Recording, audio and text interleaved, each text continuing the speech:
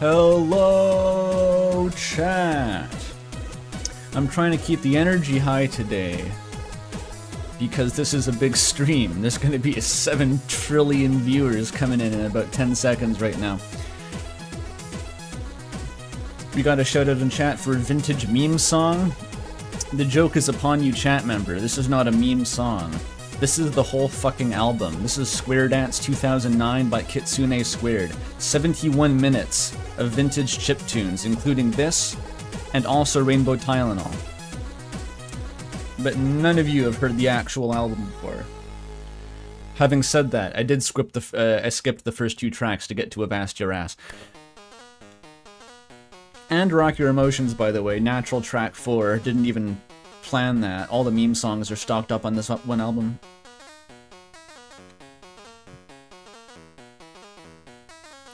I'm cutting out a bit. I doubt that's on my end.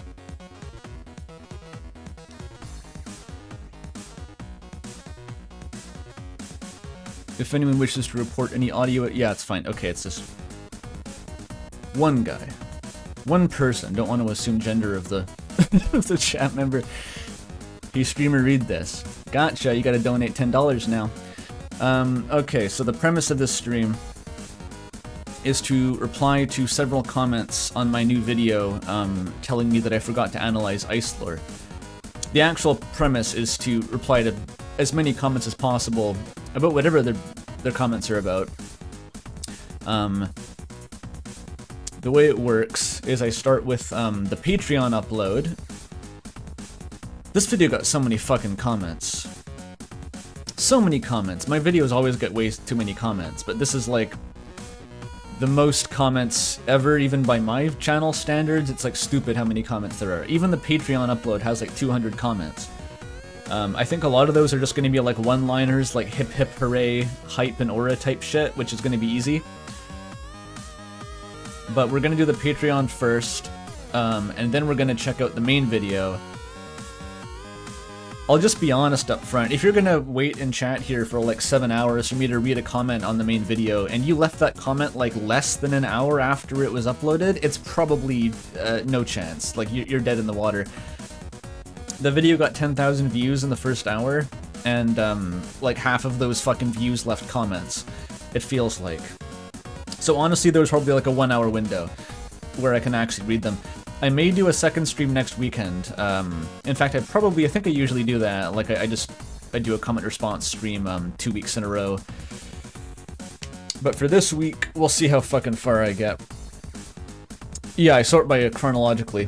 I think last time I did a little pass in the top comments too, just so I wasn't snubbing anyone who left any good insight, like, you know, 3 hours after the upload.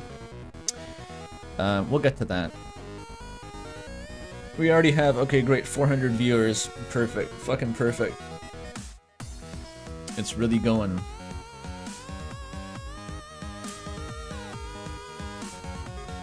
Get ready for the question and answer part of the PhD. I gotta defend my thesis.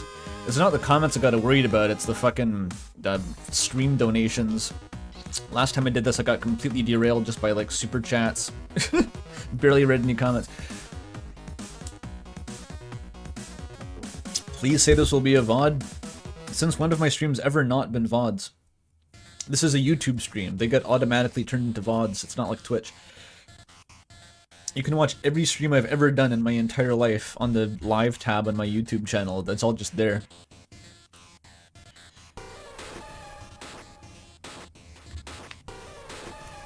Yes, the stream is pre-recorded too. That is, yes, Gas Gazette. Which Pokemon noise is this, Pokemon freaks? The song is called Pokemon. That's a reference to Pokemon?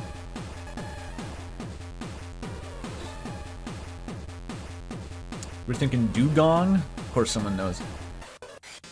Okay, how many mods? We got Roy, we got Snossa. That's probably fine. The mods were really worried, I mean, like on my server, they were really worried about the stream. I don't know exactly what the worst case scenario is, other than, you know, porn bots and stuff, but stream mods are on standby. Don't misbehave. Not that I have any fucking rules posted anywhere.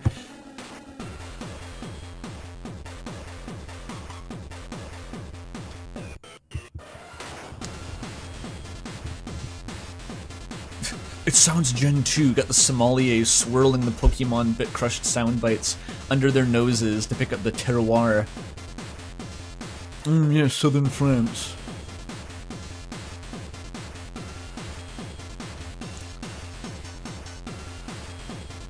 My favorite kind of shitpost comment? The one, whoever left the comment that said, like,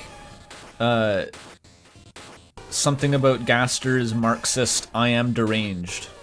It was something like that. I think I gave that one a heart.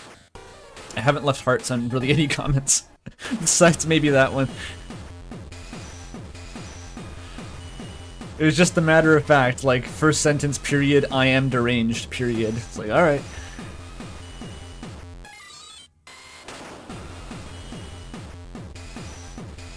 Alright, the song's a little bit noisy. I'm gonna fucking skip to Rainbow Tylenol so you can all get your fix. This is only track 9 on the album, by the way. There's 31 of these fucking things. They just keep going. There's eventually a collab with the Penis Music guy if you go to track 30, but we won't get there. I'm not going to leave this on for the whole stream. This is just the intro. I'm going to go to the classic stream playlist. I'm waiting for the 591 viewers to filter in. Hoo-wee!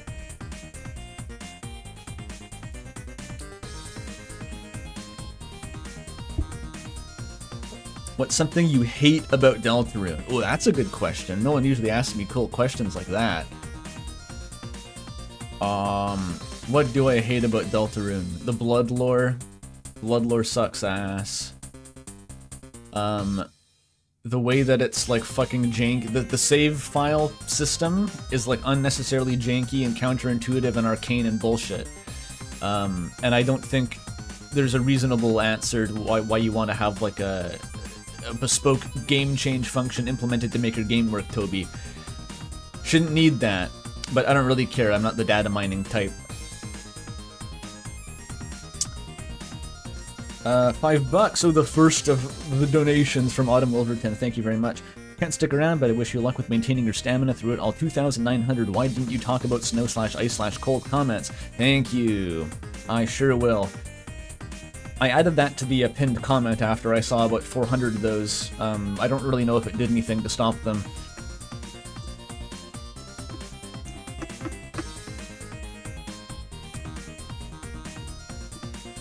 Yes, yeah, the ice is just for part 2. If anyone was just coming to hear my response to that, like, I don't know, checkmate atheists, why didn't you mention ice? It's because it was in part 2. I don't know, I thought that maybe having a part 1 of 2 in the title would get me some leeway on why didn't you mention, but it did not. Ice is for part 2.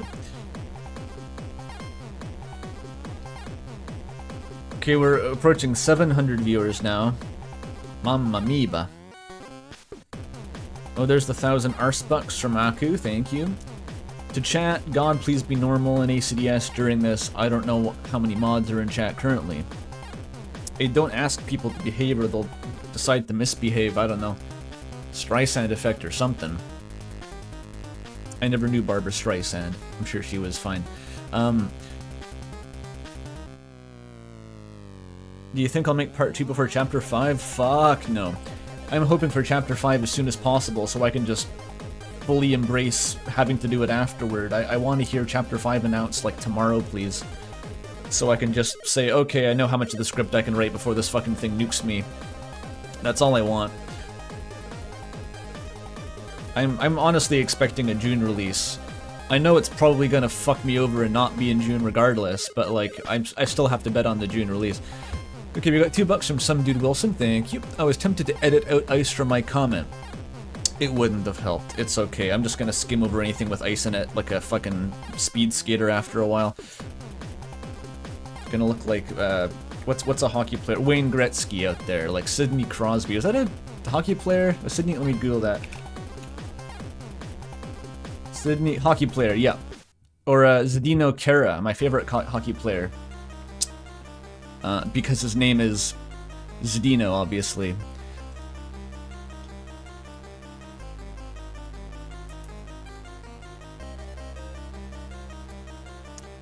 Alright. Let's shut the fuck up, Kitsune Squared. You weird rat little weirdo. Put on the classic lo-fi beats. I hope the volume level is correct. You never know till it fades in.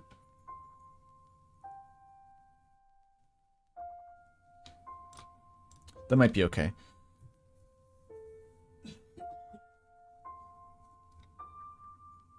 Can you hear my dad cough from the other room? He's in the other room disassembling a bed frame. I think he's gonna leave soon.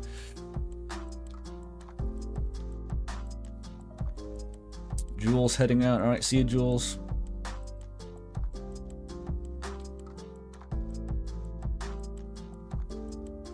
This is a good volume, I think. Okie dokie. Let's see, does my window formatting work here? Ah, yeah, it does. Alright, nice. I've cooked up a clever scheme where, because my mic always blocks the left corner of my right monitor, I've scrunched the window down horizontally and moved it to the far right side of the screen so I can see the comments past the microphone, and then I just punched in on that. And hopefully it looks pretty good. There's a lot of empty space around the edges is the only thing. I don't want to zoom in more, it's going to get blurry. Okay, approaching 800 viewers. How high will the number go? Hype, hype, hype. If anyone's curious, this video did just slightly worse than the old Deltarune video, but the Night Conspiracy, which I assume is just because that was right after the chapter drop, and you know, the hype was at its peak, so I think it's pretty good considering it's been a year for people to cool down in between. The Patreon turnout was really remarkable. I was really kind of stunned by how many fucking new subscribers to the Patreon there were. Stunned in a good way, of course. That's a really big win for me. Okay. First comment is by Amara. How lovely. It says first. Hi, Amara. Okay, we're gonna power through anything that's just like hype, hype, one words, the usual. So is this one gonna be long? Oh yeah, it's long. Alright, let's see what the fuck this says. This is the Patreon upload, by the way. Actually, is it? No, this is the Patreon upload. Okay, never mind. We're gonna start with this one. Okay, that's all hype. Discord ad. Is that because I plugged Discord in my description, but just said Discord? Or is it because you literally got an ad for Discord? I think I launched the Patreon video with ads for like the first 2 minutes by accident. I may have literally gotten an ad.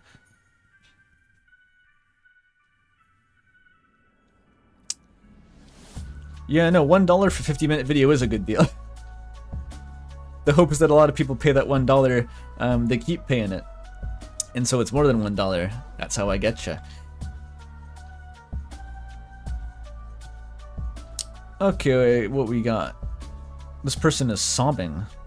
2 minutes in, production quality has moved Chris 17T30 to tears. That's good.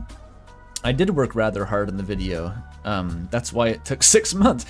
It actually should have taken closer to 4 months, if I'm being real. Maybe 5. Like, I feel like I lost a shit ton of time to just being burnt out, honestly. Like, the winter was pretty rough. I was flailing around trying to get the script going for ages. Because I was just kind of fucked up after finishing RAM still, I think. I was out of the game, honestly. Like, I'd gone the whole summer and the fall mostly without thinking about Deltarune. And I was trying to figure out what the fuck I was doing. I felt like I'd lost my mojo, like I couldn't hold all the ideas in my brain. I went for a lot of long walks to try to sort out my thoughts, and it didn't usually work that well. It was kind of rough. The script writing process for this video was absolutely a disaster. It all feels very intentional now that it's formatted and like edited properly, right? But just when it was a script, I was fucking terrified of how this would even come together.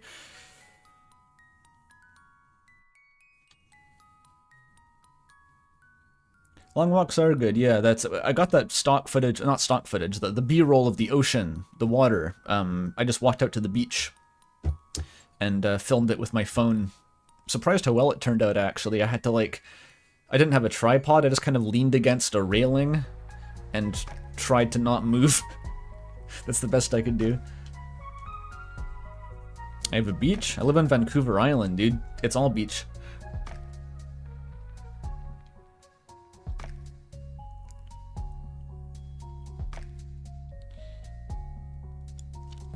Yeah, live footage is fun. That's why I sent Molly out to get more from the woods. Alright, I should move on. I've considered the weirdness of the Titan being connected to save points, but until now I never thought about how weird it is that you break the save point shield by shining light at it. Yeah, honestly, I got nothing for that. I am in full agreement. Why do you break the light part by shining light? I don't know. Does the save point icon literally have to mean light? Probably not, but the game literally calls it a light, so that was the best I got for, like, I don't know, what's the platonic solid representation of what light is in Deltarune, a save point. I don't know what's up with the Titans. I'm just gonna be honest, I don't really fucking know what the deal is with them. Why they're dark and light and angel. Fuck. Yeah, I don't know. I was having this conversation just earlier today, actually. Someone asked me on Discord why something wasn't in the video. And I think a common theme with a lot of these comments I'm gonna read is like, why wasn't this in the video? And it's probably because I just couldn't find a place for it, or I didn't think of it. Like, this video, it seems like it's very broad in scope, like everything should go in it somehow, but like, it's not. Like, this isn't supposed to be an everything video. It was just me trying to pick out some symbols that I thought I could make through lines with and like actually talk about. And I didn't necessarily get every single example of all of them. I'm not perfect. And there's a lot of things that I didn't recognize as symbols, which you could argue they are, and that's fine, because this is just the definition, like my definition of what the symbolic through lines are based on what jumped out to me. So like there's other stuff that I just didn't really pick up on, and I'm just gonna have to accept that, I think. Like, the video is never going to be about literally everything. There was a lot that I cut out in my like initial notes document before I figured out what the actual angle was going to be. There was a lot of weird shit that I wrote down as maybe interesting, and then I never touched again because it wouldn't fit.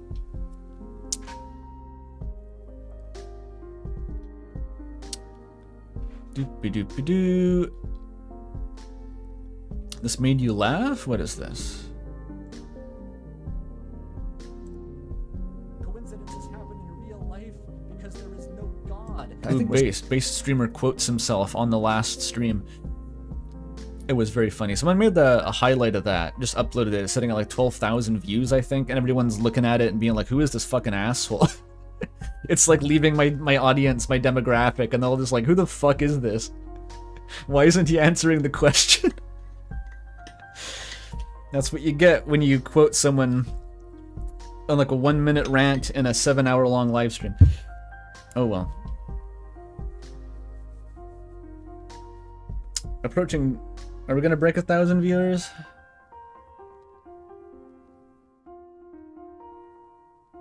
Is Molly here? Where's the Molly? And so wept the fallen star, making rivers with its tears. That's my Molly voice. Oh, hi Molly! OMG happy! Hi Molly.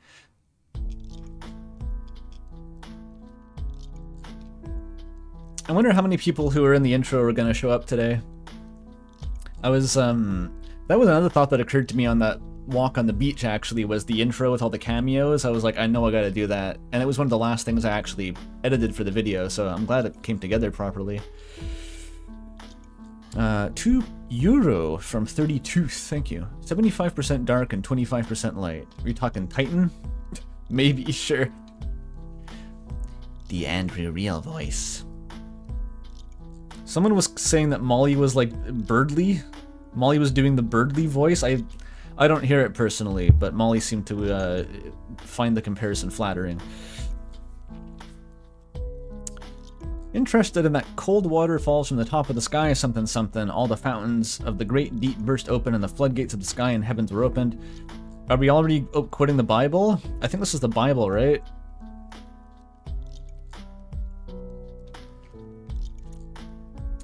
This is just an unused Deltarune quote, something something Bible quote. Fuck yeah, this is the vibe, alright. I don't know how to respond to it though. I think the cold water that falls from the top of the sky was an unused prophecy mural, right?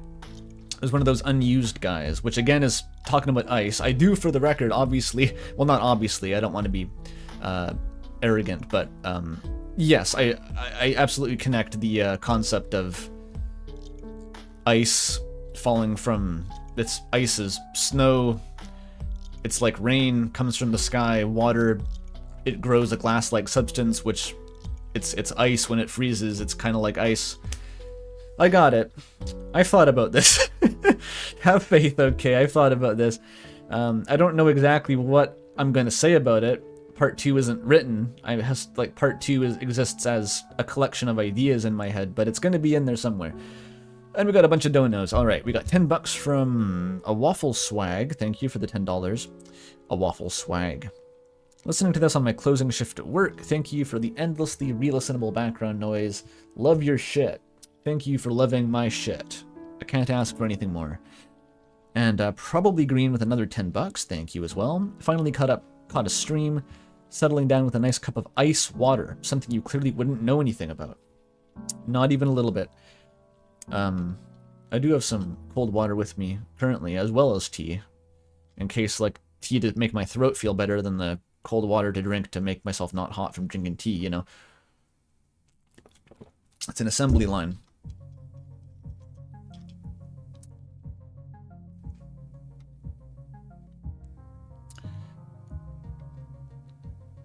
Okay, Bendy and the Ink Machine reference? Honestly, I don't know what the fuck Bendy and the Ink Machine is. I've seen a couple of references to that.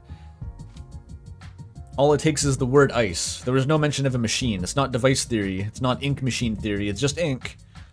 People still want to talk about Bendy. Popular fellow.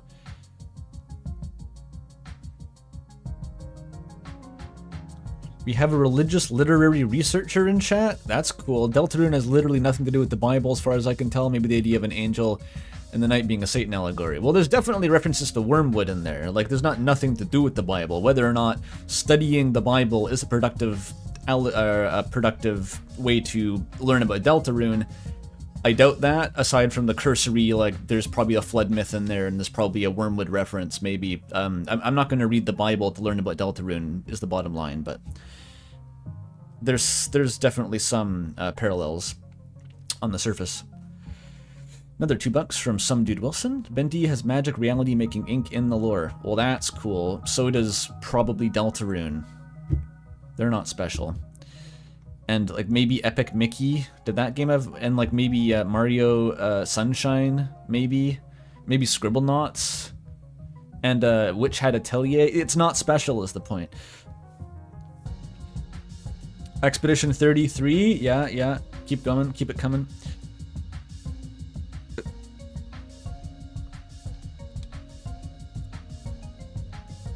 Pop culture Protestant denominational Bible references. That's pretty accurate.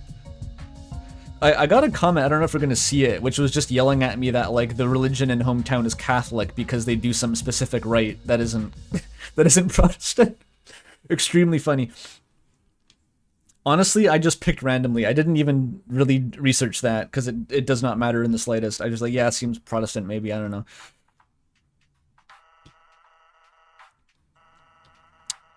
Okay, Lilac has a bunch of thoughts here. This might be a bit long. Is there anything to be said for the imagery of both the Titan and the Roaring Knight crying as we meet them? With the Knight having glass-like tears and the Titan having those eyes on his body leaking liquid. That's a valid point.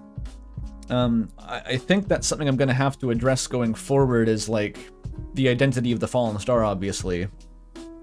And if anyone doesn't mind a spoiler for part 2, I think I'm, at this point, kind of locked into a course where I'm going to have to argue for it being Gaster. Spoilers, like, the way... But at the same time, though, like, I don't think that's, like, a particularly ironclad stance at all. Like, I was even arguing when the chapters came out for the Knight being the Fallen Star because of that very same crying animation that it does. And I was arguing with people who said it wasn't a crying animation, blah, blah, blah. So I think there's a lot of good evidence for the Knight being the Fallen Star who cries the tears. There definitely is imagery of, like, crying eyes a lot, which might also tie into the Fallen Star. The way you get Gaster is very metatextual, and I like it because it bypasses the morass of contradictory information that we're left with otherwise. If you're trying to... Like, Deltarune has a lot of weird... So many of these symbols are tied together, and they're in so many things, and like they're in contradictory things, and it's very, very difficult to pick out coherent through lines if you're really trying to just use everything, so I kind of, in order to make something coherent out of this, I was really forced to kind of step back a bit and say, like, okay, what can I say about the game on a bit of a higher level, like zoom out, average out some of the complexity, and maybe use that as a way to guide my way through all this morass and find something that actually can be expressed in a theory video.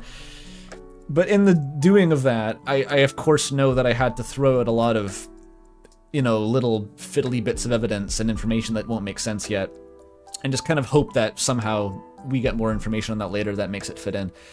Because this was kind of my first time, I think. If I'm being real, this video is my first time pushing myself past the point of, like, just low-hanging fruit, or not low-hanging fruit, but like what is I can really solidly state about the game. I was trying to push a bit more into speculative territory. The ground isn't as solid here, and by doing that, you kind of have to go out on a limb. There's no way to avoid it.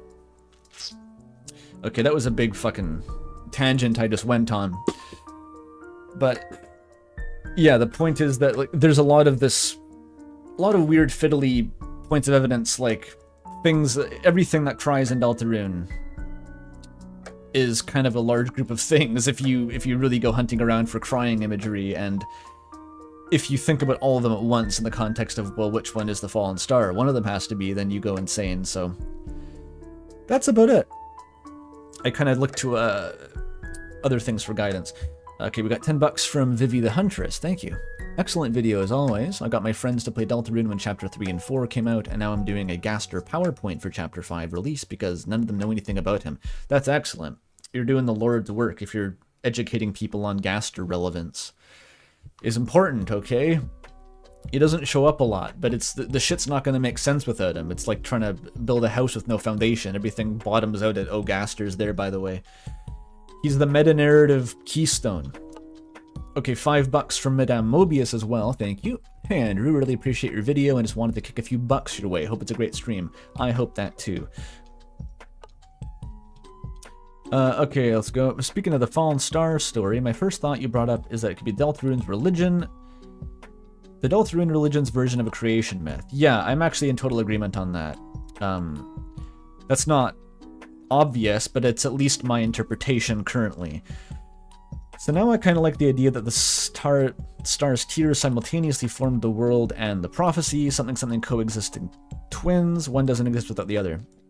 I don't know about the twins, I don't know if it's a quote from something, but yeah, I'm basically with you there, is like, the prophecy and Deltarune are almost inseparable, like, the entire world and the prophecy, I think they are different things, but like, I think the introduction of the prophecy represents a fundamental sort of reincarnation of Deltarune as a universe. And I can elaborate on that, but I won't now. That's what part 2 is about. Part 2 is basically describing my interpretation of a Deltarune creation myth from the perspective of how to make the game's meta-narrative make sense, and also incorporate this weird lore about tears and shit. Another 5 bucks from Jan Nova. Noah, in fact, thanks. Do you think Friend and Gaster are related? Is Friend an agent or creation or extension of Gaster? I have no fucking clue. I have no idea. I have, like, few thoughts on Friend already. I've kind of deliberately stayed back from Friend because it's like a hotly contested whatchamacallit that I don't really want to make my specialty, so to speak, because there's not really a ton to work with. People are having great fun just spouting whatever headcanons about Friend they want nowadays, that's fine. Whether Friend knows Gaster or not, I don't know of any really hard evidence that you could point to say yes or no. Another 5 bucks from Super Paradox. Thanks. Can't stay for the stream, but I'll watch the VOD. Banger video. Hope you read my comment, but if not, thanks for being an inspiration. Also, ice is water glass. Yeah, thanks. Gotta finish the comment, though. On the subject of myths, I don't remember if this is from Joseph Campbell or not. That's the hero with 1,000 faces dude, I think. But the presence of water as an archetype often signifies character transformation of some kind. Ah, sounds Jungian, doesn't it? Hard to say anything more there, with water being kind of everywhere at the moment, and the story not being finished yet. But it makes me curious if we'll see that with Sans ending up in Undertale and whether Rain in Hometown represents that for him. I wonder where people go to, like... Because this is supposed to apply to, like, all fucking media or something. Like, I guess all writers, before they get famous, have to go to some class where they teach you to use, like, water for transformation symbolism or something, so everyone stays synced up like that over time. That could be the case. It's the case for Deltarune, regardless of whether or not is the case for Joseph Campbell. Okay, another £2 from Tonka Wellbanks, some number, thank you. Jockington is the fallen star? Toby told me. Awesome. He actually told me that he's not, though. I did whiskey shots with him in Japan. We were in a jacuzzi together. Okay, $5 Canadian from the Dealmaker, thank you. I respect you as a theorist because you were able to say I don't know when applicable. Dude, I love saying I don't know. It's so much fucking easier than saying I do. I don't see why more people don't get the appeal. And in the subject of, I read that, okay. Other than that, happy to see another Rain World clip. Oh yeah, we got like, maybe even 2 Rain World clips.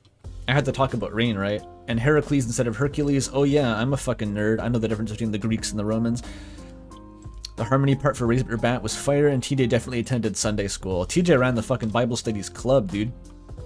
He was the youth pastor, probably. 20 bucks from Witchbird. Ooh, thanks for that. Love the new video. That's all you got. All right, thank you.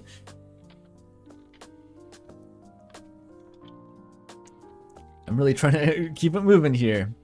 Something that's always rattled around my brain but never fully processed is the fact that Deltarune treats rain as a problem. As you mentioned in the video, Noelle has a blog where she describes school being cancelled because of rain. Doesn't that seem odd? Yes, it is odd to cancel school because of rain. There's clearly something significant about that, and we in fact got no elaboration on why Carol did that. We know fucking nothing about Carol so far, other than that she's kind of a freak for holding on to the past. Something, trauma response, dead daughter, etc.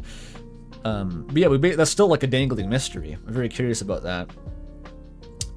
There's a lot of people who say that like it's because it was raining when Des went missing. That could be, that would be cool. There's nothing specifically to point to that though, so it just kind of hangs there as a headcanon.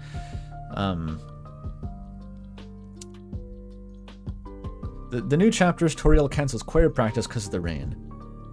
I don't know if that's specifically weird because like other people in the town weren't like running for the hills like it was the apocalypse. There were people just kind of loitering out there. Toriel just made it sound like she wanted an excuse to go, I don't know, hang out with Sans. She wanted to visit the Bone Zone with the convenience store janitor, maybe. So that's fine. But yeah, Carol definitely seems to have something weird with it.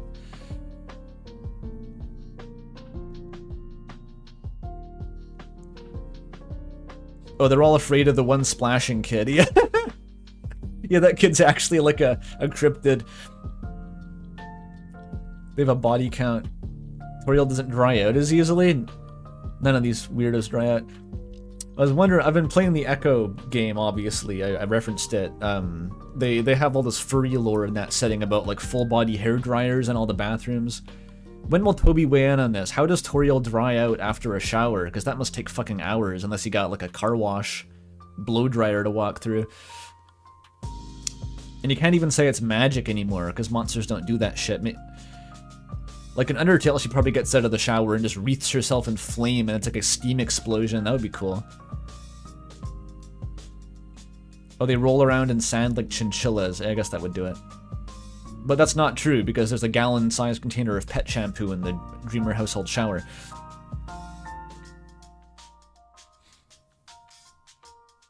You dry off by going into a dark world and using fire magic.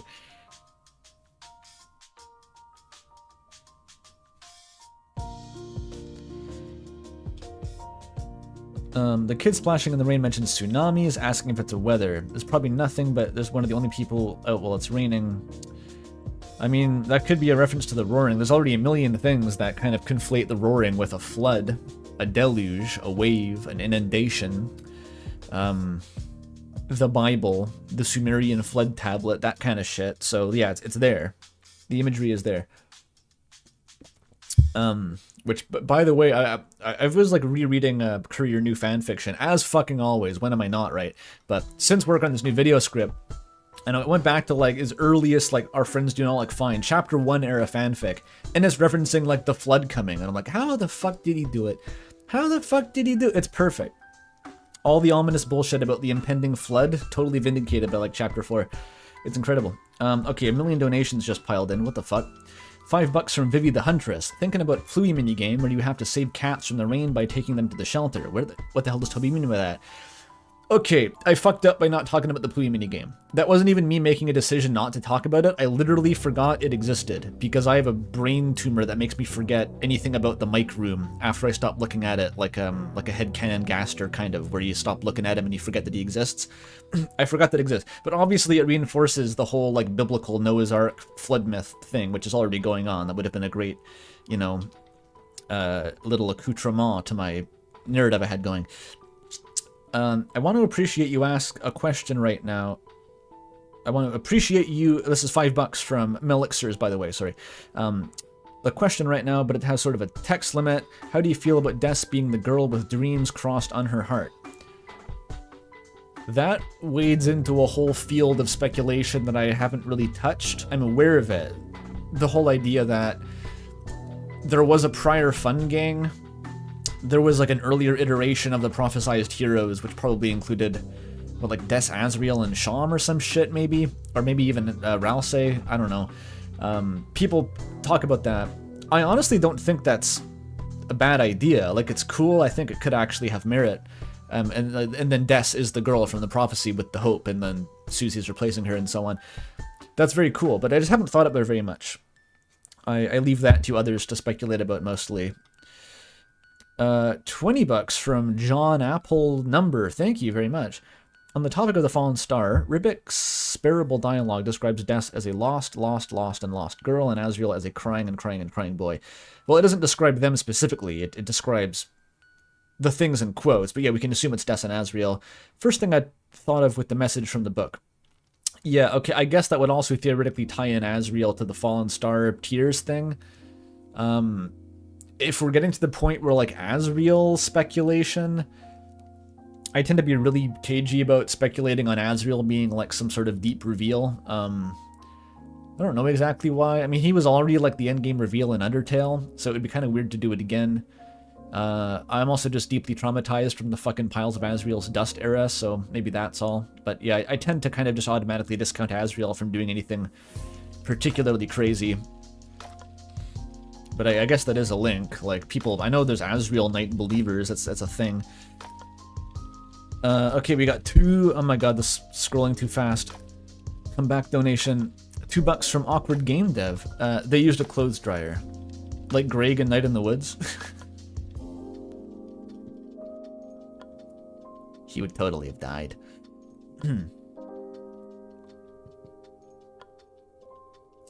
People give Gaster a bad rep for being the guy you can bring in to solve any, like, unanswered question, but, like, Azriel is exactly as bad in Deltarune. Anytime you start speculation with the premise that Azriel isn't just at college minding his own business, you can do anything. It's like, from Azriel, anything follows. It's a bit frustrating to work around. Because, like, Azriel being the fallen star is like saying Noel is the angel. It's like, well, there's some parallelism pointing at that, but I still don't know what the fuck it means.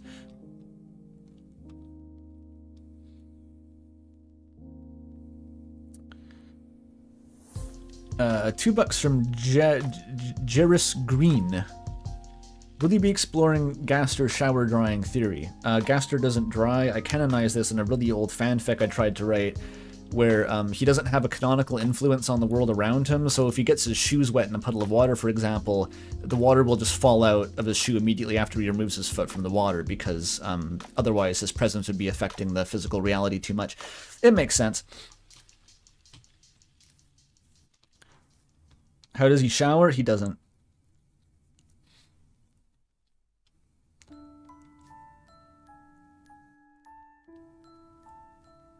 Hydrophobic Gaster theory. Yeah, he doesn't get dirty, obviously.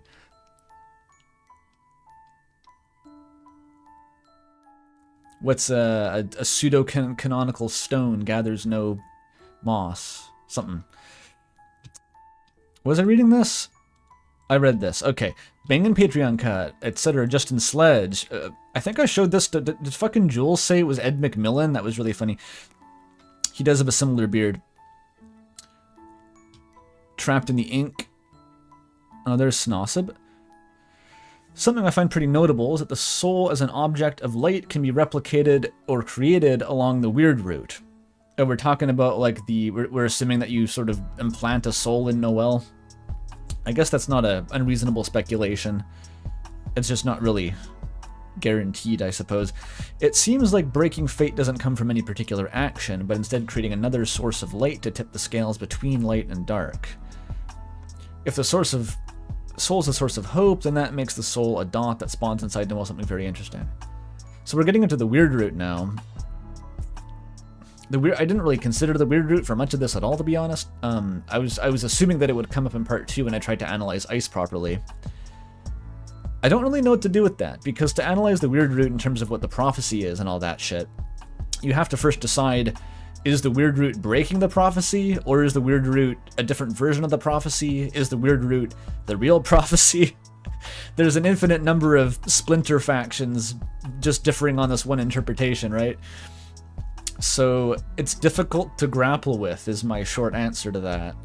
And even the idea that you are creating another soul inside Noelle is in and of itself speculative. I know it's like, it's not groundless, but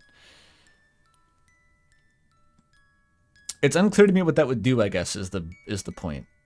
It's unclear why, whose idea it was to do that.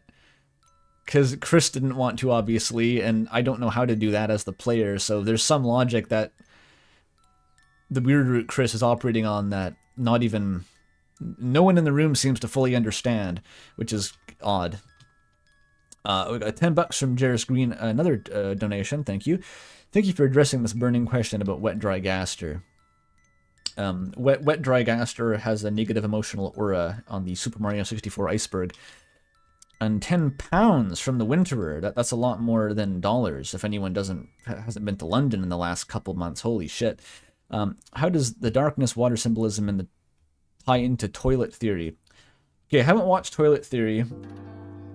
I think I'm going to have to watch Toilet Theory because Cammy invited me to his podcast. I'm going to have to review the Cammy videos or something. I think Toilet Theory is Cammy, right? It's going to be embarrassing if it's by a different person. I let that leak, by the way. I'm soon to be on that one podcast. Ooh. Quite got there first. Fucking Quite sniped. He talked about Courier New without me. I was so pissed off. I was like, God damn it. That's my brand. Anyway.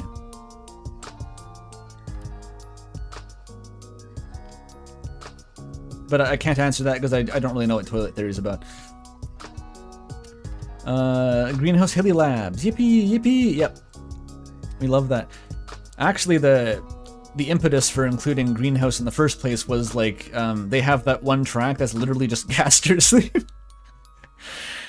just for no particular reason. I just remembered as like, wasn't there a Greenhouse song that just sounded like Gaster's theme exactly? So I had to use that, obviously.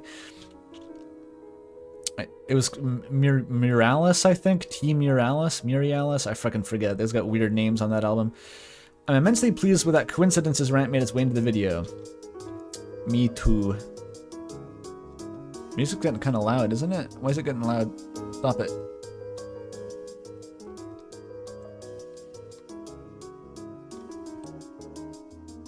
Yeah, it is just again. Do do do do do do do do do. It's not exactly okay, but it's pretty close. I used a bunch of music that was like Gaster's theme, basically. Like that one from Celeste too, the Mirror Temple, is also almost Gaster's theme.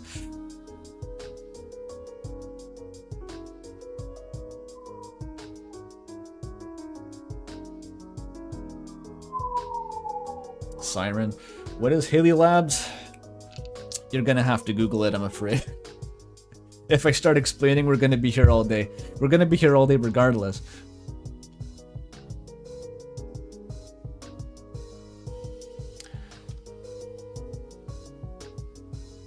What we got next? The video is coming very close to the Tangled Realities video in terms of my enjoyment. Oh, I'm glad someone thinks that's my best video. I put a lot of fucking effort into that script. And it's not even the full thing itself. I was planning to put some thoughts I had onto light-dark dichotomy in the comments later, but I can see for myself how much of the game I've been overlooking. I'm still going to do so, but you must understand how much less confident in some of these ideas I now feel. Oh, it's big. Oh, it's big. Really can't underestimate how good of a video this is, both as a viewing experience and what I thought it posits. Well, that's a glowing review. The comparison between this and my Undertale video, I think that's valid. I felt like this was on the level of analytical complexity of that Undertale video. Most of my Deltarune videos are really quite simple analytically. They go over a lot of evidence, but the analysis is pretty straightforward. Whereas the Undertale one was the opposite. Was like, it's just, we know all the information, I've been sitting on this for 7 years, just articulate at the highest possible level what the game is about. And that was extremely challenging. But this fucking video was me kind of trying to do that for Deltarune, only having seen half of it, and with so much more fucking information scattered around, even only having seen half of it. It was extremely difficult to write the script. And part of that was just kind of figuring out where part 2 was going to go in the first place. A lot of the complexity didn't even make it into part 1. The meta-narrative. It's always the fucking meta-narrative you gotta figure out. That's what it all builds up to.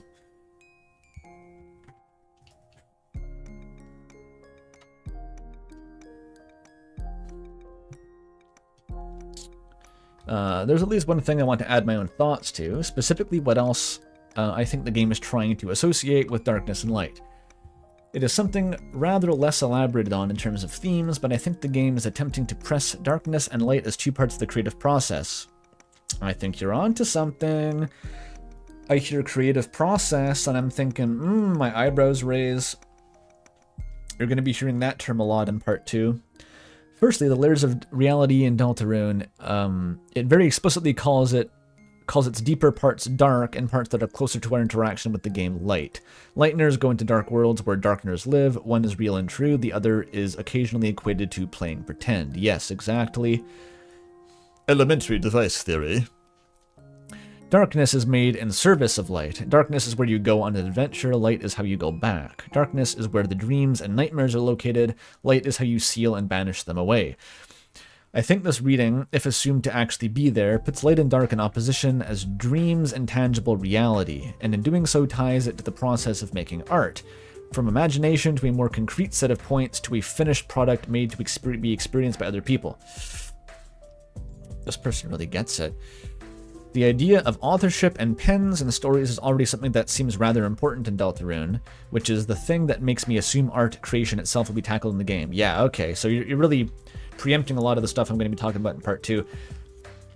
How exactly to fit light into what element of the creative process is light, unless just it has to exist to contrast darkness being imagination.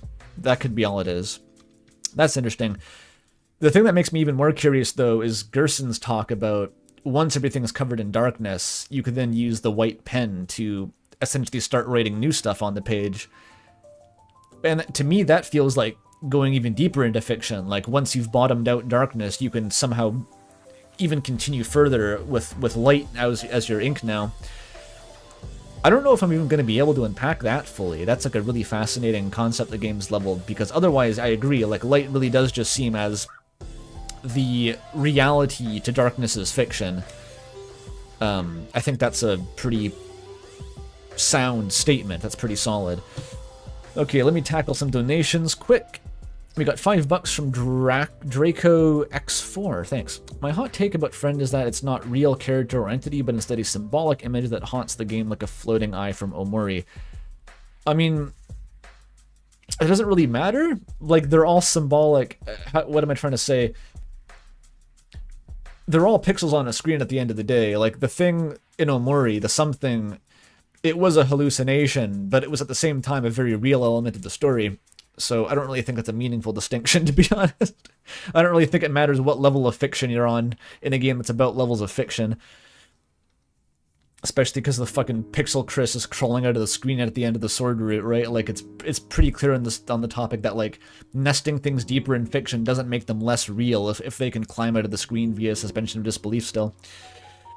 Okay, $5 from... Who is that? Oh my god, there's so many. By Slick G, thank you. If Asriel is important, I feel like Toby would have used Tenna to set up that reveal better. He's talked about so little in Chapter 3 to be important. Yeah, Asriel is really just fucking missing. He's off the map. No one talks about Asriel. People talk about Des more than Asriel a lot of the time, especially in the new chapters. So yeah, if Asriel's being saved for a reveal, there hasn't been much lead up. I don't know. But I don't follow the latest, like, Asriel Knight Truther zines or whatever the fuck, so maybe there's evidence for this I'm not aware of. Okay, the deal maker with $10, thank you. But even with this, Gaster is more real than Deltarune characters, and he is Johnny Darkness. I feel as though the dichotomy between light and dark is not as absolute as it presents itself. Well, I don't think Gaster being associated with darkness necessarily means that he is elementally dark, or that contradicts him being tied to light. We associate Gaster with darkness because he talks about it a lot. I talk about darkness a lot, and I live in potentially the lightest world of all, right? That doesn't make me darkness elemental. So I don't think that's a contradiction. I think Gaster can be still on a lighter world than the rest of the game, as per device theory, but just have researched darkness. If he discovered dark fountains, like the entry 17 suggests, he would have to be in a light world to do that in the first place. Okay, $5 from Steak Master as well. Light is going outside and touching grass. That or taking stuff learned from fiction to make the world a better place. Well, I don't know if it implies any moral action that results from fiction. It just represents the stuff that isn't fiction, potentially. Unless you're talking about the white pen being what happens when you bottom out in fiction. You have to do something light with the white pen, and that's taking the meaning back to the real world. I mean, that's true anyway. I think the game already has lots to say on the interplay between reality and fiction. I think it's definitely not making the point that fiction is meaningless because it is not real. If anything, it's the exact opposite, which Undertale demonstrates too, by ruining a bunch of teenagers' lives and turning them gay, usually. The first one isn't caused by the latter. I wasn't meaning to imply causation. It's just both two outcomes of Undertale.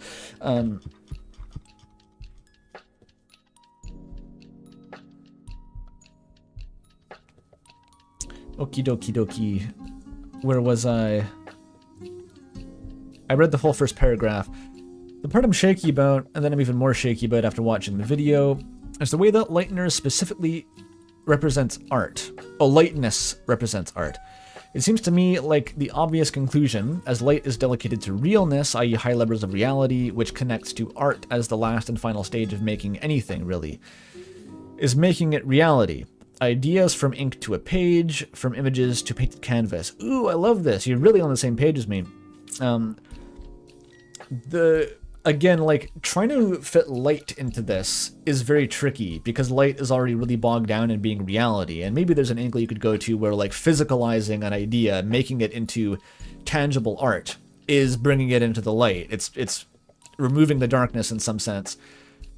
What I like to interpret this part as, this kind of process of realizing the abstract idea of a story, that's what the glass, I think, is.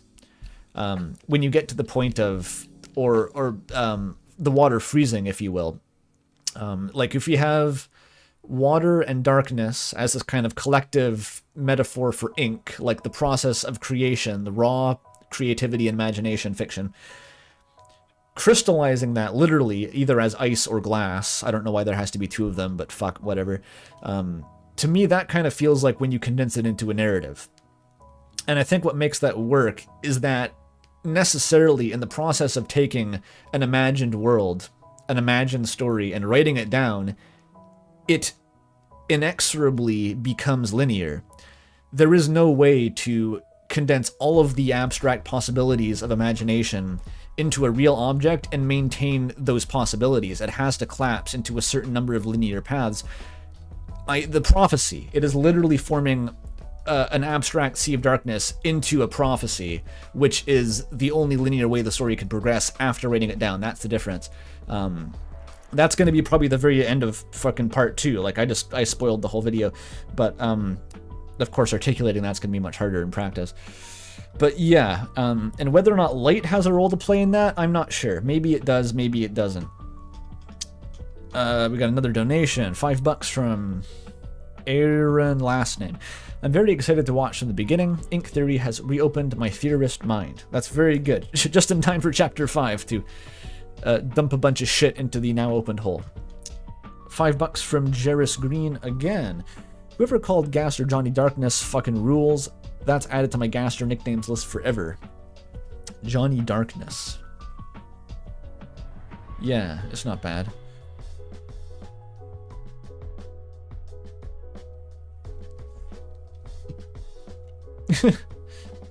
Okay, gotta get back to the comment.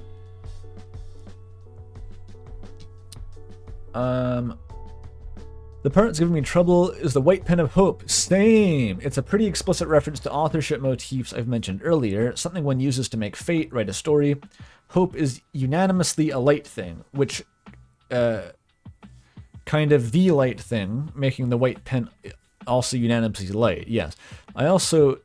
And yet, I think it still kind of works. Writing, which one would do with a pen, is a process in the middle of the creative process dichotomy I was talking about earlier. Between the ideas phase and the real thing phase, there is the action of making it real, of cutting darkness with light. Perhaps. This is going to be the difficulty of getting this glass interpretation to work, is going to be somehow like unifying the quantum field theory of this light shit with the general relativity of the glass shit. I don't know if it's possible to make it into a grand unified thing. I'm gonna try, I guess. $13.46 from Gun Skylord. I put the funny number, I don't get the reference, I'm sorry. As someone whose best friend is an Asriel Knighter, I don't know about the theory as a whole, but they like it purely because they think it is cool and like writing fanfiction. Oh, it's £10, okay. Oh, I was gonna say £10 in American dollars. Like if that was Canadian dollars, it would be fucking 20 or something. Did I mention I traveled to England last year? Oh boy. Yes. I mean, that's a good reason to do a lot of things. Because you like writing fan fiction about it. That's fine. You keep writing your fan fiction, and I will keep producing YouTube videos. These are two different cottage industries. I was actually rambling the other day. Well, to Courier New actually, but about how fanfic works, and it's like a different way of analyzing the game almost, if that makes sense. Like really good fan fiction wraps back around to being analysis of the source material, but it's a totally different medium than the shit that I'm doing, where like my process is to try to make everything as concrete as possible, like lay it on the table, go through it systematically, reach conclusions. But that's a very confining process. You can't follow all the roads you want to because you have to choose one to kind of nurture. You got to prune off all the other vines coming off the plant and choose an interpretation and stand by it, even if you can feel evidence banging at the door saying like, you haven't accounted for me, consider me, acknowledge me. Whereas in a fanfic, you can just fucking dance around in that shit. Just like pick one, pick another, jump between different interpretations fluidly. You don't even have to justify anything. And it's remarkable how effective that is at condensing very, very high level ideas about the game into way fewer words than I have any chance of doing. You just have to abandon the premise that any of it has to be supported by like evidence and shit. It's awesome. It's way more fun in some ways, and I think that I don't know. I'm kind of envious of it. Like I know that I wouldn't be as good at talking about the game in that loose of a format. I rely on structure to keep my thoughts oriented.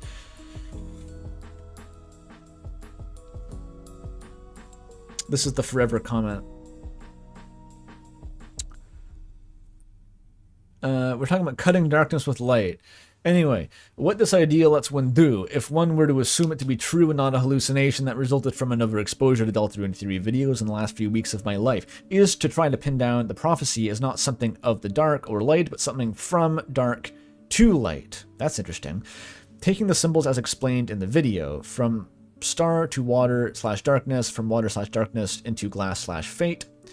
Assuming darkness can also mean imagination, then the prophecy could be read as the process of turning imagination into the finished art form. You've written the whole video for me. What the fuck am I even doing anymore? This is the whole part 2 script. As the process of creating Deltarune itself. Yes, that's it. That's okay. From imagination, where possibilities are endless, into a single yet tangible thing in our world that a person like you and me metaphorically can touch. This also ties into the process of playing Deltarune the evil one ending thing would mean the end of Deltarune being created and probably translate into having one ending. And yet in between of that is the whole game. The game of going through the darkness, trying to break free from the light, and trying to cut darkness with a knife. The key idea being the prophecy is a gradient between darkness and fate. Or if you believe the assumption from earlier, between darkness and light. Okay, I love it. I love all this fucking thoughts. I don't know if I could really... maybe could is wrong. I don't know if this would be how I try to articulate it. I think trying to like formalize this as like prophecy is a midpoint between dark and light, I would struggle to do that because I think prophecy kind of positions itself as the end point already. Like it's pretty much, fate is as linear as it gets in terms of crystallizing abstractions into reality. But like, I'm not saying I know how to account for the white pen thing either. This is a good stab at it. I feel like more than half the points I wrote are just blatantly assumptions, but goddamn if those assumptions don't seem kind of cool. Well, I think they feel cool because they tie into very fertile meta-narrative ground. Like, that's what kind of tells the difference between just an idle speculation and like a workable theory to me, is if you can make it sort of catch some meta-narrative kindling on fire, you know? Like, the meta-narrative is like this kind of broader entity that any like kind of more technical interpretation of the lore has to draw energy from to be meaningful. So anytime you can tie it into some big meta-narrative, it really gets gas, you know? Okay, we got £5 from Tan Wellbanks. Thank you. Darkness is extreme changeability. Shadows could be anything after all, and the white pen chooses a possibility. Eye of the Universe moment. Eye of the Universe is a good comparison, actually. I don't know how much I like comparing the white pen to... That's what makes the narrative concrete, because Gerson was all about, like, changeability himself. He was saying that, like, I believe stories can be changed and rewritten, blah, blah, blah. Gerson wasn't talking about the prophecy in that case, though. He was talking about what I'm pretty sure is the roaring, like the flood of ink, and the solution to the flood of ink is the white pen. What the roaring means under any of this is a different fucking question. I have an idea for what the answer to that question is, as like there has to be, once you've crystallized everything into this prophecy and it becomes linear, how do you move on from that? It seems like kind of an end state, like a heat death almost. But if you want to change it to a new creation or continue the creative process, you kind of have to obliterate it back to its atoms and start again. I don't know if you have to, like that's assuming that you have to reuse the same fictional world over and over again. You don't, you can just make a new fiction. In the context of Deltarune, though, there is a very crucial tie-in to the fact that it was created as a prototype before Undertale, though. And so I think what you can sort of interpret the roaring as, potentially, is a transition between the pre-Undertale Deltarune, like an antediluvian state of the world, some like fucking Noah's Ark shit with, I don't know, the Methuselah walking around and all that, into the roaring was the flood of darkness, of raw creative energy that obliterated it, i.e. Toby scrapped the game, converted its ideas into like raw creative mulch. Undertale happened, and then from the raw creative mulch, he dredged back up a solid narrative again. The prophecy recrystallized from the last flood, and now we have Deltarune. So it seems to me like if you repeated that process, if for some reason that process was cyclical, of like recycling a prototype idea into a new game and remaking it after at another point in your life, that would imply the next Roaring. I don't know if that implies there's another fucking game that Toby makes after the next Roaring, and that's the White Pen of Hope or some shit. That's what the meta-narrative seems to lead to. But I'm getting way fucking off track, aren't I? Holy shit. I'm just freestyling the script to my next video, which I hoped would happen because I hadn't written the script yet, so I can probably just quote myself a bunch and that'll be the video. Excellent. Okay, we can move on from the comment now. Oh my god, it's been how long? An hour. Fuck me. Fuck me. Oh my god. 10 euros from Rosaray, thank you. As I discussed on my last video, I think the ending of Deltarune being ambiguous and covered in darkness is a near guarantee, and the Pen of Hope is leaving room for individual reinterpretation. That could also be it. The Pen of Hope could literally be fanfiction that would unfortunately make Deltarune homestuck again, but maybe better this time. 2 euros from the 32th. It's okay, you can say the roaring is the scratch. It's the scratch. The roaring is, but it's meta-narratively the scratch. The scratch didn't have any meta-narrative implication in Homestuck. It was just a weird thing that Andrew Hussey thought of, probably. I don't know. Maybe there was a meta-narrative in Homestuck. I didn't check. Don't tell me. 1 trillion hour stream. There's going to be a part 2 at least, okay? Hello, Andrew, in hour 3 of the comment response stream. Hour 1. With stars and titans, eyes can be simplified to 4-pointed stars. You're saying the titan, the symbol of darkness itself, is the star shape. Maybe? Yeah, I mean, like, there's the question of what the fuck the save point even means, because when you make a dark fountain, you get these weird particle effects that look like titan eyes that then turn into save points. Titans are save points. Titans are light somehow. I don't literally fucking know, okay? I just simply don't. Stars bridge the gap between dark and light. I do agree there, okay? This didn't make it into the video, but like stars are light things in infinite darkness. That's vibes, right? That probably means something. I kind of threw in the towel when it came to interpreting stars as anything in particular, though, because it just... You have to like make cost-benefit analyses when you're making a video of this size. Like, I can't ramble on about every little thing I think of, because unless I look ahead and it goes somewhere that I can actually talk about, it's just not worth putting in the script, because that's like 5 minutes of rambling, dude. That takes so long to edit. Starwalker is the key to all this. Excellent.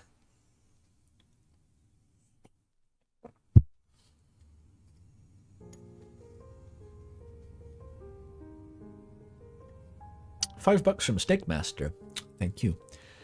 The reiterative reality stuff makes me think of Warhammer Fantasy, The End Times, and Age of Sigmar. I don't know what any of those are, but it's cool that there's a parallel. Another $10 from Witchbird, thanks. Does Rousey specifically say the roaring will cause all darkness to turn to stone in Chapter 2? I'm pretty sure he does. The darkness is crushed under the weight of the darkness. Something? I'm pretty sure it's implied they turn to stone. You can check the dialogue dump, I forget what the quote is. He says they'll turn to stone, okay. Because there's too much darkness. I don't know. Honestly, getting into the detailed mechanics of like, too much darkness, too much light, too much cheese, too much macaroni. I don't know if that's exactly rigorous, even in Toby's mind. I prefer not to fuck with that too much.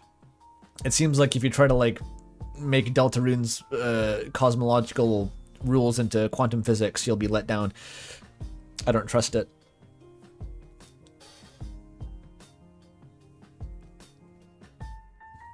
yeah, let's make roaring a metaphor for generative AI. I'm sure that was on Toby's mind when you prototyped this shit in 2013. Oh god, don't make me fucking vomit. Finally, device theory 2. I can only hope, okay? Honestly, my actual take, I don't think anything ever published again is going to be as seminal as device theory. If you don't know what the word seminal means, it means influential. It's probably related to semen in a metaphorical sense, but that's not the vibe. Because, like, Molly was the first person to just nail the big point, the elephant in the room of, like, this game is about layers of reality. It had been thought of before, but no one formalized it. And now that it's formalized, no one else has to do it anymore. I think that was the biggest fucking fruit to grab off the tree. It's gone now, so the rest of us are going to be scrabbling for scraps until the end of time. Molly solved it, basically.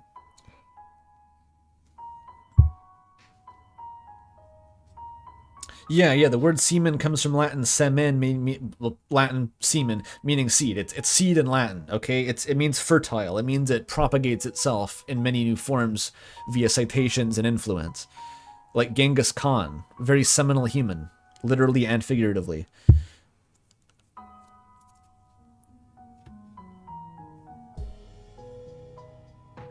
Thank you, Molly. €5 from something in Greek. Thank you for the great analysis. All this while, the stuff is bordering on academic in a good way. Borderline academic. Any vibes on Gaster being the fallen star, Lucifer-ish? Well, I don't know about Lucifer. I know there's Lucifer vibes. I don't really tend to love bringing Lucifer in. It's just not really my jam. But yeah, Gaster, fallen star, basically I'm stuck with that because I need it to make my meta nerve interpretation work. And I have to ignore some evidence about like maybe it being the night, which it could be the night. I would like it for it to be the night even. That would be cool. But sometimes you solve the equation and you're left with a variable that ends up being Gaster is the fallen star. I don't know. It would be okay if he was the fallen star. He fell into his creation, you know. That counts for something. $5 from Husky. Thank you. My interpretation of Gerson was that we can directly break the prophecy, but that you... wasn't that we can directly break the prophecy, but was that you can work between what's set in stone to write your own story. That's fine too. I didn't really put a lot of effort into diving into Gerson's ideology. I didn't really want to get too deep into what pro-prophecy or anti-prophecy even meant. I included that one like fucking chart just as a throwaway visual to say like, here's my hunches based on vibes. I didn't explain it, and I'm not going to, because that's not really the topic. This might be read in the comment response stream. It is. I find it really interesting that in Chapter 3, a lot of emphasis is placed on the games being fake. And they can crash. But if you can make an 8-bit Chris walk out and interact with the real world, and walk into the game to open its chest, similar emphasis is placed on... placed on Dark Worlds being fake. But the night can come out. I wonder if this realization that the secret bosses had, I wonder if Chris knows this, since half the egg rooms are in some way weird hybrid 8-bit style. I don't know if that's the conclusion. I definitely agree with the track you're on, is like...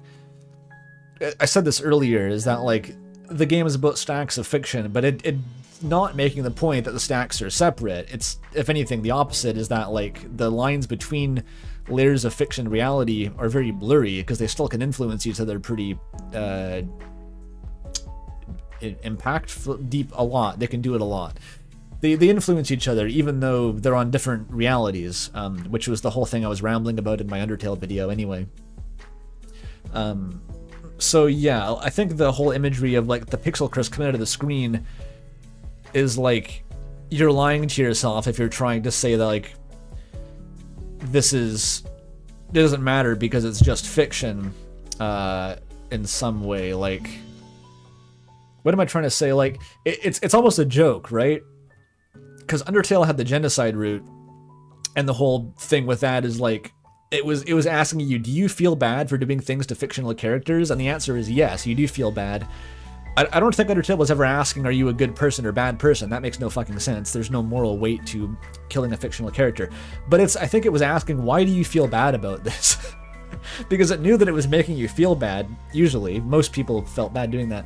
And it was asking you why, and it was kind of poking at you, being like, stop hurting yourself. Why are you hitting yourself?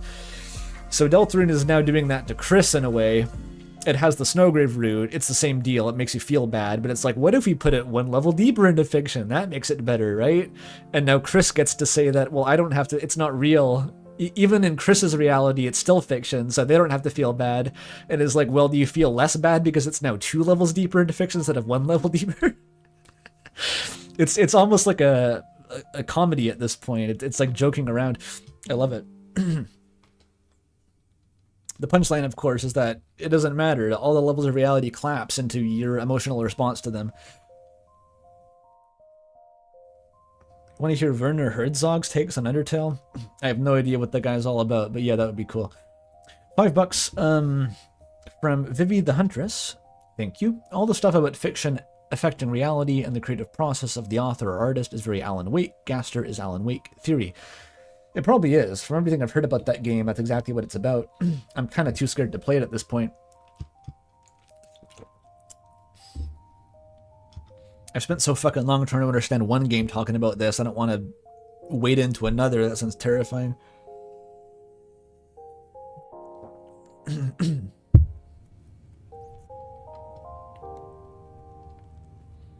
I'm glad the vibes are so positive in this stream, I gotta say. Not that they were too negative last time, it was just a lot of, like, addressing people yelling at me that Carol wasn't the caller or some shit.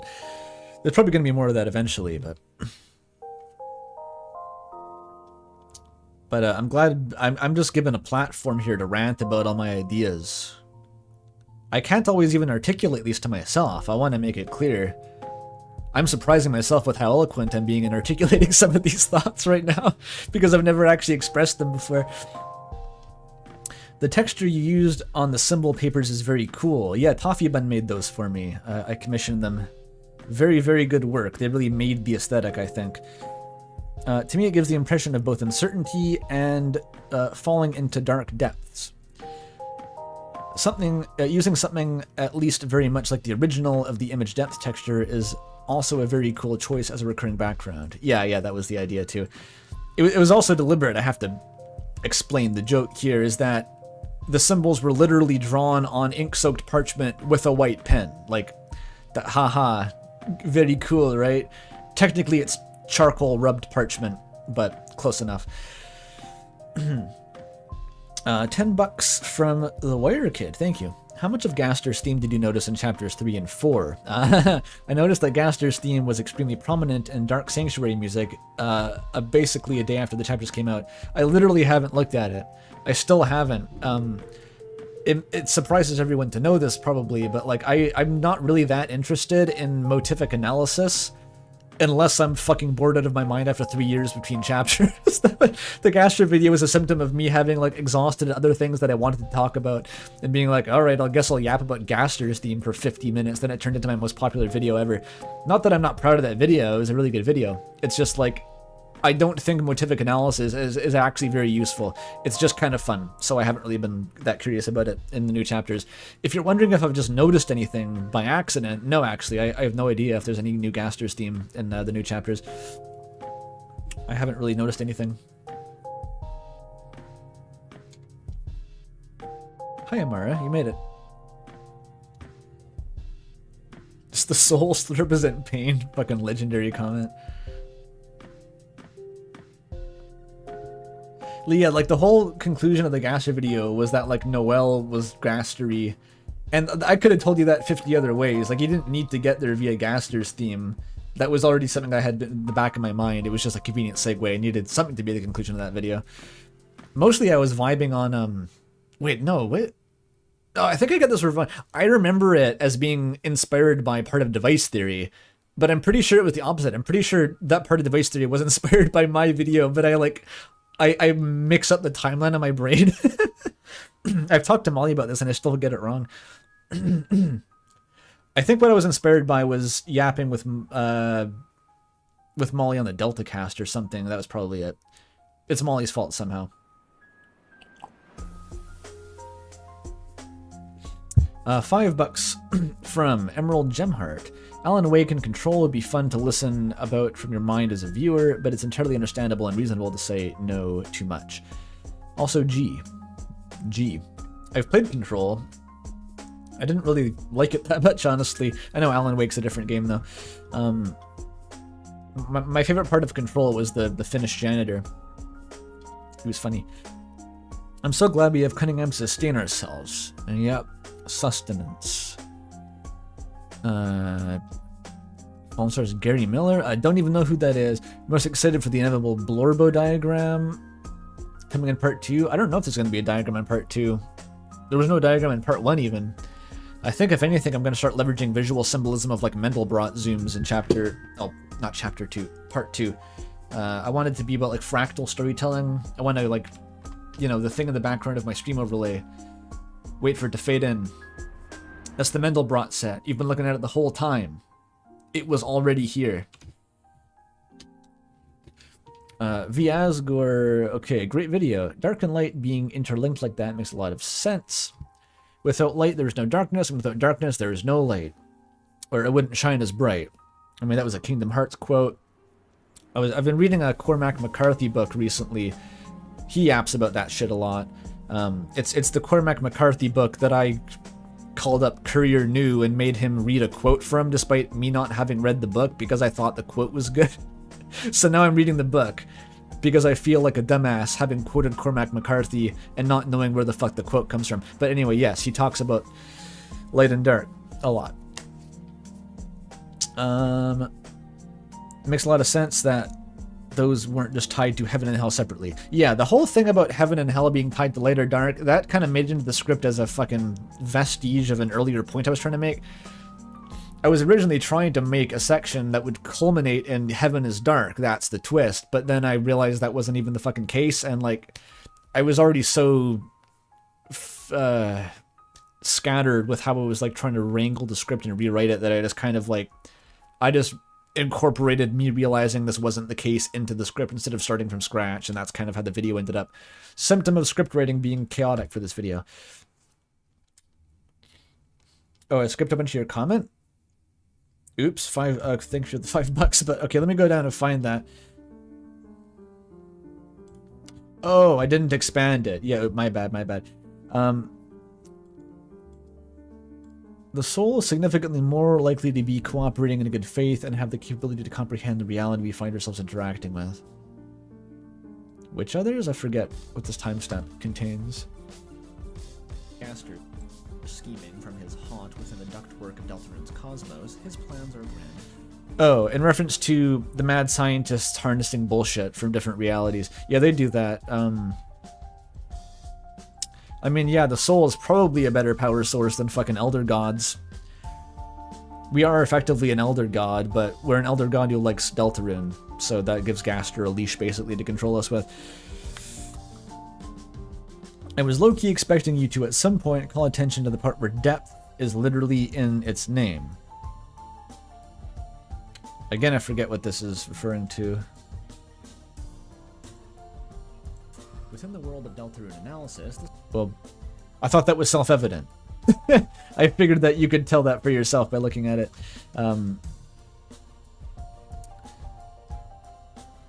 Using a low-opacity picture of Sans to call it a pun is an incredible bit. I'm glad someone liked that. Really, I had to fill some dead air there, so I faded in Sans.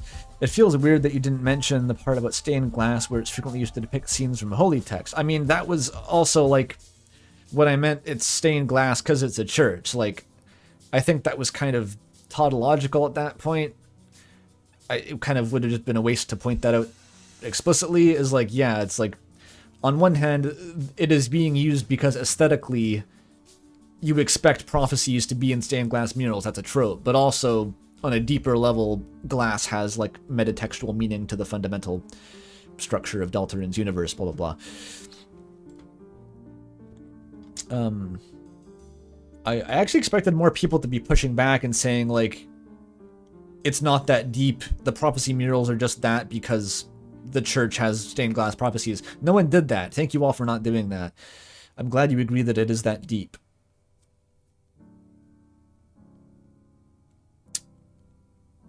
I also have some random loose thoughts. That's good. For one, I think the only person who refers to the light world as real world is Ralsei, and that seems notable. Well, yeah, Ralsei would be the one to internalize his own non-existence, that's true, but I think the light world being the real one compared to the dark world isn't something that we necessarily know from explicit dialogue so much as it is kind of obviously the implication within the whole fiction versus reality meta narrative.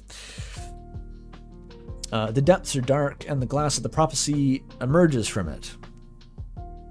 The king calls out the dark fountain's shadows as what gives rise to the dark world. The fountain is made up of the depths. Yeah, literally image depth.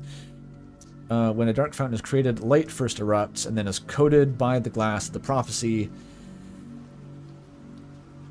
Coated by the glass of the depth prophecy. I think it's going from the way it looks when the Titan fountain is created and the fact that the prophecy glass and the dark fountain look so similar in material. It's image depth all the way down.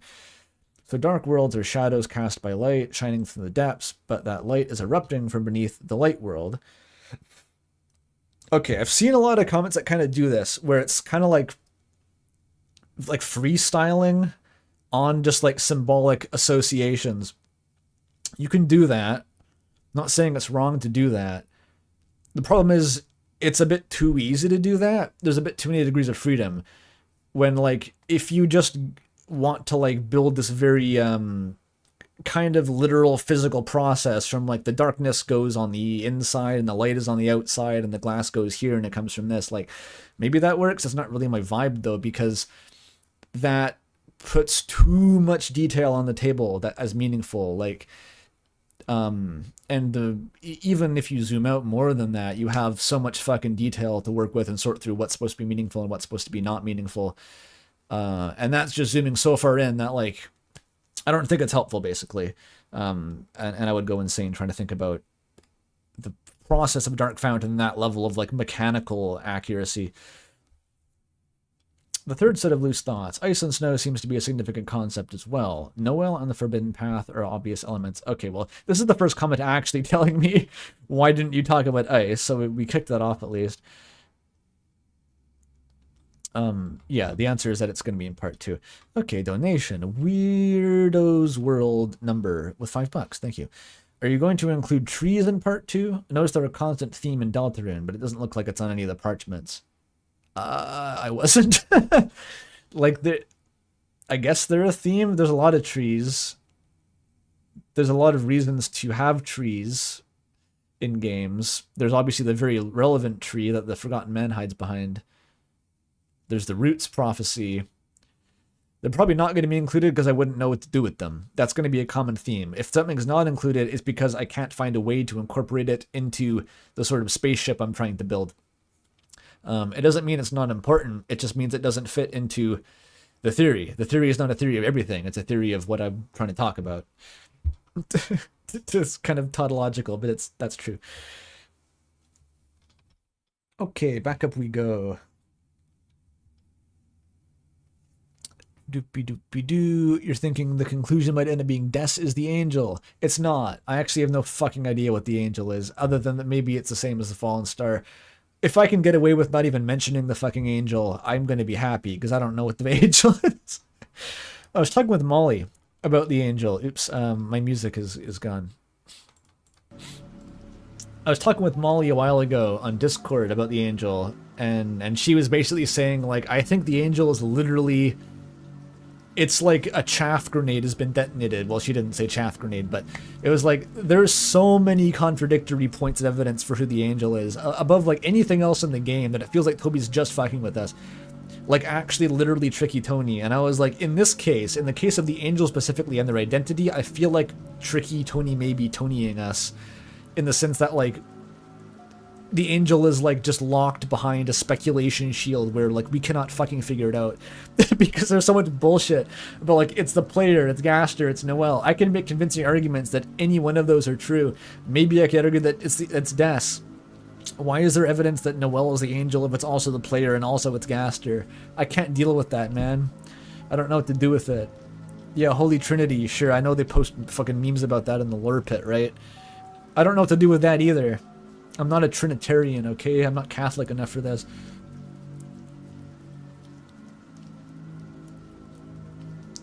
I think Gaster represents an authorial voice. And I think the angel, if you want that to represent an authorial voice, can't be the player then. If the angel made the prophecy, then I don't think the player works in that interpretation, right? Because I didn't do it. I didn't make the fucking game. I don't even know how the prophecy ends. How am I supposed to have made it? And I do, at this point, think the angel made the prophecy. That's not, like, 100% certain, but it's like I gotta put my chips somewhere, right, to move forward. And I think there's evidence for that. We got 50 check bucks from Grossazero. Thank you. This is $2. That's fine. Do you think you might ever do Gaster's theme style video on the Roots theme? It's very prominent in the game so far. What the fuck is the Roots theme? There's a Roots theme? I don't even know what that is. How do I make a video on it, dude?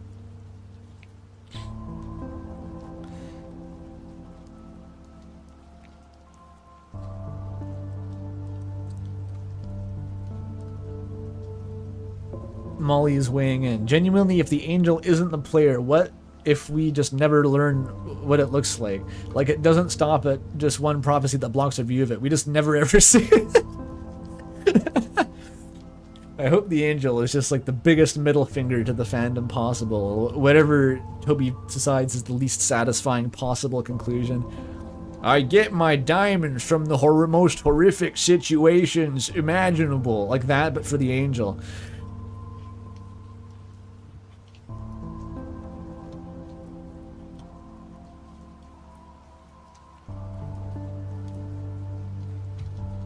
Okay, apparently there's a Roots theme. What the fuck? It's the rip from Your Best Nightmare. Oh, you mean da da da da da da, like that one, like the one that plays in Gallery? Because that's like maybe in Digital Roots. Well, I've never thought about it. I kind of assumed that it was just Toby's default like spooky melody, but maybe it has deep lore. Sometimes you just got to be the one to make the video. if you have this interest that no one else shares. Sometimes that's just your video to make. I don't know what else to tell you. Another $10 from Vivi the Huntress, thanks. Kinda crack theory, but if the angel is the player, maybe Noelle has similarities because she is the most like us, being a gamer who likes to mess with games and get real deep into them. I don't know. I mean, there's certainly a lot of Deltarune fans who seem to relate to Noelle for one reason or another. Seems like a bit far to say Deltarune is a player stand-in. I don't really know if that's the case. Maybe that has something to do with it? Okay, maybe you're cooking, actually. Let me think about this a bit more. Maybe if Noelle isn't literally the angel, because I'm willing to bet that Noelle is not literally the angel they're worshipping in the church. That just seems logistically strange to me. I'm not sure how that's supposed to work, right? But, okay, if we're following the logic that we have the gamer angel who is the player, that would imply, it would follow from that traits of being angelic in universe would correspond to being a gamer, right? And the more you are invested into prying secrets out of the games, then the more angelic you would appear. And so that would explain why Noelle has all the angel symbolism, but is not literally the angel. It's because she exemplifies the traits of an in-universe angelic being. It just works. Gamer angel theory, it's canon now. £5 from RT7, thanks. Loved the video. What are your current thoughts on that one lore drop about shadow crystals possibly being made of determination? I literally repressed that memory after learning it. I'm not even kidding. I forgot about that. And I forgot about that because I think when that fucking newsletter, whatever the fuck it came from, dropped, I was so deep into like wrangling my own theory. I was in like the depths, basically my own depths, like in despair, trying to figure out what my video was. I just couldn't deal with it. So I just repressed it like Omori because I didn't want to think about it. And I guess I still don't, because determination, it's not welcome anymore here, okay? Like, it showed up after years of not talking to me. I made a video about it. I was gonna let it back into my life, and then it fucked off for like 2 chapters, and it's been mentioned again until like chapter 5 newsletter teaser. Like, fuck off, determination. You're gonna have to take me out to dinner first. It's gonna take more than a over-the-phone apology before I want to talk about your ass again and actually treat you seriously as an element of this game, because we're already fucking up to our necks in like bullshit terms and symbolism and jargon that don't even fit already. Where the fuck do I put determination? There's no room, okay? Take a ticket, go to the back of the line, get a fast pass. Jesus fucking Christ. I don't want to think about it. How far am I into the comments? Not even far. Okay, Death Angel. On the topic of hell, this is going to be big. Oh, it's huge. It's massive. On the topic of hell and its strange lack of presence in Deltarune's cosmology, I'd like to present an idea. What if Deltarune has failed to present heaven and hell in their usual dichotomy because there is no dichotomy? Fair enough. As it stands, Deltarune has dedicated a lot of meta-narrative space to presenting the player with, and subsequently calling into question apparent dichotomies. Dark world is fake where light world is real, except no, not really. Things aren't so simple. Darkness is unquestionably holy, but so is light, despite the fact that they are diametrically opposed concepts. I do wonder, I mean, you're not totally wrong, but I do wonder how much of this is intentionally confronting us with dichotomies and subverting them, and how much of this is just us maybe expecting there to be dichotomies where the game is not interested in upholding them. It may just be more complicated, and there was never really an intent to have it seem simple in the first place. Maybe there's not really a meaningful distinction between either of those cases anyway. If the soul... okay, if the soul, the angel's guiding light... Oh, is it the angel's light, or is it a demon heart? Shadow crystals are solid, yet they appear to move like water. Hell's roar bubbles from the depths. Then why is the roaring night the one setting the angel's holy prophecy into motion? Okay, now you're just trying to like induce a panic attack in me. These are the questions I was asking myself the whole fucking time I was working through these symbols, because the connections I drew between the symbols aren't the connections. They're the strong connections. They're the ones you can get like multiple pieces of evidence behind. If you look at every little connection, then you realize that everything's just blended together into an amorphous brown paint. You can't do anything with that. Like they're all so muddled together in a way. They're also spread out over Deltarune's kind of narrative space that you can't totally separate any of them. They all overlap a little bit. So I really tried to only focus on connections that I could get, like, you know, multiple data points to align for, establish some running theme instead of just jumping at every like random correlation. Because yeah, it's a fucking crazy box otherwise. You just go nuts. You just bounce around and you never go in any one direction. False dichotomies are honestly endless, which is why I think the same could stand to be true for Deltarune's representation of hell, not in opposition to heaven, but as an extension of it. There are no two dual afterlives, or whatever the fuck heaven even refers to in the game. I don't even know if it is an afterlife. Like, maybe it is. There's a reference to fucking the monster's spirits being linked to the divine. That's as close as we get. The Ring of Heaven's call and the Tail of Hell taking crawl are synergistic forces, not opposing ones. This is tangential to the greater point, but I really don't think the Tail of Hell will represent anti-prophecy. Nothing depicted within the prophecy is outside the bounds of the prophecy, and therefore can't really oppose it. I don't know what it would take to oppose the prophecy from within it.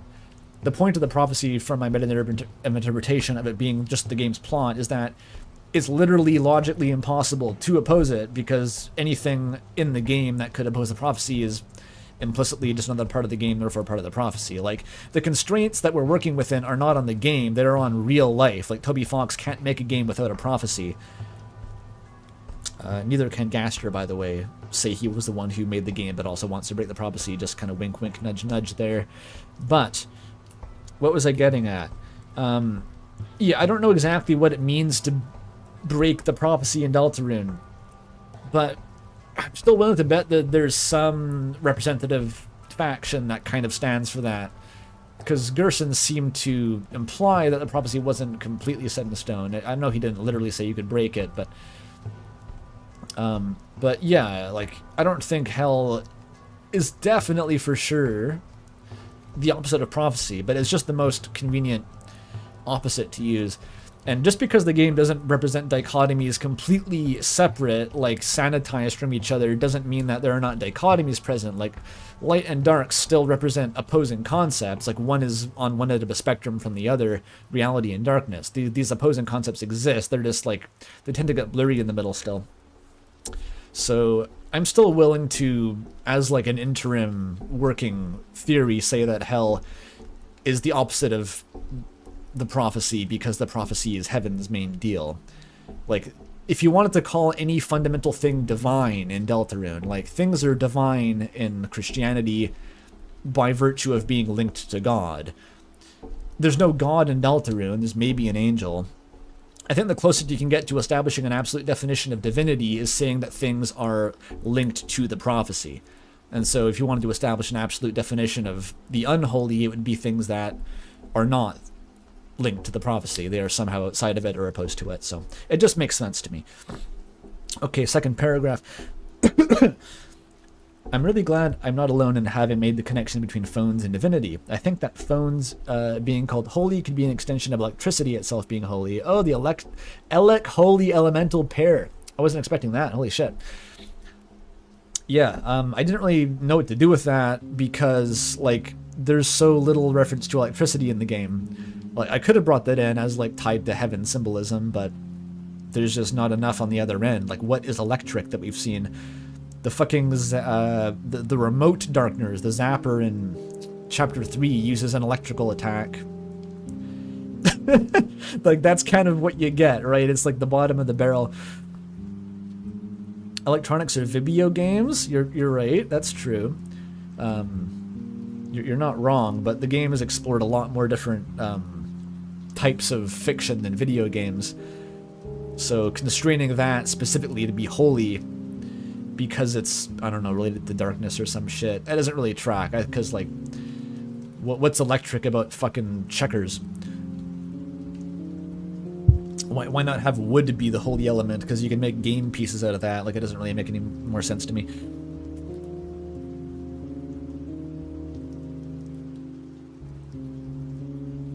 I mean, Deltarune itself is the video game, I guess, but...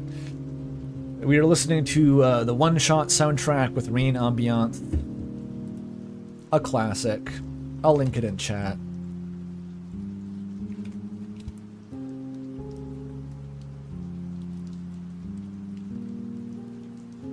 Yeah, you could argue that, okay, so like, video games are the canonical form of fiction because that's what Deltarune is. You could make a point there. I guess that's true. So maybe, I don't know. Basically, there's nothing to do with that. No, there's no data points to grasp. There's no handholds on the wall, so I'm not going to try to climb it for now. Electricity and sound move in waves like water. If you want to get fucking quantum mechanical on me, I don't know if I really want to follow too deep into that. I think your theory about light we create being hopes for Deltarune is correct. I don't even think that it's out there, it's just a very sensical reading. Yeah, I phrase it as a crack theory as kind of like a needless fucking pat on the back, Obama gives himself a medal sandbagging tactic. Honestly, I don't think it's even that crazy. It is just wacky to say that, like, Gaster is siphoning fucking energy from the player's hype like a lightning rod in Frankenstein's castle. I do think that's the case. Like, there's nothing that's waiting to take that theory's place. Like, if it's wrong, it's not like taking up space that would be occupied by something better. So, fuck it, I'll take it. It gives us a direct parallel to Undertale's determination being siphoned from the real-world player's ability to manipulate the game.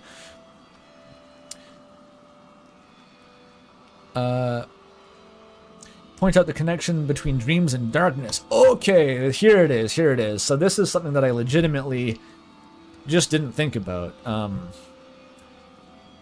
I don't even think it's, like, wrong. It's just, like, I didn't really think about it too hard. It's, like, dreams being the dual of hope. Because, you know, hopes and dreams, obviously. I was just kind of thinking in terms of, like, well, hopes and dreams are always mentioned together, they're the same shit. Don't bother differentiating them. But if you do, you get, like, a dichotomy, or a parallel dichotomy between light and dark, hopes and dreams. That's the way that the opening legend is structured. It's a legend of light and dark, of hopes and dreams. And, like, darkness being the dream world is pretty accurate. Like, it's like the Gerson bench says, I got my best ideas for stories in dreams. Toby got the idea for Deltarune itself in a dream. So dreams being a stand-in for amorphous, pre-structured fiction works, and that is what darkness is all about in the first place. So, like, yeah, okay, sure. Light is dark. No, light is hope, dark is dreams. Excellent work. I just didn't really think about it in time to put it in the video, or before releasing the video at all. My bad. We're sitting at 1,200 viewers. Alright, I wasn't looking for a while. We have a few viewers watching this. Several even. Maybe a handful. The whole bitter tears thing makes me think of the gash weaves down as if you cry poem. Yeah. I was gonna get more into that bullshit when I started to talk about Gaster and the conch in part 2. So stuff that's gonna be in part 2, we'll keep a tally here, is Ice, everything relevant to the chapter 3 backstage game, except for Eram, who I'll be ignoring because I don't know what the fuck to do with Eram, even given everything else I have to say about the chapter 3 video game. I still don't have anything with Eram, I have no fucking idea. There's still a lot without Eram though, there's a fuck ton. And also everything about the cracked conch, everything about the Forgotten Man, including Gaster, whether or not the Forgotten Man is Gaster, he might be Gaster a little bit, and like the gash weaves down as if you cry ties into Gaster, which I don't know, nicely becomes the fallen star being Gaster. Maybe I haven't thought this through, but yes, this will be when I bring up the weird fucking text in the code about the gash and stuff.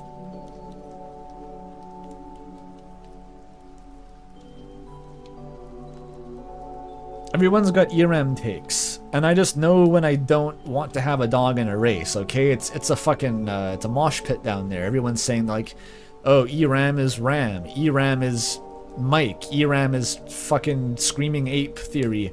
I don't know, and I don't really want to care. That it's like Eram is the new Roaring Knight speculation, where I'm just gonna keep my dick out of it until until chapter 5 when it's revealed anyway. Like, that's not a statement of disrespect. It's just like I want to spend my time looking at something else. Other people have this covered, okay. Yo, $30 from Kranis Angel. Thanks a lot. Not a thought I had beforehand, but I do think lightning is historically associated with the divine, Indra and Zeus. I mean, yeah, that was my initial thought too. Is like Alec Holy makes sense because of fucking the Indo-European sky father, lightning god type shit. Gods throw lightning at you. It's a classic, but yeah, I didn't really think about it too hard. Anyway, this has been super cool. Love the stuff. Yeah, thank you, thank you.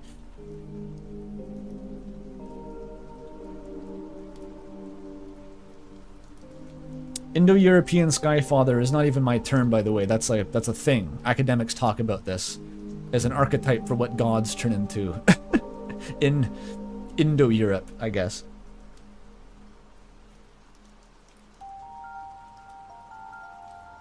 I think Yahweh started that way too. I don't know if Yahweh was the thunder god specifically, but Yahweh, the Christian god, was a warrior deity, I'm pretty sure. I'm quoting all this from the Esoterica channel, of course. You sort of got monotheisticified over time after the Hebrews went into the Babylonian exile period, blah, blah, blah. I won't get into it.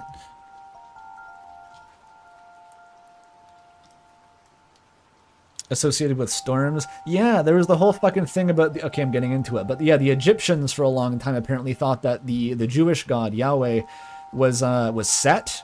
Like, the Egyptian god Set was the god of, like, storms, chaos, and foreigners. And, like, well, we got all these foreigners who worship this god who brought about these fucking plagues and shit. Plagues of Egypt. And it seems like bad news and is, like, you can summon storms probably. So, like, that's Set. They're worshipping... they're worshipping our equivalent of Satan. Or, the you know, something relatively similar to Satan, I guess. So that was awkward. You got these historical monuments with, like, Jesus being drawn with the Set's donkey head by Egyptians. It was the thing. It's spelled with an H, I think. Fuck knows. You want to get into canon pronunciations of, like, ancient Egyptian gods? Do you know how many pronunciations there are for Thoth, Thoth, Tot, Owo? Like, I don't even fucking know.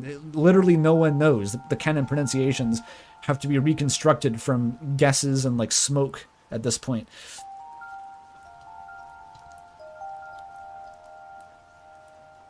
Wasn't the donkey head a mockery of Jesus? I mean, it probably was, but it wasn't. It was also based on the whole, like, Set, the conflated Jesus with being Set.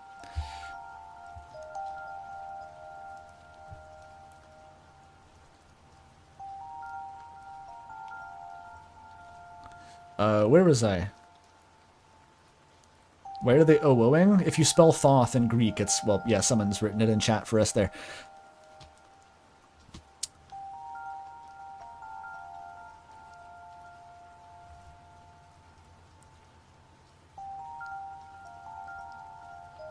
Sorry, I just had to fucking take a breather for just a second there. Dissociated or something. Rules is... Did I read this shit? I did, okay. Rules is the demon of hell. I knew it. Gaster is Rules, original evil ruler who promptly disowned him and began... and he's been out of the job ever since. This is deep lore. Okay, how big does this get? Take your bets now. Once I unfurl this, how far does the scroll tumble down to the floor and across the fucking library of Alexandria out into the streets to be trampled by mules and such? Okay, it's fine, it's fine. But to be serious, this is really awesome. I didn't think about how the rotten glass line, or I didn't even think about the rotten glass line. You know what? I didn't either until I was rooting around for ways to justify my glass interpretation. I needed something to put there, but it really works. It was basically just whatever line of flavor text back when we couldn't even grasp it, but now it means more than we knew. Oh, Toby, truly the master of hiding lore we can't even begin to unravel until later chapters throw it back in our faces. Don't we love that? Foreshadowing. It works. Thank you. Okay. We got $20 from PC 10.8. Thank you. Have you It's actually, yeah, 20 bucks. Have you read The Metaphorical Monster / Broken Window? The what? Metaphorical Monster. Oh, yeah, that's like a Koru side project of some sort. I haven't looked into anything that's peripherally associated with Koru. I like Koru, of course, but yeah, I haven't looked into the extended universe. It's made by one of the core people who made the Intrusive Party. Super cool, trippy website with a crazily well-written story inside. It's wild, lots of technical babble. That's cool. Which Koru person made the Intrusive website? Wasn't that like a devlet, like one of the really peripheral people? How the fuck am I even gonna find your reply? Memorize profile picture. Oh, you could just donate another 10 bucks. Thanks for that. And also, please take care of yourself. Happier Andrew is better videos means happier fans. Well, thank you. I try. It's well known that YouTubers aren't very good at this, though. I'm no exception. The new Deltarune album is Chris breaking glass? Wait, what? The guitar thing? It has glass break? Okay, let me fucking look that up. I didn't notice that.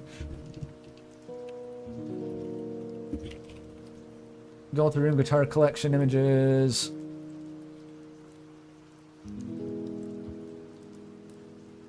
How do I zoom in on this fucking album art?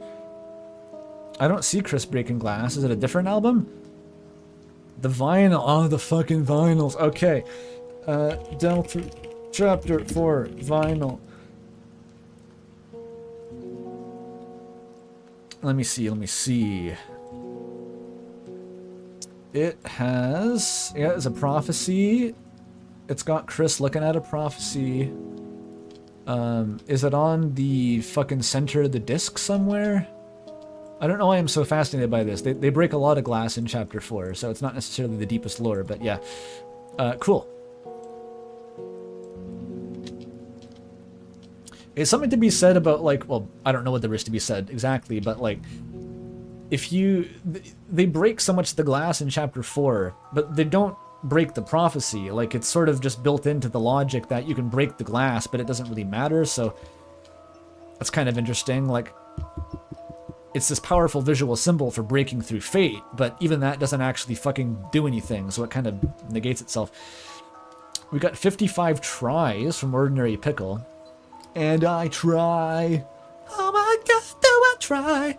I don't know if it's come up in the comment so far, but have you talked about the Titan spawn sounding like crushed glass? I forgot to mention it. That's another thing that I just didn't notice. I did know it. I remembered this, and I think at one point I thought about putting it in the script. I just didn't do it.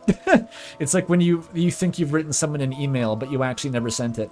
Very awkward, very embarrassing. It was the same with the how the river kind of appears when Azrael's, not fucking Azrael, Ralsei is explaining the Dark World in Chapter 3, like it fades in this like river sound effect. I was going to mention that as like darkness being water again. It would have fit in right with that section perfectly, but I didn't remember to actually add it to the script. So sad. Blind streamer is blind? What am I missing? Am I just not looking at the right part of the vinyl? It doesn't matter. Okay, Chris breaks glass in Chapter 4. I knew that. It's fine. They do that.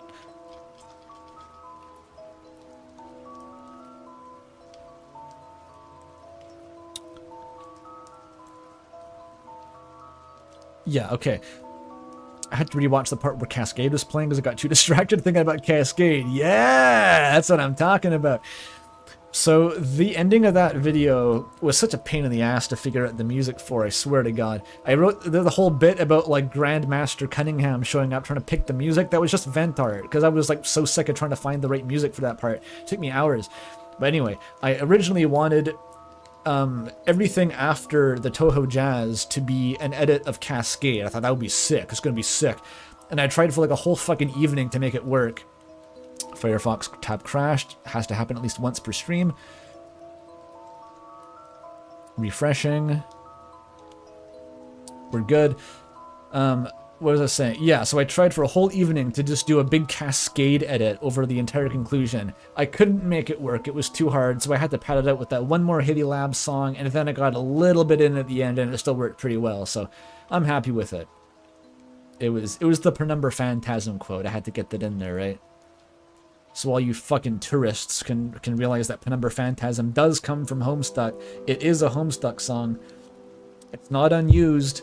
There was one version of Penumbra Phantasm that was not used, but the motif was used in 17 trillion fucking songs in Homestuck. The whole soundtrack is Penumbra Phantasm. You literally can't even escape it.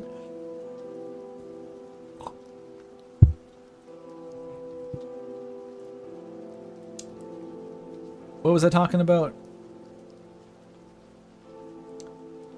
We haven't even played Off or Moon? Fuck off. I streamed Off 20 years ago. That was the first game I ever streamed. I beat it too. I beat Off on stream. Not Moon though. I don't know what the fuck that is. I think I got sick of doing my Undertale influences streams before getting to Moon, basically. I did a lot of them though. Chrono Trigger, Earthbound, Mother 3. A lot of good shit. I beat Off on stream. Y'all looking at me like Dark Side Phil, like you don't know exactly what I mean. Come on, guys. It is current year. You gotta get with the program.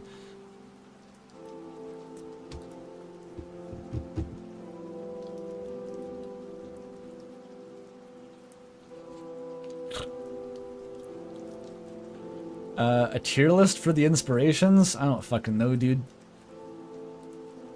None of those games were super my jam. I mean, I liked them. They were interesting, but it was like reading literature, you know, I wasn't super gripped by most of them. Chrono Trigger I thought was kind of, it's not my thing. I'm not really built for that kind of game. Chrono Trigger is supposed to be like the best top-down RPG ever made, classic. I was like, yeah, it's okay. So I'm probably not going to like anything else in that genre. Mother 3 is probably the best though. If I had to go between like Mother 3, Earthbound, Off, and Chrono Trigger. Mother 3 was really good, of course. Hot take, I know. Mother 3 is a good video game. I didn't dislike Off. I just thought like it's so clearly fucking... Well, okay, the themes that cross over with Undertale are thoroughly obsoleted by Undertale. Off has a lot more themes, which I don't really know how to unpack. It's a pretty fucking weird game, right? I'm not going to claim to know what Off is about. But the ideas it has about, like, player control and that bullshit, like, that has been thoroughly consumed by the circling Ouroboros of Deltarune and Undertale at this point. Like, it was a launch pad, and now we're in space. Same with, like, Hotline Miami and the genocide route. I always like making that comparison. Like, Hotline Miami was, like, the springboard that launched, like, morality in gaming. What does it mean to... Do you like killing fictional characters? But it didn't really do a whole lot that was super interesting besides tabling the premise. And then, like, Undertale took that and ran a marathon, so... That's kind of how it goes a lot of the time. The pioneers aren't the ones who really flesh out the idea the best.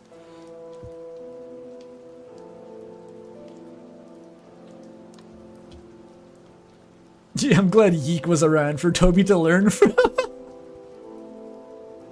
Oh, fuck me.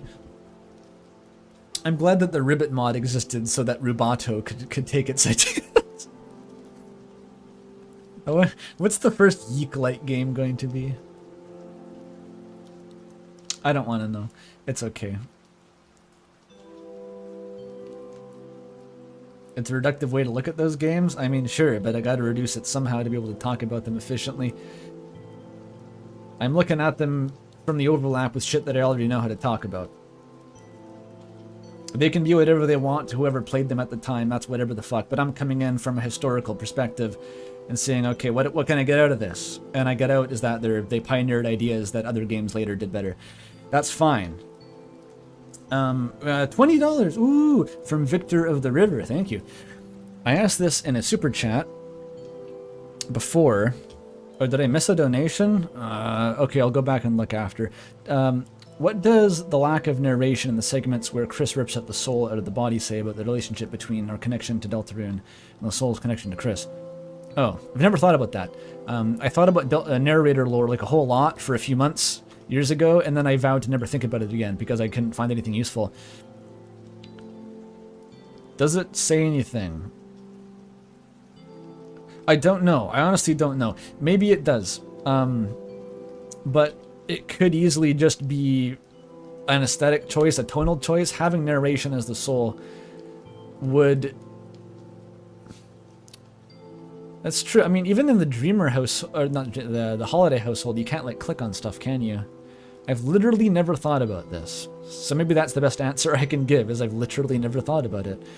It does create a pretty big like textural difference between those two different modes of gameplay, but it kind of went completely under my radar. Huh.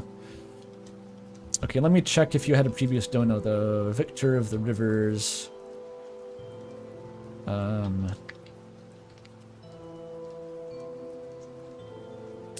Oh yeah, there it is. It was an earlier donation, basically asking the same thing. Sorry about that. When I'm reading the comments, the chat scrolls like pretty fast, and I miss some stuff sometimes.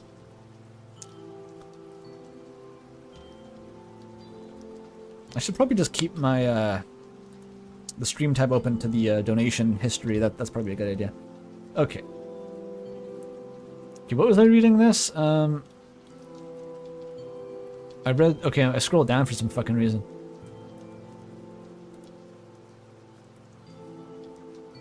I'm here. Deltarune is about telling stories and having those stories be interpreted in a cycle, not unlike the water cycle. I mean, yeah, I was already on my cyclical bullshit. I don't think I'm gonna personally tie it into the water cycle. That's someone else's allegory they can make if they want. Actually, no, I had a fucking line I jotted down about like a fucking floodplain metaphor. I was gonna say that like ideas live on the floodplains of the minds of their creator. It was a sick line, and I have to figure out how to use it. But it's just like sitting in a document by itself. So okay, I've already patented this metaphor. I take it back. This is my analogy. You cannot use it. I will sue. Okay, $10 before I miss it from PC10. Thank you again. I wonder if there is like a Dark Worlds are good, let's make more, versus Dark Worlds are scary, sealing them all thing, a la the conflict in Koru, where both sides know about each other. I don't know if that conflict's in Koru, unless you're talking like Joxiozo versus Fun Friend. I think that's like it's similar in practice, but it's not like thematically similar, I think. But that could be something that comes up later. The game has actually touched very little on like what the pros and cons of this are. A lot of people in the early chapters were thinking the whole game is going to go down this route of like being about escapism and the, you know, ethical costs of immersing yourself in fiction versus reality. It kind of doesn't seem to give a shit about that anymore, and I'm kind of glad about that. Like that would have been a valid path to go down as the game, but like it's not as interesting to me. I'd rather stay like, you know, use fiction as the ground truth and then talk about how people interact with it, rather than getting all kind of preachy about how much they should be interacting with it. It's just not as interesting. But yeah, if the game is going to talk more about that, it'll have to be in the future, because it seems to kind of have dropped that thread recently. Same way it dropped determination, am I right? We were talking about the meteor. I don't think I can get into this without spoiling the shit out of Core Observer. Maybe like the meteor thing.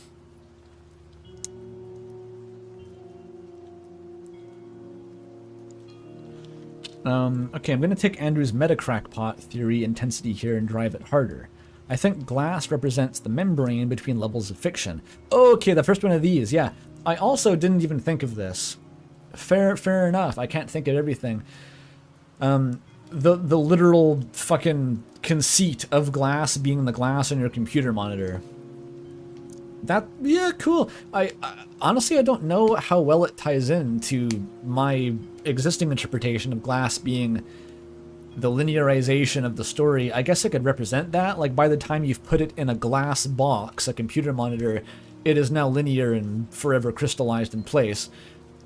Like, maybe that works still.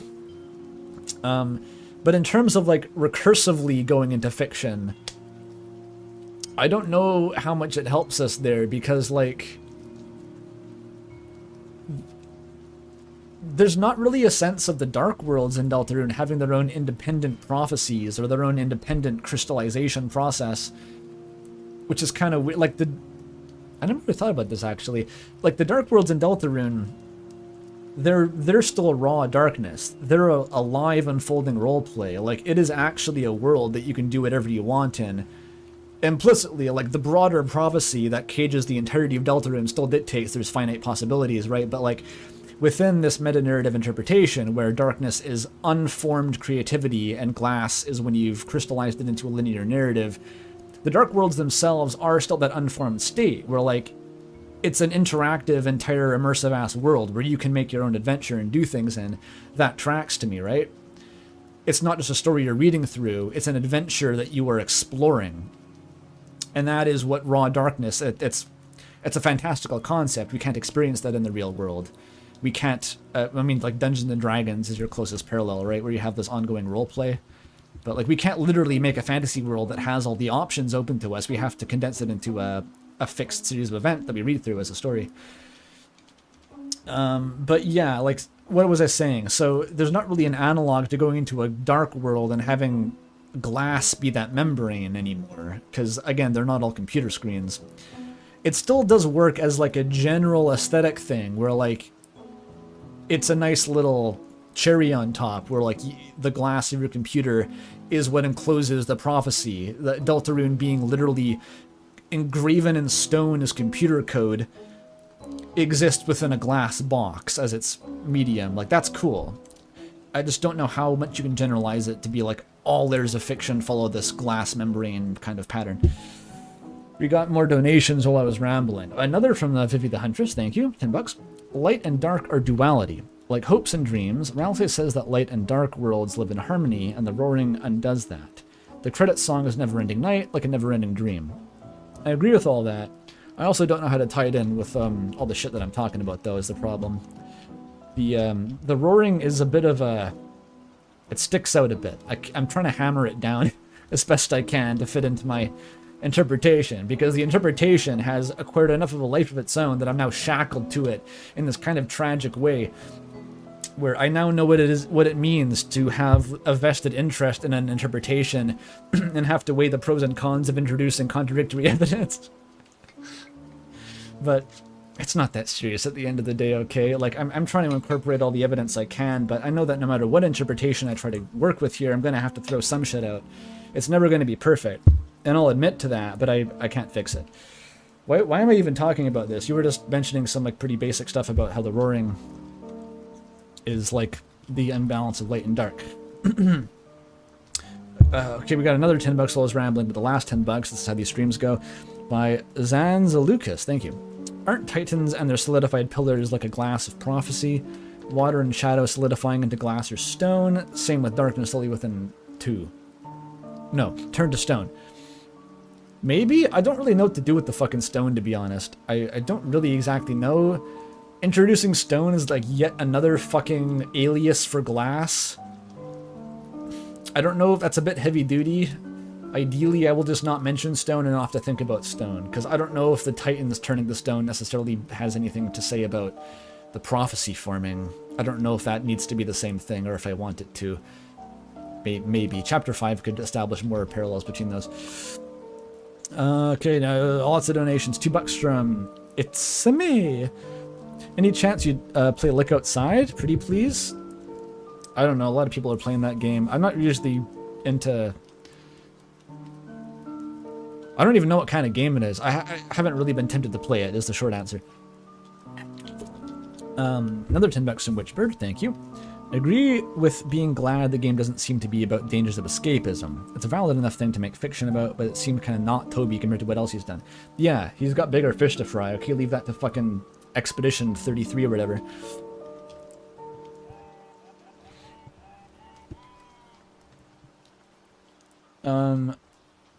Okay, I derailed immediately before even reading the comment. 3 things support this. When Chris uses the shadow crystals, many of the dialogue imply they're seeing through to the higher... Fucking car alarm. Oh, it stopped, thank God. Okay, Chris is seeing through to the higher plane of fiction, like a character looking out through the monitor. Yeah, I mean, that works. But I just wish it was a more consistent fucking metaphor, or, what do you call it? Conceit, allegory, whatever. Is like, because most of the Dark Worlds aren't computers, they're not TVs, they're like the Chapter 1, the Chapter 2.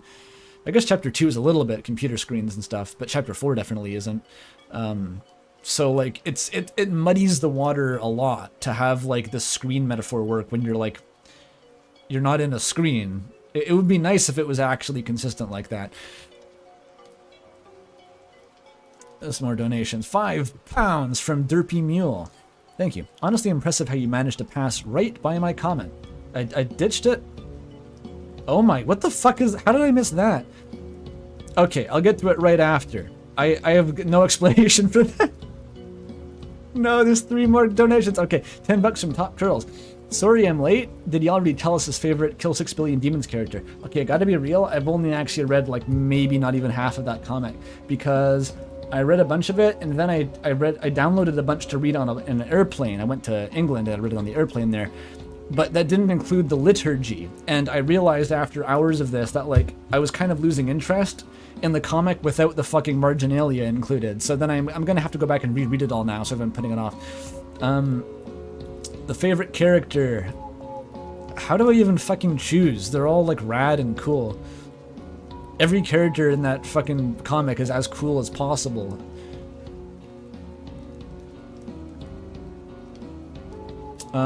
I guess the blue demon lady is pretty hot, so we'll go with that, right?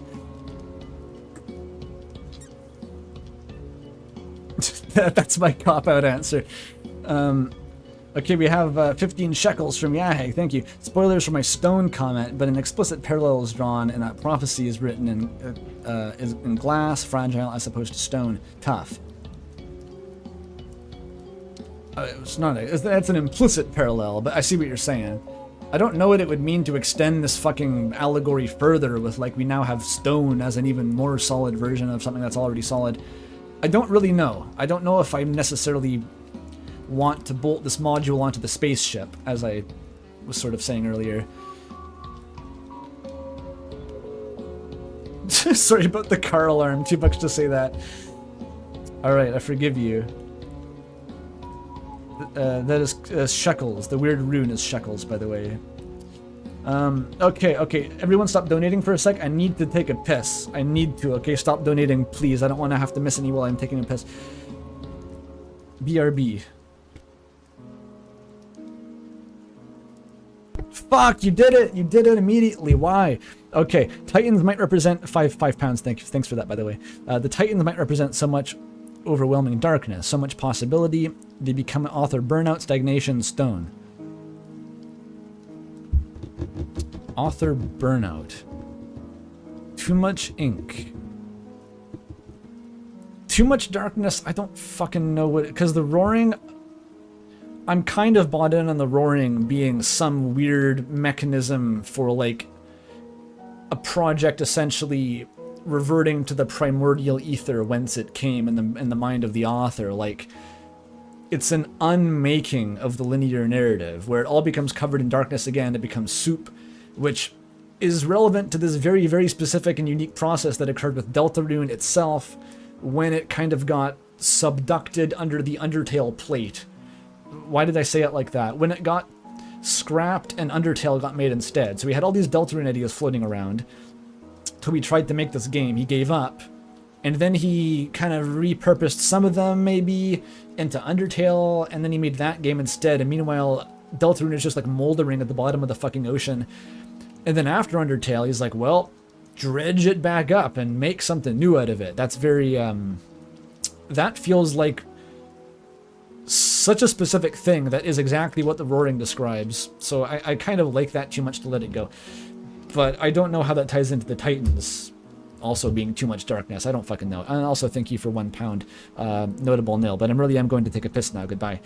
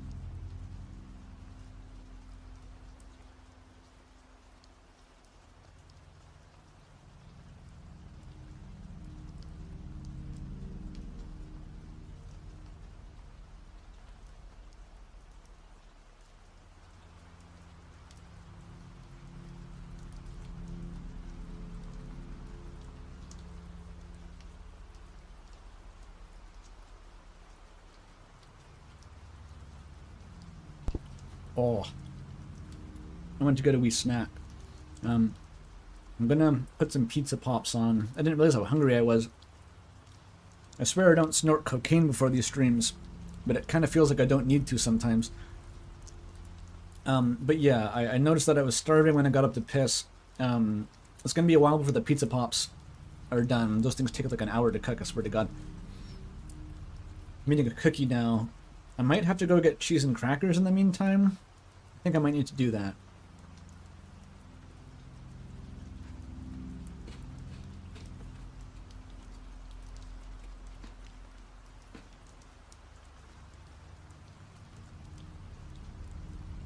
Fine. Welcome back, Andrew Pissingham. Is that what you want?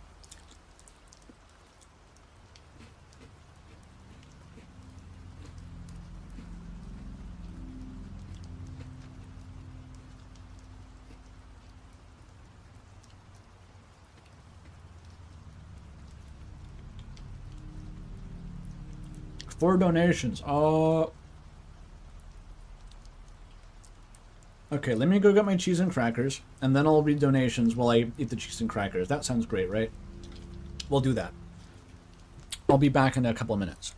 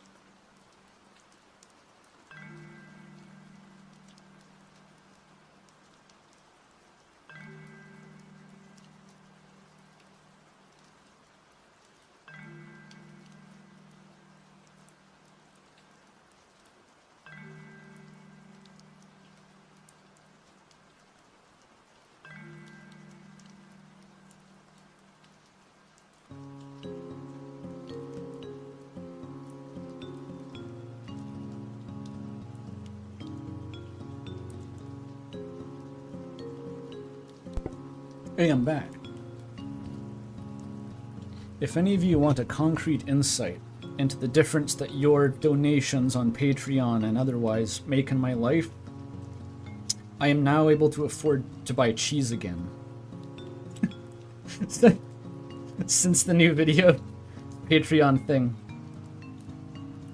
I'm buying cheese once more. Hooray.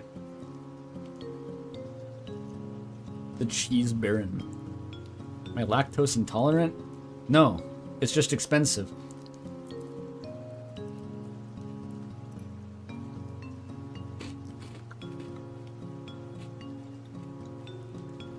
It's a double Gloucester again. Use up the red Leicester, but the Gloucester's better. It's been on sale for like a couple of weeks now, actually. I just keep buying the same brand.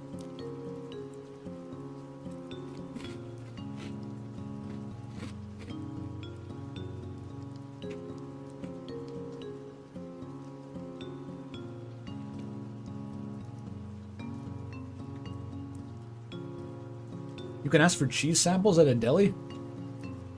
What the fuck have I been doing this whole time? Okay, let's see the donations.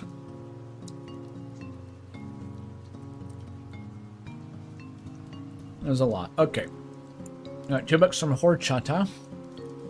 I disobey streamer lol. Thank you. $20 from Ember Frost. Let me just, I gotta scroll to read the whole thing in this little window. Since you missed my last super chat, I did? Shit. I'm sorry, it's difficult. Baseless speculation. What if hell is like the evil prophecy? Things that may not happen, but will definitely trigger bad stuff if they do. Must not be followed. Is more of a warning. Interesting. Because that's actually a way to reconcile the prophecy is literally unbreakable, like in real life idea, because that's the narrative of the game. You can't make a game break its own narrative, you just get more narrative. Because that just means that's what Deltarune does.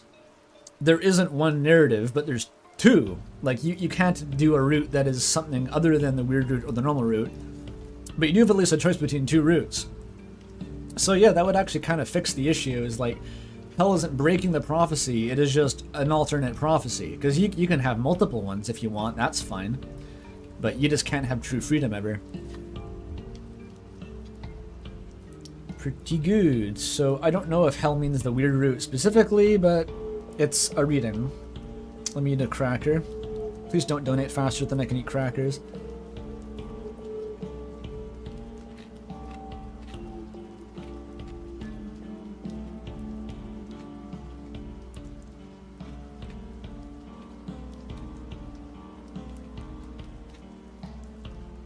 Only one ending? Fucking, I don't know. Bullshit.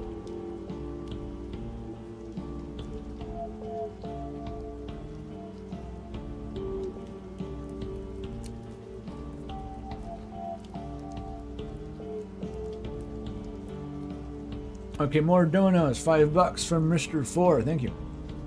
Good luck responding to this Pissingham. I got you anyway. Owned. Fucking owned live on stream. $2 Canadian from Emerald Gemheart. Say, Pestana, yippee, yahey, wahey, yeah, trans rights, yippee. That's wonderful. Thank you. 2,000 Huffington Posts? I have no fucking idea what that is. From Sarathis. Thank you. I can think of a JRPG with a missing older sister, her boyfriend at college, a tree wanting to be forgotten, and then something else made so that, and then someone else made that so Toby had Undertale instead. Yeah, it's Omori. I don't know if all that needs to be Omori references, but yeah, there's Omori parallels. The biggest one, of course, is the Dark Worlds. Didn't even mention those, I think. Just the whole premise, if you go into dream worlds that are the real game, and then you go back to reality, that's Omori.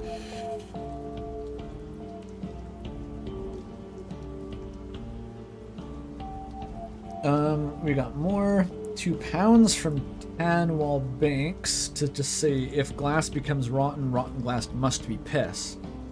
That's all it says. I don't even know what that means. Thank you. 10 pounds from Zoro. Thank you very much. Consider Ralsei wears glasses because he sees the prophecy. Dude. You might be onto it. You know what? In chapter 2, when Susie stole Ralsei's glasses and he was like, "Give them back, Susie!" He wasn't just being all pathetic and mewling for no reason. He was actually, anytime you remove Ralsei's glasses, he's like rendered fucking blind from the infinite cosmos. It's like severing his divine light. And it causes him like immense agony until he puts them back on. It could be the case.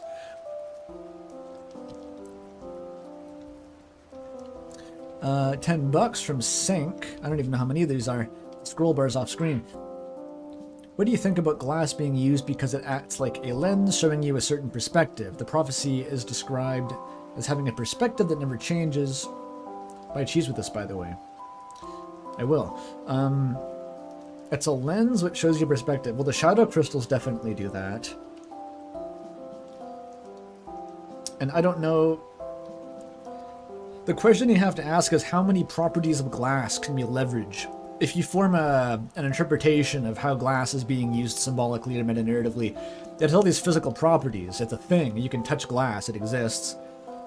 How many of them can you make into metaphorical properties of the glass? Does it have to be all of them? Ideally. It'd be cool if it was all of them. And in the shadow crystals, it does seem to be being used to an extent where you can look through them and see different things. I don't know if it's going to end up being possible to, like, wrap the whole idea of glass around to being a lens that you look at something through. You look through a screen.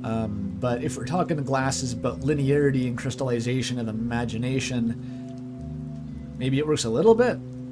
Like you use a lens to focus on certain aspects of the narrative, but I think the more visceral metaphor to fall back on is like literal crystallization. And before all you fucking nerds come at me, I know that glass is an amorphous substance. It's not a crystal, non-crystalline substance.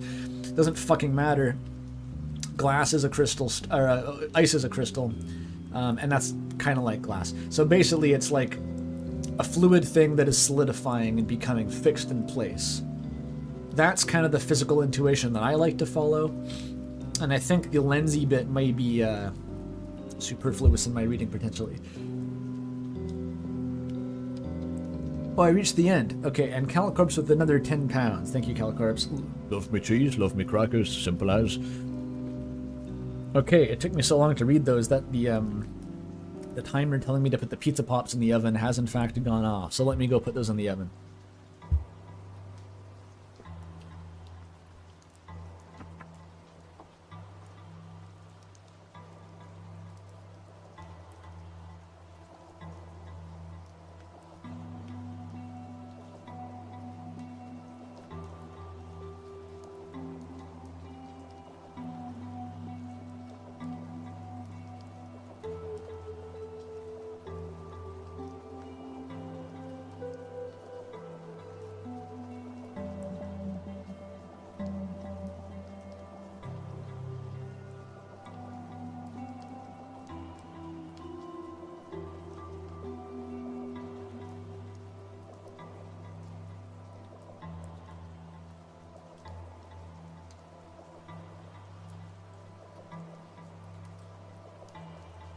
Okay.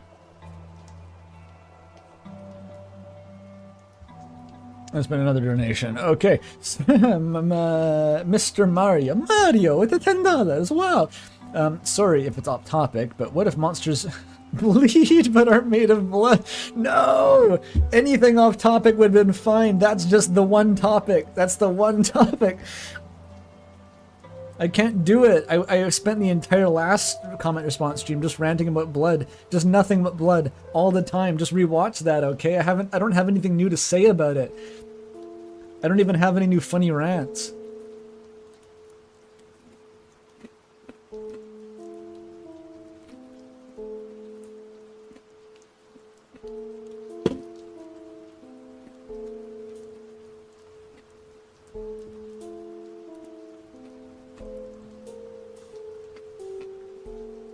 I'm not pissing.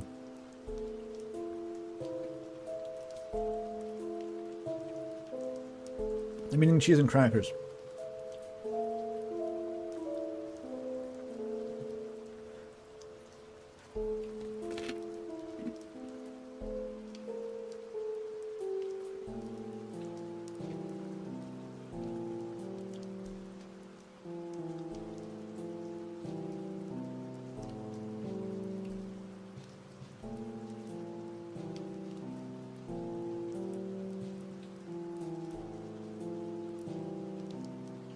55 tries to say, responding to 3,000 donos and 5 comments. Is anyone surprised? I'm not. This was the last stream exactly. 100% the same. Okay, let me read a new comment. I'm not even going to finish the crackers before the fucking pizza pops are done at this rate. Let me pour some tea to get cheese out of my mouth. Okay, I gotta read this giant thing I skipped somehow.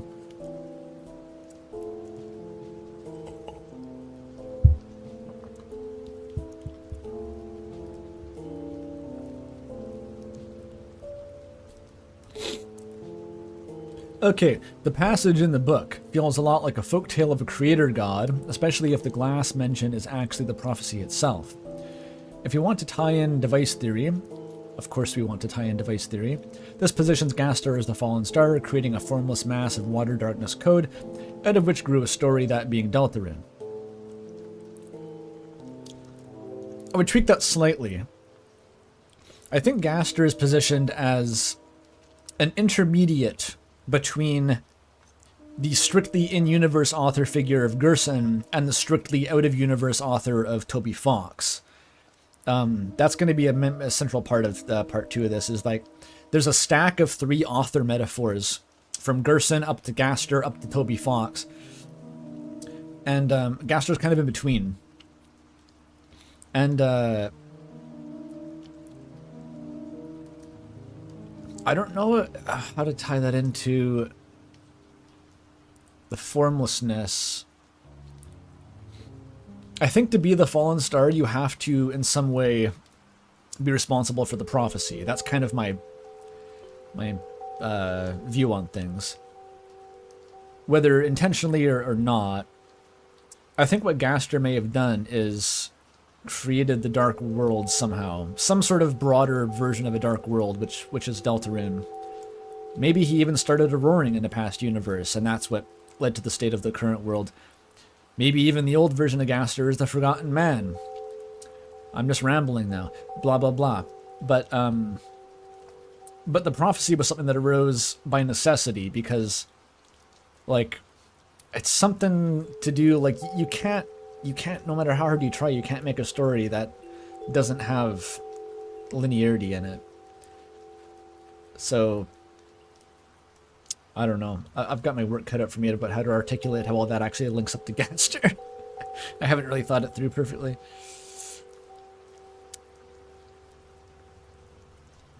The tear imagery ties in very nicely with the gash weaves down as if you cry. Yep. I've covered that, I think. Describing Gaster as fallen star fits, considering fallen is one of the 3 verbs that have ever been conclusively tied to him. Yo, verb lore, verbiage. Stars can be much more tentatively related if you say the save points, which Gaster controls, are supposed to be stars. I don't think you gotta go that far. We don't exactly know what significance stars have broadly in Deltarune. Like, what is a star? I'm talking like that one NPC from Waterfall. Can you touch it? Can you eat it? What is a star?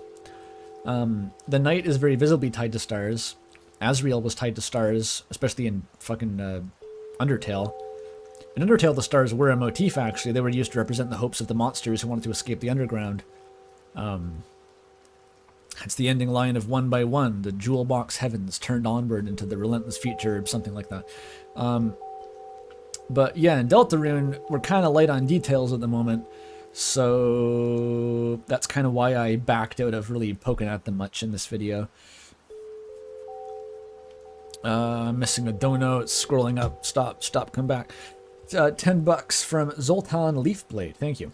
The one thing that interests me the most about the Fallen Star is what exactly makes it fallen. Is it a physical falling from a literal higher plane, or a spiritual or mental one? I mean, the ambiguity is what lets you do shit like Des is the Fallen Star, because she was a, you know, child prodigy, rock star, popular, and then fell from, like, grace or existence or whatever, you know? It's very malleable, so you can do whatever the fuck you want with it. While also being a reference to the Book of Revelations for some fucking reason. Awesome. Cool, Toby. $2 from Vivi the Huntress. Thank you. Starwalker is a yellow star like save points. Yes. Okay, we got more Stars can be much more tentatively related if you say the save points are stars. Okay, yeah, skip, don't really know what to do with that.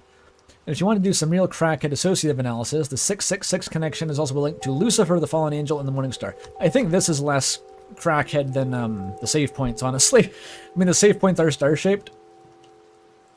But there's a reason I chose a different symbol to represent the stars. I don't know if, like, these are literally canonically the best way to represent what stars look like, because they tend to have 5 points, I think, when they're on the walls and shit in Asriel's bedroom. That may just be a coincidental overlap of a glimmer of light looks kind of like a star. But yeah, this shit, honestly, the Lucifer bullshit, I think it is relevant. It has to be, kind of. There's enough Satan imagery going around. I don't know why Gaster is supposed to be fucking Lucifer and the devil and shit, but he's got the number of the beast everywhere. And if Gaster is opposed to the prophecy he himself created, that's, I don't know, vaguely unholy within the context of Deltarune's prophecy being holy. A lot of the details are still fuzzy around the edges. The question becomes, what does it mean if the fallen star is Gaster? The main thing is that it would be one of the most solemn pieces of evidence for a connection between Gaster and the night. Would it? Oh, because of the stars. The star connection. I see what you're saying.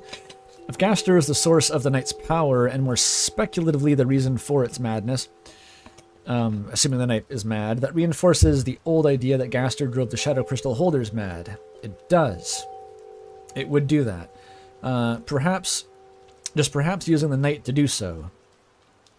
The bigger question is, why does Gaster need an avatar? And if he's behind the night, does that mean the night's actions are his actions? Does Gaster oppose the Fun Gang? And if so, why? I don't know what Gaster's doing. Gaster cheers your ass on when you're fighting the night. The vibe I've gotten, and I recall Molly agreeing with this when I've talked to her about it in the past, is like, Gaster doesn't seem to have an explicit agenda. Or he has an agenda, but he's not trying to, like, exert his own influence very much. He's kind of just watching to see what the fuck you do. And that may be because he assumes that you will inevitably do what he wants regardless, or it may be because he doesn't have any one specific thing that he wants, and maybe because he literally is just curious what'll happen. It's an experiment to him. We don't know anything about what his motivations are, but I don't think that he's directly pulling any strings. That would be my assumption. He's a bit too distant for that. Like, the closest we get to Gaster communicating with anyone might be the prophecy itself, because Ralsei mentioned space and time. That's pretty vague, but it's kind of Gastery, right? So, like, if that's the level of influence we're talking about, where, like, he defined a prophecy at the dawn of time that has trickled down to be a world religion, that's some Bene Gesserit, like, Dune shit, operating over millennia. I don't think he's just has a phone that tells the night what to do, necessarily. Yo, 50 pounds! Big fucking dono from Trolley Castle. I appreciate that. Explain the significance of Cheese Grave. I believe that's what happens if you're at one of the creamery plants and you fall into the whey vat as it's being separated, and no one recovers your body, and then it just kind of gets, like, compacted with all the curds into a block of cheddar. And then the cheesemongers are, like, slapping it around, doing that cheddaring shit that Snoss had told me about. And then suddenly, from the block of cheese, they see a human face emerge after slapping it enough. And then they have to, I don't know, go to therapy for a long time. It's probably like that. This happens on a daily basis on your work. Don't be the guy in the block, okay?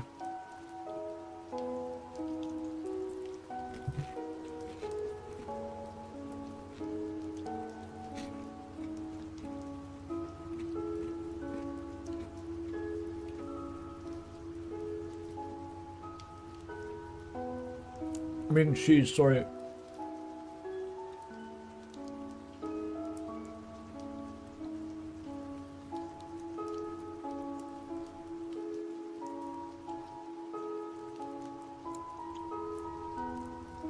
From the bitter cheese, something grew. It looked like mold. Because it was mold. Dipshit.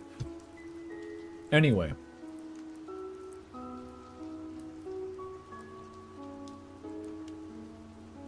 The fuck was I talking about? Gaster, right. Or if he isn't in control of the Knight, and he does seem to take our side in the fight against the Knight, okay, does that mean that someone has stolen a piece of him? This shit, back from Undertale. That's canon for some reason. He is shattered like glass across space for all. Perhaps the shadow crystals or black shards are literally shards of Gaster. I recall some fucking YouTube thumbnail that was going on about the shards of Gaster. Was that a thing? Did I hallucinate that? If so, who stole it, or perhaps found it? Death's friend? Is the tale of hell being pointed a hint that it's sharp like a piece of glass? So many fun questions. Those are fun questions. And all a deep, deep morass where no answer is to be found.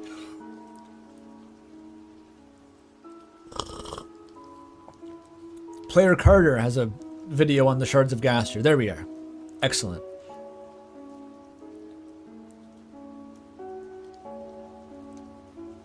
You didn't know people still cared about Gaster? What a funny thing to say. People either care very deeply about Gaster or they care a lot about ignoring Gaster. It's one or the other. You can't actually be neutral on this at this point.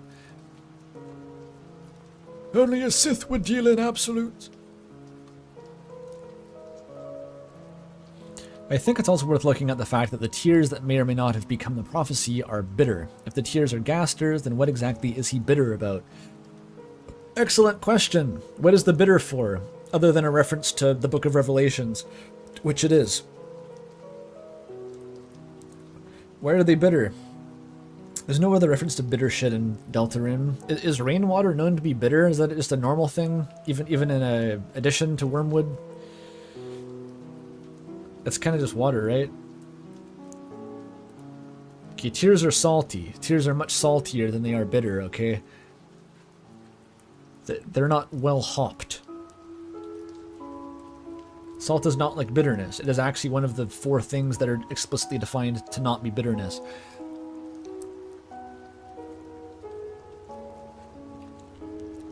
I don't know.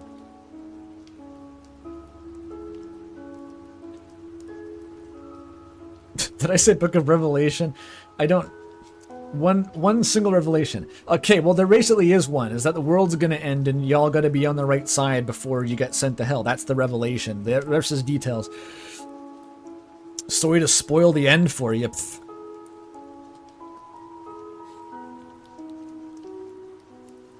And sorry, that's a biblically literalist interpretation. I'm not a scholar. I don't get paid to think about this. I clearly get paid to read stream donations. Speaking of which, $5 for Mr. Mario. Hey, it's a Mario again. To say I watched the last stream live and was unimpressed by the aforementioned rant. Sorry, not sorry, I'll shut up. Unimpressed. I don't know. I wasn't exactly expecting everyone to be impressed by the rant. I just kind of said it. So, I wonder if the glass is the medium of the prophecy. Do we use ice and snowgrave root to act as fake glass? This was occurring to me. I was thinking about this because I was like, what the fuck does the ice mean? We have this other symbol that's kind of piggybacking on all the glass shit. Is this like a substitute for fate?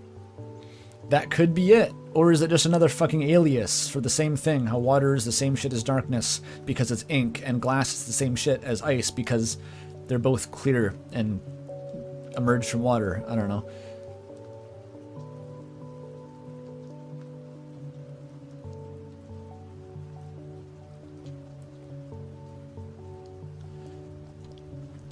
Good video. The links you draw between these symbols make sense. It feels like I've kind of had a sense of before, but I couldn't put it into words. This is the exact shit I said about device theory.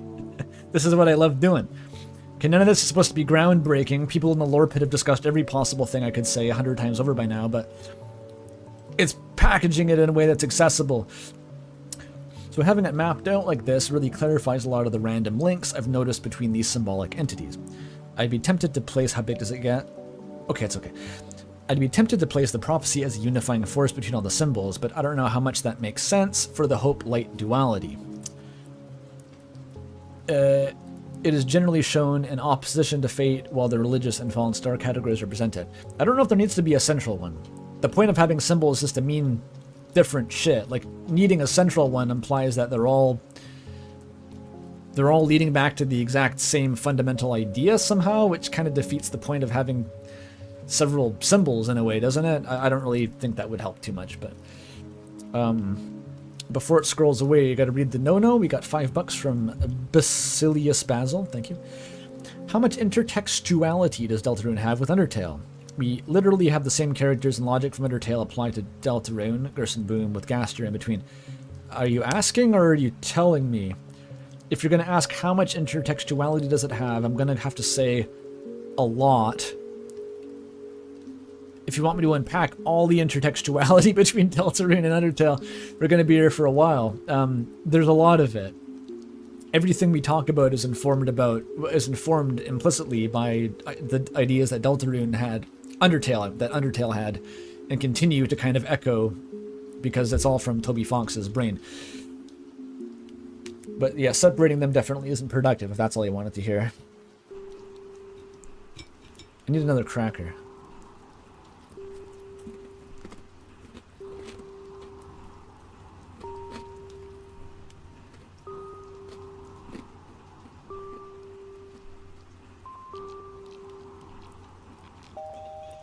Am I gonna read all 3,000 comments? Fuck no.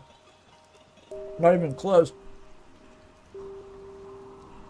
If you're here for your comment to be read, and you're commenting on like day 3 of the video, you can just leave, okay? I'm not gonna lie to you, just there's no hope.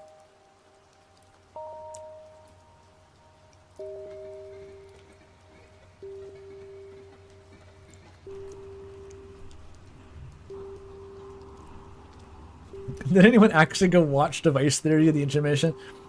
A couple of people in the comments mentioned it, but I doubt they're being serious.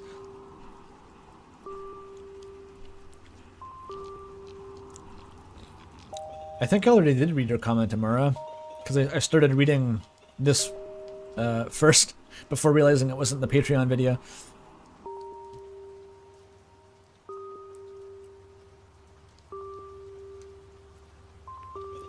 I didn't find a bigger comment yet.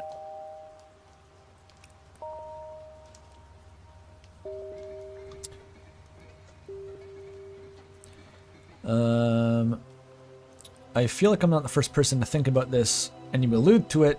The Tale of Hell in the Prophecy panel is shaped like beads, so I imagine it could be linking Weird to hell in some sense, via the symbolism of the hospital bead toy. Number 3 thing that I literally never thought of was the Tale of Hell being the fucking beads in the hospital. I've never heard of this before, but several people have mentioned it independently, so it must be an existent idea. Interesting. I may have had more to say about hell in that case. It's still very, very confusing though, because I was trying to keep the weird root out of this video kind of in general. Just in general.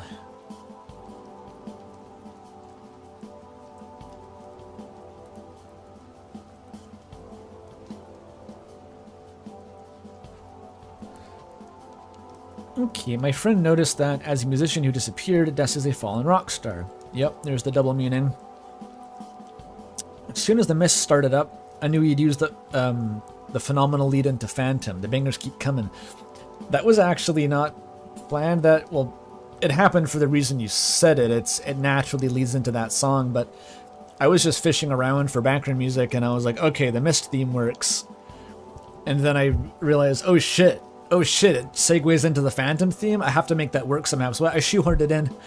It doesn't even match anything I'm saying particularly. I just shoehorned it in. Worth it.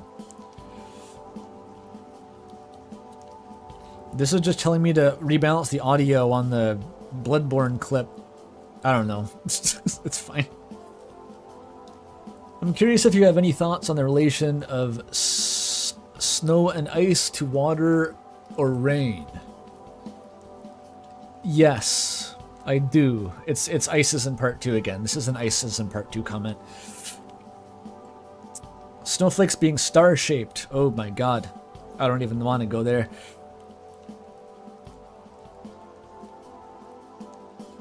El Nino lore. The fact that fucking El Nina is the one who like uses ice and like rain, and that theoretically makes her incredibly lore relevant. That's funny to me. I kind of drew some lines in the sand regarding, like, I think some people asked, why didn't you talk about Tenna as a star reference? He is like a big star and his attacks are star elemental. And like, yeah, I knew all that, but like, I knew that you're not gonna fucking get anything out of talking about just like the chapter 3 antagonist and relevance to the fallen star, dude. Like, that's, I'm willing to bet that's not what it's getting at. Like, whatever Tenna's relevance to stars are is probably not the same thing that the fallen star passage about the creation of the world is about. So I just kind of pruned those off before I even had a chance to start talking about them. I'm sorry. Same with talking about El Nino making weather attacks. Like, the concept of weather itself isn't necessarily metatextual. Why is the Firefox tab crashing? But to be fair, I talked about Miss Mizzle being watery, but that's mostly because of the bitter tear.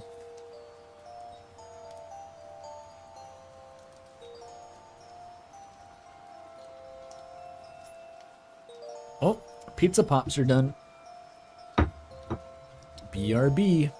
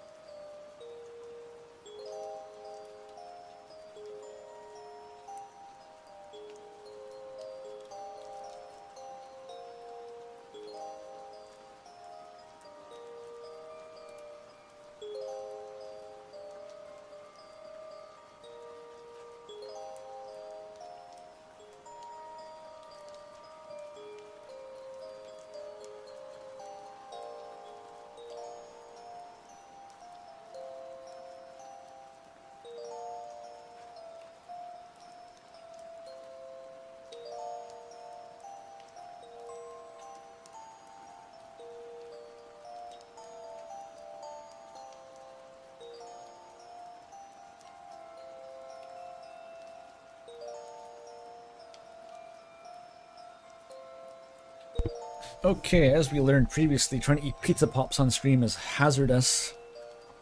They're about 4,000 degrees Kelvin out of the oven, and it's very hard to wait for them to cool down. God, these take too long. Pizza pops take too long.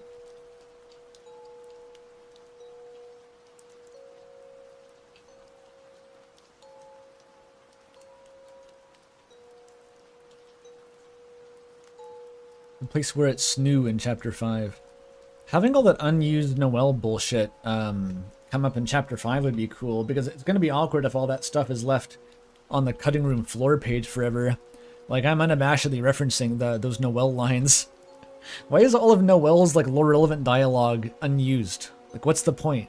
Why have it be in the game, or have it be in the files for everyone to look at, and just not use it? Like, we're all going to use it anyway. Everyone is going to use it. It's confusing.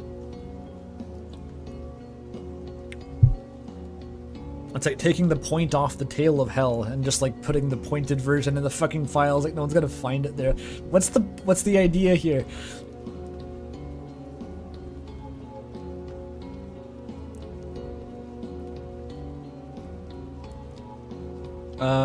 Why didn't you mention ice? Yeah. There's also an unused prophecy panel about cold water falling from the top of the sky. Yeah. I kind of hoped that by using that one Noel quote at the very beginning that I got Shadok to read, it would at least assuage people's worries that I had never even thought of snow. It is the only reference to it in the video, but I was hoping, like, it would plant the seed in people's minds that, like, okay, the YouTuber knows about the snow lore. He's choosing not to talk about it yet. It didn't work, though. It's fine. Yeah. No one else matters. That's a YouTube thumbnail, right? I fucking say, like, Noel's the only character who matters. Who made that video? What the fuck are people doing in these days with Deltarune lore videos? Anti-birth music is good, yeah. Good video. I'm glad people like the music. I put so much... Every video takes more work than the previous one to get the soundtrack for, because I don't like recycling too many songs, so I'm constantly trying to find, like, tunneling deeper into my music library to find new tracks to use.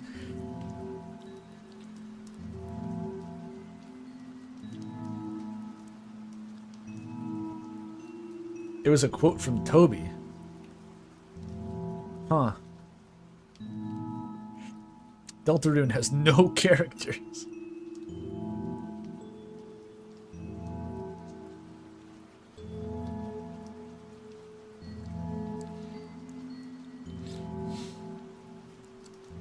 I should be using 2-key music? That's what Molly does. You want me to just infringe on her brand? I've been using the same stream music playlist for like 4 years or some shit. I was watching this with a friend, and they have a minor symbol recurring motif they feel was glossed over. Pain. There is references to pain. Possibility of pain and seizure. It's a goner food option. Thorn ring is pain. Pain is the reason why. Subtextual self-harm. Lorem ipsum docet is about pain. I mean, yeah. There, this I was kind of talking about this earlier. There's a bunch of like minor motifs that like you could probably analyze. It's just like I kind of just arbitrarily picked the ones that stood out to me. So I don't claim this is every symbol in Deltarune. I in fact changed the title not to say everything about. There's going to be ones that I didn't talk about just because these are the ones that I felt couldn't be ignored. So simple as that. I couldn't get everything. This was a typo that I fixed in the full release of the video. Shout out to this guy for catching it. I thought I started baking halfway through the video. No, I thought I started baking, and one that strengthened as the ties between glass and fate were later drawn on. Shadow crystals are shards of glass that move like water and are translucent. Meanwhile, black shard is a chip of extremely hard glass described as nearly opaque. Water itself as a concept is fluid that has the capacity to flow around edges and mold its shape to surroundings, so I've heard. Glass is solid and set in shape just like fate, yep. The only way you can change glass is by forcibly breaking it into smaller pieces, which literally happens to obtain the black shard. Yeah, but it's interesting, this gets muddied again because the breaking the glass of the prophecy murals in chapter 4 doesn't actually break fate. But broadly speaking, yes. Importantly, the shadow crystals end up sharing both of these properties, implying somewhat in that it's the fluid state of fate. An odd in-between state, like water half frozen. Perhaps a physical manifestation of the fate that can be changed, something that has gained shape, but the details have yet to be determined. A plot point in the story that only exists as a bullet on the outline, to be determined once the scene was finally written. Something that can be changed, restructured to fit some new purpose. Maybe. This is why I don't fuck with the shadow crystals, or I try not to fuck with them too much, is because you can say this, and it's vibes, it's okay, it's fine, but then it just kind of coexists with 100 other interpretations of what the shadow crystals are.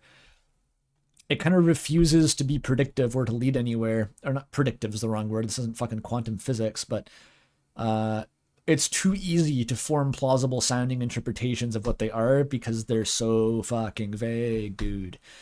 So fucking vague, dude. The music stopped. There we go.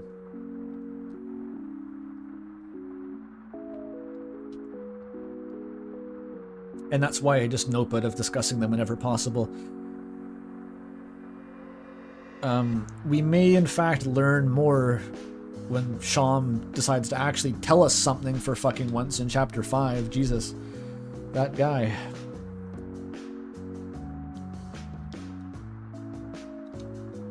Okay. Sleep is much less important than watching this. I hope that person is okay.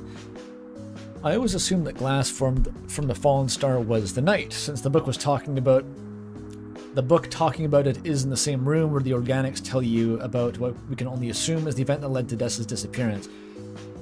Maybe if you conflate those, but you could just as easily read that as the fallen star being Des herself, right? That's the same evidence implies that alternate reading as well. Neither of them implies Gaster, and that's what I gotta argue for now. Ooh boy. I imagine Des being sort of reborn from the bitter water, like how Azrael was reborn as Flowey from the dusty soil. The night seems to be the main source of shadow, glass type things. You could interpret it as that. So fun fact, when I started scripting this, or not even scripting this, I was writing my notes document to try starting the script of this. The first thing I wrote down, because it was on my mind, was like trying to nail down the logistics of shadow crystals and how they get distributed, where they come from, who has access to them, the timeline of when Jevil met the Knight, all that bullshit. Because it is surprisingly hard to nail down, even insofar as just whether like Jevil got the shadow crystal from the Knight. That seemed obvious to me. Then Molly argued with me about it, and it became clear that it wasn't obvious. Eventually I gave up because I couldn't find any actual evidence that would make or break a case one way or another. So that's just kind of dangling forever now. I still don't exactly know the best answer for like who gives out the shadow crystals. Did they come from the Knight? Did the Knight get their shadow crystal from the same place as everyone else? Is the Knight made of shadow crystal? Does the Knight cry tears which then turn into shadow crystals? Because the one that Spamton gets, it just appeared in a fucking robot from the hopes of Mettaton. Like, did the Knight come and put it in a robot because it knew that Spamton would come later? Why? What's the point of that? Doesn't make any fucking sense. Spamton is the pattern breaker in all cases, so I've basically, even from just a logistical angle, noped out of trying to figure out how shadow crystals work for now. Oh look, we got $10 from Cooper Maxwell, thank you. The reason why Satan is called the Morning Star and the Lightbringer is because he was tied to Venus. Yes, I've heard this. A star that appears only at the end of the night before the sun comes and day begins. It's all astral necromancy. You look back far enough, oops, astral necromancy. I won't elaborate, and I don't know what that means for Deltarune either. And another $5 from Lignagaric? Something. Cool name. $5 though, thank you. Chances of Chapter 5 Shadow dropping at Summer Games Festival next Friday? I'm not a fucking betting man when it comes to Deltarune. Toby does whatever the fuck he wants. I don't get it. I don't get it. Anything about that man. His development timelines make no sense.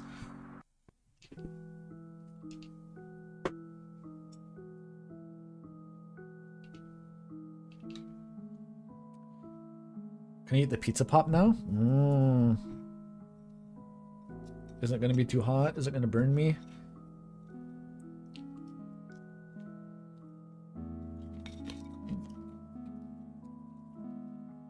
Yeah, the answer is yes. It's pretty hot.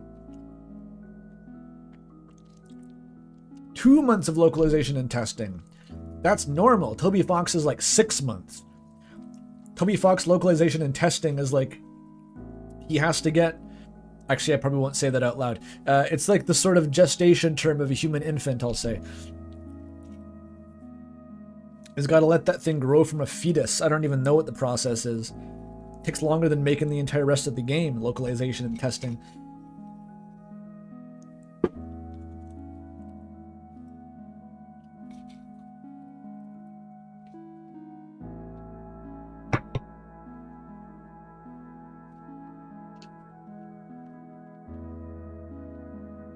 It's like Greenland sharks, whatever the fuck that means. Exactly.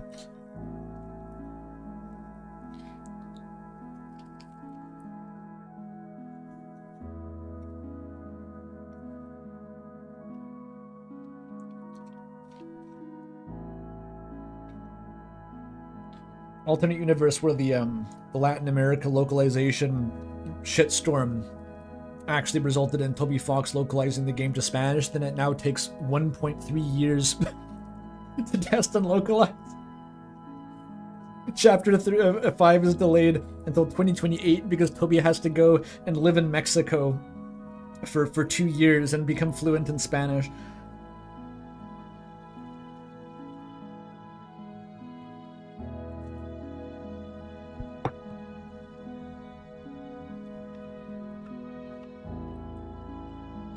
Greenland sharks are pregnant from 8 to 18 years. Fucking absurd organisms.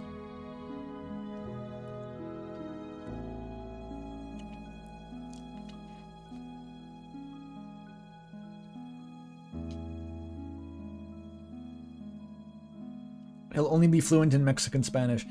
Isn't the meta you learn Argentina Spanish? Because all the localization gets done in Argentina for some reason. I feel like I've heard that.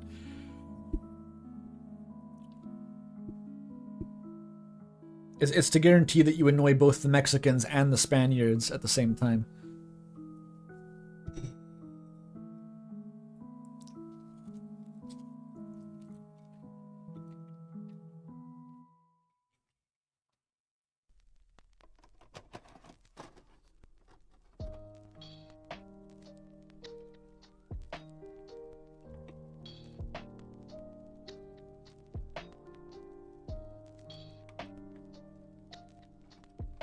Okay, I should keep reading.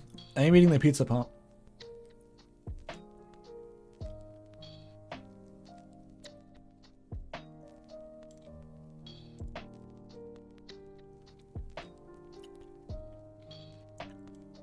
As I mentioned, the night is uniquely tied to stars, which I don't believe is true for the prophecy. Connecting the night to the fallen star passage. Yeah, even within this, though, it's strange to assume that the night is what emerged from the water itself when it could just as easily be the thing that cried the tears. I would prefer Des being the fallen star over being directly created by it, necessarily. Okay, watching, I have some, but Andrews, I want to get out of the way, because your own video makes me believe the stuff so much more strongly. Oh boy. Well, to be fair, there is just two. Isn't the angel clearly the player? You get right to the edge of saying it. Well, I've talked about this in depth already. The angel is the player, and also Noel, and also Gaster. And probably also some fourth thing I can't even think of right now. Like, if I verbalize the angel as the player, I gotta verbalize everything else the angel is, and then I don't know, I get very confused and sad.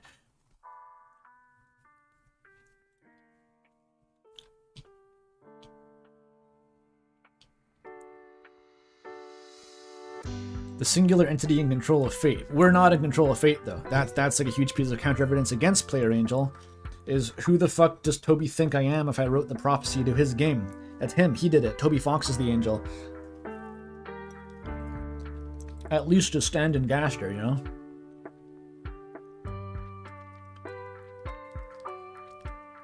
They got more angels in here than the 7th Chachal.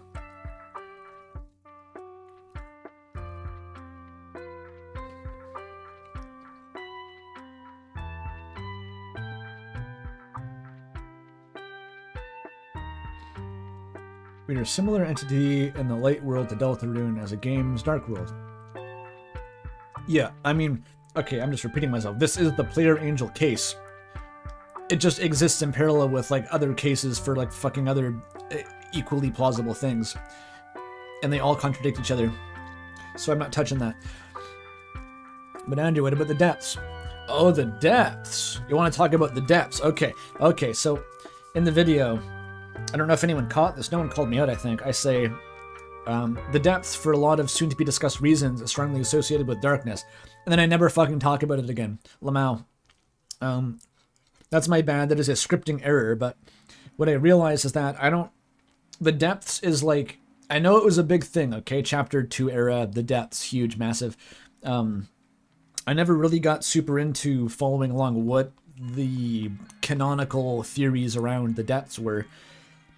But approaching it from, like, as close to first principles as you can get, basically, just kind of off of what I could muddle out with this project, I came across, you know, image depth, references to deep water, and, like, at no point did I really feel a compelling urge to define a specific plane of reality or something, a location called the capital D depths.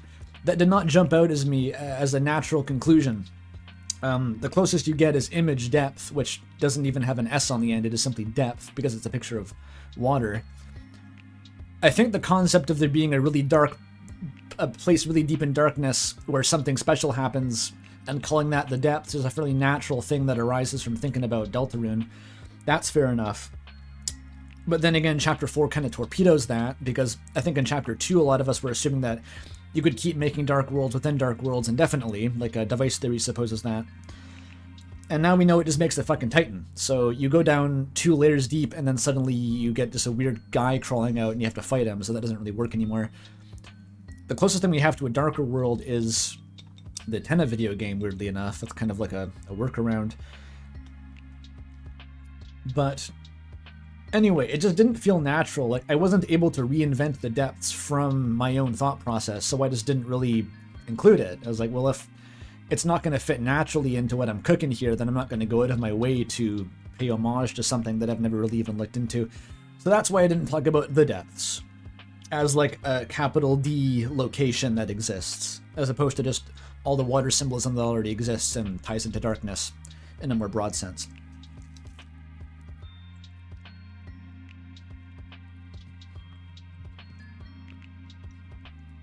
Nom nom pizza pop.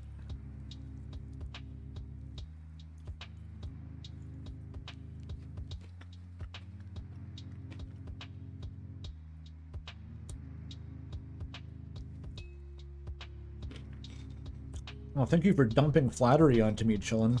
I enjoyed that. But also, I wasn't apologizing. That's just how this shit goes.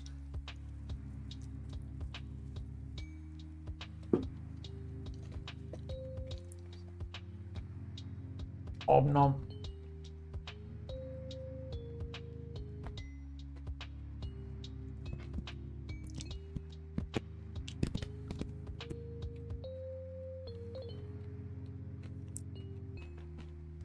Oh, you cut your own comment. Nice.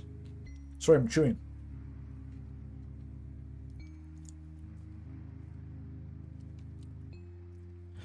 Okay, basically, if you want to recap, I said that I didn't touch on any of the angel theories because there's as much evidence as there is for Player Angel. I know all the evidence.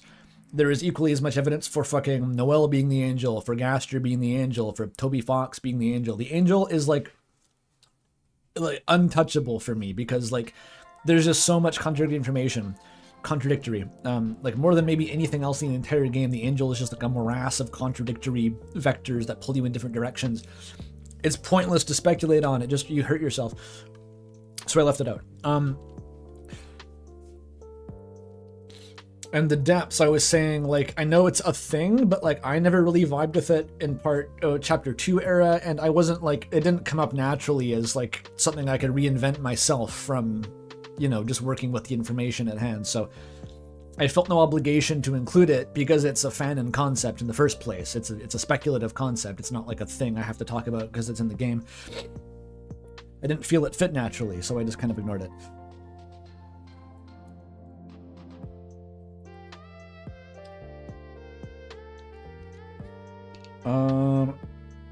All in all, great video about the Patreon for this. Thank you.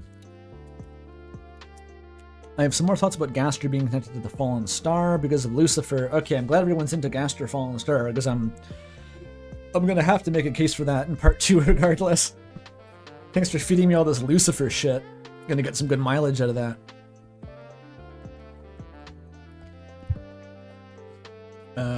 Yeah, radical.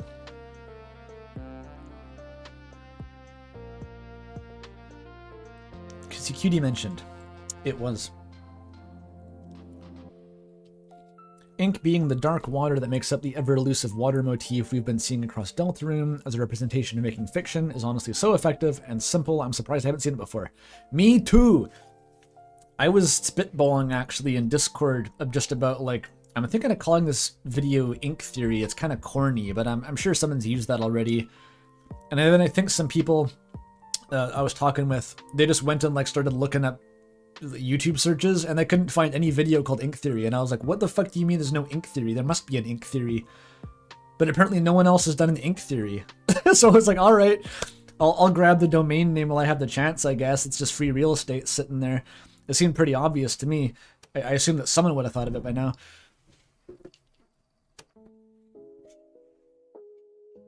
I know it's a Splatoon band. I had a line in the script where I made a joke about that, but it didn't make it into the final version. I felt pretty self-conscious about doing the whole, like, name theory thing. I've often kind of found that to be ostentatious. Obviously, device theory gets the pass because, like, it's fucking device theory, right? But to me, if you want to call something, like, a named theory, you're kind of comparing yourself to device theory. You're saying, like, my shit deserves a fucking name because it cannot be summarized. But really it can't. Like, the shit that I'm cooking, I came to realize, like, I can't summarize this. This is beyond a topic. This is an interpretation of the game. So it gets a name. That's it. It gets a name now.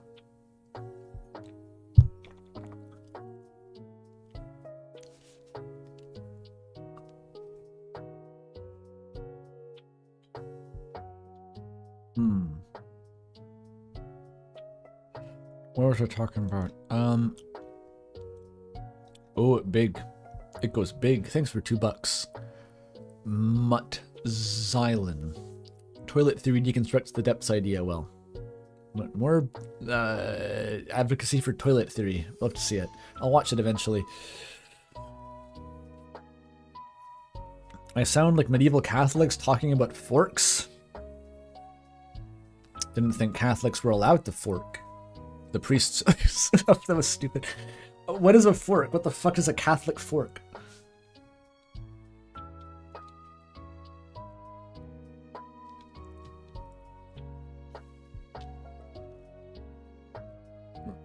Someone's going to explain this eventually. Do I prefer Coke or Pepsi? I don't really drink soda. When I do, I usually go for like this local brand of root beer, which tastes like wintergreen and pepper. It's cool.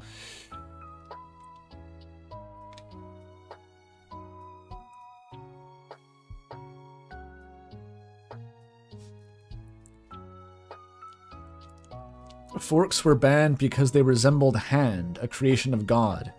Catholics, like, actually forks. They banned forks because it looked like... I guess you had to be there, okay.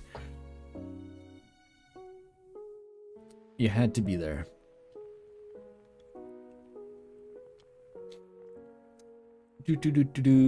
Dark water, the mix of the ever-elusive water motif we've been seeing. Yeah, okay, I stopped reading this really quickly. Deltarune has been so loose with whatever water is meant to represent, so seeing someone actually make a solid tie-in is nice to see. Yeah, water's everywhere, but I think that is because it is effectively darkness. That was like one of the main stakes I wanted to drive into the ground in this video, is like water is darkness, basically. Like, I'm just going to treat them like they're the same thing and see what happens. And it seems to be pretty productive so far. You get some good stuff out of that because they're both linked by the concept of ink being a creative medium.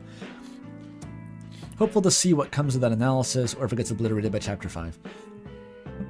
I don't think it's going to be obliterated. I'm just kind of worried about how much I'm going to have to shuffle around, basically, or if how much is going to be rendered obsolete or just not interesting based on, like, even crazier shit could happen in Chapter 5. That's what I'm worried about.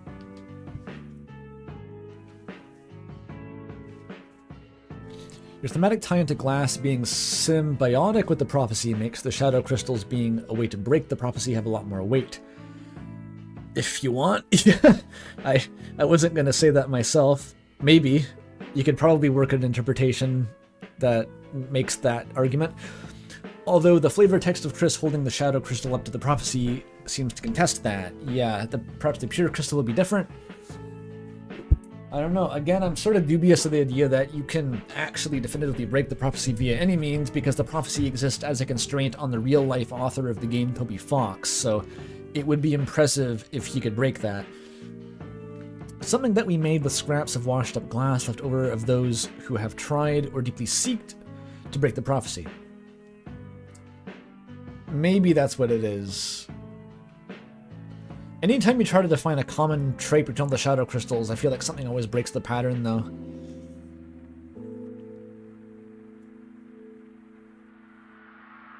Because that implies the knight was trying to break the prophecy. That might be some deep Death lore, but yeah. The point is, I don't really want to wade into that right now. Heaven representing pro-prophecy and hell being anti-prophecy is the way I would see all three of those theological aspects connecting to each other. Hell not having much to grab onto in terms of symbolism or meaning is definitely a frustrating aspect currently. Weirdly, I thought there'd be more. The knee-jerk reaction is to tie all that into Image Friend, but when I actually think about it, a lot of it is fanon and wild speculation that is very weak foundation. I mean, you're not wrong. I kind of find Image Friend funny, because Image Friend is important, I think, and very interesting, but they've also kind of become the new Gaster turtleneck, where like everyone is simultaneously agreed on a bunch of bullshit about Image Friend that like doesn't seem to have an actual ground level source that you can find. It all just references previous people also talking about it, like stapling Image Friend onto the Tale of Hell, which also has the point, which also has fucking ERAM on it. Like, it just kind of gets conflated together. And obviously, Image Friend is connected to ERAM because ERAM summons them during the boss fight. That's true. It just seems like they fall into their own very kind of sterile little bubble at the moment. Like, there's not much that really pierces that veil into the ERAM Friend Tale of Hell little zone. Strange.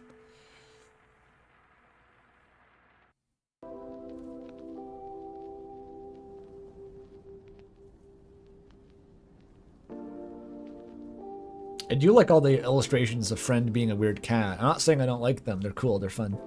It's just, yeah, I tend to get nervous when I can't touch the bottom, basically. If I'm swimming around in the theory pool and I can't find where the fucking ground truth is with my toes anymore, I go back to the shallows.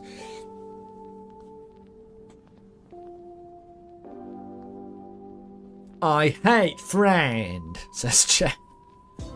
Signed, the Friend Hater.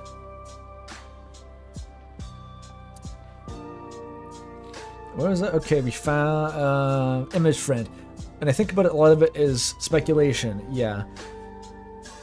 Gaster is anti-prophecy, probably. He has ties to 666 and all that. Image Friend has to tie into shadow crystals. Right, because it's in the basement and also in the chapter 3 kind of shadow crystal route. And most of those related to shadow crystals want to break the prophecy. Or at the very least, aren't for it in some respect. Yeah, maybe. I mean, there's the sense they are. That could be a misinterpretation of their actual common trait, though, is like freedom, right?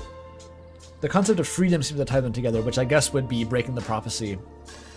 But maybe it means something a bit more specific than that. It's hard to actually nail down what the common trait is between them. Image Friend has some tie to shadow crystals, and most of those related to shadow crystals want to break... Oh, I read that. Already $10 from Ink. Shoutouts to Ink. Thank you. I don't know if you've discussed this yet, but given the connection you've made between light and hope in the video, I was curious what you think of connecting darkness and dreams. Ah, there it is, yeah. I talked about this earlier, where I did very much just not consider that there was a potential connection between dark and dreams. Now that it's been brought up, it does make a fair bit of sense. I like the reading. I was previously just kind of conflating dreams and hopes so closely that I wasn't really thinking of them as even being separate, which was the problem. But yeah, darkness being dreams checks out pretty much in all respects.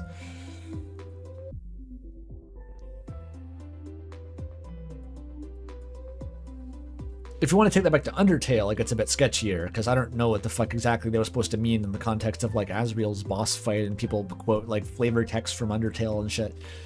I don't know if I want to go quite that far, but broadly speaking, darkness and dreams seem to be quite similar in vibe.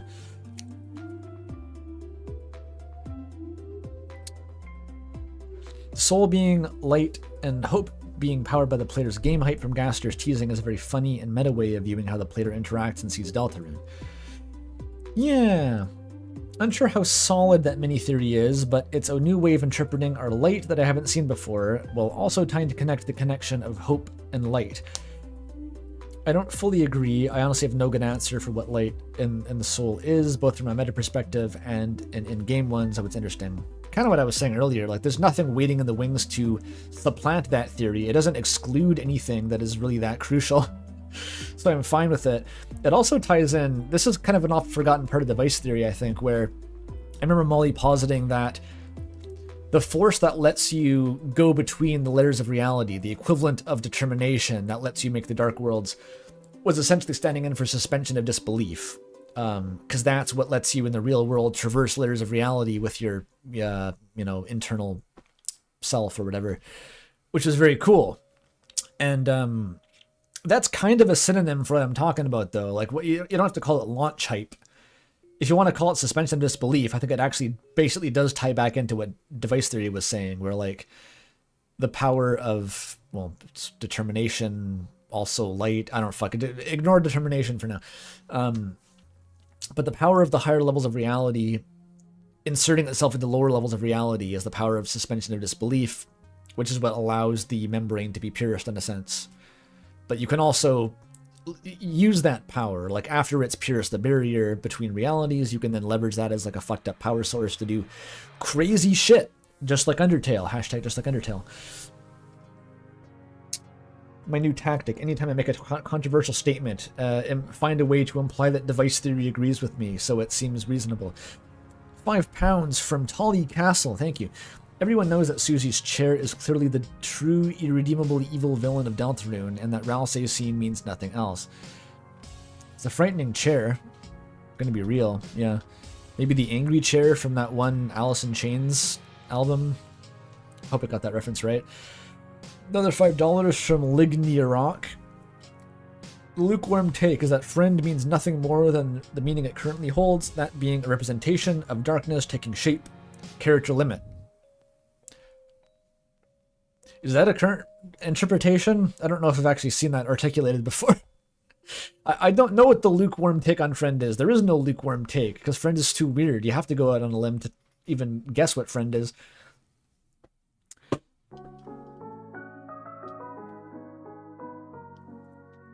If you leave a comment right now, is there any chance it'll be seen? Fuck no, dude. Not even a little bit. There hasn't been a chance for like the last 5-6 days, probably.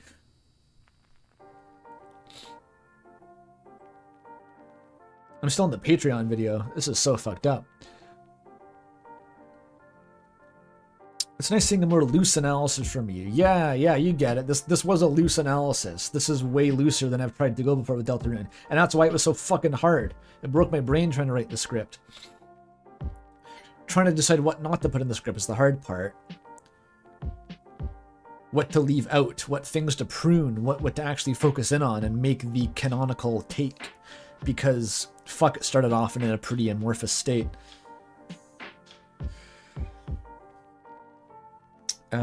Some definition of the more abstract symbology present within Deltarune.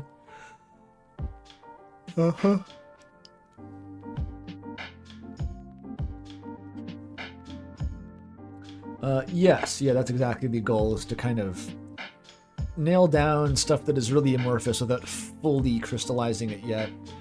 Part 2 is going to be a bit more in the vein of actually crystallizing it to a digestible interpretation, but even then, you got to start somewhere. You have to grind the symbols down into some mid-level takeaways before you can go further. Okay, let me eat my next pizza pop. It's getting cold, probably.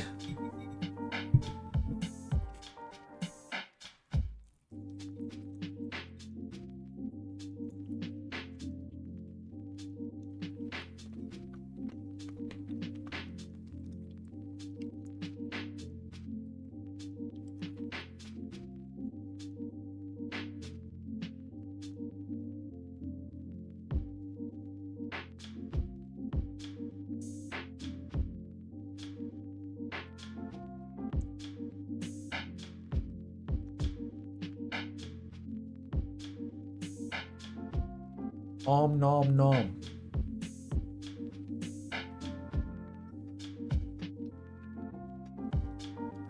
Damn, we're down to only 960 viewers. How the mighty have fallen. Look upon me, ye mighty in despair, etc.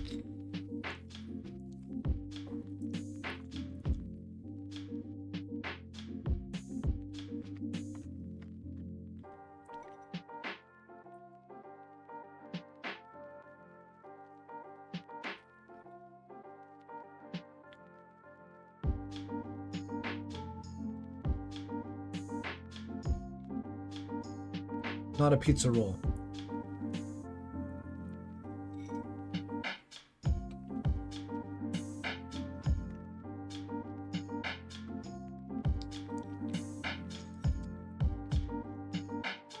I only know pizza rolls because Mr. Plinkett talks about them. Can you have one? I ate them all. I ate both of them.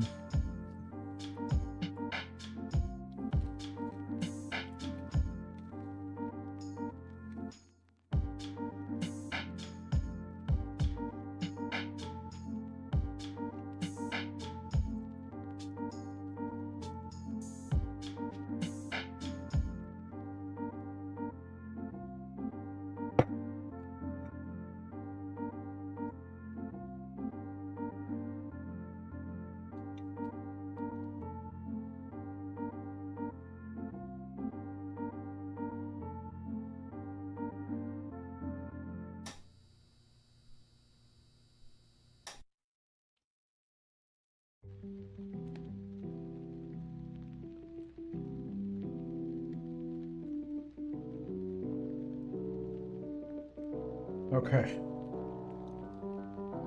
I ate it. Let me drink some water.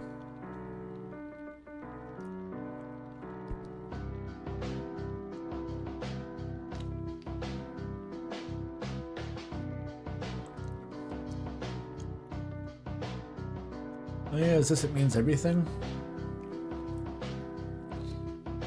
Classic from the Amori soundtrack.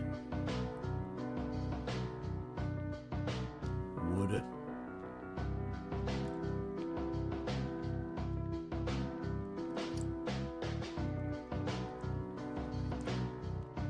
I have any more gifts? The stream is kind of feels empty. Let's put some shit in here. There we go. Yeah. There we go.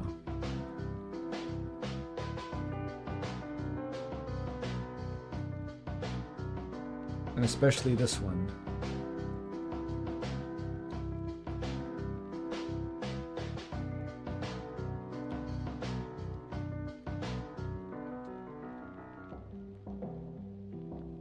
Do I have a... Oh, nice.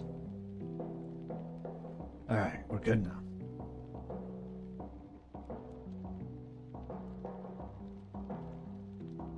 Where's the Toho girl? Where is she? Oh, there we go. She's still here. How's this, right? That a good spot? Perfect. Looks great.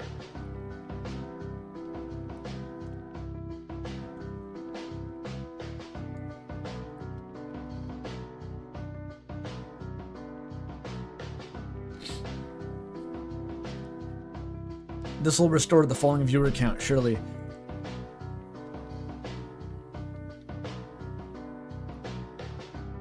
Okay, moving on. Tried to sub on Patreon, then realized you were already subscribed. Ah, classic, classic. Pretty funny. Oh, I didn't fully crop out the recommended feed. Shit. You can see how to drink poking out here. It's okay if you can see a little bit, whatever.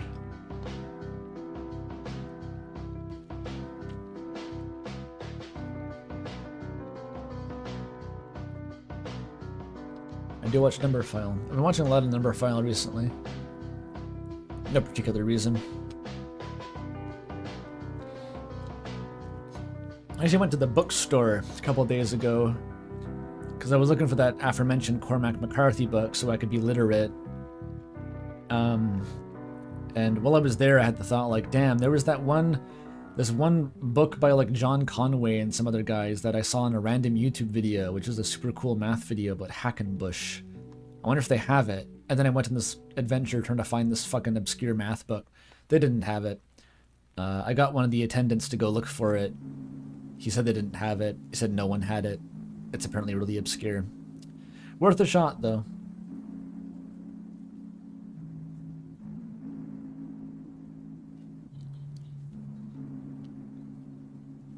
Stop looking for chud tubers. I don't watch chud tubers, okay? You won't find any. It's actually fucking mint over here. We got John Boyce. We got Folding Ideas. We got that one slop channel who makes Breaking Bad recaps, but they're really well made, so it's okay. How to Drink. Number File. We got... Oh, Andrew Cunningham. He's good. And that's it, basically. They're all just recursing after that. Do I prefer physical books? I barely read anymore, dude. I'm trying to get back into the habit. I like physical books because that doesn't give me fucking eye strain. It gives me something to do besides sitting on my computer and like crippling myself. It's nice when books also like don't do that. And I can sit on my couch and drink a gin and tonic while reading them, and it makes me feel very educated and literate.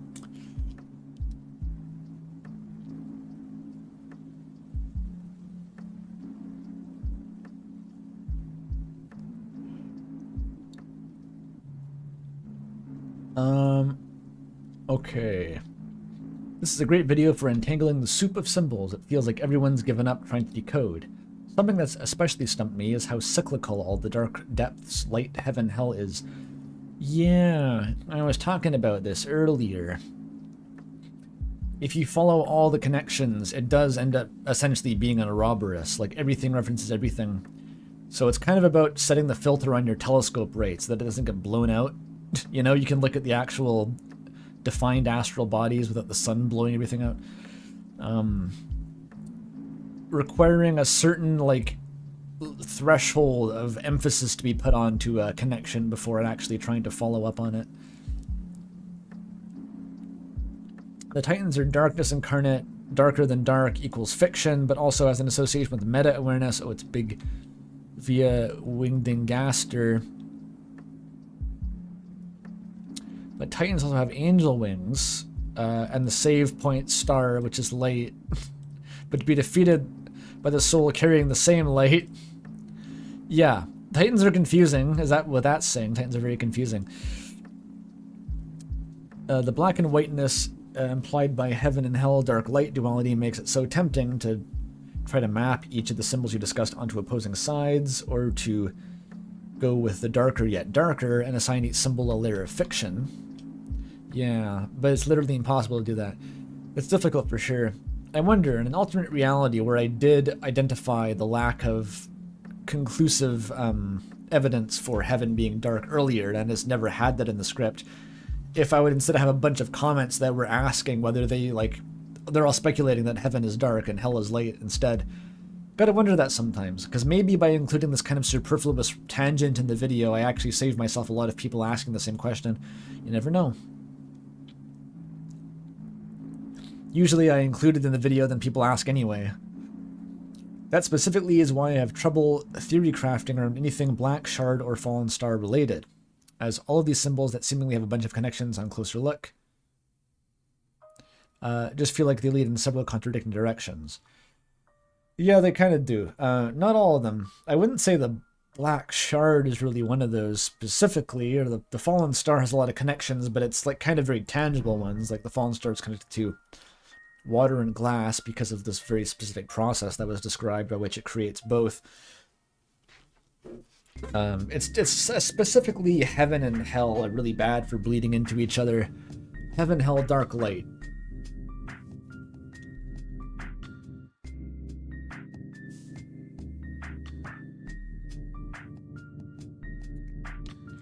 The only thing I personally made of this, we're thinking hour 7 on the comment response stream, it's only hour, not even hour 4, is that all these things are supposed to be an endless cycle in the meta-narrative. Specifically, the depth, water, dark, fiction, light, heaven. Oh, it all goes in a loop? I don't know if I go that far. That seems like a self-annihilating idea. Like, just set yourself on fire at that point and jump off Minas Tirith. In the world of Deltarune, in the context of the Dark World, it seems like it's possible for something to become so dark or fictional that it circles around to being real. Does it? Like the Titan you're saying? Because I don't know if the Titan is implied to be like... Well, I mean, I guess it gets light on it, but... Yeah, maybe if it affects the light world, if that causes the roaring and destroys the world, then that would be affecting reality. That's true.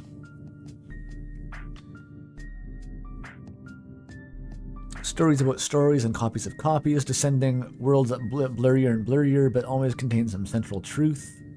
The prophecy. Until the layers get so deep and gloopy that this universal truth is all that's left. Sounding vaguely Jungian now.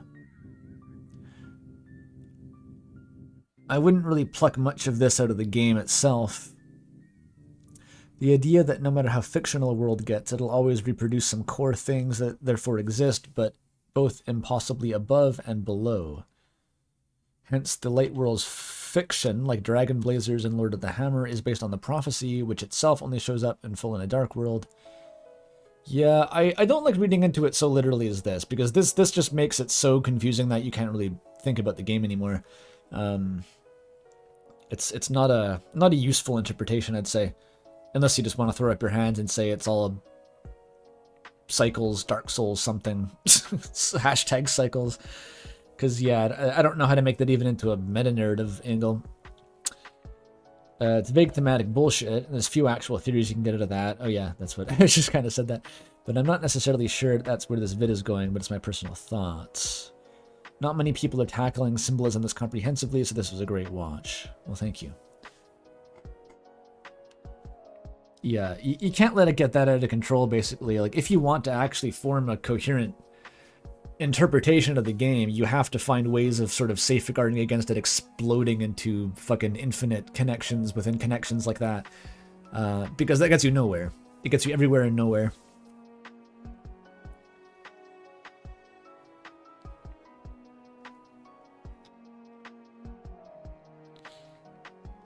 I feel like the start was written with the snow symbol in mind, but it never came up again. Hey, someone noticed. You want to know the actual reason that line was included? It originally wasn't in the intro because it was unused, and I didn't see how it exactly fit in because I knew I wasn't going to talk about ice in the video. But then I was talking to some people who wanted to do voice cameos, and I'm like, who do I want Shattuck to read? I'm like, obviously I gotta get Shattuck to read the deer character. I gotta let her read the Noelle line, right? So I just kind of shoehorned it in there. No regrets. But it is the only time that ice is mentioned.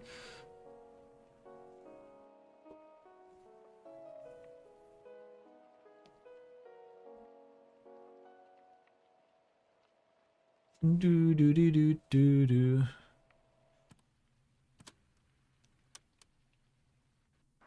Something to do with the holidays. Yep. Yeah, it sure does have to do with the holidays. Something I was surprised didn't get mentioned was the line from the organics lead up to the egg room. Why does the angel make its cry? Yeah, that's part 2 bullshit. Still, everything to do with like Gaster and the Conch and the Forgotten Man is going to be in part 2. Another casualty of the 2-part format.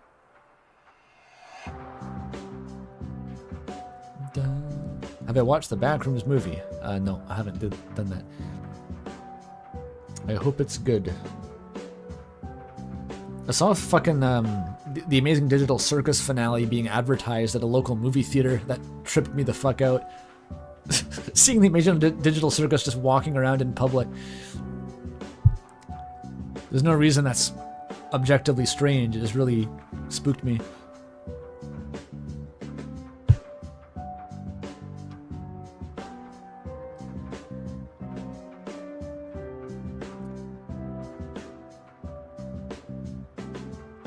Yeah, that's all about the Angel's Cry. Hashtag part 2.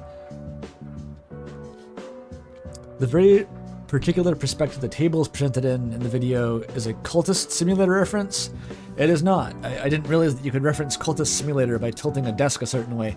The particular angle is in fact a stock image that I found on Google Images. I spent a long time trying to get the most vertical top-down picture of a desk possible. Funnily enough, not a lot of people take pictures of desks from the top. They take it from like the side usually. That one was a drafting table actually, which is already tilted at like a 45-degree angle. And so that's the best I could do. So I took that and I combined it with the bottom half of the Resolute desk, the President of the United States' desk they have in the Oval Office is the bottom of that. And that's how I made the asset.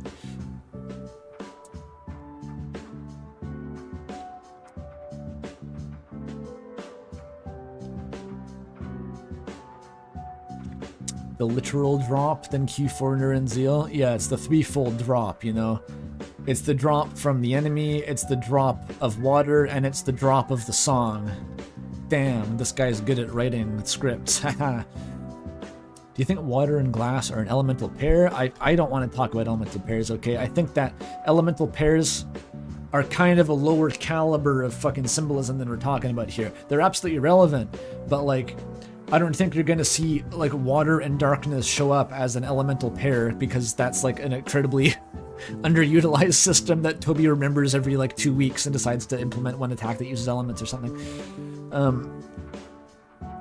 It's not the ground truth.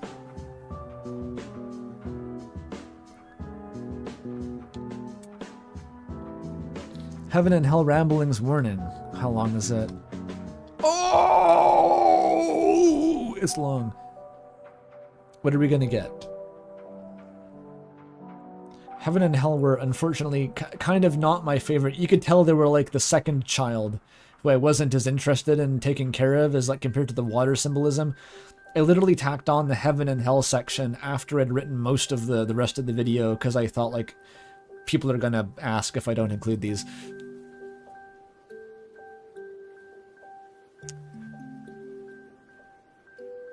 No, writing out theses in the comments isn't a Patreon thing. People do that in the normal video. Even worse, usually.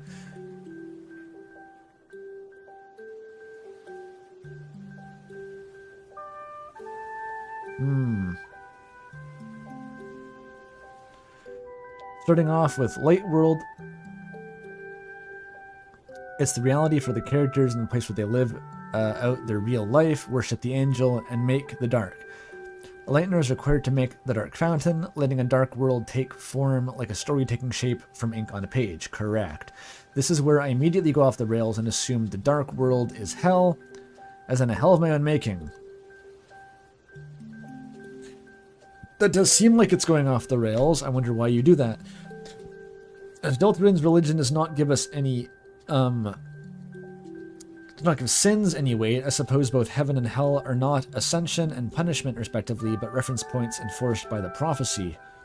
I jumped the gun to call Dark World hell because of Jevel's lines, soon the queen bubbles from the blah blah blah. Yeah, this is chapter 2 territory, the chapter Onion goes to investigate the song from the depths from which hell's roar bubbles.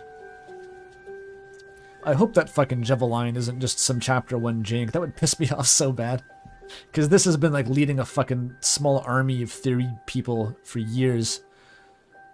They're all behind this banner, and like I was expecting there to be more about this, and then I looked and like Jevel's basically the only person who ever references Hell in the Depths together. It's fucked up. It's never mentioned again.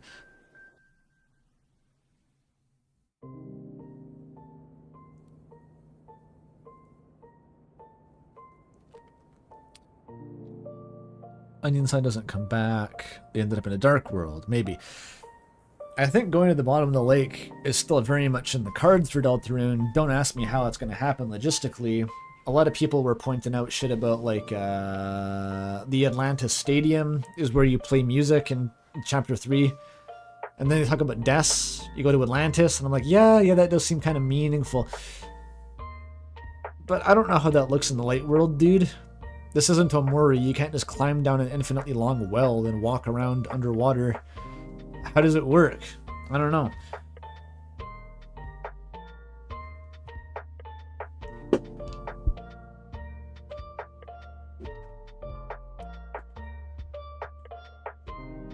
Second half of the pie. Heaven. The intro to the game nuked me after 8 years when I thought about it for 10 seconds. I'm taking a leap of faith and saying the angel is a god we won't ever actually see, as the player slot is taken by the soul. I mean, I agree with that. And I think making us both the angel and the soul makes no sense. Well, you're also ignoring all the other 10 candidates for angel, but the actual point, the legend and the prophecy both tell the story as it follows. Light and dark live in harmony. Too much darkness causes the roaring. The countdown to the Earth's expiry begins, and the heroes appear at world's edge. Yes, we're banishing heaven by sealing the dark. Maybe. It's unclear what the angel's heaven is or how you seal it. Assuming that it's a dark fountain is one way of looking at it, potentially. Hell is the angel's heaven? Well, you just kind of decided that dark was hell. I guess that's the Jevil dialogue being leveraged. But why does the depths have to be hell? Or no, why does the depths have to be the dark worlds? Because the water connection?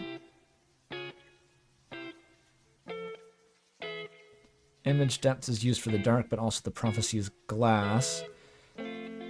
By the way, I never actually addressed this in the video. I'm assuming that image depth is showing up in the prophecy's glass just as a reference to the fact that it came from the water in some sense. I don't really have anything more eloquent than that. More specific, rather. It just seems like it's a symptom of the glass arising from water ontologically. It's a bit weird. Yeah, this is Oyasumi. Oyasumi, Oyasumi, close your eyes and you leave this dream. Good shit. Giving dark a heavenly affinity. What does this mean for Spamton's desire to reach heaven? See, this is what I what I mean by the freestyling on it. You can do this for fucking ever. You can just keep jumping from link to link and connection to connection. Like you're like a fucking electrical impulse in someone's neural network, right? But you don't necessarily get anywhere doing that. You have to zoom out and consider like what the patterns are rather than just like jumping at the first connection, because otherwise this is just going in circles. It's not going toward any particular point that I can tell, and it's very confusing. And I often end up, you get stuck in loops like this. When I was writing the script, I kept getting stuck in loops like this in my head, and I'd be like, what the fuck do I even say about this, dude? That's why it was so hard to write. Ralsei will be there, so we're banishing heaven by sealing a fountain in the light world as if it was a dark world. Why are we assuming it's a light world if Ralsei is there?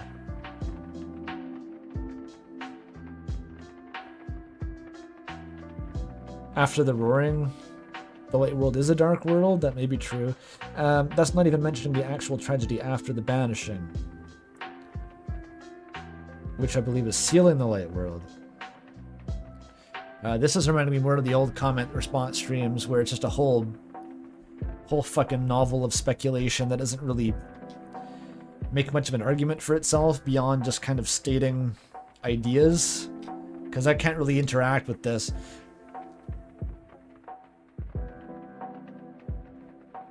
Generic story of the ancient prophecy activating only in a small town, sending the heroes on a heartfelt journey and eventually confronting God, with a bittersweet ending, sealing the light world. What does that mean, though? Like, sealing just the game ends? That classic idea? We seal our own dark fountain into Deltarune's reality? That is the ending of Undertale again. This was the Gaster comment all along. Okay, what's Gaster doing? In which I say he summons the soul to create a new future, a way to turn the ending he didn't like on its head and kick the angel's ass. I mean, that's now tying into the white pen of hope shit. I kind of forgot to mention this earlier, but yeah, the fact that Gaster introduces the soul, which is the power of light, which is the white pen, which creates the new future, to me that suggests there is going to be a roaring, and our job is to sort of create something new after that, out of the flood of darkness with our power of light. Would be cool. Kind of hype.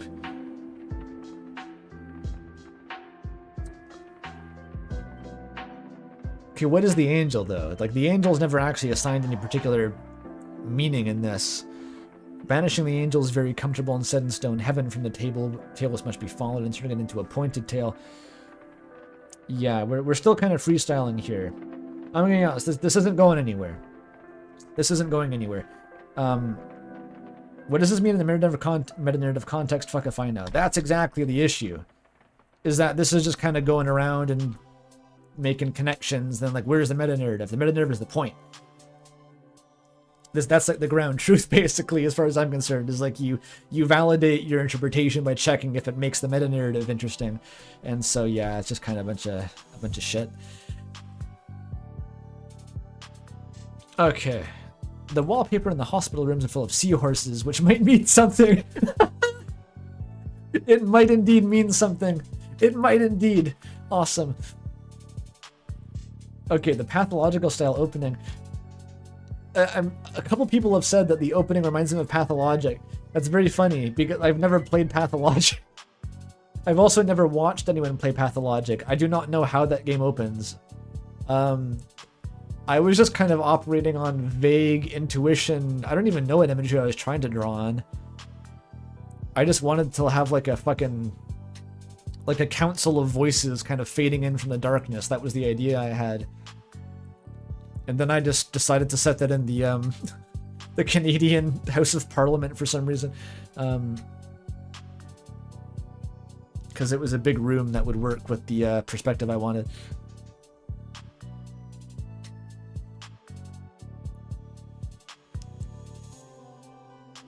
Yeah, I guess it's like a theater performance, kind of, yeah. They're saying their lines, basically. Heart the seahorse comment? Sure. Oh, and stars. Wait, there's stars in the hospital? Wait, I didn't know that. I remembered seahorses, I think. Where the fuck are the stars in the hospital? How many walls got stars on them in this game? Are they in Rudy's room?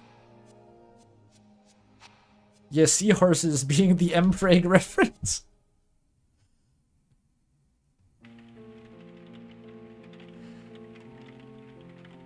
They're in both rooms. Well, okay, at least it's not just one. That would be spookier.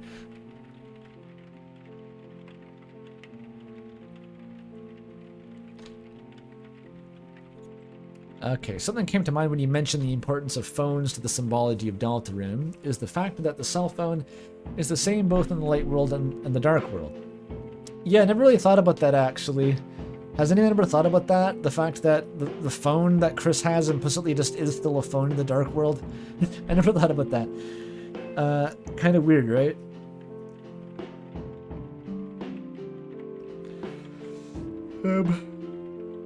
Yeah, the only other item that doesn't change is the black shard, and that is true. It doesn't help that we don't ever actually see the phone in a physical form. It's just the concept of a phone, so it's very easy not to think about. But yeah, that's weird.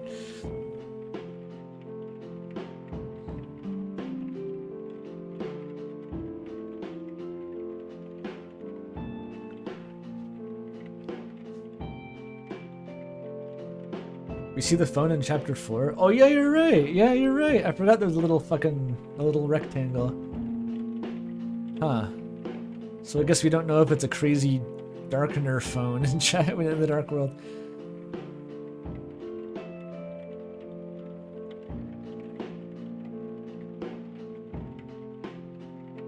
The night is the phone? Okay, if we're gonna go down that route, you have to now explain why Crystal has the phone. Alright? Has anyone tested whether you're able to use the phone when the night is on screen, like in chapter 4? Because you... This is stupid. But who was phone, dude? Jesus Christ. The night literally being a phone is the logical extreme of that fucking rant about the Ring of Heaven's call and Spamton's phone. The phone in the back of Spamton's job, that was the night. That's where it was in chapter 2. It was sitting there like Gmod prop hunt. Okay, we got $6 from Liars Mice, something. Thank you. Sand and its relation to glass is creation. Obviously, a more nebulous than real-life chemistry, but beaches and water, ice, opaque glass, sand, clear glass. What do you think? I don't know what you're asking. I don't think sand has been a relevant symbol in Deltarune. Like, it comes from the water, so that's going to be a beach, so there's going to be sand there. That's kind of how it works. I don't know what extra meaning you can extract from the fact that sand exists. You can make glass out of sand, but it comes from water in this case, so it's probably not made of sand. Sand Undertale.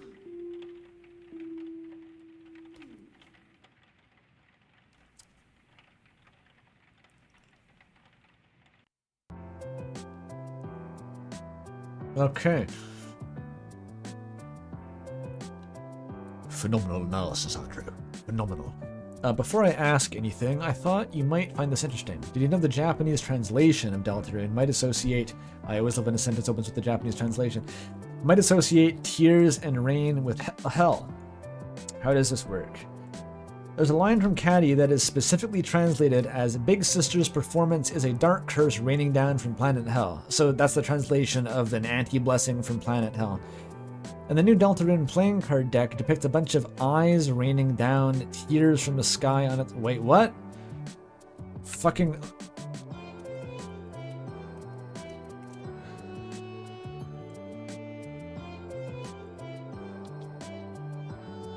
Yeah, it fucking does. What the fuck, Toby? Why is that? Look at this shit. How fucking blatant is that? It's the crying darkness. I've never seen this. That's actually lore relevant. That's actually relevant.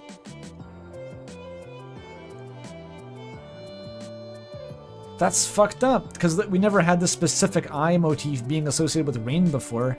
That's like completely new.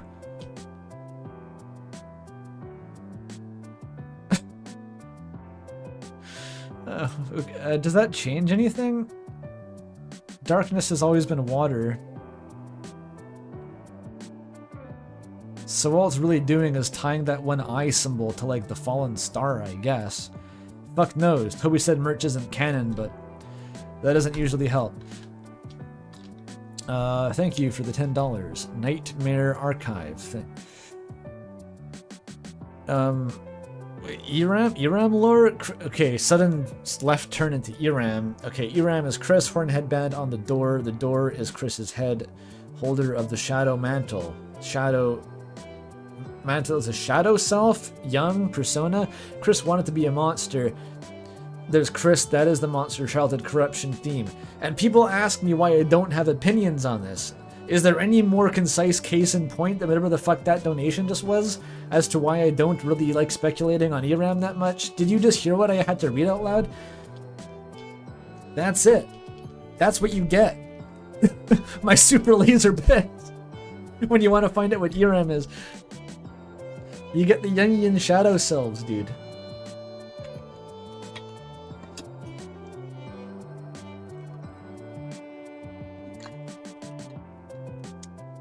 I do actually think, and this is probably going to be in part 2, the headband door has relevance. I think that the backstage game in chapter 3 has like 3 nested allegories in it. It's fucked up. It's got the Snowgrave Root allegory.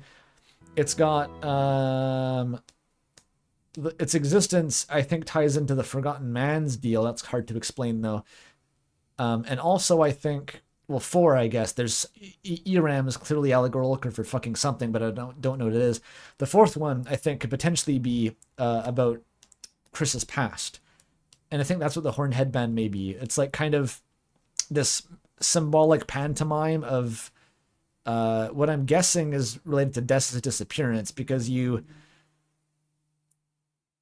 go through, is it the headband door then into the shelter? I'm going to struggle to articulate this without being able to like reference sources and stuff, but it involves the Northlight thing, because the one time you see the Northern Lights depicted in the game is in Dessa's bedroom, and that's where you obtain the key to the shelter. So I'm thinking, okay, this could all be a big symbol for like Chris as a child sneaking into Dessa's bedroom to obtain the shelter key from the guitar or something like that. Or not even sneaking in, maybe they were in on it. Maybe Chris just remembers going in and hanging out with Des in her bedroom, and she had the shelter key, and then they went to the shelter, and then something fucked up happened. Then like the horned headband door is like the it symbolizes like returning to Chris's past or something. I'm going to try to work something from that and articulate it, but that's all I got for now. The music.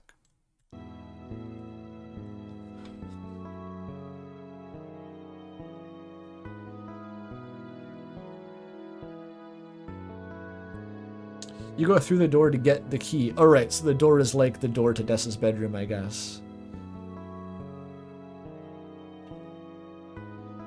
Or maybe not literally that, because the door to the Ice Palace itself might be Dessa's room. That's Northern Light.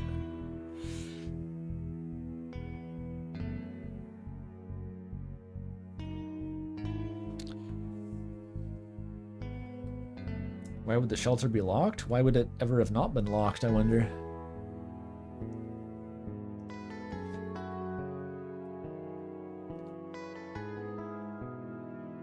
We don't even know why the shelter was built. I don't think it was actually to use as a shelter.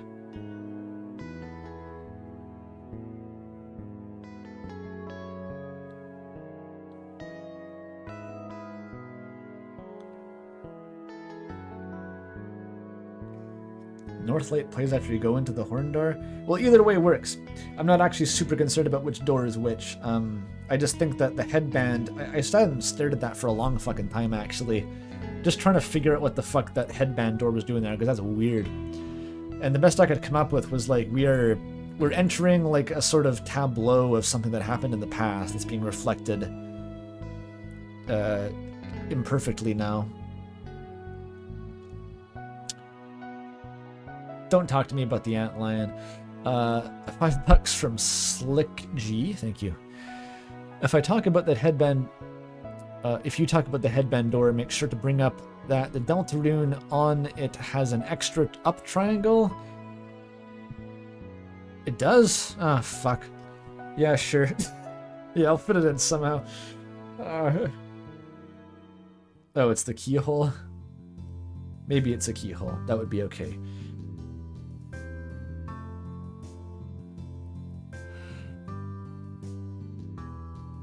Oh, Jesus Christ. Where am I?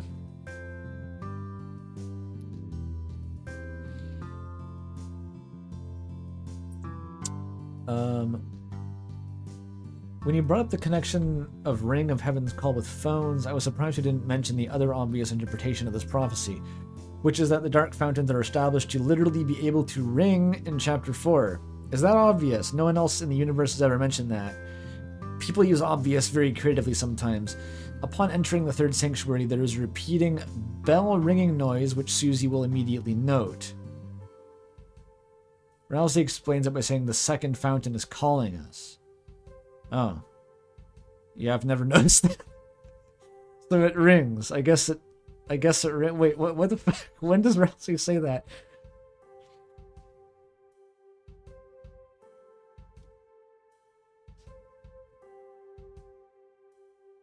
Yeah, that happens. Oh. Oops. It's the third sanctuary. Okay.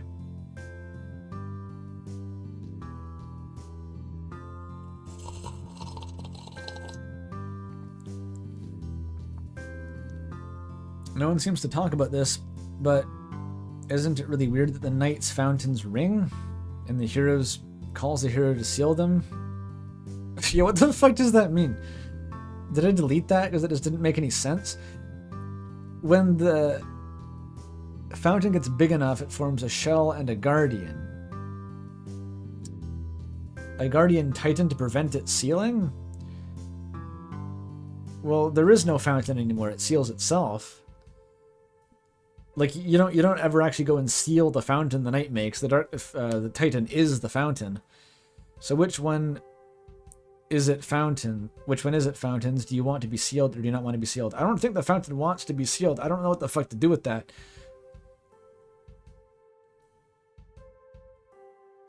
However, I do think your phone reference is on point. The circle under the Ring of Heaven's Call prophecy is supposed to be a rotary dial. It could be. It could also not be. And I think it would still be valid either way. Okay, point B. I didn't see anyone bring up this exact point, but I'm very curious to hear your thoughts on the symbol of ice. Oh yeah, there it is. Oh, but corresponding to making. I forgot about that. You've been making, haven't you? That's a blast from the past, isn't it? We've been making ice? Is that the implication, like a fucking freezer? Why making is both used in the context of freezing enemies in the Dark Worlds and creating Dark Worlds. Well, one is the normal use of the word making, and the other is Spamton being weird. If we're gonna... Okay, you want me to catalog every time someone says make in the game? Because we could do that. I don't think it'll help, but we could do that. Dark fountains aren't the only thing you can make. It's a very common verb, one of the first ones you learn to conjugate when learning a new language. Faire, etc.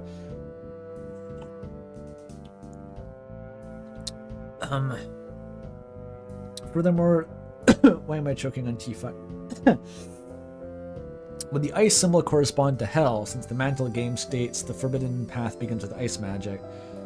Is hell the forbidden path? Like, that's a reference to the weird root. I don't know if we need to go out of our way to make that something like more cryptic than it is.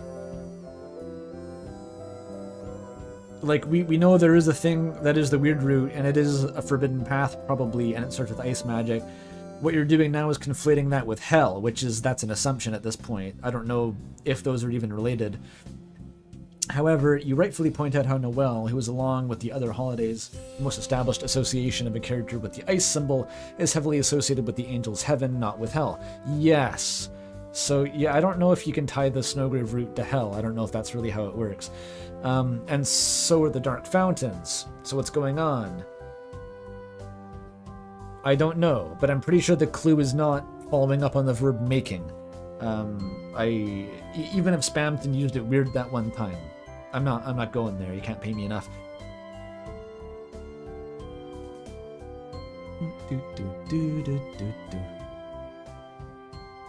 Intransitive making is very wacky. You're not supposed to use it like that, Spamton. Don't you know grammar?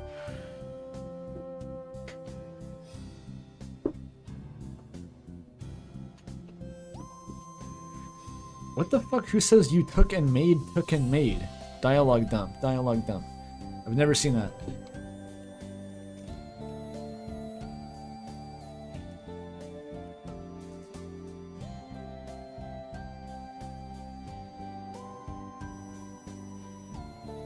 What the fuck is this from?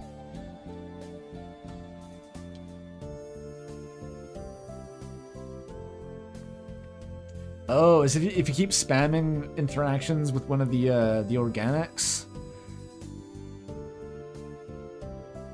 I've never seen this dialogue before, what the fuck?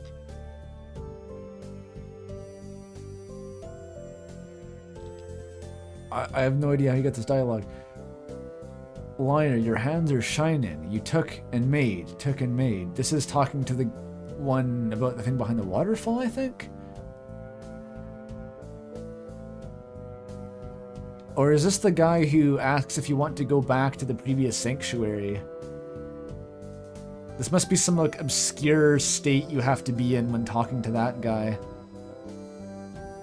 Look for yourself, there's nothing back there, is there? Liar, your hands are shining. You took and made... That's fucking weird. I've never seen that.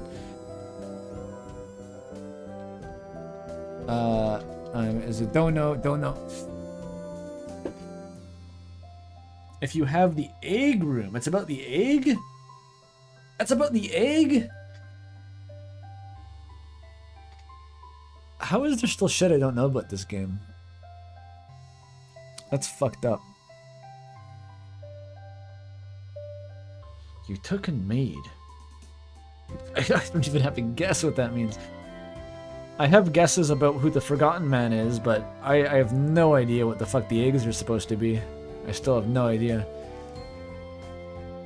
But yeah, the 20 bucks from the Witchbird. Thank you, Witchbird. I assumed Iram was the knight. You did? Similar music, and looks pretty similar to the knight's bird form. It says see you soon, and then we see the knight later at the end. Oh. Does that work? People say everything about fucking Iram. Iram is Ram. Iram is the knight. It doesn't not work. It'd be kind of wild if that was how the knight communicated.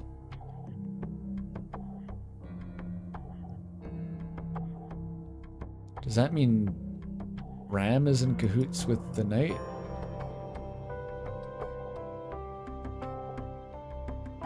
Why does the knight give you the ability... Why does it give you the Shadow Mantle to defeat it with? That is kind of weird.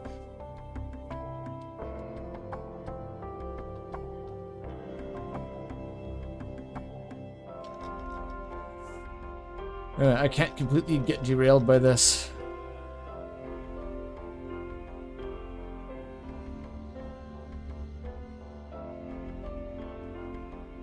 Well, yeah, that's true. It says see you soon before you even start the boss fight.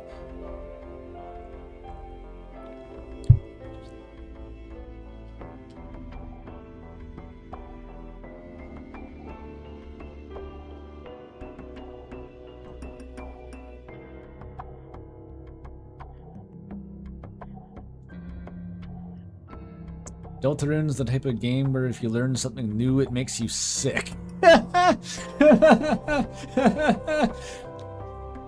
You're not wrong.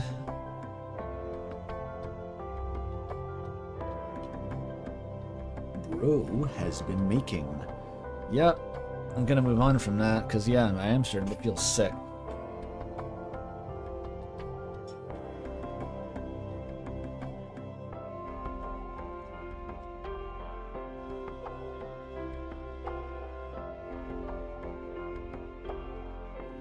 Okay, we can move on. And your dollar is getting me more cheese.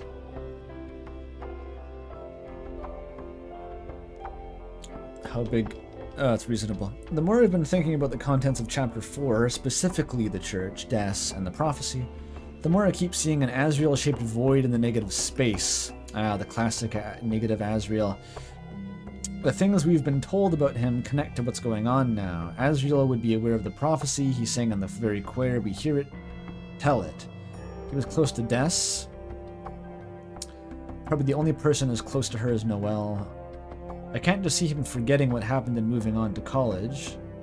Not without tears. Well, yeah. I don't have a strong conclusion, and I think that's because Azrael's importance is one of those things Toby's holding close to his chest. He sure fucking is.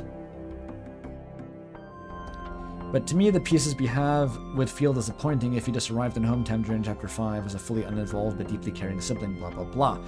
I mean, yeah, I think Azrael has some role to play in all this. Maybe a significant one. Maybe he's even part of the old fun gang with Des and Sham, like everyone says, but... I don't think he's the knight, though. I have a few lines I don't want to cross with Azrael.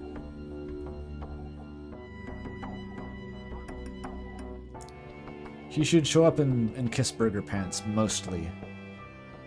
On the rampant speculation end. No, I mean actually, like Saba's ass from that fucking dweeb Blue Ears.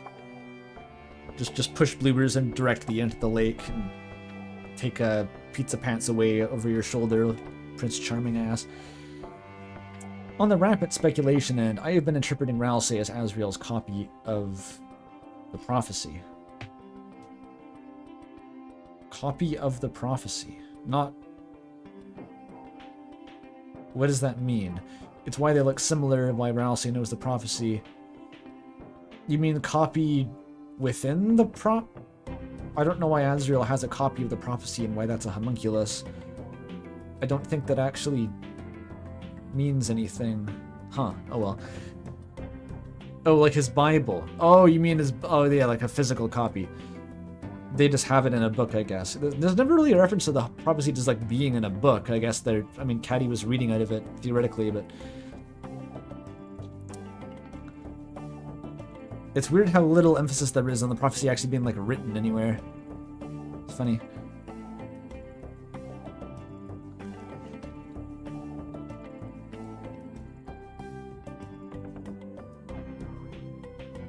Can you have a Ralsei gif? Are there any good ones? Let me see.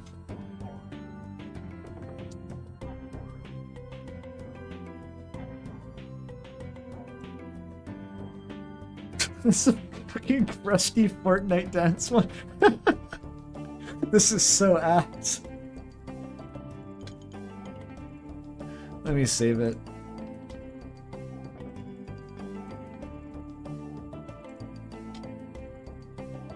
I don't get it.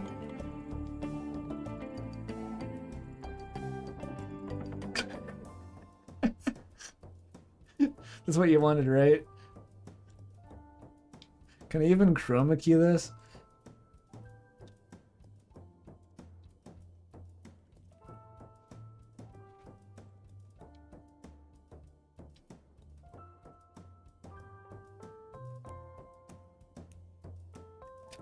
His eyes get deleted. That's harrowing. This looks like shit.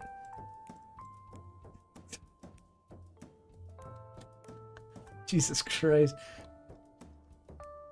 Gakfu is now buried. Ah, get this gun off of me, Akazet.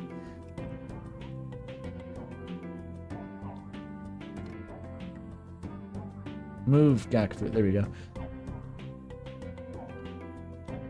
He's a bomb.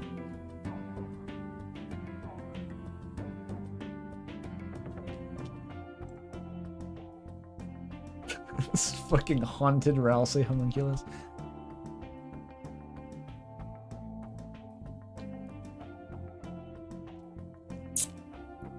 Gakfu would have loved Deltarune. There's never a mention of Gakfu getting into bright gaming.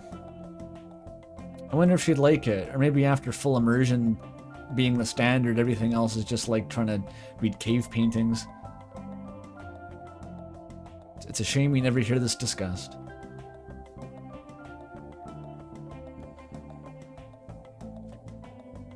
Gakfu would play Ultra Kill.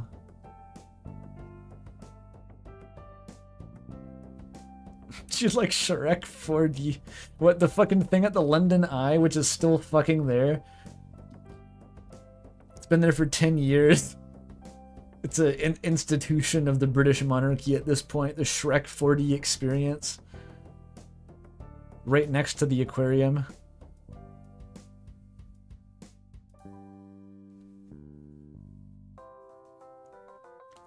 I missed a dono. Where is it? Do do do do.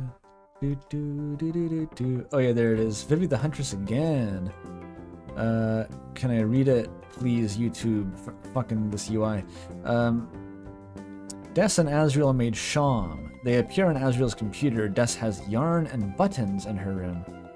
I never noticed that the yarn and buttons could be connected. Damn.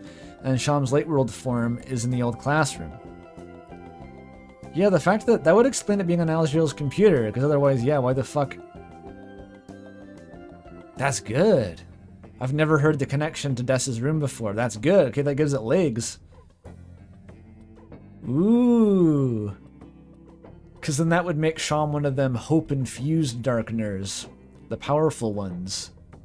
It might even be that Sham has their own shadow crystal. They probably would have to, right? If they arose in the same process as, like, the Spamton Neo robot.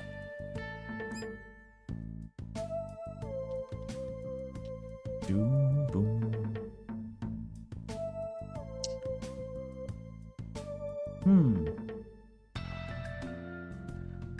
I kind of jive with the whole,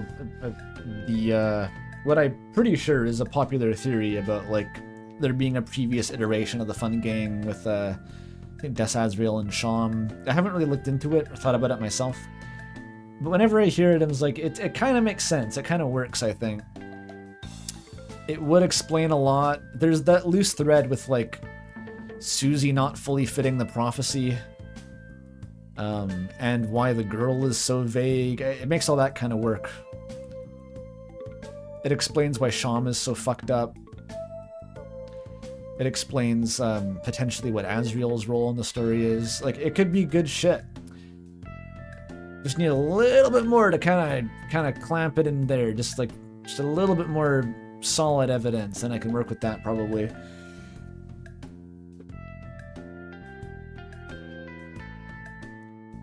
Greg is side-eyeing you. He's looking at a bottle of Malort, if anyone's curious. Speaking of bitter water, speaking of wormwood, let's talk about Malort. If you want to drink the actual bitter water from the Bible that makes 1/3 of the world die during Revelations, go and buy yourself a bottle of Jepson's Malort, the kind of piss-colored liquid, and take a shot. It's real good. I've never tried it.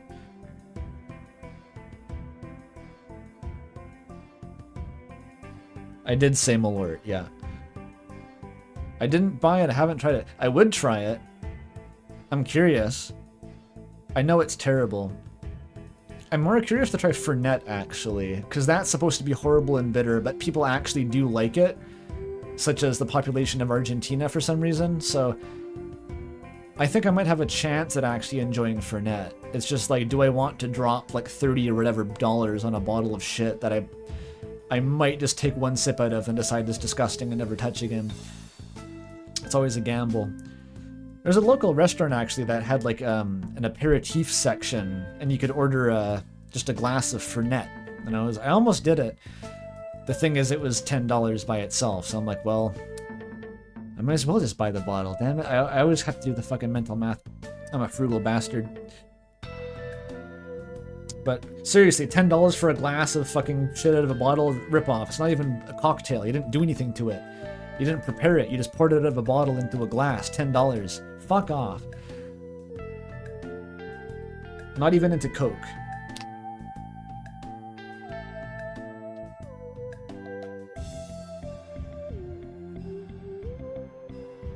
I ranted about alcohol until I got a donation. Jarris Green with $5 again. Thank you. Glad to see you're still live. Have you considered ink wet gaster shower of ink and glass sliding shower door? If I say yes, will this allow me to drop this topic? I've considered that, yeah, deeply. Yep.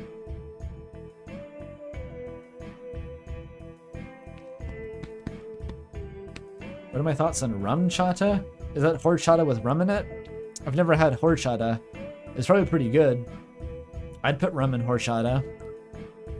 Sure, that sounds good.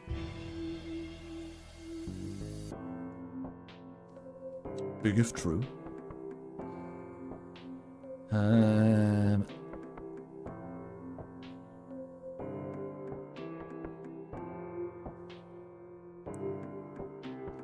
Where was I reading?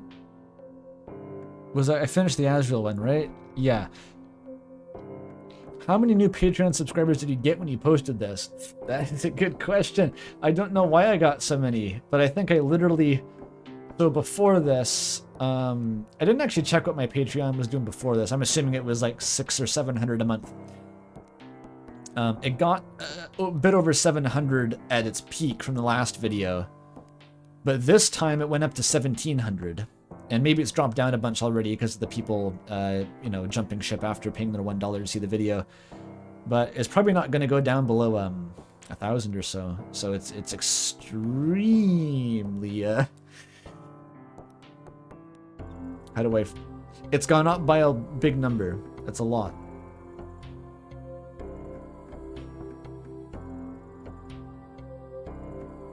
Oh, hi, Toffee. 6-7. Hi, Toffee. I'm glad you commented that. Wow, it's nice to see you. But yeah, it's pretty crazy. I don't know exactly what I did so right this time, but I guess it's a symptom of the video being highly anticipated and in the oven for 6 months. Everyone was sick of waiting for it. By the way, I haven't even mentioned this publicly, I'm pretty sure. Maybe I did on stream. I promised in my very first video a million years ago that if my Patreon... Well, no, this wasn't in the video. I said that if the video got 40 million likes, then I would make a top 600 Peepus in the Snowgrave Route video. And then later, when I launched the Patreon, I said, actually, if that happens, or I get to $1,000 a month on Patreon, I'll do that. And so that threshold was crossed. I am now legally required to make a top 600 Peepus video. No one wants that, I assume, but I've got to do it. So at some point, you'll see that.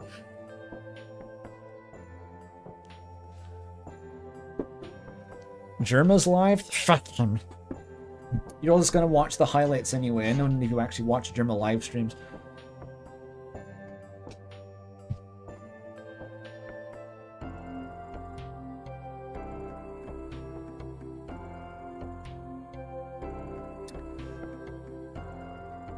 $500 of the same Peepus. How will you tell?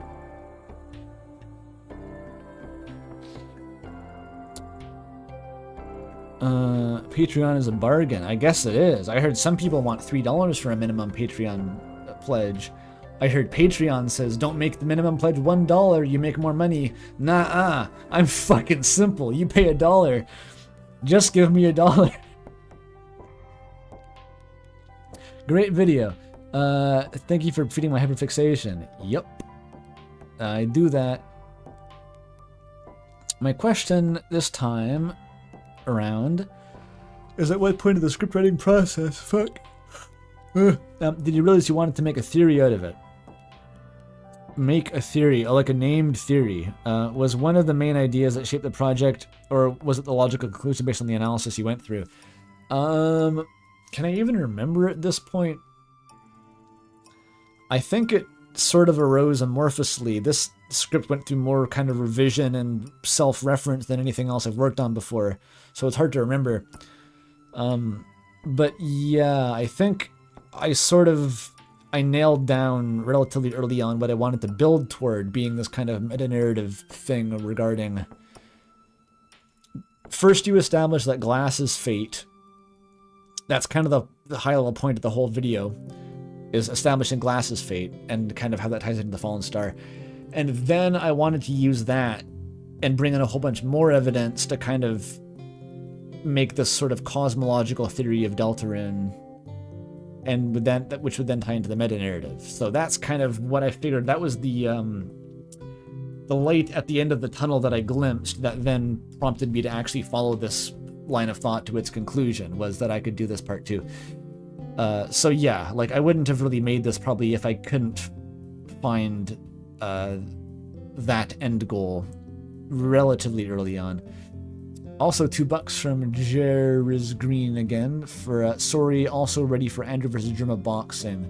I'm pretty sure Germa would kick my ass. He often talks about how he trains nothing but his large arms to punch, and he's like, he just gonna windmill. I guess I know his fighting style though, is that he never would kick, so I can just kind of go low. I could probably go for like a takedown, then ground and pound maybe. But I'm assuming if he hits me, it'll be like One Punch Man. My soul will just kind of leave via my asshole. Oh, hi, Toby. What you doing? Hope things are going well. I have Japanese Deltarune merch. Yeah, I heard you went to the fucking Gachapon gallery and pulled out some shit for me. That's awesome. Don't tell me who you got. I want it to be a surprise.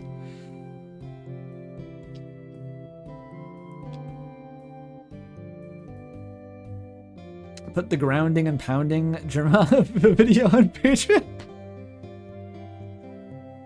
You want to watch guys get fucked for free? Classic MMA promo, by the way.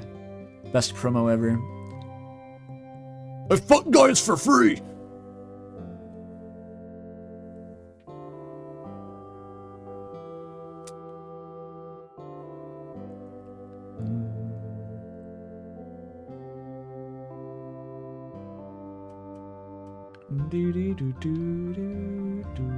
Okay, what was I talking about?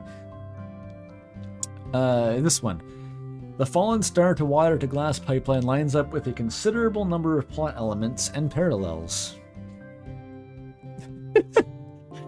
It would be funny if it just stopped there.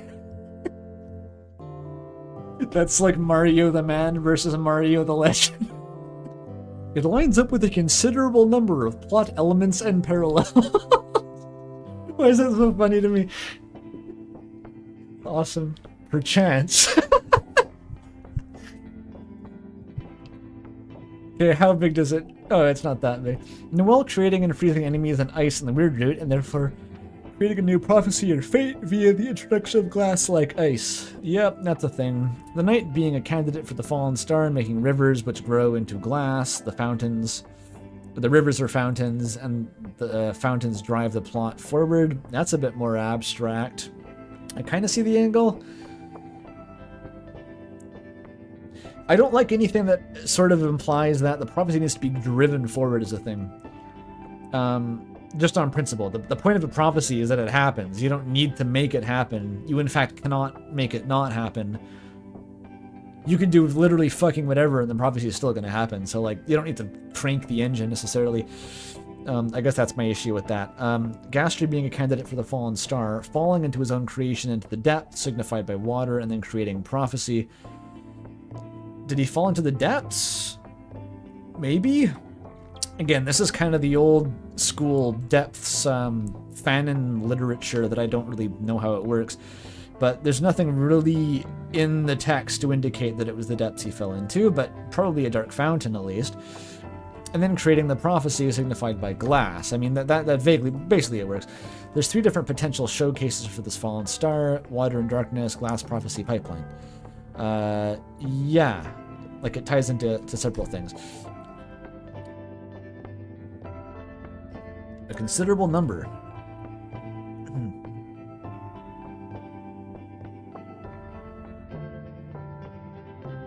I'm not actually going to read 3,000 comments. Like I'm not capable of doing that.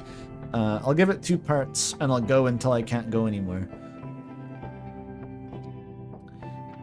What is a fallen star? Can you touch it? Can you eat it? Can you kill it? How does it prove Papyrus Night? I love how Rudy Knight's replaced Papyrus Night.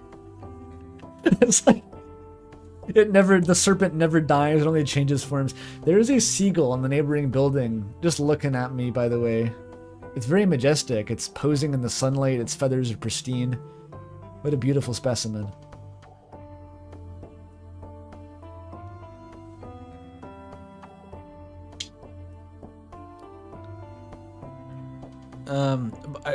Anecdote, by the way. I remember when I finished Undertale, this would have been like November of 2015. Super early, ground zero, like the week after I played it. One of the first people, if not maybe the first person who I ever actually kind of like talked to within the fandom. And keep in mind at that point, I didn't know how to use fandom. I didn't really know what that was as a concept. So I was like kind of lurking the Steam forums on Undertale. Like on Steam, just browsing fan art on Steam. Because I didn't have a Tumblr account, didn't have a DeviantArt. I don't know what to do. But I actually met someone via like the comments on fan art on Steam. And they were drawing something, specifically fan art of the one NPC in Waterfall that talks about fallen stars, whether you can touch or eat them. I'll always remember that. And I was like giving feedback on their drawing of this weird NPC. I've never talked to that person since, so it was just like this core memory, I guess. Yeah, you can post pictures on Steam. You sure can. I moderated the Steam forum for like months, actually. Probably like a year. Well, it's hard to put an exact end date on it. It just kind of fizzled out gradually.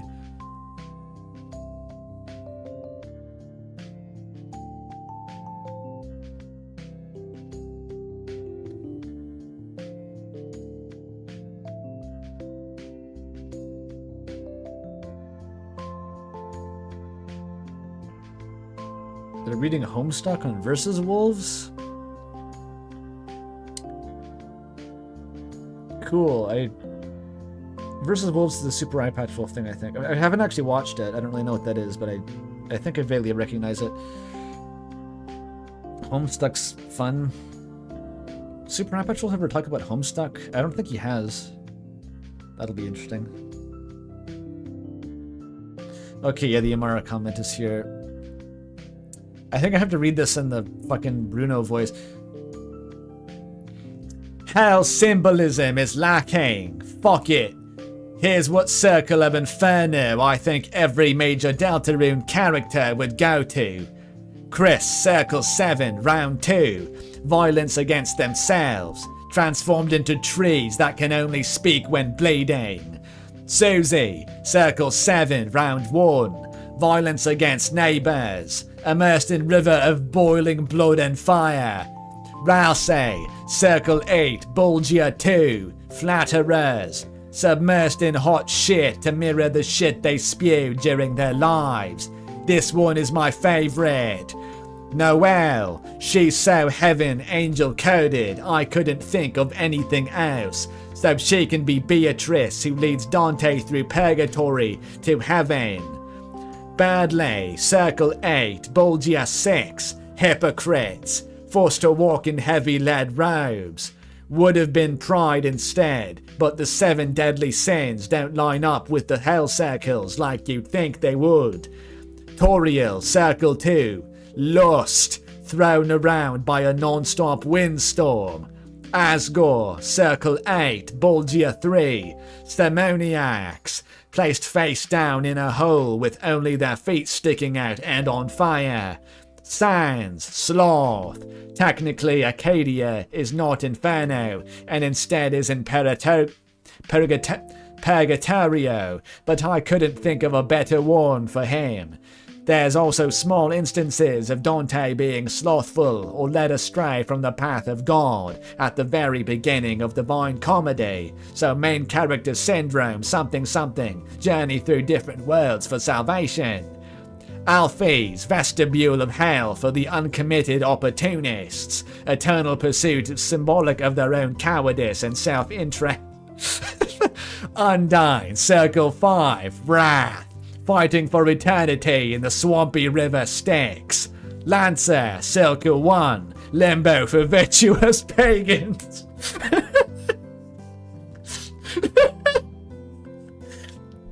Hi, Susie, I'm a virtuous pagan. He totally is a virtuous pagan, dude. $5 for Jerry's Green. Last one. Huge fan of all your creative work, and I wish you well in all your endeavors. Shower emojis. Tough to hear my favorite guys going to hell, though. They all need to go to the Inferno. It keeps going, by the way. Rule, circle 7, round 3. Violence against nature. Running forever in burning sand. Also because he's freaky. King, circle 9, round 3. Why am I fucking burping? Ptolemaea, aka traitors to their guests. Lying in ice where their tears freeze into their eye sockets. I don't think King has eye sockets. That's going to be a bit of an issue, but... Queen, circle 7, round 3. Violence against art. Crouched in burning sand while crying. I like how Inferno does the fucking, like, the roleplay faux pas where you tell the other character what they're doing in reaction to you. Like, Dante is just dictating that if you're in the circle of hell, you have to be crying about it. That is impossible to not be crying. Not the other guys who are like immersed in burning pig shit or whatever. Like, they might not be crying, but specifically here, you have to cry all the time. Her and rules are neighbors. Javel, circle 3, gluttony, getting torn apart by Cerberus as they lie in freezing rain made of garbage.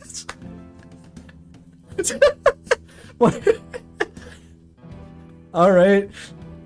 Fucking gluttony? All of the fucking secret bosses are like, yeah, the sin of pride, right? But like Dante wasn't using the deadly sin, so what do you do with them? Fuck it, put him in the gluttony layer. I don't know.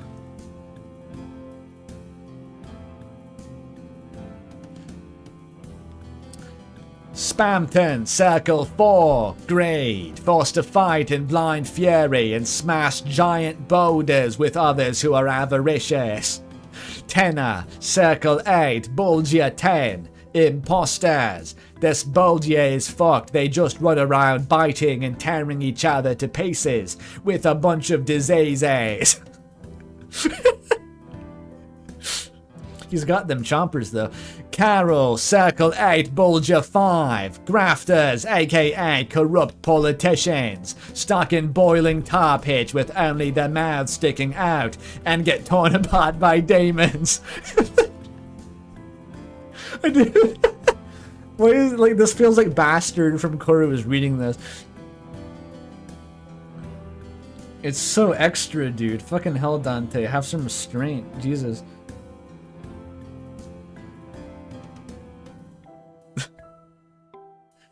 Rode, this one was hard. He can be in the Alfie's vestibule. Guessing, another hard one. He could be in the pride sphere like Birdley, but again, that's not really in the hell circles. Into the vestibule you go. Isn't Gerson like kind of a fucking he denounces God, or is he the equivalent of an atheist? You probably get sent somewhere for that. Did they have atheists in 15th century Italy? Didn't even have to figure out what the fuck to do with them? I don't know. Dante had his priorities. Alvin, circle 8, Bolgia 4. Fortune tellers, the heads are twisted around and forced to walk backward for attempting to look into God's future.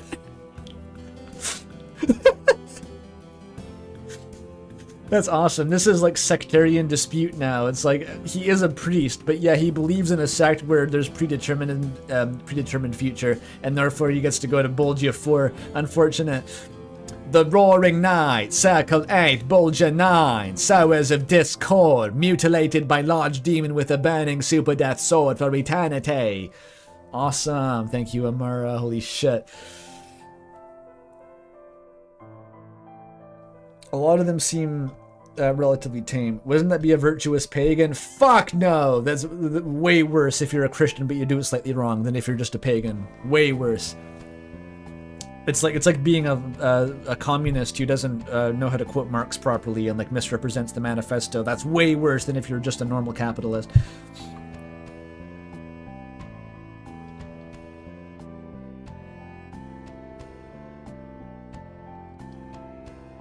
Yeah, King goes in the lowest circle, of course. I think Birdley should be down there, but again, not ultra kill. Oh, the seagull is sitting down now. It's like loafing on top of the building. That's adorable. It's a front profile, so it just looks like one of those marshmallow birds you get for Easter.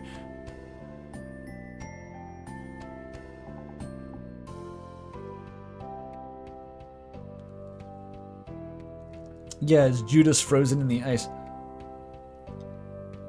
That's gonna be Chris once all the shit about the conspiracy drops, you know. Frozen in ice with Judas.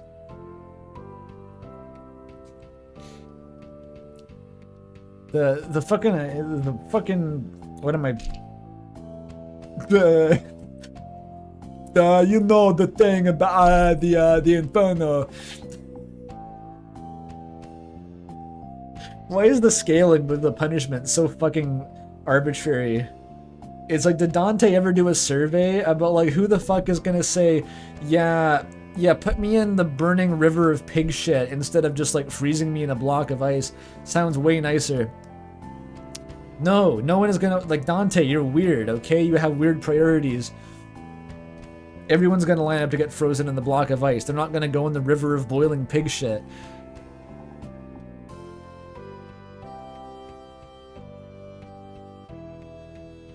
Yeah, Birdley is canonically frozen in the ninth layer of hell.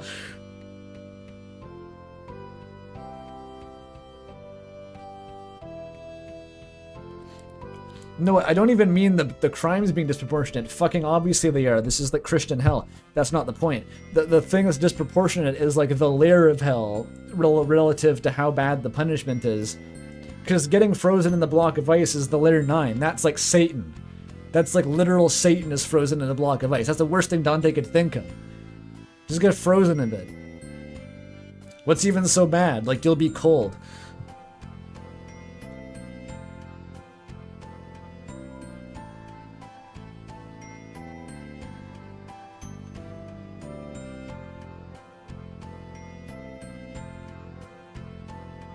He added extra circles to the last circles. I mean, I've read Homestuck, I know how it gets.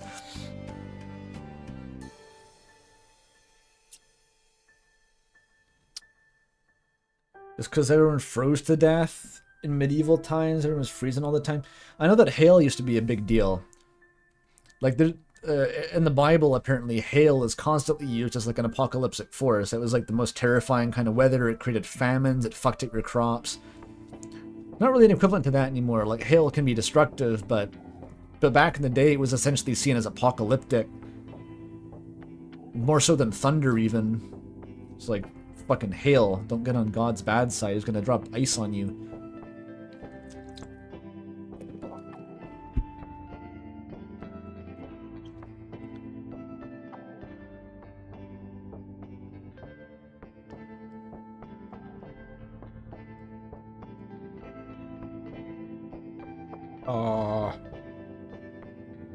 Toilet theory. When do I mention toilet theory?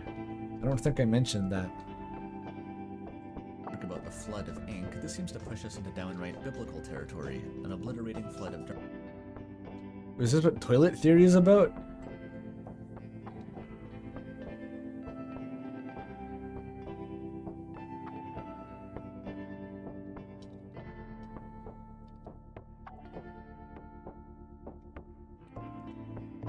Okay, best 50 cents I've ever spent.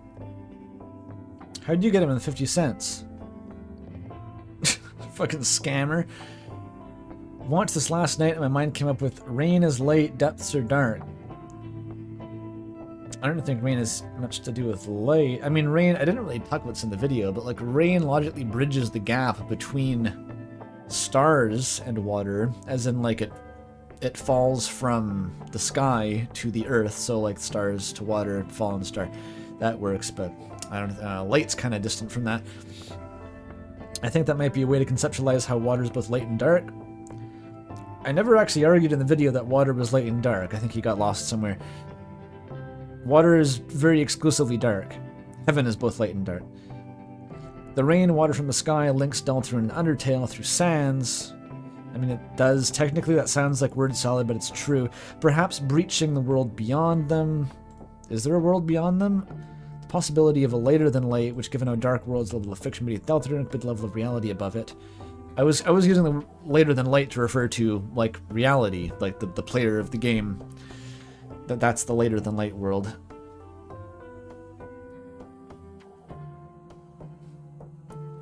You've been trading Patreon memberships on Kalshi? What the fuck?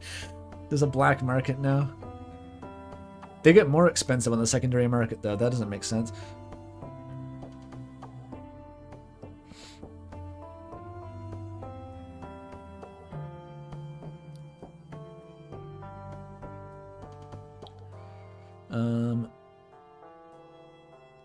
And the depths, of course, have links to Dark Fountains, the Prophecy, and perhaps even deeper with wherever Gonermaker is.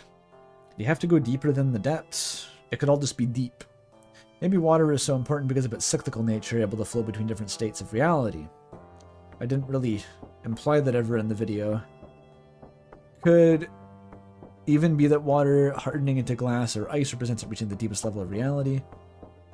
There's a lot of this just is kind of pulled from nowhere and mixed into some stuff that kind of makes sense. I don't really know what to do with it. Yeah, I don't know if there's steam in this metaphor either, because I wasn't trying to use the water cycle as the allegorical basis for all this.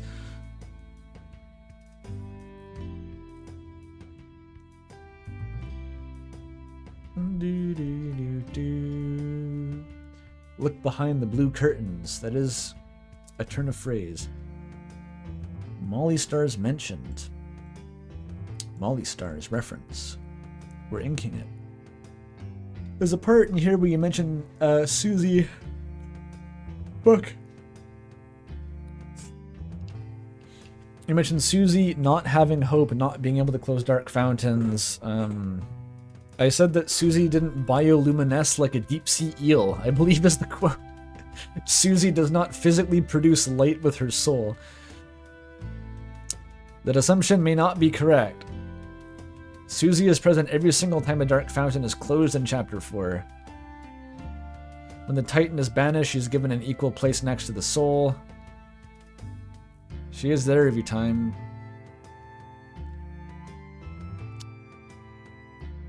The save points are still Chris's thing, though. I mean, that's true, but I still don't really think that is supposed to be meaningful. Maybe it is.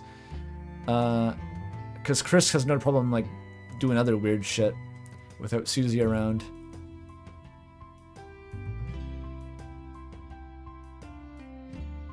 Oh yeah, Susie's not there in the weird room. Okay, never mind. Yeah, I knew there was something wrong with this. I just couldn't figure it out. Yeah, okay. It's good that there's a concise way to deflate that. That's probably what these two replies are. Good lit analysis. We are so fucking back. Is this what literature analysis is? I've never actually done that specifically. At least not at a post-high school level. This might be what literary analysis is. Oh, it's pretty big.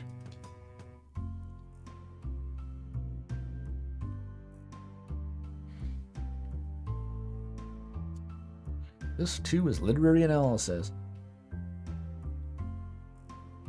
I think I'm coming to grasp what lit critique is supposed to be via just looking at Deltarune harder and harder. Undertale too. That's kind of my runway into, like, oh, you can just apply this level of thought to like things that aren't Deltarune. Oh, that makes sense. It's kind of how it works. It's not the other way around.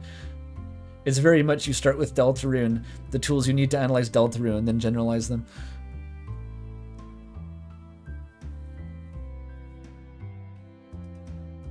I yawned and it sounded like Sans crying.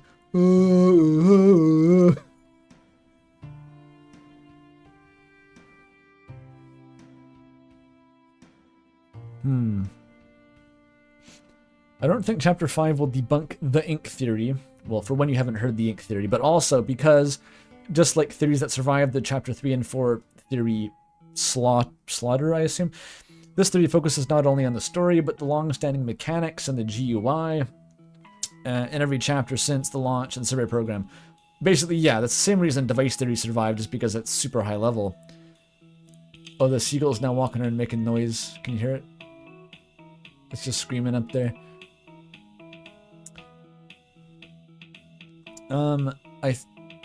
Yeah, like, device theory identified something so fundamental to the game that it's never going to go away, even if, like, there's a million details in device theory that probably ended up being wrong, because it was a ridiculously detailed series of videos, but the core point of it's going to be forever. Like, it doesn't really matter how many of the details got lost.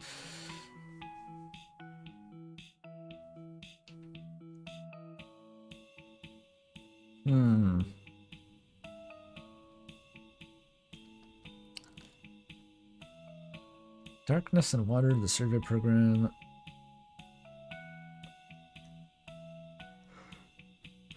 I'm yawning a shit ton. Maybe I should drink a coffee, that might help. Of all the nights to not get a full night of sleep, I stayed up too late reading the Cormac McCarthy book. Not very smart. But, yeah, I'm gonna go make a coffee. That can't hurt, right? That can't hurt. I'll be back in a few. No, I won't. This is a donation. $2 from Tora Kenyon. Thanks. In Chapter 5, dragons will invade Dave and Buster's. I don't know what that's a reference to. I actually have no idea what that's a reference to. Oh well. I'm gonna go have to make the coffee now.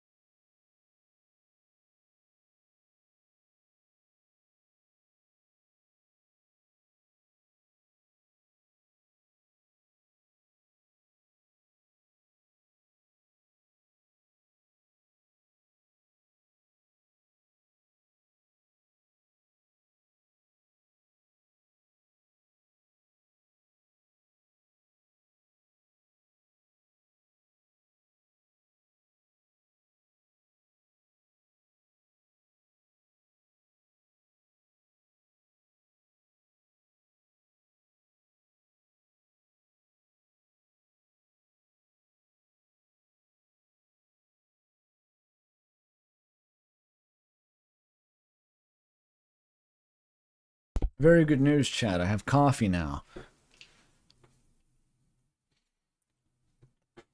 I made a whole ass latte, not even an espresso. Very nice. Very cool. It made my voice go kind of weird. The music stopped. It did. We might be out of music.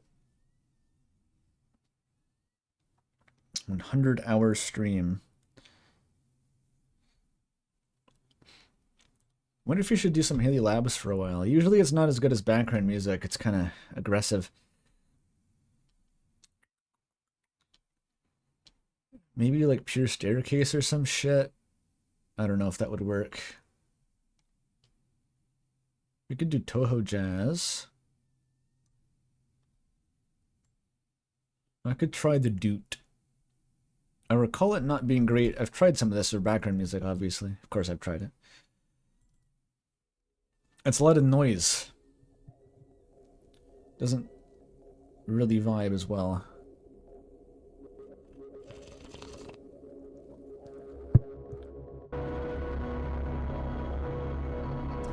And it doesn't maintain a consistent volume either. It's all expressive and shit. I'm thinking. It is nice though. Damn, this is a nice album. Saw a comment on the Bandcamp maybe. Someone's like, I reserve this album only for walking through warm summer nights. I don't overuse it. It needs to be when the time is right. I was like, fuck yeah.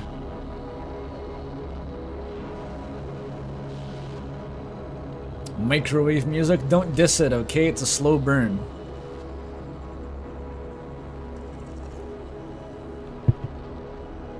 This is more of a Winter Nights album. There's, well, the previous Deuteronomy album is Winter Again Soon, so maybe you're right.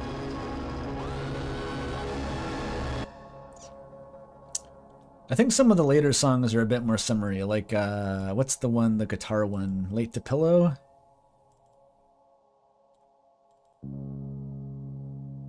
Yeah, this one. It's all just like an amplified acoustic guitar or something. I guess that's an electric guitar. But, you know, not distorted.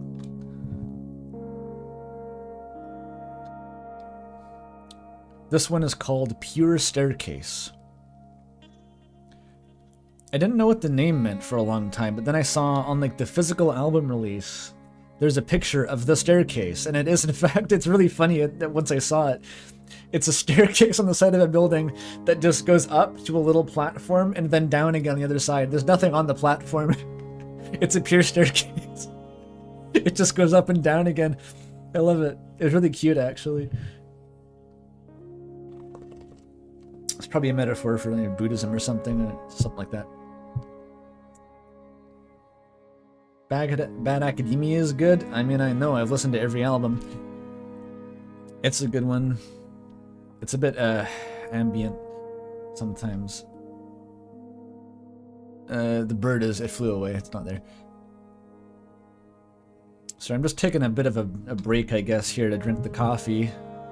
I don't think I'm going to use this as background music, but it's kind of putting me to sleep a little. Well, ambient's not a bad thing. I just mean, it's not ambient, it's, it has a lot of contrast in its textures. If you want to leave something on as background music, you kind of have to have it be consistent. Most Haley Labs albums aren't designed as background music, they're for active listening.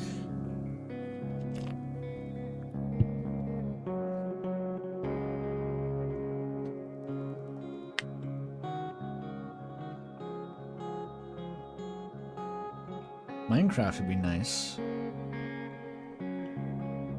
Yeah, I could do Minecraft.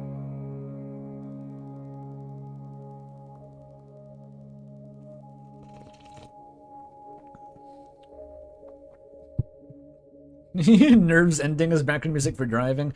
Alright, if you're the kind of person who is like me and wants their background music to be like 800 BPM speedcore and can vibe with that, then yes, it is background music. Not really for talking over. That's a different niche. Riddle me this, riddle me that.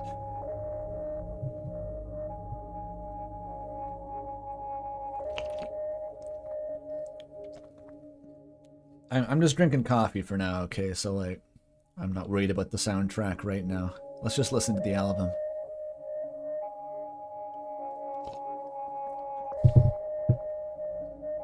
What do I like to do outside of Deltarune? Don't ask me these questions.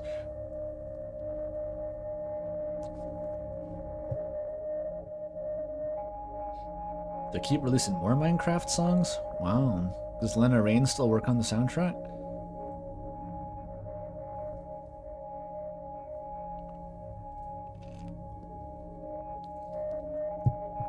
Gaster is rapturing you. That might be what this is about. What you want to picture, the album cover is like a sort of vaguely anime-looking anthropomorphic bat with turquoise hair loading cassette tapes at a dimly lit table. It's probably not what you were picturing, but that's what you get.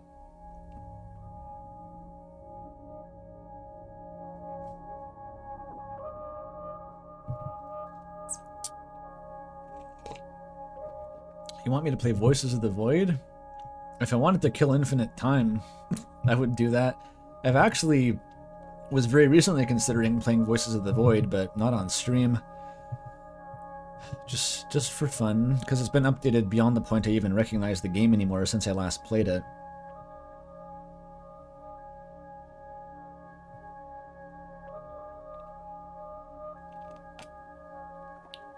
You hate hyper-realistic sans? I don't think anyone doesn't hate hyper-realistic sans, but there he is.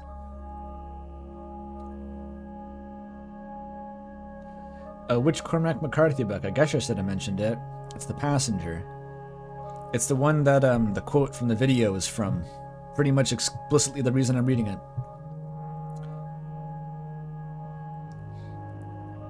The story is that Courier New, for whatever reason, dropped the quote on my server one day. I'm like, damn, that's a good quote. Then I asked him, hey, do you want to read the quote so I can shoehorn it into my video? And he says, yeah. So then I do it. And then I realized I should probably know what book that quote comes from. So here we are. It's been good, actually. I've never read any McCarthy before. And this is the last book he wrote. So this is like advanced level McCarthy. It's like fucking rambling about quantum physics, like actual schizophrenic rambling. Well, simulated schizophrenic rambling. I mean that in like emulating the mannerisms of schizophrenic word salad. It's very disorienting to read, but I kind of vibe with it. I was describing my relationship with McCarthy as like secondhand smoking, as in like I've been reading Courier New fan fiction for so long that I've inherited some whiffs of it over time just via the influence. So like there are patterns I can pick up on where I'm like, yeah, this is a bit familiar actually. We got 50 P-Bucks, that's a new one, from Radical Cadaver. Andrew, have you listened to Sinister Minds? What is Sinister Minds? I don't think that's on Haley Labs. It's an album, but like, what is that?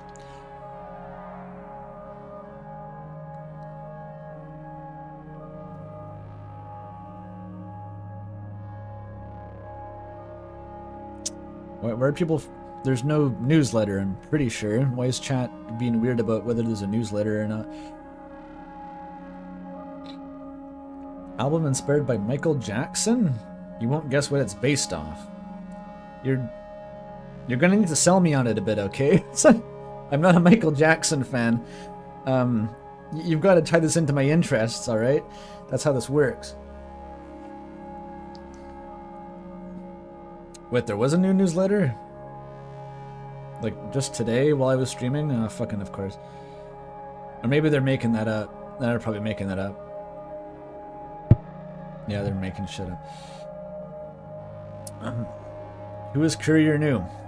Fanfic author. Goes right back to November 2015, I believe. Made an extremely influential Undertale fic by the name of One by One. That was my introduction to fan fiction. I followed along like a little lost ducky behind him for 10 years at this point and counting.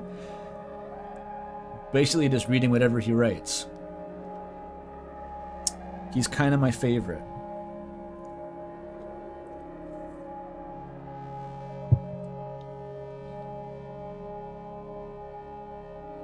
What fandom did Courier get to you from? Was it Omori? Lisa?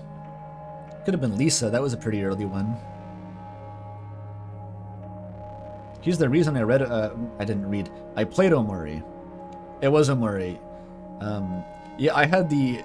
So Courier was my introduction to Omori. I was checking his AO3 and I saw that there's an Omori fic, or rather a fic from some game called Omori, and I wanted to read it, but then I hadn't played the game, so I went and played the game first so I could read the fanfic.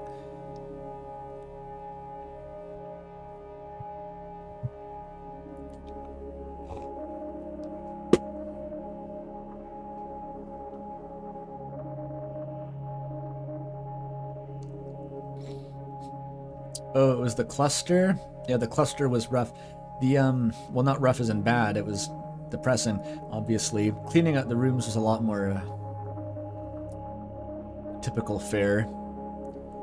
Not typical, but I mean, a bit closer to a fix-it fic, I guess, but not really a fix-it fic. What I'm saying is it wasn't brutally depressing. That's all I'm trying to say. It was pleasant.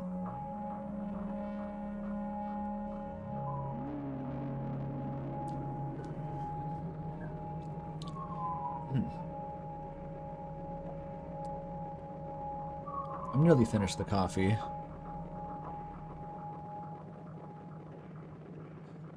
Yeah, I read the Lisa crossover fic.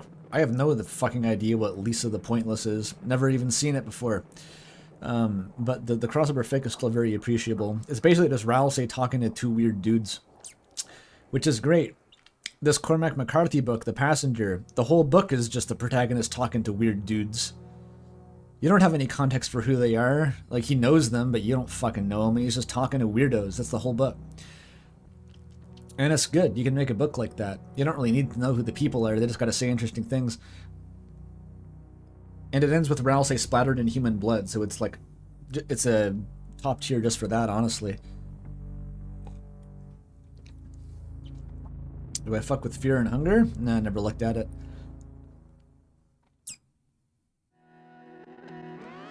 Yeah, it was Lisa the Pointless is a fan game of Lisa the Painful, so it's pretty deep in there. You don't need to know it, though, is the point. You get an introduction to the characters by reading the fic.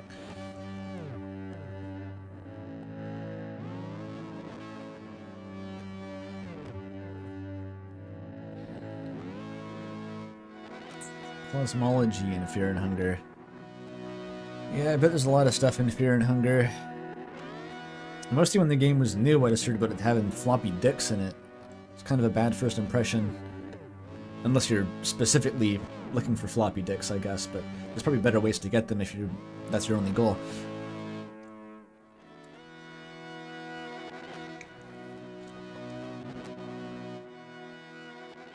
Michael Jackson, Plants vs. Zombies, The Zamboni Company, Snow, Deltarune. What? How much of the stream is left? I don't know, a few hours. I'm on coffee break.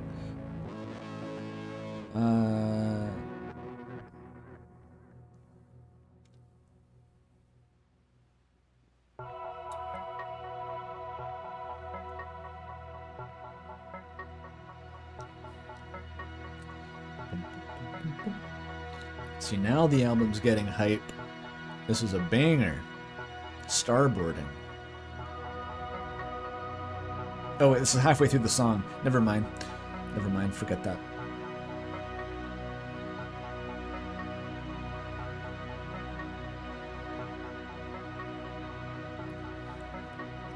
This Deuteronomy fellow used to be the noise music alias, actually. Just harsh noise, just screeching sounds. But all the music... Okay, well technically it's an alias of an alias. It gets a bit complex, but follow along. Deuteronomy, as the previous download alias, made harsh noise, but actually is affiliated with a separate, like, external Bandcamp page, which I think was called the Shit Smear Collections. I only looked it up the other day. All the artwork is like explicit. Probably don't look at that if you don't want to see some kind of nasty shit. Very different vibe though. This is kind of the reformed, sanitized, modernized version of the alias, who sits at tables and fiddles with cassettes, and doesn't decapitate themselves and take a shit on their own face, for example. Hypothetical example. It's funny how things change like that. If you don't know what Haley Labs is about, this is just going to be raving lunacy, so just don't pay attention.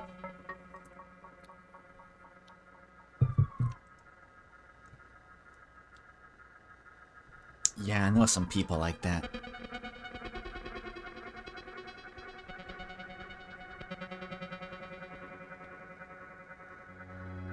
I see their asterisks in chat. Who did the wrong pronoun? Did I do the wrong? Where in there was the wrong pronoun? I don't know. I have no idea.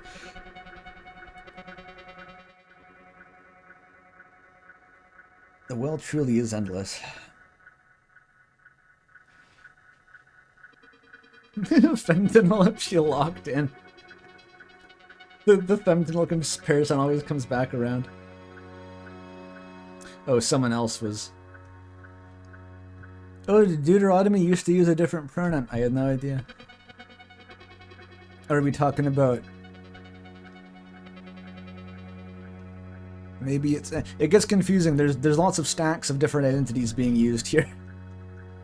But yeah, it's they, them either way.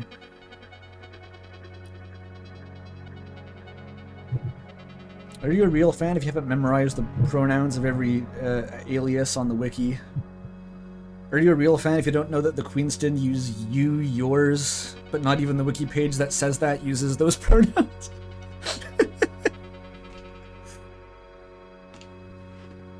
Are you even a real fan if you're not calling Kitsune squared Z-Zem?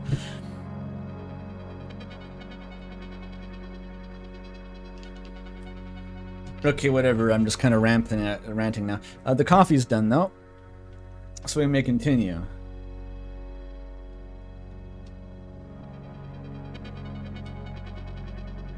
Yeah, we're talking about MSX.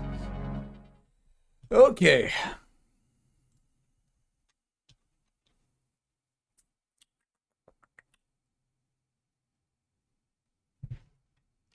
Boop. We need new music though. Because, yeah, the Deuteronomy album is going to put me to sleep. There's the... Oh, let's just fucking do Toho Jazz, whatever.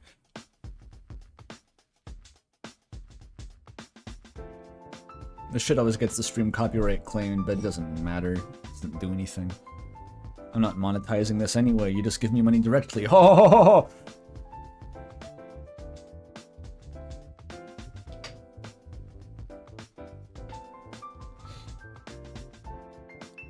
Okay, where were we? Can we get through the Patreon comments?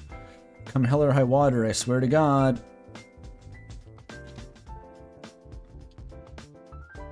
I think I stopped reading like here.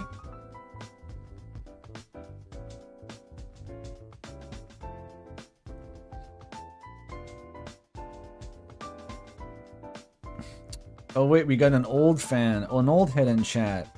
Always gotta pay respect. ICU and Rainbow Tylenol. Yeah, that's old.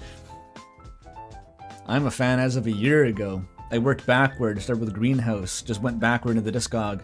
I listened to Square Dance, like, at the end. Wild shit. Anyway. With that being said, since the Angel of Deltarune is a fallen one, I think that the Angel's Heaven and Hell in Deltarune is simply referring to the same thing, which is the playground of the player, which is the game itself. Yeah, that's a take, the player angel kind of default interpretation, I think. Which takes place within whatever dark/water of the survey program of the Deltarune EXE layer. Yeah, I think that the Heaven and Hell belongs to the Darkness Fallen Star category. Wait, what? How'd we get there? Hang on. Hi, Seagull. Heaven and Hell is referring to the game. How does that put it with the Darkness of the Fallen Star, though? How does that link up? I don't get that last bit. It's not back, I can just hear it. It's making noise. I also think that collecting the shadow crystals will be necessary to achieve the true pacifist / true genocide. There's a true genocide route now. Wow. Roots of Deltarune, as without them, we cannot get the pure crystal. Do we know what the pure crystal does? Do you know what the pure crystal does, commentator? I don't think you do. I don't know what it does. Well, this is obvious to everyone that looked for the shadow crystals. I also do believe that the ultimate use of the pure crystal twisted sword is a one-use item that will be used to fix the Roaring Knight. Very unsubstantiated, though. I mean, it's all just kind of like your opinion, man, is the problem here. It's not even like wrong necessarily. It's just kind of like your opinion, man. Other than that, the wait was worth it, as this video taught me things I didn't know about Deltarune, and I hope the second part of the video will only prove right by the 5th chapter. Yeah, me too. Twisted Sword's fascinating, the pure crystal's interesting, but not even a hint about what they do. We get nothing. We got jack shit. Not even a suggestion. We don't even know what the possible goal is. Like, break the prophecy, but I don't even know what the prophecy is. We don't even know the ending we're trying to subvert. What are we doing? We're already trying to break it. We don't even know what it is.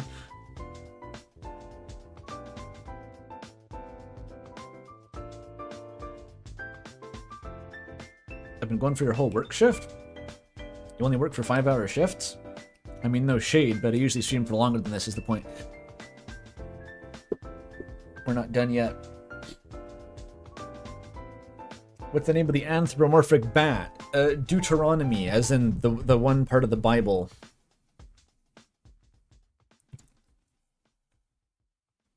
Deuteronomy, I'm pretty sure. Okay. I just want to note that this melody might be tied to the power of Neo motif. Is this the song from the lake? What is this? Or maybe it's the throwaway conclusion to a subplot with so much ominous created. This overall seems like a strangely throwaway conclusion. It is the song from the lake, but not the one that you can like supposedly hear. It's like just the concept of the song from the lake. It is tied to the Neo motif. Power of Neo is the same sequence. Yep. That's the one. It's quoted in Burning Eyes for some reason. That's weird, right? And of course in Big Shot, because that's the Mettaton body. Toby does love the word Neo, doesn't he? Well, I don't know, like, yeah, it's important, but there's a million important motifs in Deltarune, and that's kind of how the game works, so just saying it's this one because it's relevant doesn't usually work. Like, why not Gaster's theme? Why not Lost Girl? Why not Don't Forget? There's like a whole fucking queue. A lot of ballots on the mystery box parliament, as I said. Or seats in the mystery box, whatever the, you know what I mean. Editing is good. I feel like there should be more references to the symbol of ice. Part 2, baby! Yep, part 2. With darkness and water, my first thoughts are this. The deeper you go in water, the darker it is. This is true. If you plunge under the sea for miles, it'll get so dark you won't be able to see anything. Just like Ralsei explains what happened with Dark Worlds. That's the thing. I think that was the chapter 2 basic assumption about how what water was doing was like if you go deep into water to the depths, it became very dark and darkness things happened, right? Which does make sense. That still checks out. But the thing with the Dark Worlds, right? It doesn't seem like you have to go to any remarkable depth. Like, you just kind of get the Dark World, just kind of right off the bat, right? There's not much of a gradient there. And the implicit idea that we had previously that you could keep going deeper and deeper into Dark Worlds, again, has been kind of cut off by the Titan appearing when you make a Dark Fountain in a Dark World. So it doesn't really seem to work quite like that anymore. So it's just not as easy to work with this idea of water just being like just deeper and deeper into darkness, and it does something remarkable if you go deep enough. Which is why I kind of pivoted toward the ink thing, whereas like it just kind of is inherently water that is dark and has this built-in meta-narrative context that's very useful for taking it further. So yeah, it's not completely obsolete to just consider deep water being dark. It's probably relevant somehow, but it's just not really my preferred way of thinking about it anymore.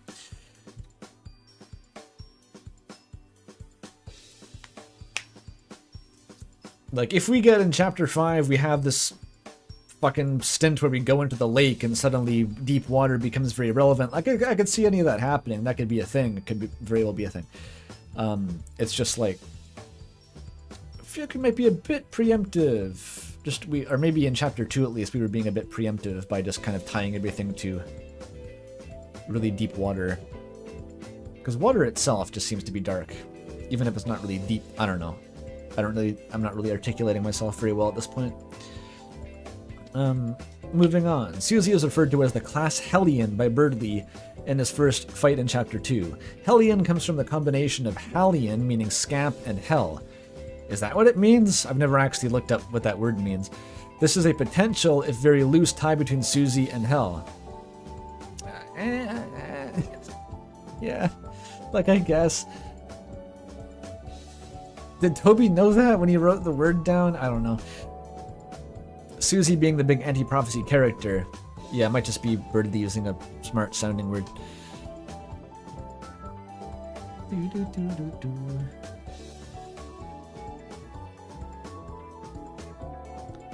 Toby probably knows a lot about words. Well, he doesn't know how to...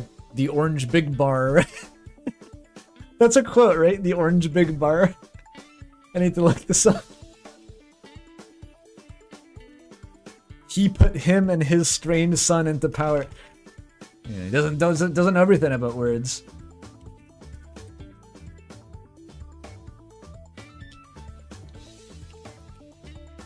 Yeah, it's here.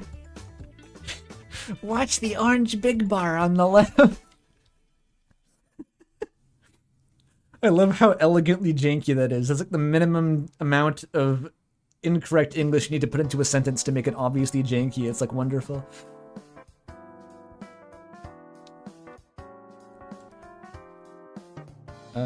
Put him and... The remaining king put him and his strange son into power. This is such a fucking nightmare sentence too. Just trying to think of what that even means is like a tongue twister. It means himself. He put himself and his strange son. There is no other... There's no third guy in the sentence. Oh, you can't see it. Well, that's embarrassing. I'm not changing the OBS cap. Actually, no, I can just Control Z. Let me fix it. Fuck.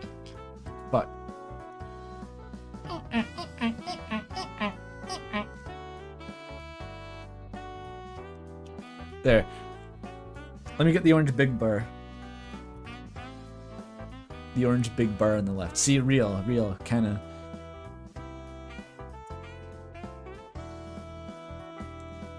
Okay. Oh no, you can see all my recommendations now. Who the fuck is AFK drummer? How do you drum when you're AFK?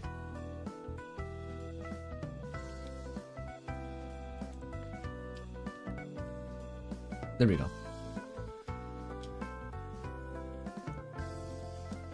Okay, another similarly tenuous connection could be in the verse of Raise Up Your Bat. The verse seems to refer to some battle, telling an ambiguous you to do what to do when it happens.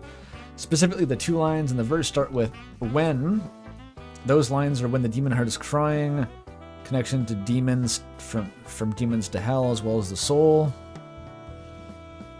And when your hope is slowly dying. Right, I never really looked at that line in connection to hope as the symbol of hope.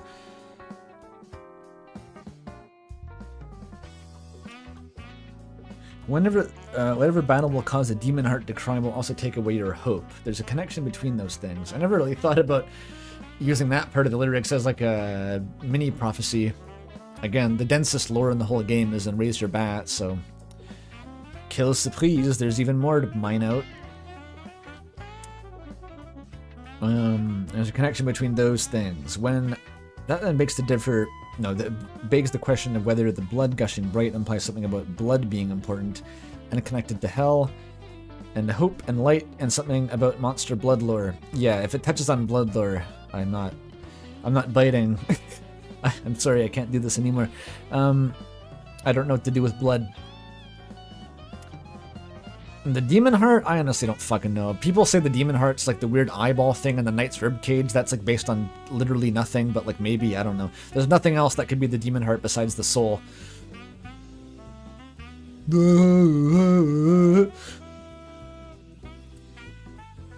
Admittedly, a pitiful amount of connections for right now, but considering how little hell's been mentioned at all, it's not the worst thread to pull on.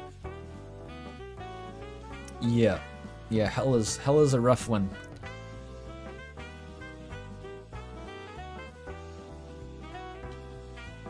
There's a connection between us and the demon that Chris summoned.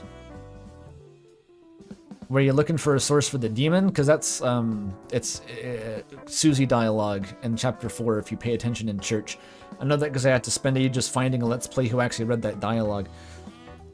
Was it Spooky Dude in the end? Might have been Spooky Dude.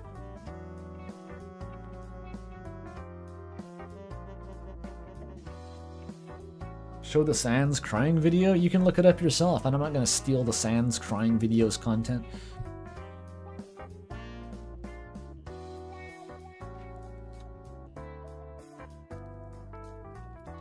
It's just called Well, This Stinks, I think. Dinner. Don't have a meaningful comment to write. Really stuck between the usual rock and a hard place of tumor pain and fatigue. Ah. The cancer, sorry to hear. But I'm glad to see this. It has been lovely to listen to your analysis tonight and take an hour off from it all and be distracted from the pain and instead have my mind be sent racing down all these familiar mental corridors. Oh, that's nice. Oh, wow. Oh, that's big, though. Okay, it really picks up speed toward the end. I'm excited to watch it again tomorrow, listen to it the first time for me to sleep, and write something up as an edit to this comment. Oh, that's what happened. The narration and reading in the beginning and throughout were very good. Fun to recognize the voices. Yeah, it's kind of a litmus test of how deep you are into Undertale Deltarune YouTube if you recognize all the different voices in the intro. Someone just thought I was doing them all, I think. Like, they said that the voice that Vivot did for Jevil was like, I love the way you voiced Jevil. It's really funny how good people think I am at changing my voice.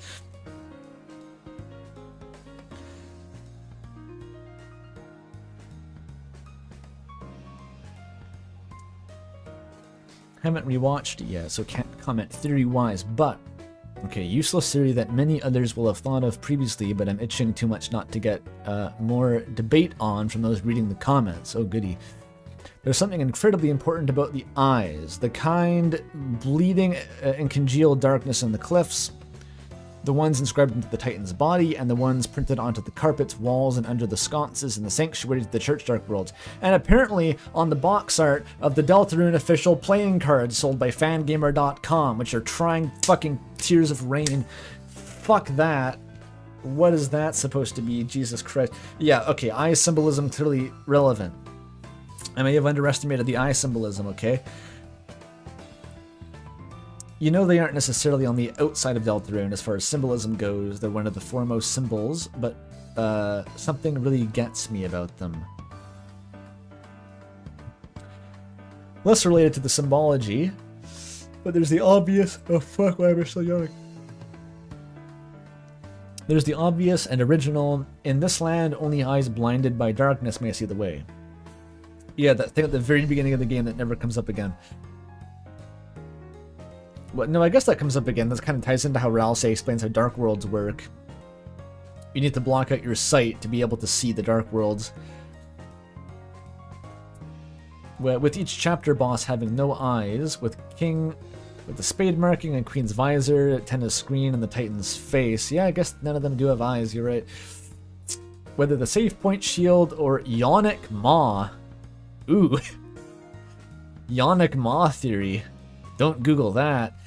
Where it may have no eyes to its face. But it's absolutely covered in them bodily, unlike the rest of the chapter end bosses and Fountain Guardians. What if you had infinite eyes, but no eyes, basically? I wonder if that's some kind of honor, something that is allowed as part of the Dark World itself, being essentially a semi-sentient Dark Fountain. It's interesting. It is the only chapter boss that has eyes on it.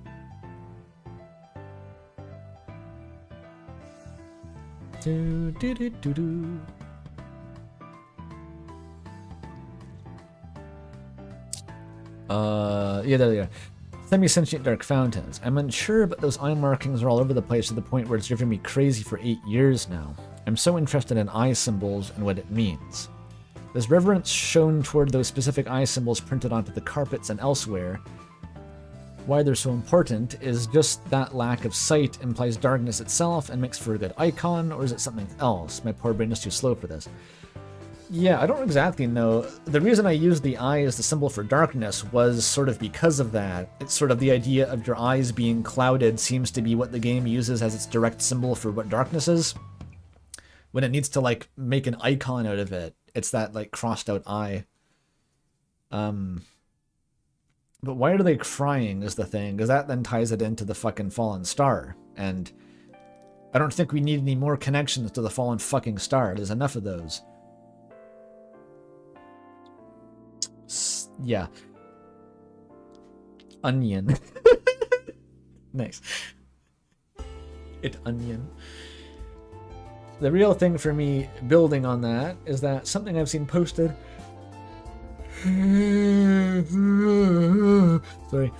Something I've seen posted in different ways and slowly built up with the others over time is the cliffs. For the almost year we've had chapter 4, I've been wondering, have the cliffs in chapter 1 been subject to the partial formation of a titan or roaring through the stone landscape full of frozen titan eyes crying black congealed liquid? Huh. I guess that's kind of how it works. Yeah, they come from stone. As though they are long dead, and with angled, collapsed stone pillars. Oh. Huh, yeah. Old Titans. That's a kind of novel, actually. I haven't really heard that. Collapsed Titans. Does this fit my preconceived biases? Hang on, let me calculate. Would there have been previous roaring? Yes. Previous Titans? Yes. And the darkness from the old roaring was overwritten with a white pen of some sort? Yes. And the remaining darkness is in the... Could that fucking work? Huh.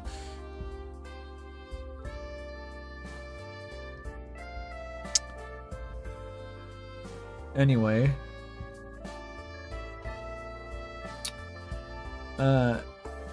It easily could just be geometry based on dust and nothingness of the closet, but between all that and many winged symbol marked on the central door of the castle, where surely the grand fountain lurks, I wonder if that was once a titan.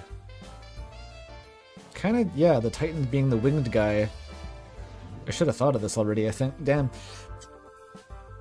In some, related to the titan in some way, to cause such unique abilities compared to the individual dark worlds we see in the game. Perhaps some kind of past almost roaring. Or even the aftermath of the roaring. I'm going off of vibes at this point, but like, what if there was a flood and then it drained eventually, but like the remaining water kind of pooled, and that's what the fucking Grand Fountain is? It's the remnants of the old roaring? That would be kind of sick.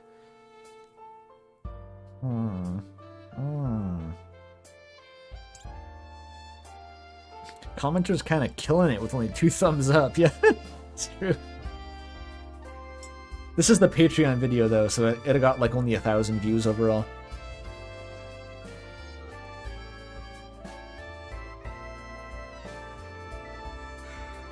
Why am I yawning? But I'm almost certainly against this because we would see more evidence of it. Who would have stopped it? I don't know if it was an almost roaring. I'm almost thinking that it was the roaring. I kind of am bought in on there being a roaring in the past at this point. Because... Okay, I'll just come out and say it. I think the Forgotten Man is kind of about the roaring. What he talks about with like the old world being covered in water, and then the Ice Age, and then the dinosaurs. Well, he doesn't say it in that order, but you have to unscramble it implicitly because he mixes it up.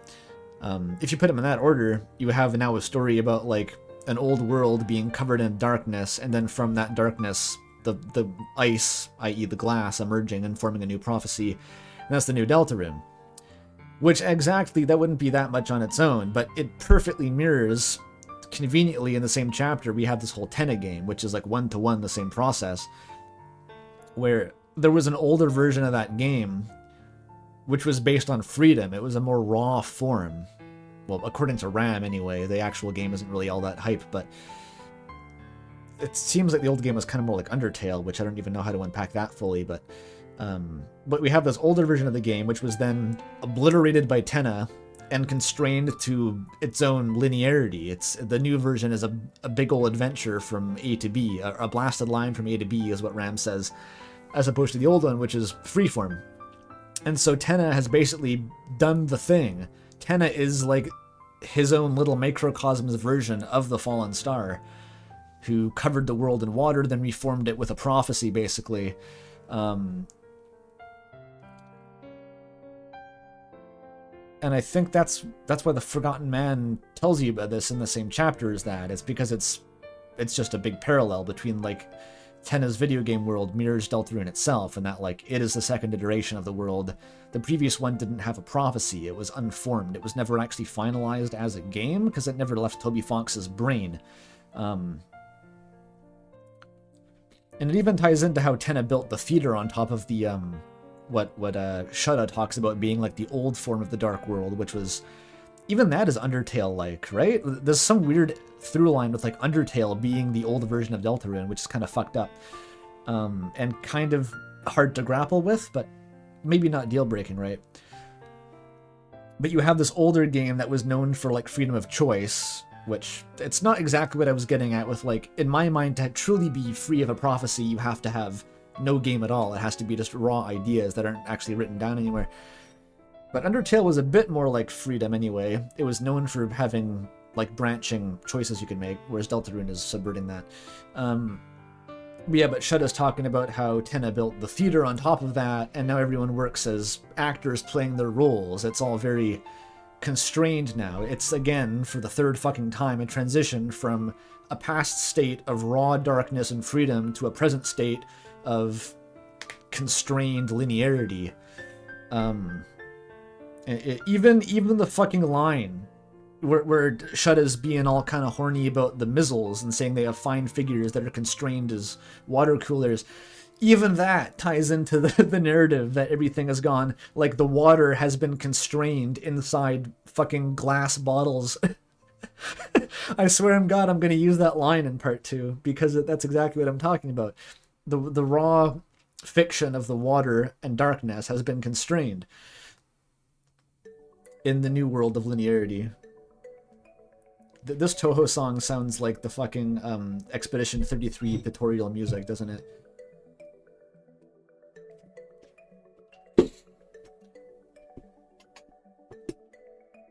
Yeah, did I say, what the fuck? Why was I talking about that? Okay, maybe they're plastic jugs, but, like, they could be glass. The point is that they're constrained. It doesn't even need to be glass. The transition is one from freedom to constraint. From potential to linearity, you know? That's the point I'm trying to make.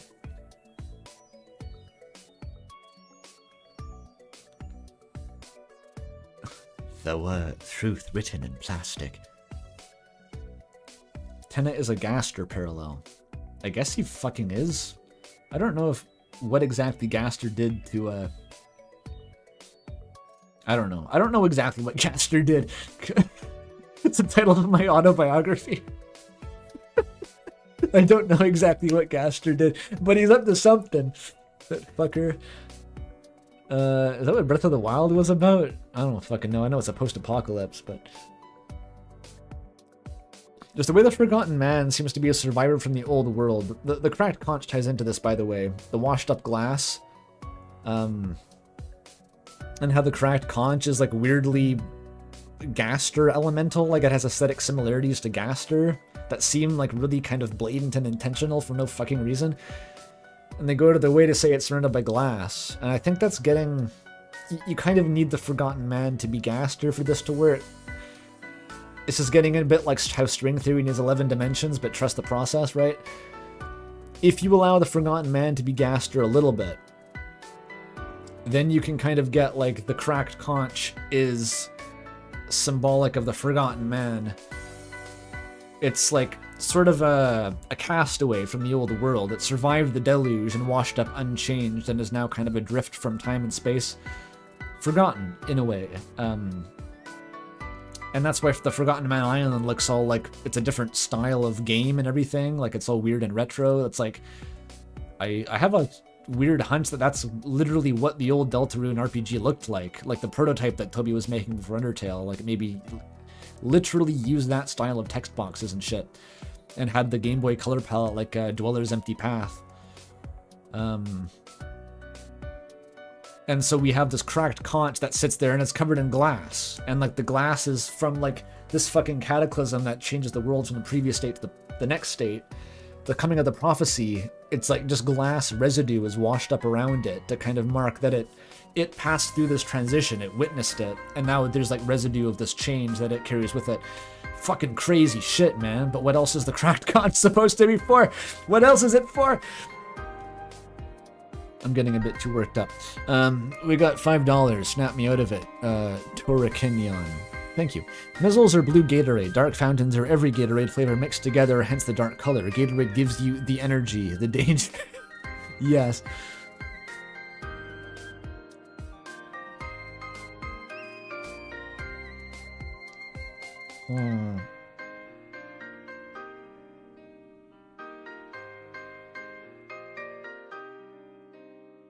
The conch is for driving Squidward insane in the woods. The magic conch.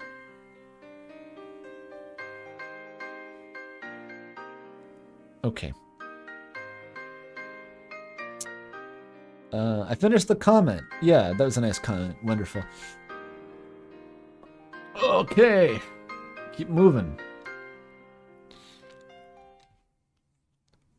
Shout out to the Myths Are 100% True soundtrack. It's very sad because I never played this game. I was just subscribed to Mudeth's Bandcamp account because of the Anti-Birth soundtrack, and I got notified when he published the soundtrack to this new game. I've never played the game. I just downloaded the soundtrack because Mudeth made it, and it's really good. Well worth the wait. The presentation is on point. That's just saying the video is good. Okay. 4 things. That's a lot of things. Oh, they're short though. I really hope even if Chapter 5 comes out, you will share your thoughts and evidence supporting your ink theory conclusion. I mean, I'm not going to drop it as like a MS Paint diagram if that's what you're wondering. I'm pretty sure I'm just going to make the video. I don't think it's really going to be derailed. What I think is that I'm going to have to rewrite a bunch of it potentially, or maybe delay it after like a more immediate State of the Union video after Chapter 5 drops. That's kind of the worst case. I don't think the worst case is necessarily scrapping the video altogether. 2, please mention Mike. Everyone forgets he exists. I forget he exists. That's why I don't mention Mike. I literally don't remember that he exists. If no one reminds me, I forgot. Okay, that's it. I know you dismiss it as not enough to go off of, but based on the star imagery and its crying before the fight, the knight absolutely could be the fallen star. I didn't dismiss it. That was my take. That literally was my take.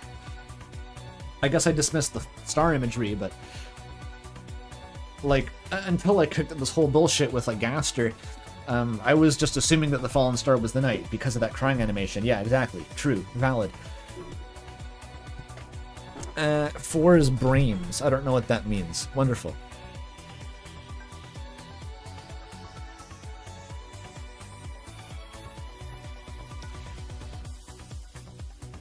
I will delete or edit this comment if it ends up being covered in the video.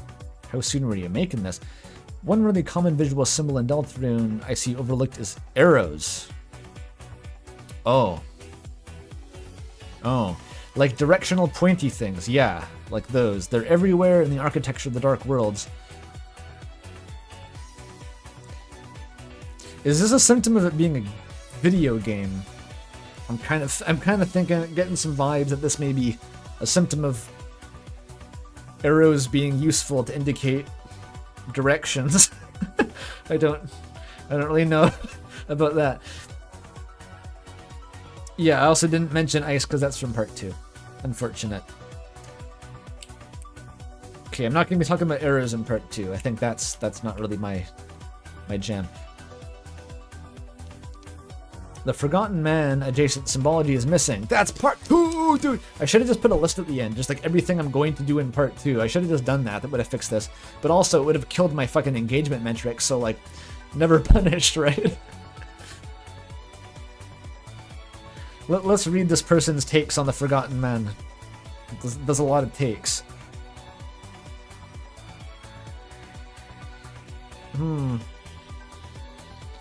The art therapy room is as dark as can get. There's a whole monochrome thing going on with the 7 flying aces. Travel tickets and nowhere as a location. The Liar Organic brings these weird connections up explicitly, saying, Liar, your hands are shining. You took and made and took and made. Could that be a reference to coloring in the aces? This is... Everyone except me knows this dialogue. I'm so fucking stupid. I'm such a fucking useless chud, dude. I didn't even know that dialogue. Tickets and cards drawn in gray. A trace, repeated. It's also clear. Yeah, okay, honestly, to be perfectly honest, frankly, I haven't really thought about the monochrome thing that much. It's just so abstract. I don't know what to do. Like, Gaster's monochrome, the Goner kids. It's too fucking scary and frightening. What? I don't know what to do with it. It seems like something specific is going to be said about it later on that'll make it make sense, but right now it's like it's not... I can't use it proactively, so I'm just trying to ignore it if possible and work around it.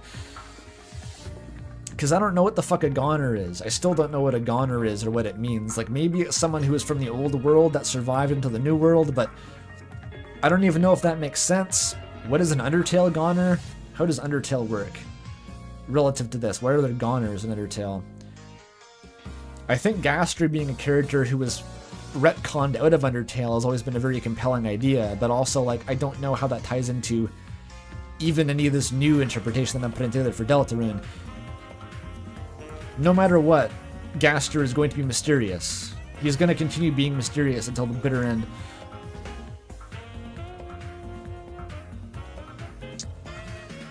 So yeah, I'm too scared to touch the goners. Frightening. Yeah, the copies are monochrome. I gotcha. I'm good with that. But, like, how do you extract the concept of a copy from any kind of meta-narrative framework that you can construct? Like, what does that mean? Because I haven't really been able to find a particularly great answer. I'm not saying there isn't an answer, but it's eluding me. It's very frustrating. I'm fucking scared of gray guys. That's not racist, it just means I don't like Homestuck. I do like Homestuck. Oh, we got a dono. Thank you for $5. My guess is that Deltarune... Wait, that's a new name, actually. JC the Bonzer. Awesome. My guess is that Deltarune or Undertale works on Evoland rules? Are we talking crosscode? No, Evoland, that fucking thing? I watched like a Yogscast channel play that 100 years ago. I forgot about that game. The game advances as history and society does, which basically flat out says directly. When? Like, society was developed? I took society as developed to mean like the structure. That's like the new linearized narrative universe.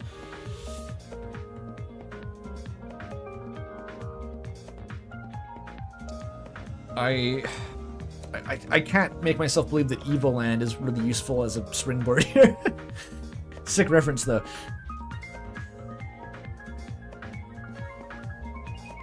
Toby Fox should co-write Kingdom Hearts 4. He can't do a worse job than whoever's on it now. Sorry, I've never played Kingdom Hearts.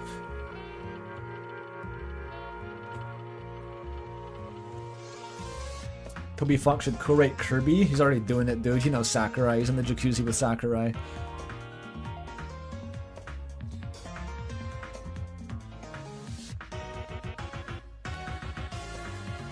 Toby Fox just replaces the concept of Xehanort with Gaster. That's the only change he makes.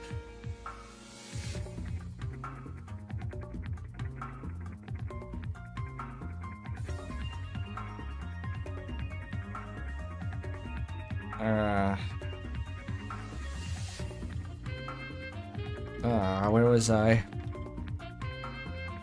I barely even got into it. We can't wash our hands completely, but the Forgotten Man mentions washing our face. He does. The earth was covered in water. Dinosaurs appeared in Ice Age. Is it mixed up? Yeah, I gotta. This is big. This is all of part 2. Like part 2, it just is this quote basically. Crucial lore. Just you wait. That one Bibliox in chapter 3 says, "No more characters, all gone." He says that? Wait, I don't remember that. Hang on. Dialogue dump. Why don't I just keep the tab open, you fucking asshole? Come on, keep the tab open. I love typing dialogue dump over and over again into Google. Wait, that's the Undertale one.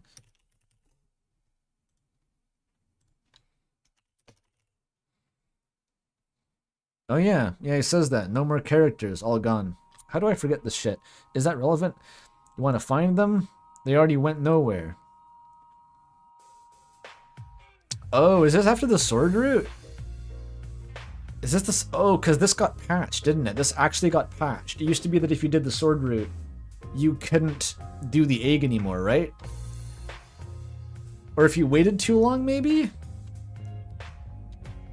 Maybe it's if you wait too long in the chapter, you can't go to the egg room anymore, so they replaced it with underneath the gacha machine. I think if you do the 225 code, 1225, then it disappears and you can find the ticket, right? Am I making this up? It was the sword route. Okay, good. So I don't know this dialogue because I have not played this version of the game. That's my excuse. They already went nowhere.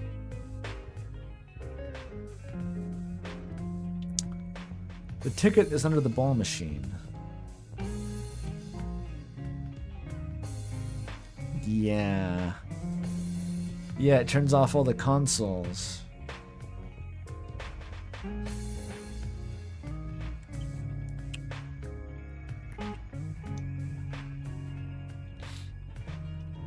I wonder if this matters.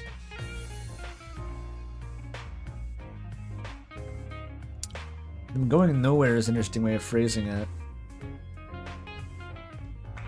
Because that's like if you turn off the game with a character inside it, they go nowhere.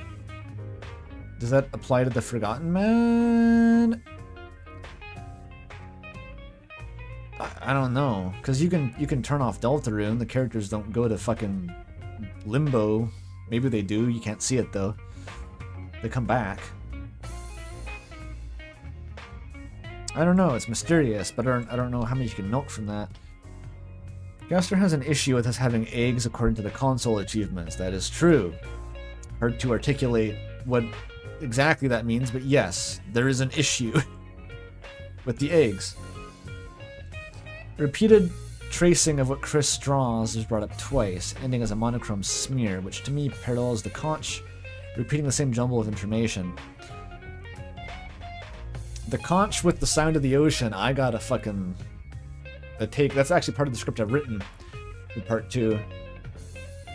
It's about how the sound of the ocean is actually the soundtrack of the original game. That's like the keystone to my argument. Where it's repeating all it knew because it came from the original game where the only sound was the roaring of the ocean over and over again. Perhaps Temple knowingly. Does the monochrome smear apply to the conch? It's not that monochrome. It's kind of monochrome, it's blue.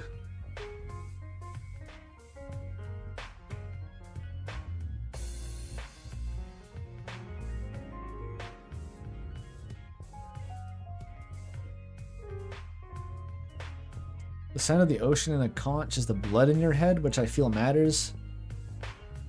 Human blood lore. Humans have blood. Crazy. It might matter. Fuck if I know how though.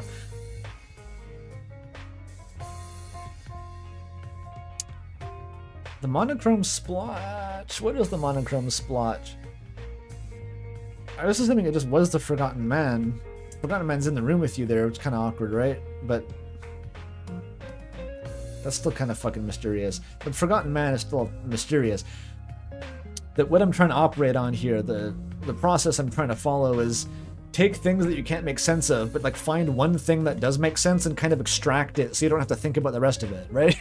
It's like, as long as I can extract one thing that makes sense from everything that doesn't, and ignore the stuff that doesn't make sense and cobble it together into a working interpretation, then hopefully it works. I don't know.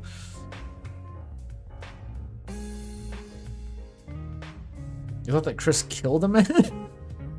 That's Hamlet. You're thinking of Hamlet. No, Macbeth.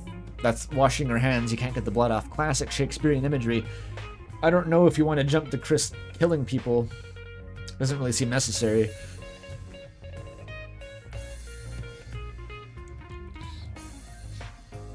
You're supposed to call it the Scottish playwright, otherwise you get cursed. Fuck, I fucked up.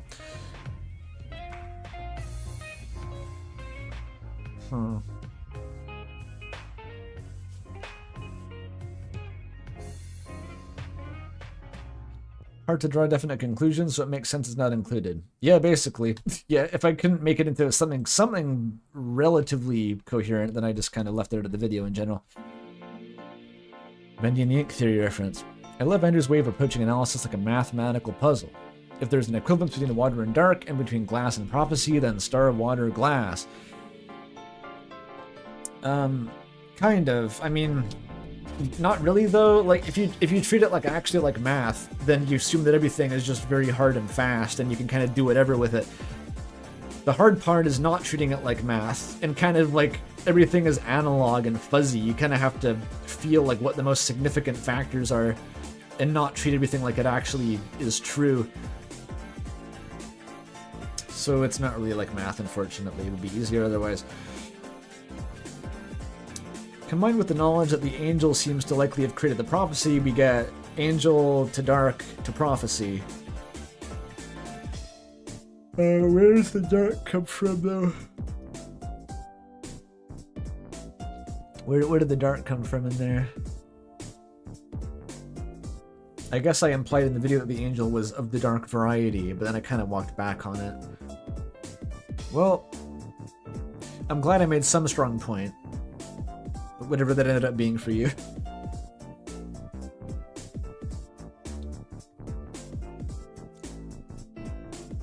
Why is the Riemann zeta function meme being referenced? The sum of all positive integers equals negative 1/12. How did that come up? It's fucking clickbait, by the way. It's not an equal sign. It's the output of the Riemann zeta function under analytic continuation, okay? It's like, it's made up.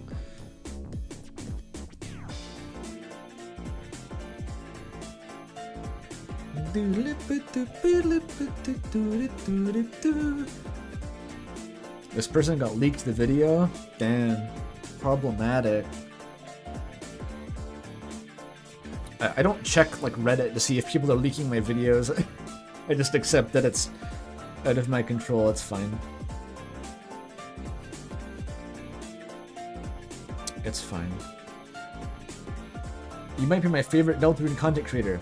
It might be. Choose a fucking side. I'm kidding. That's very nice of you to say that. Sub for this. A great video. Yes, that is Dr. Justin Sledge. Hearing greenhouse music made you jump out of your seat. See, people are into this birdie music shit.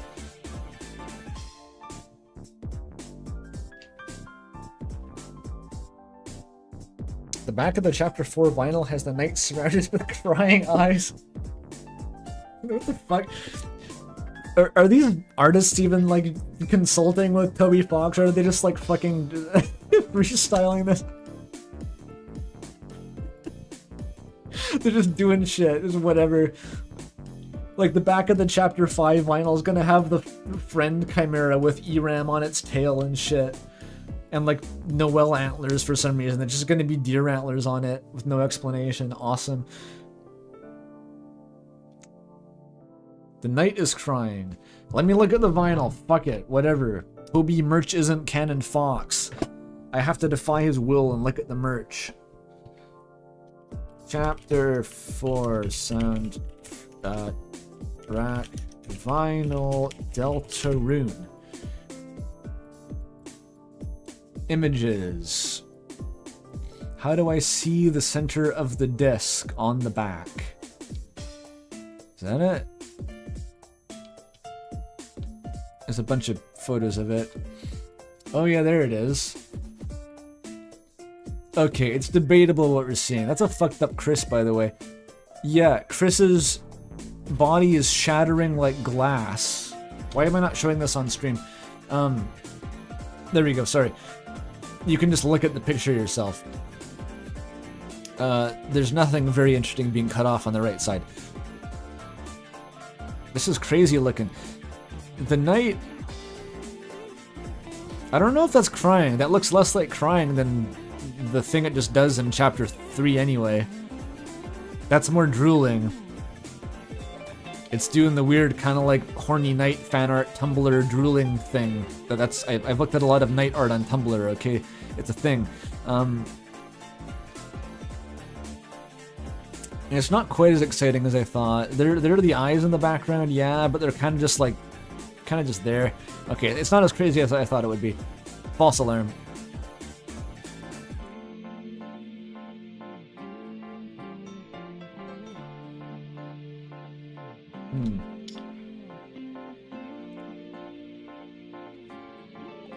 Do do do do. Do do do do do do do do. Let's just look at new merch. I will never look at merch.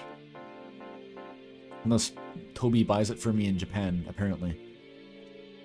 Do do do do. Wow, wow, wee wow. Incredible video, Mr. Ham. Crystallized a lot of thoughts and feelings I've been having about the game since the new chapters. I feel, especially since the 10th anniversary stream, that one of Deltarune's main themes is going to be that the only way for true freedom to be achieved in a fictional world is to be the author, create art.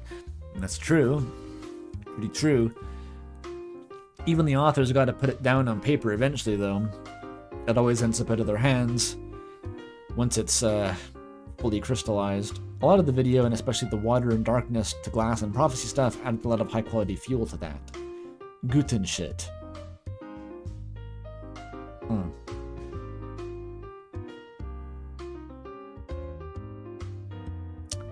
It's wild that Gaster's still such an anomaly. Sometimes it sounds like he is the angel, sometimes it sounds like he's part of the faction opposing the angel. I suppose you could be playing both sides, but that feels a little too insane. That's literally what I'm going to try to argue. Not that he's the angel, but that Gaster both somehow made and wants to break the prophecy, just because I think that's the vibe when you're an author. You're stuck with one version of the thing you make forever and you wish there could be more of it. Happens, you know, it's a thing. $5 from Tyler, thank you. Here's $5, use it so someone may relieve you of Malort. Huh. Are you telling me to buy Malort with that, or the opposite? I posted a comment on the video, but I fear it is the longest there. Have mercy. We'll see if we even get to it. That sounds terrifying. Use the money to not buy Malort. Excellent. Maybe I'll buy some Fernet with it.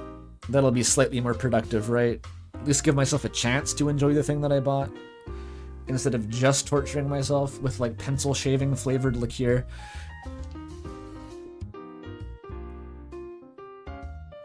There's a Cammy Boy comment? Oh, there he is. I know that little weirdo. I'm kidding, Cammy, you're not a little weirdo. I heard How to Drink Greg describe Fernet as tasting like the black blood of the earth, which does kind of make me want to try it. I have to admit, how do you hear that and not at least be curious what the fuck does he mean by that? It's got a way with words, that man.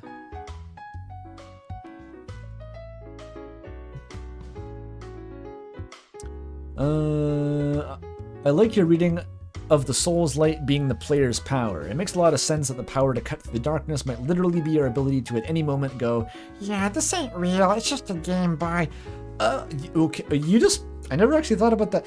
You're improving my own interpretation, because that was my whole fucking soapbox in my, Undertale video, was that the player's trump card is just saying I don't give a fuck. It's like the opposite of suspension of disbelief.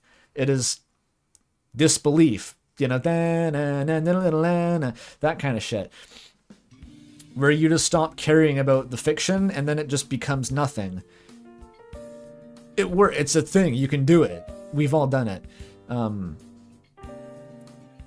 I somehow didn't make that connection when I was talking about this. Is like, yeah, cutting through the dark of the fountain, you just sort of remove your investment in the fiction and then it goes away. Your raw fucking sigma-brained reality-defining powers as the player, you're so based in objective reality, 100% no fiction here, that you can beam that down into fiction and like vaporize it from the sky like the Hammer of Dawn.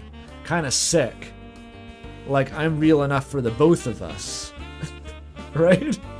You literally say lock the fuck in, get real, and then fiction stops existing in a lower universe than yours. Kind of sick. I like it. Isn't that cool? Yeah. Yeah, banger. Do, do, do, do, do. And here's the boy. Incredible work, as always. Why am I reading this as Germa? I don't know.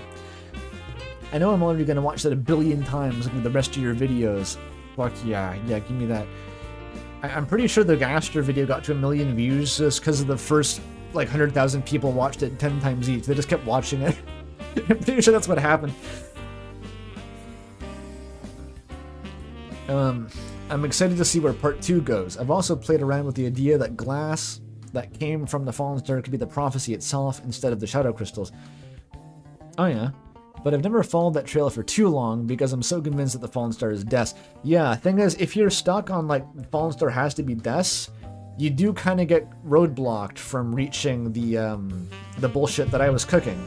You kind of have to, that's a necessary sacrifice to get to like Gaster prophecy bullshit, Fallen Star Gaster shit, right?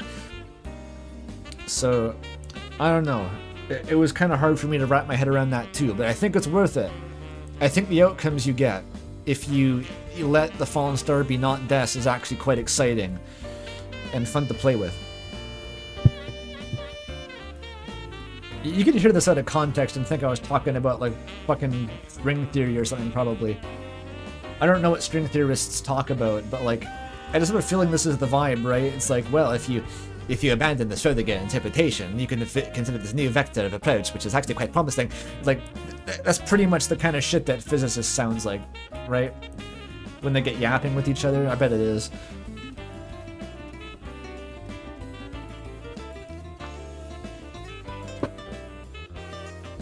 Triple T theory, is that the new Spooky Dude thumbnail? With like the weird mannequins? I don't even know. I don't know what Spooky Dude's doing nowadays. I've never known what Spooky Dude has ever been doing.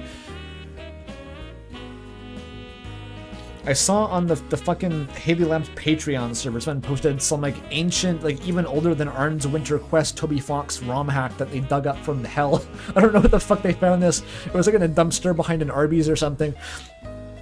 And I said, I'm like, if this is new Deltarune media, Spooky Dude will within 2 weeks have a video about how this solves Deltarune. I guarantee it. I'm calling it. There's going to be a Spooky Dude video about how that solves Deltarune. In the clip I saw of this ROM hack, you start a battle and then I Like Big Butt starts playing and like ghosts fill the screen. It's awesome. It solves Deltarune though.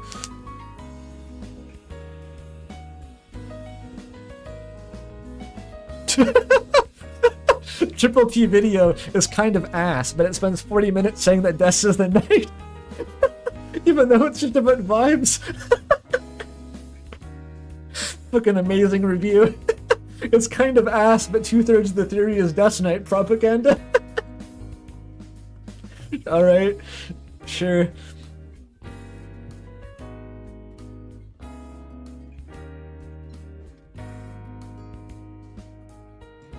What, Spooky Dude thought Cunningham UTDR was me? Damn. No one tell them, okay?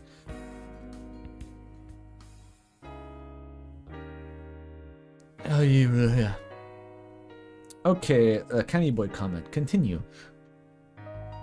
In addition to the connections you already draw in the video, I think calling Des a fallen star leads to her wanting to have a career in music. Yeah, like that interpretation definitely checks out. It's always been solid, based on the posters for concerts in her room that never happened and wanting to leave hometown to go somewhere with shining lights, etc. Yeah. Since the Knight/Des seems to be her biggest lead on who or what the fallen star might be, I'm really, okay, I kind of gave it away. I think it's Gaster actually, but I'm really curious if you're suggesting Des might have something to do with the origin of the prophecy. No, because it's got to be Gaster, unfortunately. Because I'm interpreting the prophecy as like fundamental to Deltarune's like creation myth, it can't be made by any like normal in-universe character. That's just kind of how it has to work, right? I don't think you can have the cake of the prophecy is the origin of Deltarune's reality and also eat the cake, whatever the fuck the metaphor is, of having the prophecy be made by an in-universe character. I can't make that work. Unless, like, it's some weird fucking, I don't know, the end of Flynn's route in Echo shit where, I'm not gonna spoil it, whatever, if you know, you know. Some weird shit like that. Where, like, linear time is no longer even a factor. Or maybe Homestuck is more relevant. Okay, let's go with some Homestuck shit. Where, like, Des goes through the fucking portal back in time and becomes the god of her own reality. Some shit like that. I don't know. Toby's read Homestuck. Nothing's impossible. You can't rule it out. Does anyone... What the fuck happens in Echo? Yeah, you kind of had to be there. Someone in chat surely has played Echo and is now pogging that I referenced that fucking crazy pull, right? Crazy pull? Anyone? I thought it was kind of cool. No one's played Echo, it's fine. It's fine. Des might have something to do with the prophecy. Yeah, no, unfortunately, no, yeah, that's not it. Either way, I can't rate. I am motherfucking Gerson Boone. Shit. Kemi is the voice of Gerson, of course. You know, I deliberately didn't ask Salty DK Dan, not because I was intimidated by his raw clout, but because I don't like the Gerson voice he does, and it would have been the wrong vibe for the intro. I'm that discerning, dude. That's how it goes. I don't know if he would have replied anyway, but point is I didn't ask.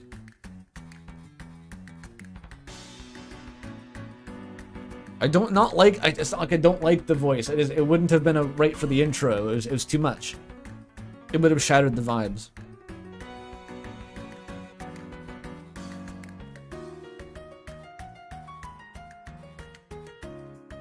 What do I edit my videos in? This is not important.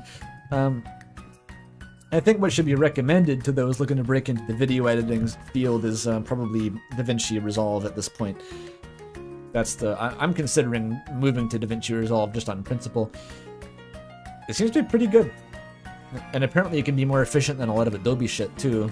That's what Toffee said anyway. Just use DaVinci, it's fine.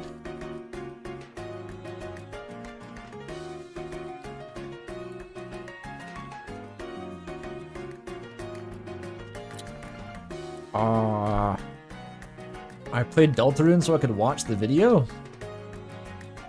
How did you get here? I'm very curious. I mean, I just admitted that I played Omori because someone wrote a fan fiction about it, but like... Were you following because of RAM? It's very mysterious.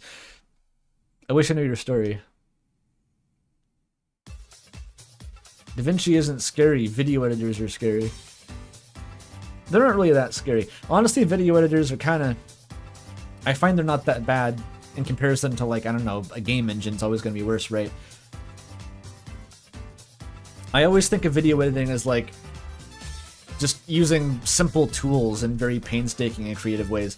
That's kind of how I like to do it. I don't do any After Effects bullshit. I don't really do any, like, fancy preset transitions that I downloaded from some online archive. I just kind of like making things move around.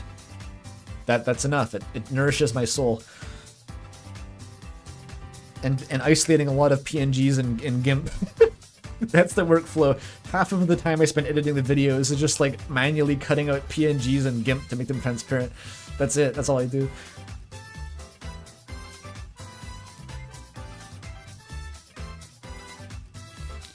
Once they boil down the editor to like the 10 things you need to be able to do your thing, it's not that bad. I think yeah, honestly, it does make it a lot more palatable to like start learning something when it's like you don't need to learn every fucking feature. There's a lot of weird bullshit you can do with video editors, but a lot of them aren't really appropriate for video essays anyway. Like color grading and all this weird shit. You can do like real-time audio processing in Premiere, but like you don't really need to. I just do it in Audacity, then import the audio raw and just, or not raw, but I edit my audio in Audacity and then just export it directly to the editor and don't touch it anymore. I know that's not everyone's workflow. Toffee walked me through their fucking workflow for the audio processing, and that is the direct opposite. Like everything is done in editor. There's like a whole real-time audio pipeline set up. Really cool, actually. Like they can just record lines directly into the video editor and have them be completely processed in real time automatically. But that's not the way I work. I like my scripts being finalized before I touch the editing. So you can just do it in Audacity and drag it in. It's fine. And if I need anything super crazy that you would need After Effects for example, I just use Godot because I learned how to make games in it, so I can just kind of make pretty much anything that a video can show is simpler than a game. So like if you need to show a thing and you know how to program games, you can just kind of do it usually. If you really need to show something, just make a game that displays the object and you win. That's what the DMC 666 was. Anyway, why am I talking about video editing? Okay, let's continue.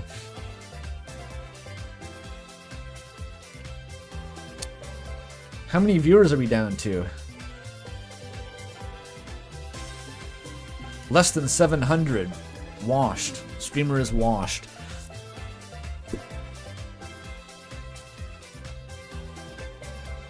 Okay.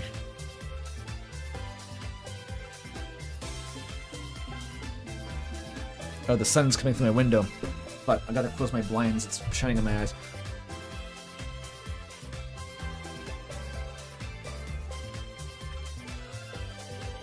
We've activated the gamer dungeon mode.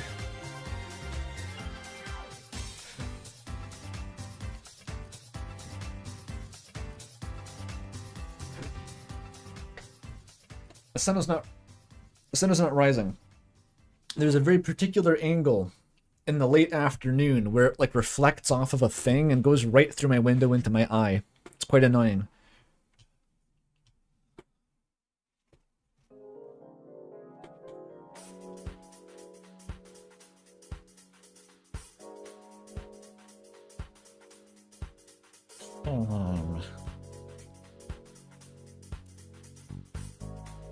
If heaven is a relative term in Deltarune, and Spamton / the Darkner's heaven is the light world, might the Lightener's heaven be the real world, as the one we're in now? That was the implication, yes. Or it could be another interstitial one, like the weird device layer that Gaster's on. A la Molly Stars. I don't know. The layer of reality beyond their own. Following that, might the angel that exists in this heaven be the player? Yeah, this is, yeah, player angel. Love me a player angel. Apparently there's still a lot of ground. I could just make a video talking about angel lore, and that would be new information. Huh. I kind of assumed everyone knew about that by now. But maybe no one's really covered it specifically? There must be a video that's just like, who is the angel in Deltarune, right? There's probably like 10 of those. I'm probably not going to make it regardless. I just kind of assumed this was... like, I would be made fun of if I tried to explain it.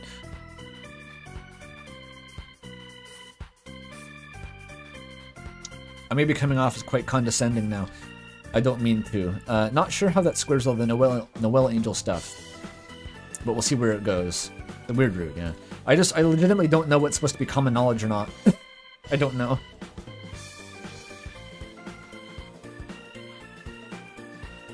There probably isn't. There's probably nothing as common knowledge. Like, the median viewer of my video probably doesn't know shit. So, honestly. There's a lot of stuff.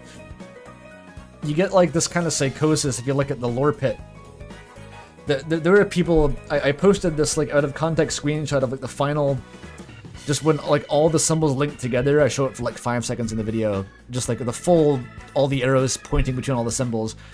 I just posted that in a lore pit with no explanation. Everyone's like, yeah, that checks out. Got anything novel? Anything new? It's like, no, of course fucking not. So there's the weirdos from the like XKCD comic talking about geology or whatever. Yeah, the XKCD comic, yeah.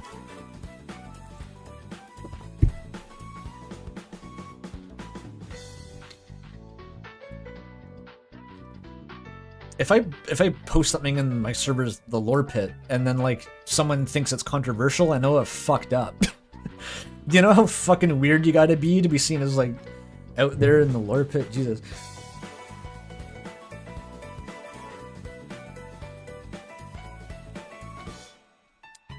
Subscribe to see this. A shrewd marketing scheme. It is indeed. I didn't mention ice. Yep, I wonder why. Yes, there is an Echo reference. Echo analysis? Oh no, dude. I can't, no. I'm not doing that. Not even a little bit. That's not my niche. What did it even say? Oh no, I guess I did. Yeah. I forgot about this. My analysis is that Leo is gay. Nailed it. Leo is gay. Flynn is gay. Carl is probably gay. Chunter is gay. Your mom is gay. I'm gay. Prophet. I don't know. Yeah, that's Echo.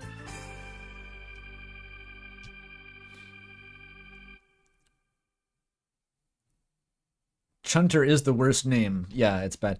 He deserves it. There's a reason he has the shittiest fucking name. The chunta must chunt. It kind of immediately becomes a vocal stem once you look at it for too long.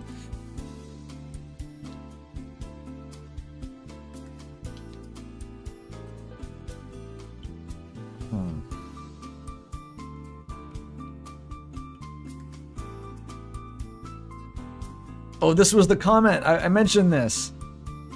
The only thing this person had to say about my video is that it's not Protestant. Deltarune's religion isn't Protestantism. They don't have thuribles. And so the Catholics have claimed J.R.R. Tolkien. Look, I'm not gonna wade into whatever fucking anti-papal morass is going on here, okay? I don't have a dog in this race.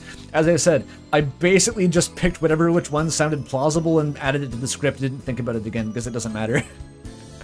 I kind of just picked, yeah, Protestant, probably, good enough.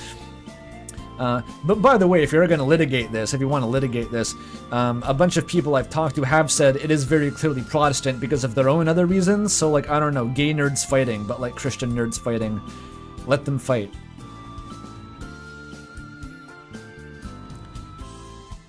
I don't know what a thurible is. It's some sort of Catholic thing. Catholic object.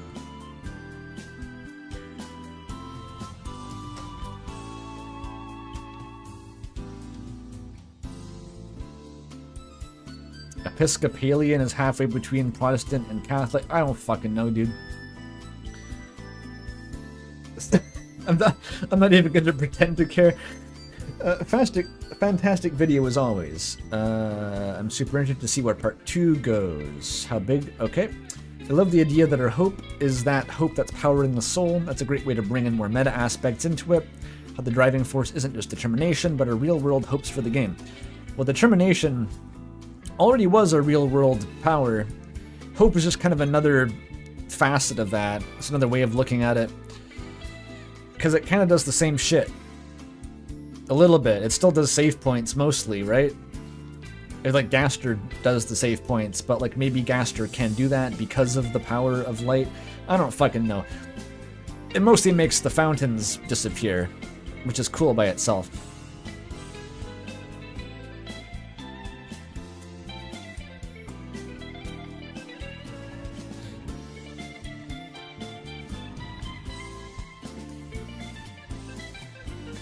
This song just sounds like Cassiopeia or something.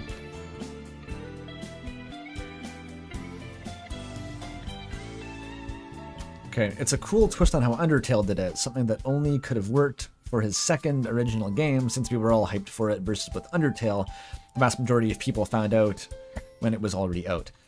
Yes. The fact that it's releasing in chapters only amplifies that. Toby did originally plan to release chapters 2 to 7 all at once, so I wouldn't put too much stock in that. Yeah, I don't know. It's impossible to really go back and pick apart like exactly how much of Deltarune changed based on its episodic release format. We might never know exactly how different the current Deltarune is from the one that Toby Fox pictured, say, when he made Chapter 1. It's just kind of how it goes sometimes, especially if you're working on something for this long. It's impossible to keep an idea totally static in your brain. This is kind of part of the thing I want to get at with how the previous version of Deltarune, the pre-Undertale prototype Deltarune, would have just been obliterated over time, because you can't hold on to an idea without writing it down and have it stay the same, because you're going to change as a person, especially from like a teenager to your 30s. Nothing's going to be left at that point. Like, the whole game is gutted. It's been erased by the sands of time, basically. It's going to be a new thing by the time you actually get to writing it down.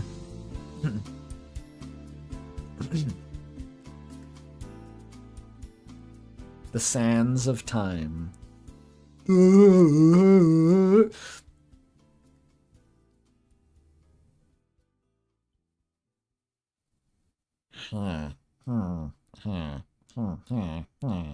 Why am I making villager noises? Stop that. But there's that one reaction video in my recommended. I did watch it. I was curious. It's pretty fucking bad. It's rough. I don't watch reaction content.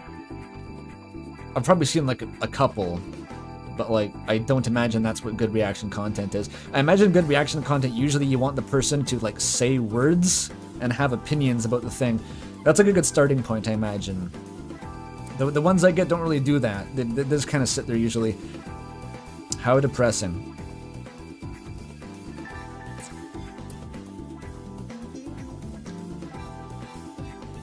Was I finished the comment? I finished the comment, okay. What a reasonable price. It is indeed very reasonable.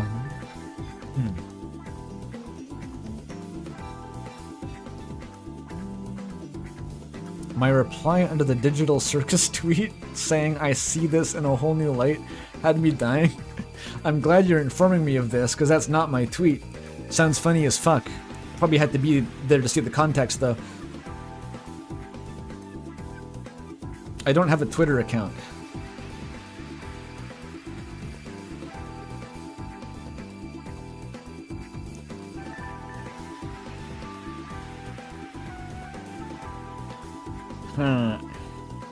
We got Dave Strider. Here's the question, though. How can glass be both the shadow crystals associated with hope that can overwrite the prophecy, as well as being the prophecy? Well, I never said it was the first thing is the problem. The hope that we can overwrite the prophecy, that's... maybe kind of that's their thing.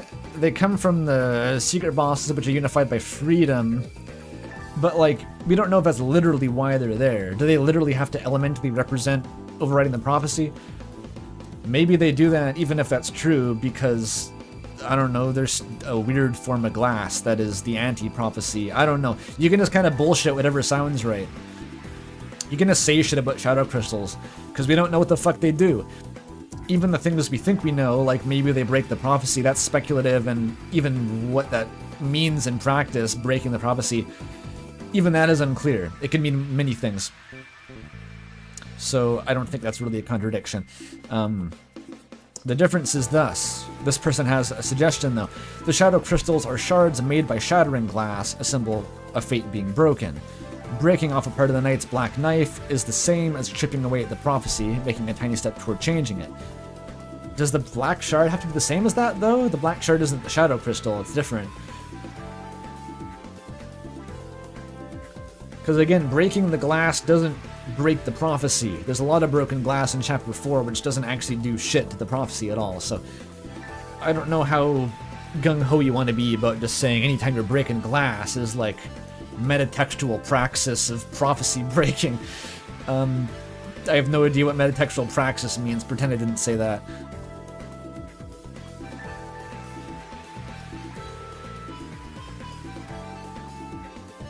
This raises the question of why the knight would be going around giving shadow crystals to secret bosses and a black shard to Asgore or Carol? Well, we don't know how they got it. I guess I literally myself literally did say that Carol was given a black shard by the knight in my last video, so fair enough. I said that. Siren. If my interpretation of the symbolism of glass and shards of glass is correct, this would mean the one behind the crystals and shards isn't the knight. Well, I don't know, dude. We don't even know if the knight wants the prophecy. That's kind of implied. The faction seems to generally be following the prophecy.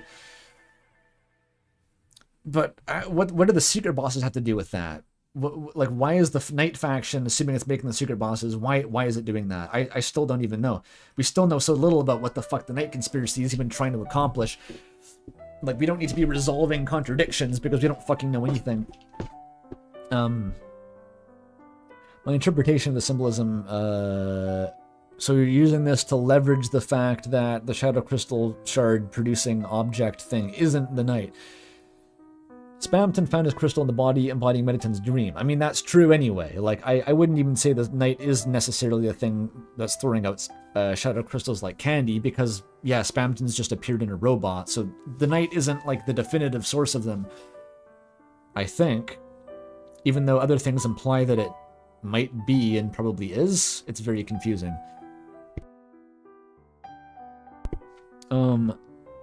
Spamt... Mediton's dream. Yeah, strange someone mentioned by Shams never actually called the Knight. Yeah, fucking I hate that. I still think it's the Knight. It's kind of weird that everyone seems to assume this means it isn't the Knight. Even Molly did that. I don't really... I don't get that argument so much. I still just interpreted that as being the Knight.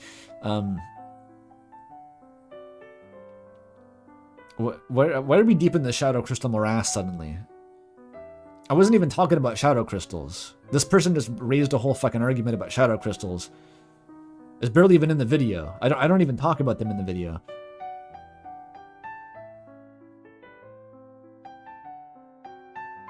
It implies about the black shard mentioned by Asgore. The shard wasn't given by the Knight, it was instead acquired by Asgore some other way. Well, my own interpretation was that the black shard was in the room and Asgore didn't even have his own one. But if we're going with Asgore has his own black shard, yeah, we don't know shit about how he got that. And there's a Courier New fanfic where he walks into the fucking woods far enough and finds one lying on the floor.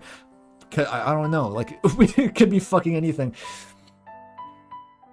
That would be a significant piece of evidence against Asgore being part of the evil-ass fountain operating group chat. What, that he just didn't get given it by the Knight? I never suggested that he was given it by the Knight, and I never said that Asgore was really part of the core of the conspiracy anyway. Asgore is part of the conspiracy, I think, just because he's close with Carol. And Carol wouldn't let Asgore into her bedroom if she wasn't comfortable sharing her bullshit with him. Like, there's no way. There's no way that Asgore is just... Carol never thought about the fact that having him clean up around the house would mean that he gets to go and stare at her conspiracy corkboard. Like, he's in on it. If he's allowed in that room, then he's in on it. That is the extent of his involvement, I think, in the conspiracy, is that Carol wants him around, but... And the shard... Okay, so this is just a bunch of shit that has no relation to the video whatsoever. And this is also why I don't really like getting too deep into Shadow Crystal speculation, because it is so fucking confusing. It got so confusing so quickly. Like, I could attempt to litigate the whole thing about, like, the timeline about how Jevil contacted the Knight and how it makes the most sense if the person that he got a Shadow Crystal from is also the Knight, but, like, that would probably just confuse me more. I really tried to nail this down ages ago, but I've forgotten most of the points now, so it would be an exercise in futility. Okay, we should move on, though.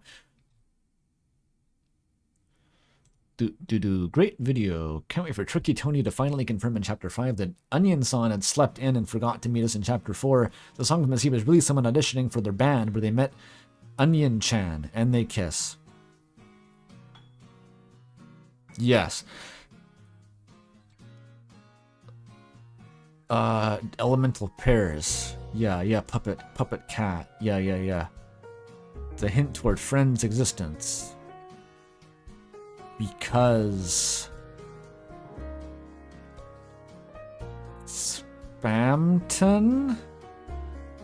I don't know this part of the friend lore. What does the puppet mean? Why is there a puppet? Does anyone know the puppet? Does anyone know why the puppet is related to friend? Spamton is the puppet. And Spamton is tied to friend because it shows up in the basement that one time? Is that it? Spamton dialogue? Sweepstakes dialogue? Oh god. I mean...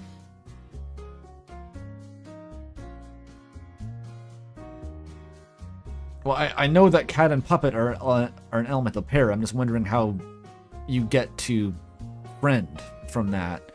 Like, what's the closest point of contact between Spamton and friend? People are saying Spamton sweepstakes dialogue. When does Spamton mention friend in the sweepstakes? The glasses? The color of his glasses are similar, yeah.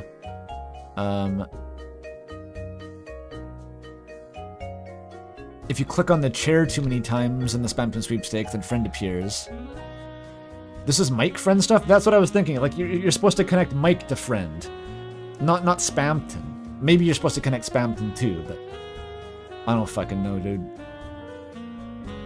The eyes do look the same, that is correct. But, like, all the secret bosses, like, Gerson kind of has that thing going on too. Does Jevil? I don't think so. I think Jevil doesn't have the color scheme.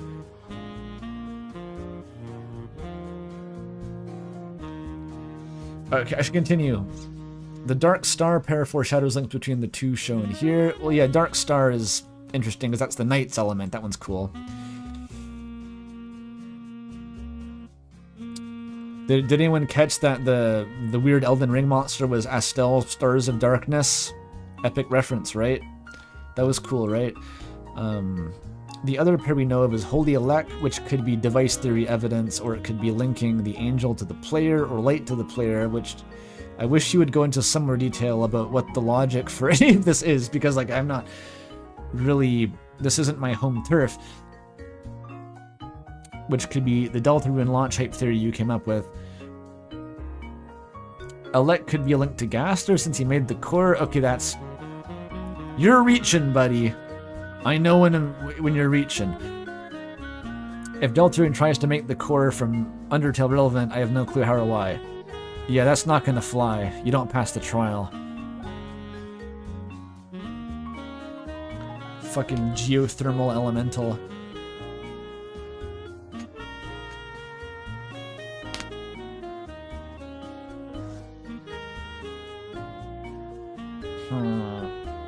My brain wants to link the Fallen Star with the Fallen Angel, but no, that's probably a bad idea since no Fallen Angel's been mentioned, and Deltarune's theology has nothing to do with our world. I'm more amenable to, like, the Lucifer lore. I think there's parallels here. Just because Deltarune's cosmology isn't, like, actually Christian doesn't mean that Toby isn't referencing the shit out of the Bible whenever he fucking feels like it, just for no reason. Just ad lib, reference the Bible. He's doing that. I don't know why, but it's true. Also, the Titan has that one attack that slithers like a snake. There is links between Dark and snakes, for some reason, a little bit. Just a little bit. Not enough to really do anything with, but yeah, just enough. Why not? I gotta piss again. BRB.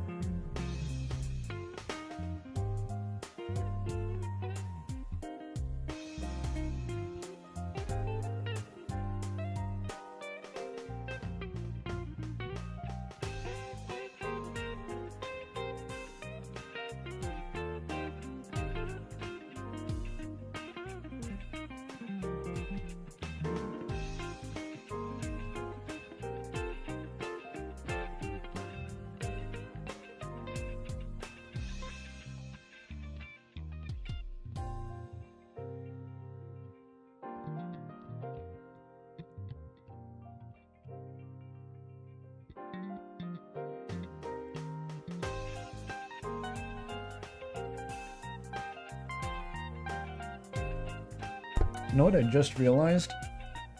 I never finished the cheese and crackers. I moved them to the side, and they've been out of my field of vision, but they're like right here. I can still eat them. Fuck yeah.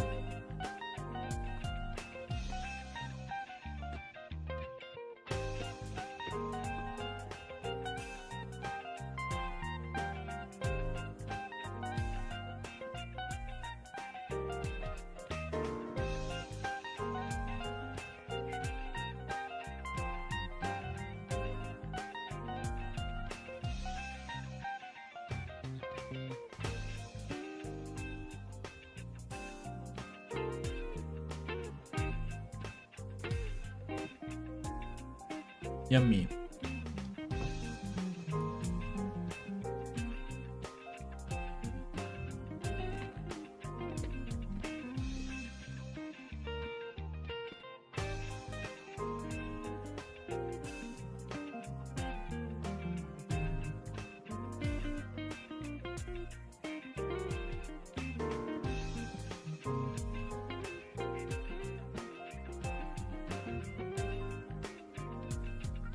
Device theory is a scholarly source.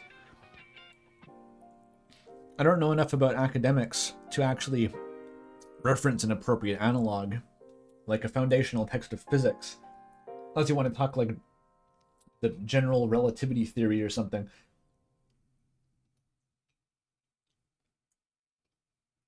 Seems like most physics I hear about, everyone's just trying to figure out how to make the general relativity theory work with quantum mechanics. They're stuck with it.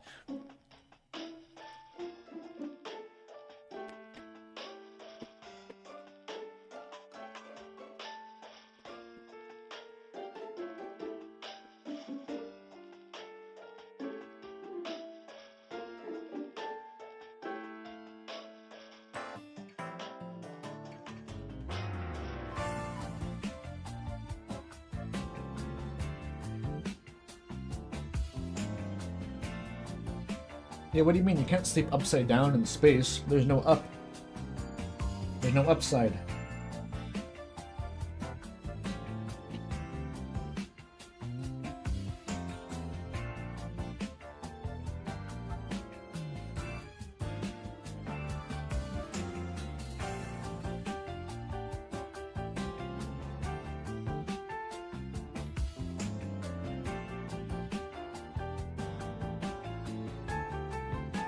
Oh yeah, fucking fluid dynamics.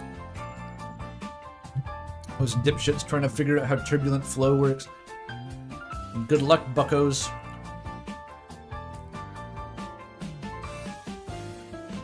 I mean, that's all the math is, too. All of high-level math just boils down to a bunch of fucking unsolved problems that people are gonna work on for 1,000 years. Just beat your head against this forever. Have fun. Computer science has got P equals NP. Good luck, bucko. I already talked about the Riemann zeta function. Just 1 0, bro. Just find 1 0, not on the critical strip. It's easy. How hard can it be?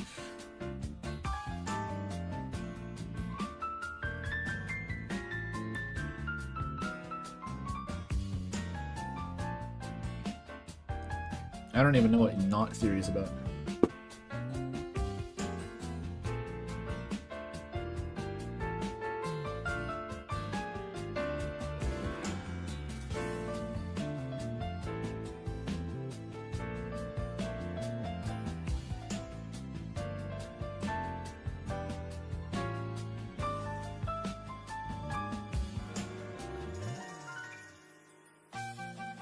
Well, I know that fundamentally what knot theory is, but like, I have no idea what people are doing with it.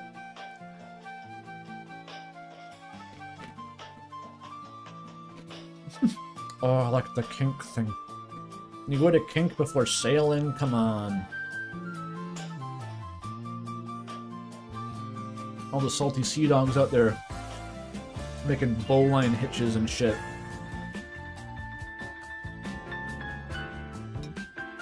They can't all be kinksters. Some of them must not be.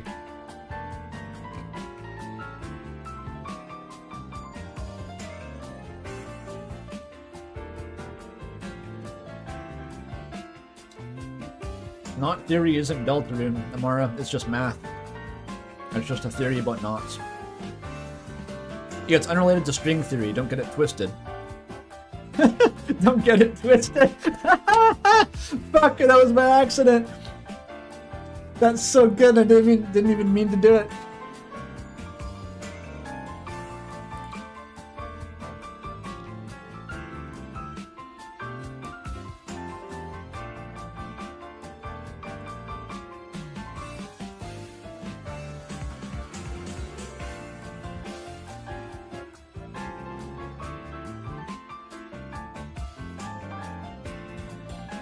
I'm pretty sure in string theory, the strings don't make knots. I'm pretty sure they can't do that, right? I don't really know for sure. I don't think fucking anyone knows how string theory works. They mostly just kind of make a circle and they vibrate, right?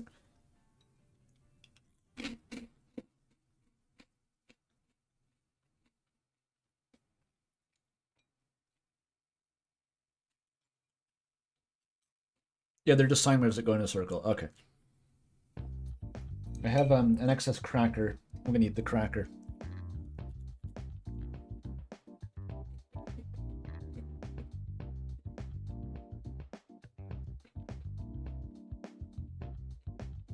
Yeah, string theory is Rudy Knight for physics. I kind of get that impression for sure.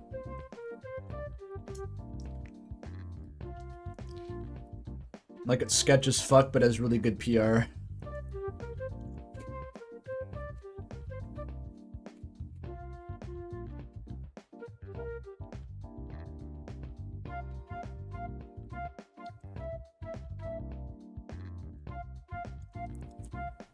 Yes, Viva. I was literally saying in as many words earlier this stream that Rudy Knight is the new Papyrus Knight. It just like immediately replaced the old one, like the queen is dead, long live the queen type shit. Guess there's a king now. Usually it's a queen.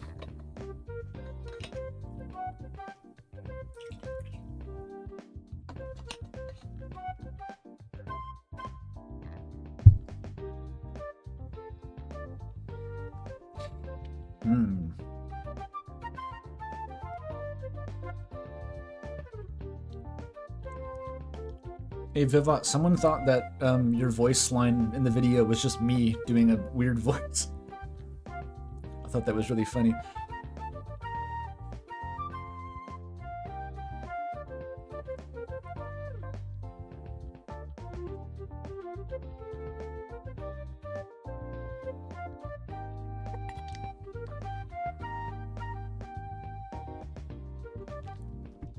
Damn, those little Melba toasts always scrape the shit out of my mouth.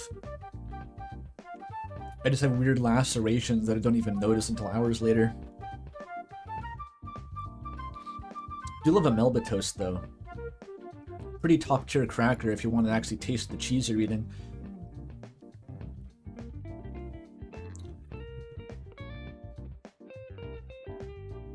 It's because it's Australian. The Australian factors makes it impossible to tell who you're listening to. That's your theory?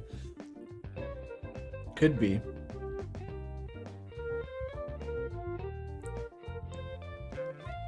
Stream isn't over. No, we're still going. I just never finished my crackers.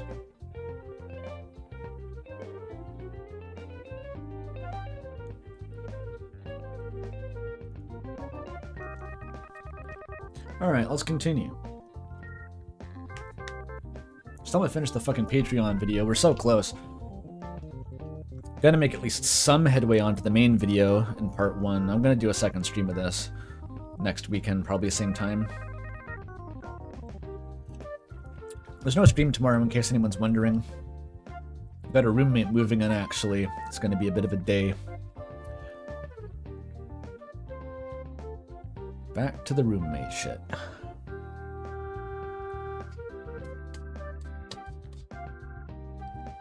Okay. The amygdala's outside of my window. Yeah, basically. I referenced in the night conspiracy video that I tried to make the everything corkboard and it just turned into my insight got too high. That kind of happened this time. Took a long time to get the amygdalas out.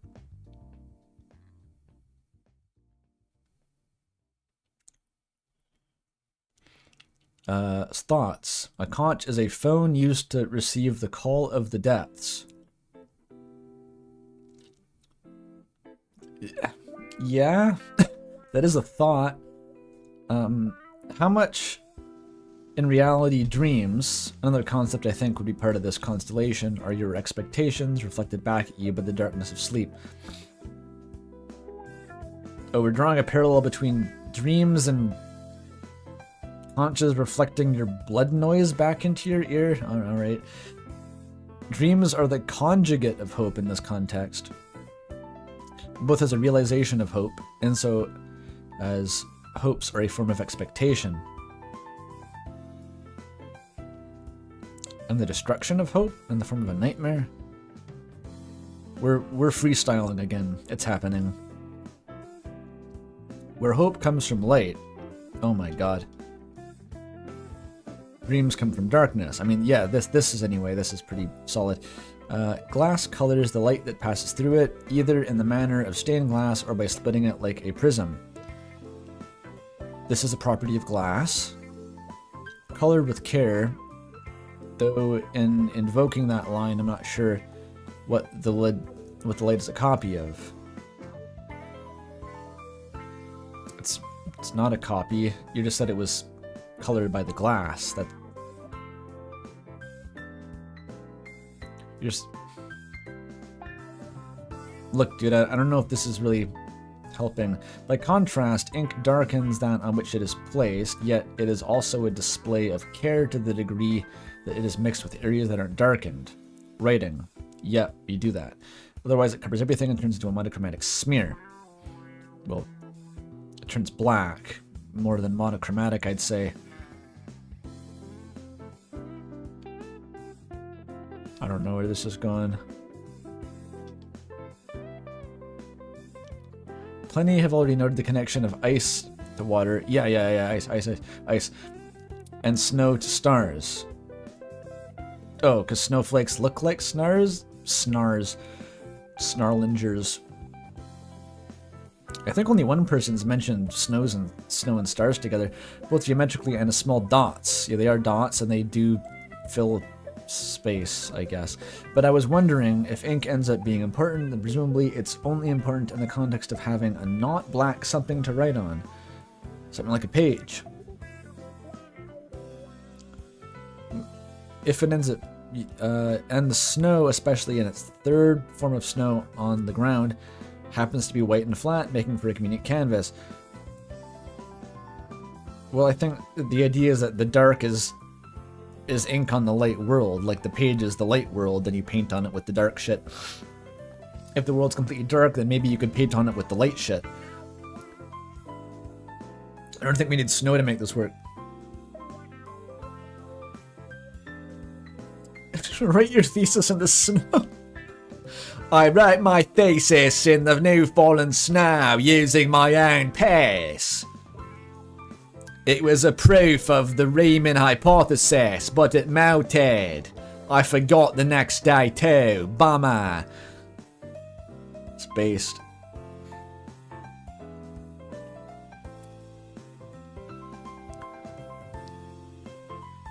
Normally I'd say it's a bit tenuous, but I'm not sure what else can act as a page in this constellation of concepts. It's just the light. The light world is the page. At least when ink is acting as the subject rather than the background. Inverted, one gets a pen of hope writing on the darkness, a la dreams. Basically, yeah. I wouldn't say writing on the dreams, I would interpret this as writing on the post-roaring carnage of some sort, because the page is only blacked out once the flood of ink covers everything. I assume that was Gerson referencing the roaring.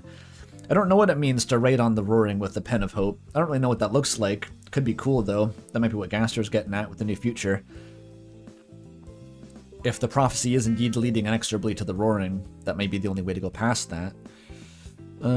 So, does that mean ink staining the pure snow black is one form of a nightmare? How do we get nightmares? Bitter waters upon the sweet waters. Why is the water sweet when it's snow? And why is the...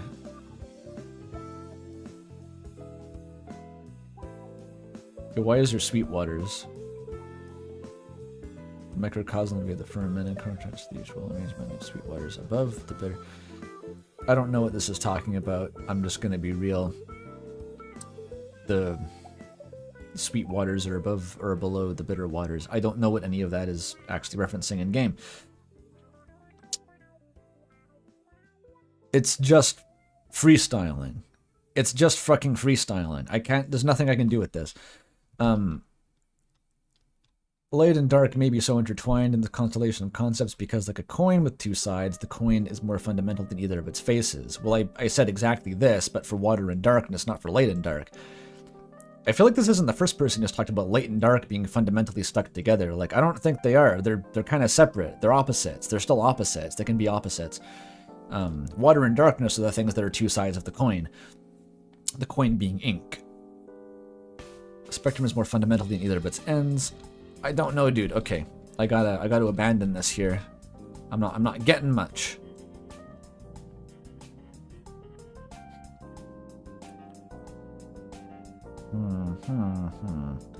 Even if Chapter 5 blows your theory out of the water, I'd still love to see ink theory.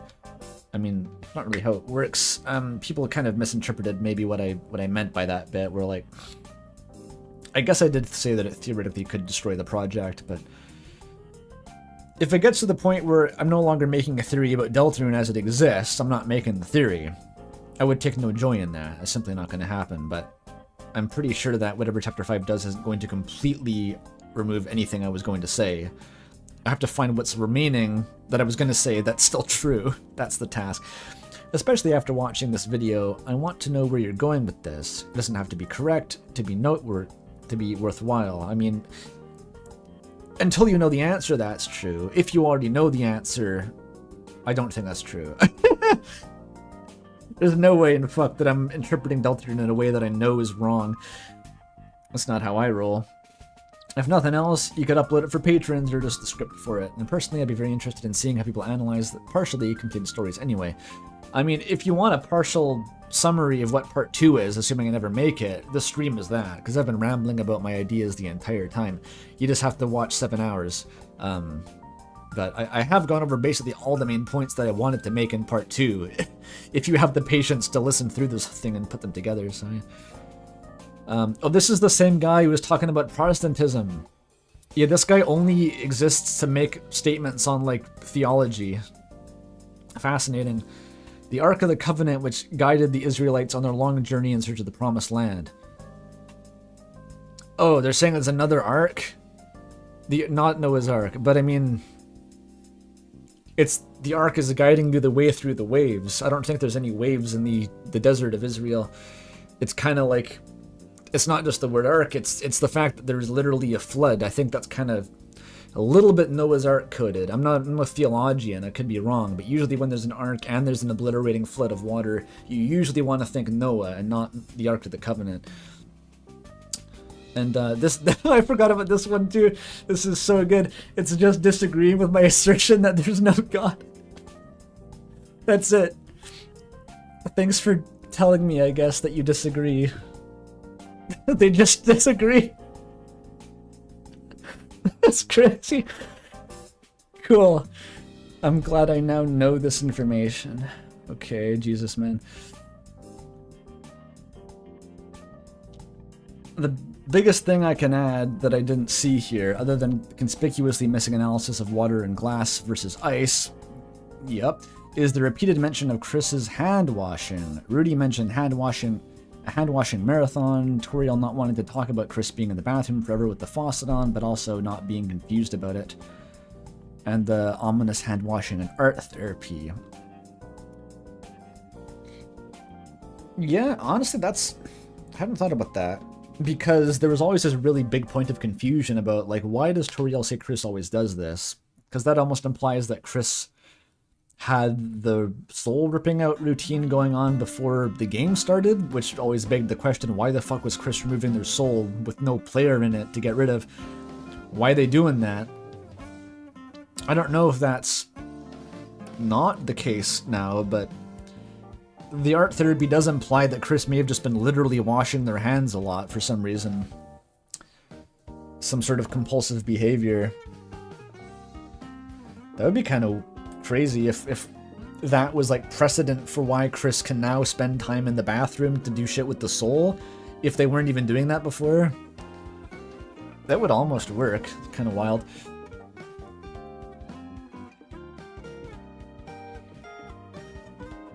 But yeah, the bloodstain in the birdcage. The bloodstain doesn't mean anything. People always reference the bloodstain as evidence for Chris ripping out the soul. At what point during the soul ripping out does blood get on the carpet? There's no blood. There's no blood going anywhere. I don't really get that. The soul doesn't leave a dripping trail like a Binding of Isaac familiar. The birdcage, though, is... yeah, that's like, why the fuck is that there? Fair enough.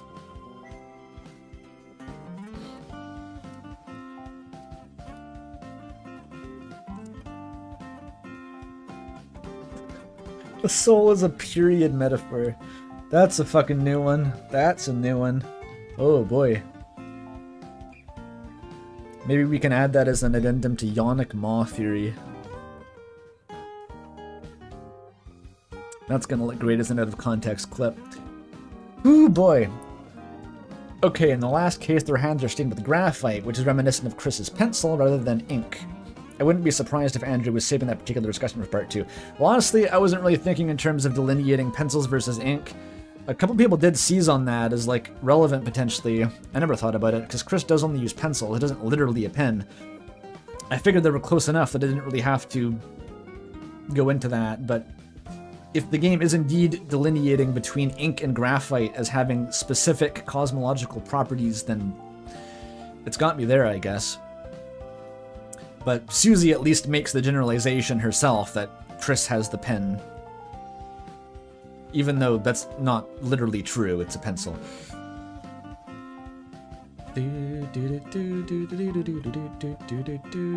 Oh yeah, one of them is a quill. Yeah, Chris can use a quill. So it's like, in Homestuck it would be pen type, right? It's not a pen, it's pen type. Close enough. That's the Specibus label.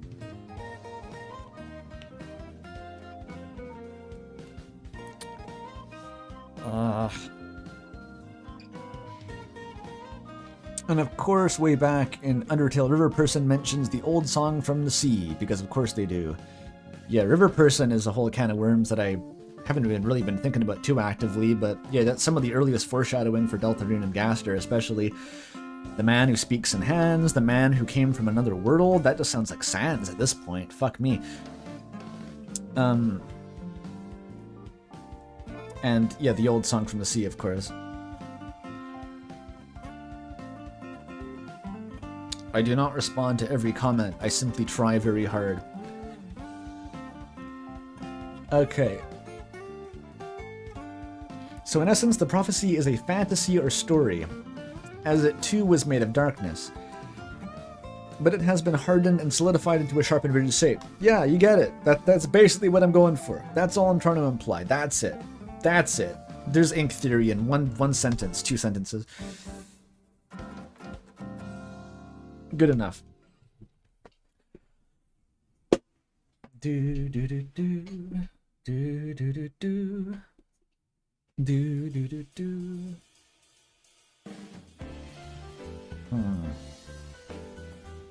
What's the comment where Chris has the pet finch that gets eaten by friend? Oh, that was by the person who made the art for the Courier New fanfiction compilation.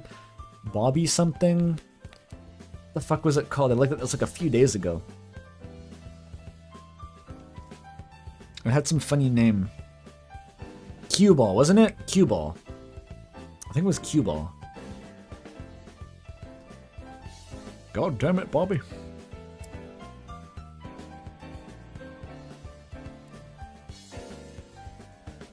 Robert Broccoli. Yeah, that was the one, yeah.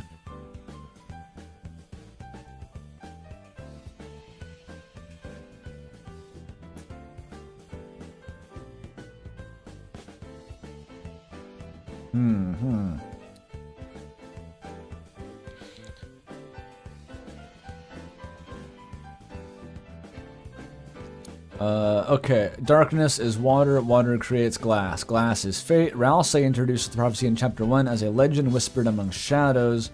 How big does it go? Okay. Granted, this may not undo anything more than add another hall of cement to the already solid connections you brought up. It feels significant. But the Rousey line? What is this? A legend whispered among shadows. Whispered among shadows. Honestly have no idea what the fuck this means. Rousey is so vague about where we get the prophecy from. He could mean like anything by that. Oh, that was all. Rousey, prophecy whispered by shadows. Yeah, I don't know. Like, I still don't feel like we have any idea where Rousey got the prophecy. Even his line about time and space is like basically nothing. It's just like, I don't know, it is known citation.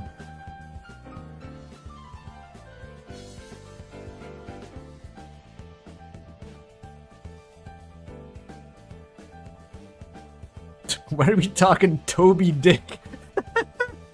Toby Dick and the White Whale? What the fuck is going on?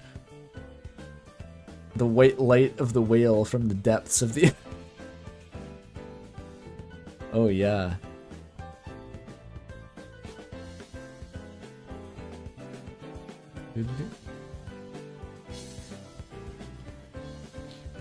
Oh my god, I remember this comment. Have you noticed how Icy looks like a bobbit worm?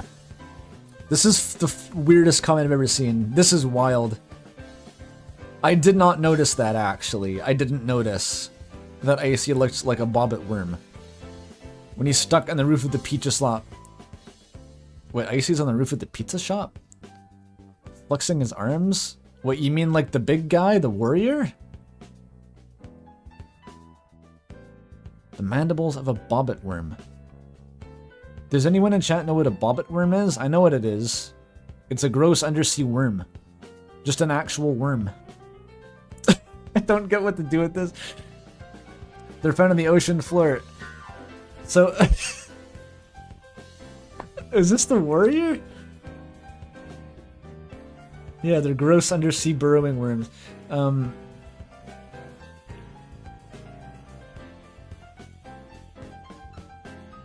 So Icy is the depths because of Bobbit Worm. Check out the art on the cover of Deltarune Chapter 1 music album artwork. Notice how Chris looks like a puppet or zombie, but they're playing the piano in the reflection. Look carefully at the light world reflection of the three heroes. Notice anything. Where's Ralsei? Don't see him. Keep looking until you see it. Then this is the key for what object Ralsei. What the fuck? This person has lore that is only known to them. Like, this person has their own wiki. No one else has seen it. Like, what? Okay, let's follow this up. Let's look at the Chapter 1 OST artwork to see what object Ralsei is. Chapter 1 Deltarune OST. Like the physical release?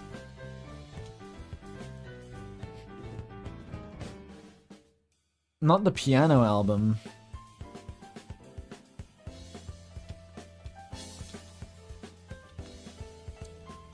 Is it the vinyl?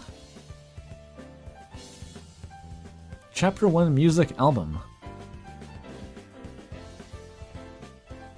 Does anyone know which one this is? It's written like a QAnon post. I wouldn't know. Is a tree? Wait, don't spoil it. I haven't even found what he's talking about.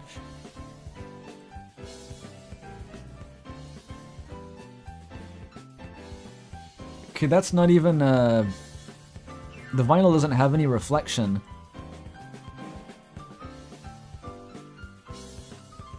Vinyl album discount stick? No. The piano selections. The piano selections, okay. Oh yeah, you're right. Okay, there's a reflection. Why is this taking me to the Spotify? I don't want Spotify. Give me the image. 300 by 300. Fuck. Give me a bigger image. Not a crop. 700 by 700. That's better. Open a new tab. Enhance. Computer enhance. Here we go. Finally. Oh, the fucking crop is wrong. Oh, no.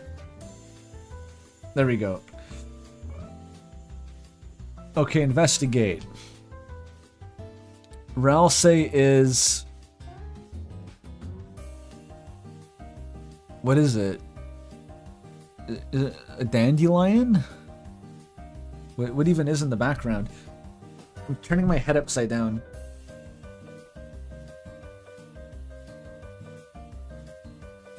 I think it's a tree. Ralsei appears to be a tree. Okay.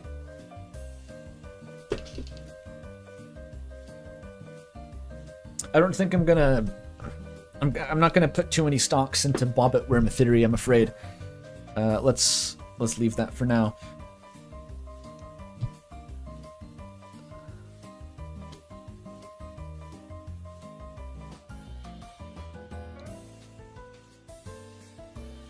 Well, that was weird. But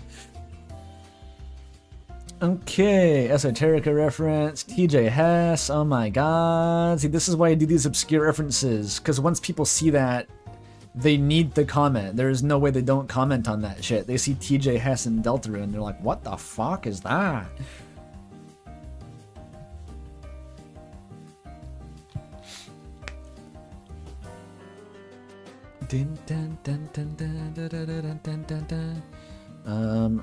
If light is hope, then darkness is dreams, hopes and dreams, light and dark. Dark worlds are like dreams.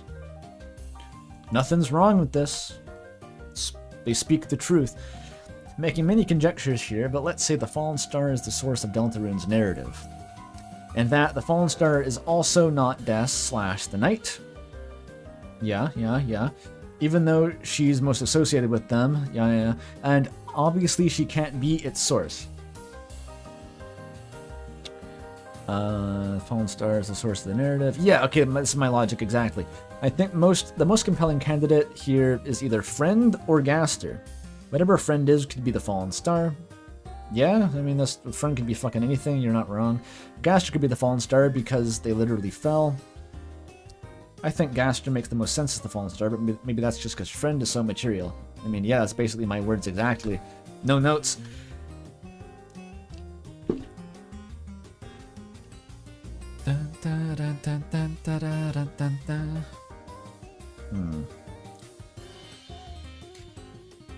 Maybe a side tangent, irrelevant to the point of the video, but I don't think Gerson's goal is to break the prophecy. I don't think that breaking fate is the goal that Toby or Gerson wants to achieve, as objectively the fates of these characters are and will be preset despite the illusion of choice and reactivity.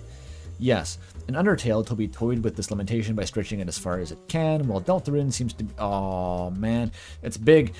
Deltarune seems to be about directly addressing it and the expectation that the community has set for him. Yes, I agree. The language Gerson uses and the actions he takes prior to the events of Chapter 4, being an author of a series that is directly based on the prophecy, imply to me that he is encouraging Susie, and by extension us, to interpret the prophecy in her own light, pun intended, to make her own. This is also supported by Gerson's appearance within Undertale, with the notion that the prophecy in that game takes into account both possibilities. True. The oft undiscussed Undertale prophecy, which was a thing. So I wouldn't be surprised that the final bit of Deltarune's prophecy was that we aren't all privy to will also comfortably foretell alternative events that are even less literal than the actual text. Art is an iteration of both the art it was inspired by and the reality the artist lives through. The prophecy, Gerson's reality, is to Lord of the Hammer, Gerson's art, is to Dragon Blazers, someone else's art. Yeah, this also ties into the 3 consecutive Chapter 4 Dark Worlds, where each world is a different perspective on the same reality. Yes, the game reworks Undertale's cast into new roles and explores how the exaggerated traits of these fantasy characters would translate into a more grounded setting. Deltarune is almost entirely introspection and interpretation, and explores the idea of determining your reality in a world that is objectively deterministic. Art is a subjective interpretation that can have the power to influence others to consider that interpretation, and as a result can change a perceived objective reality, not by changing the literal words of it, but by changing its meaning. Which is why Gerson alludes to the white pen, an object of art creation, as a symbol of hope. I should just let this person rate the video for me. This is great. This is good shit. Make this into a video essay. Just do it. Characters like Spamton are incapable of this interpretive mindset, and as a result take the prophecy literally and try to avoid it. Every explicit attempt to break the prophecy so far has been treated as something wrong and ominous. The weird route is us going the way of Spamton, trying to fight against the inevitable rather than determining our own ending and finding our own meaning. It's paradoxical in that we are circumventing the prophecy, the literal hard-coded story, but the circumvention itself is hard-coded. Exactly, the prophecy will still take that into account, just like the Undertale one had 2 prongs depending on which route you did. It's some good old tragic irony. Freezing the flow of fate just sets it in stone, freezing the water just makes it glass. Love still finds the girl. Damn. Why is the writing this fire? Who is this mysterious commenter? Fucking banger, alright. That was worth the word count. I don't really have any notes, that's just kind of a very solid analysis. Going off script was just another stage direction. Damn straight. The whole end of that video was just me finding as many ways as I could re-articulate the same fucking idea because the idea itself is so interesting.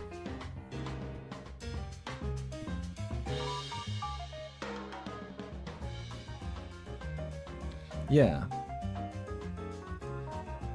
I think I'd belabor the point at this point to rehash my own thoughts on what the prophecy means. You've all heard that a million times, but yeah, that's a very good analysis.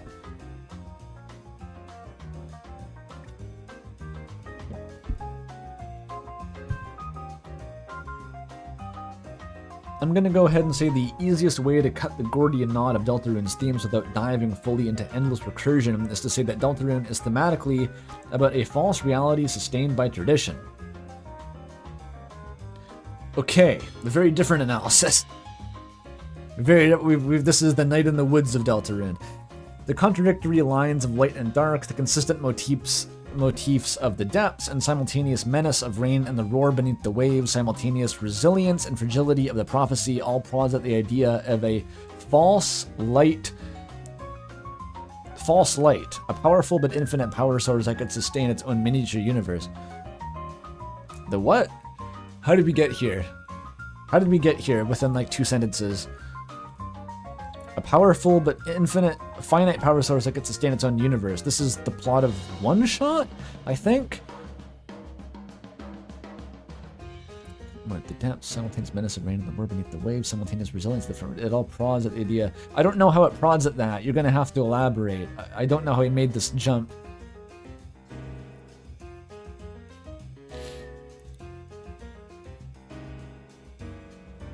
It's the one thing the story always stops just before confronting. If deeper nested worlds can be created, maybe ad infinitum, what's stopping higher layers of reality from being just as simulated? Does it stop before confronting that? I think it implicitly, that's the whole point of it. It's like the light world is still fiction, we're just going deeper. It's using the media, the kind of premise of fiction within fiction to kind of make us consider what fiction to us means in the first place. Kind of like Undertale, but what is it saying further on in this comment? The conspicuous absence of cold from these theories connects the threads together. No? Perchance? A star creates rain and light. Rain creates oceans. Cold oceans freeze rain to ice. Ice functions as glass. Glass refracts light to shapes that cut from the shadow. Okay, that last bit about the light, the glass refracting the light, I don't know if that actually works within the framework here. Again, like glass has this property, but I don't know how it works in Deltarune. I haven't really seen this be leveraged so far, of like how does the symbolic whole idea of light interacting with glass work. We're talking about hope interacting with fate. Fate refracting hope. It kind of loses meaning. I don't think you can use it that literally. And you don't need to refract it to cut shadows. It's just light. The light works by itself. You don't need the glass. We're kind of redundant. Yeah, this is, I don't know. And thus the world was formed. A star burns out. The shadows start to grow. The truth rings, separating fact from fiction. What is this, dude? What is this comment? This is freestyling, but in like a new, weird, poetic way, where like I don't even exactly understand the flow here. This is an interpretation that seems so abstract that I don't even know what the poster is like describing. This is what it feels like when I see it, some like, what am I even trying to describe? There's like occasionally I'll boot up a YouTube video that's like an analysis of something or other, and it's written by some like lit major ass dude who's just talking in absolute circles, and I don't know even what they're trying to articulate. And it just makes me feel like unmoored, basically, and I start to dissociate. Like, that's kind of what this is. I don't know where it came from, and I don't know what it is. No, it's not what Jacob Geller is like. Jacob Geller is very easy to follow. He just makes associations between concepts.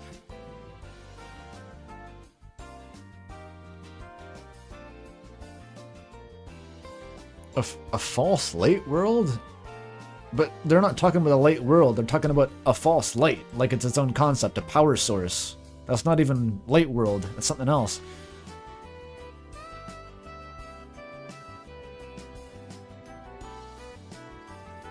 I don't know, okay, I gotta move on. Hey, we reached the top. I know you want to keep hell within the bounds of what Deltarune actually denotes it, to be within its own universe, but I do wonder if Gaster and his intrinsic relation to 666 does not give him tentative license into the hell column.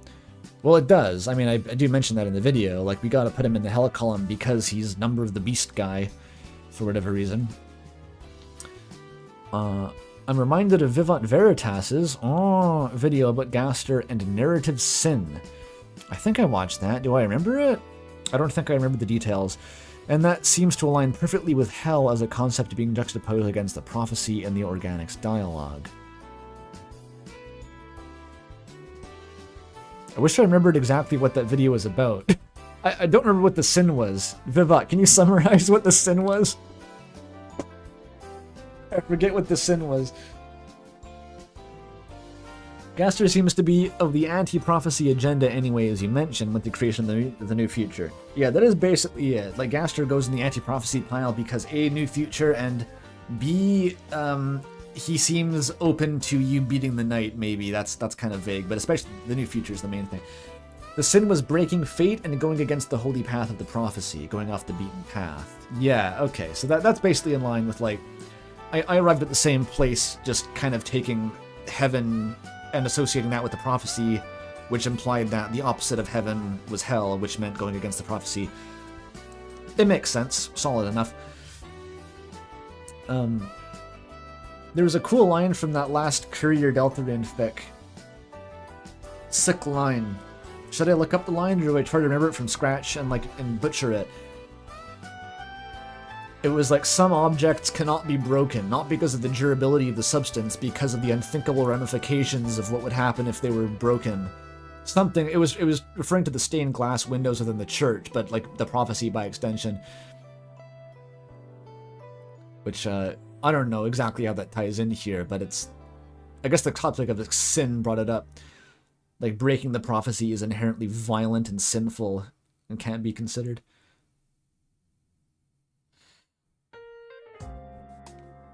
Let me look up the real line. I don't want to butcher the quote. Hang on, I should pull up AO3. Hang on. It'll just take a minute. Doopy doopy doop.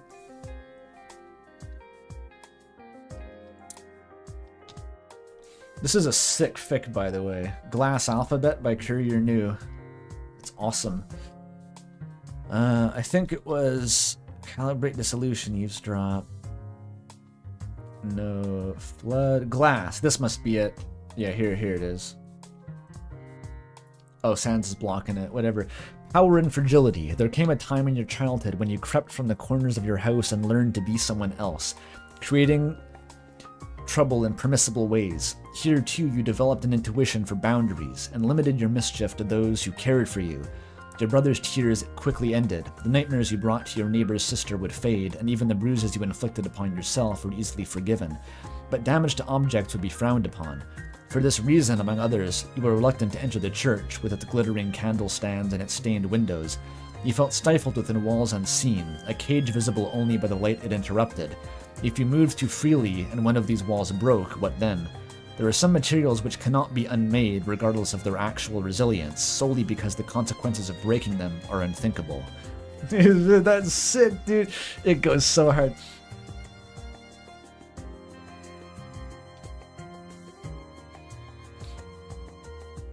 This is what I mean by like fanfiction being a medium to analyze the game more efficiently than is possible via traditional analysis. Like, that paragraph packs in so much information about what Deltarune's about, while at the same time explaining none of it.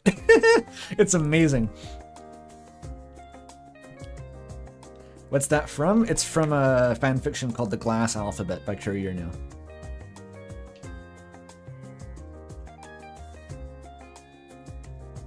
I can link it in chat. What the fuck am I doing? Fuck. I control V instead of... How do I get the URL to come back? Oh, there it is. There you go.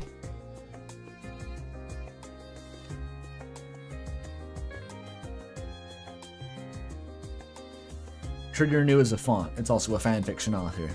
Why not both, am I right?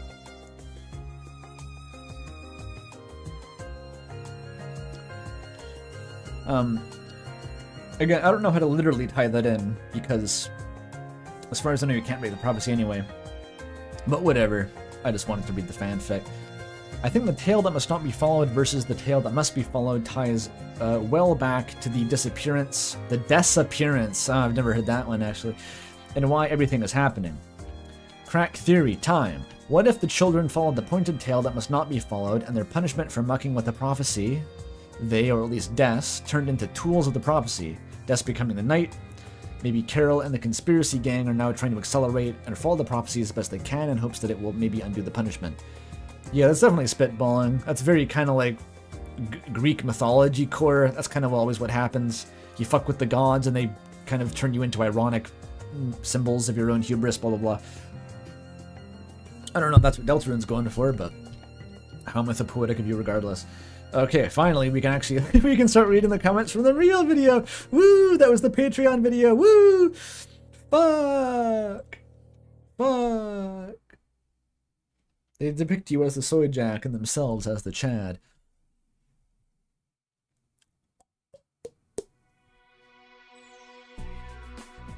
Ugh. Hi, Amara, again. Boop. Okay, this person really just Naruto ran to write this comment. Yeah, it's been edited to include more that's probably the meta, isn't it? You write like it's time, and then an hour later you come back and you actually edit it to be the real comment. It's like reserving your spot in line.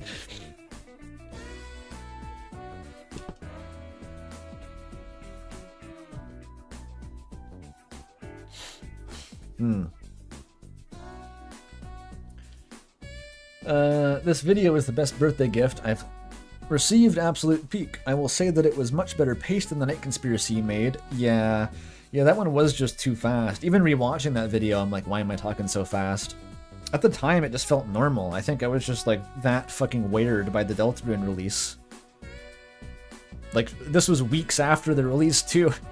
It was just like ambiently kind of coked out. Awesome.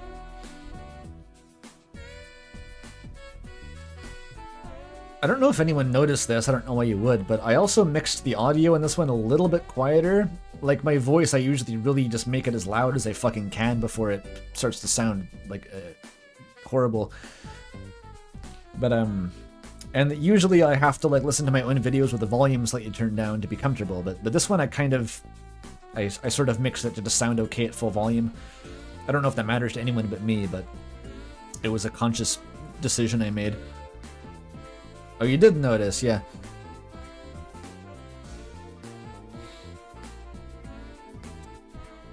I figured, like, mixing it really loud lets people, if they're on, like, bad headphones, they can crank it if they want, but basically I just have to listen to it at full volume while I'm editing, so making the audio quieter by default just made it more pleasant for me.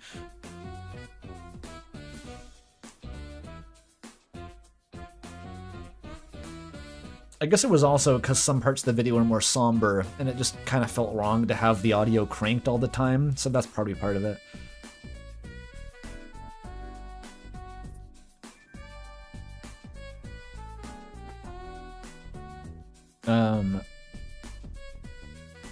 Considering what we haven't received any major updates on Deltarune's development in months, I'm beginning to think that Toby will shadow drop it soon, or it'll be a late 2026 thing. In which case you may have time to finish part 2. No, I'm not betting on it. I'm not betting on it. I'm thinking over the summer. I'm glad you were willing to take the approach of an analysis of symbolism rather than something more surface level that would get people clicking. Yeah, well, I don't know if this is necessarily a competition of, like, clickable versus meaningful. I think that talking about the cryptic symbology is pretty fucking clickable. I don't know exactly what you even do to make Deltarune clickbait these days. Every video is just some weird bullshit. So I'm not really taking credit for, like, standing by my guns and making an unpopular video topic. I was pretty sure this would do numbers regardless. I had been hearing a lot of discontent about the state of the theory scene recently, but I wasn't really keeping up myself, so I don't really have an opinion myself.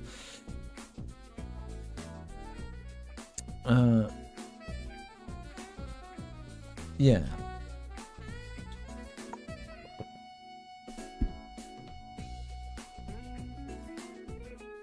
The current state is awful, not gonna lie. I wonder what's going on. I assume that it's just everyone... This is my mental image of it. I don't know if it's accurate. It's just like everyone kind of crowded together, circle jerking about who Mike is. That's like... When I think of... I remember this part from an Angela Collier video where she's describing, like, her personal hell. She's like an astrophysicist, but she was describing, like, walking back and forth between two campfires and, like a party in the woods. And there's two campfires with two conversations, and, like, one of them is about, like, quantum immortality and the other one is about string theory or something. I may have gotten the actual topics wrong, but it's like... My version of that is the campfire about, like, who is Mike? And then, like, I don't know, Rudy Night speculation or something. Like, you just walk back and forth between them for all eternity.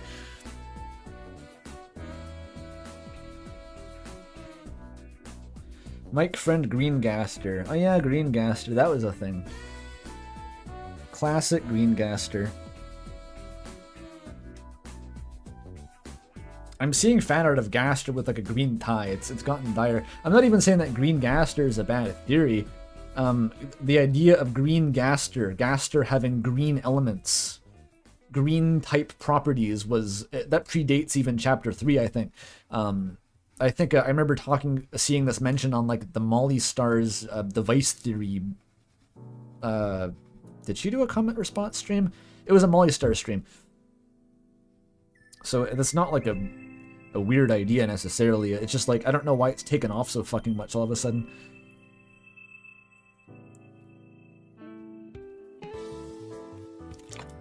It's me, Greengaster, the royal scientist.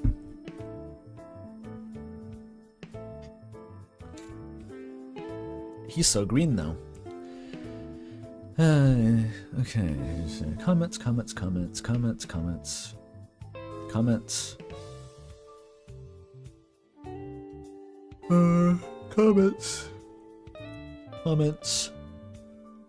A lot of comments just kind of saying, cool video. Okay, this is one of the first comments in the video, was just saying ice and snow in part 2. Nothing worked, nothing helped.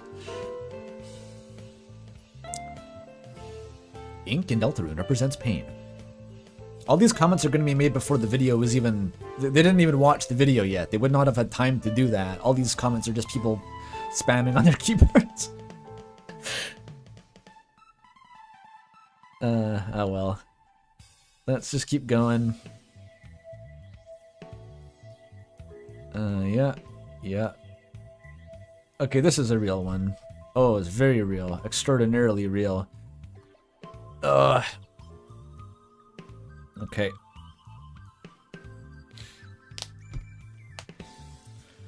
I really vibe with the notion that hope is a source of power that is magnified as you descend into layers of Deltarune's fiction.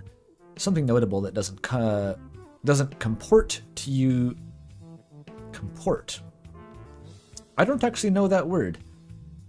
Something that doesn't comport to your grouping of symbols at the end is the intuitive connection between the fallen star and the light.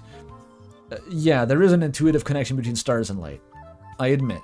I just didn't really include that because I didn't know what to do with it, if I'm going to be totally honest. Stars are light. They're also dark. They cry water. Stars connect to a lot of shit. As you point out, it is difficult to discern what the fallen star is meant to be, but I have some potential ideas. The broken barrier between our reality and the light world. That itself is the fallen star? Like a really abstract one? We have Des. Yeah, we've heard the argument for Des. The light, only you can see the save points themselves being the fallen stars. That's a bit... There's so many of them, though. There's not just one. Yeah. Whatever the case, I do think there's a connection between the fallen star and light and hope. Yeah, I think the star being light-oriented does have to tie in at some point. We may be too early for that to make sense, but I assume that that will be addressed if light is so prominent and stars are known for kind of being bright. That's a thing they are.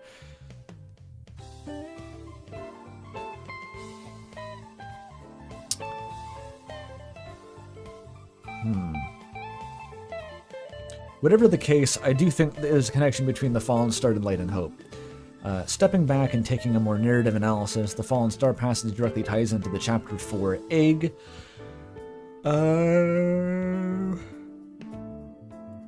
Which is about Chris going to therapy.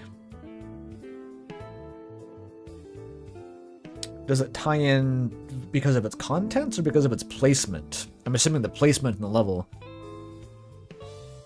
Which is seemingly about Chris going to therapy. I believe it's on some level implied that Chris is going to therapy because of whatever happened to Des. Yeah, that seems to be the obvious reading. Oh, thank you, Sinacid. $9.99. Cabbages.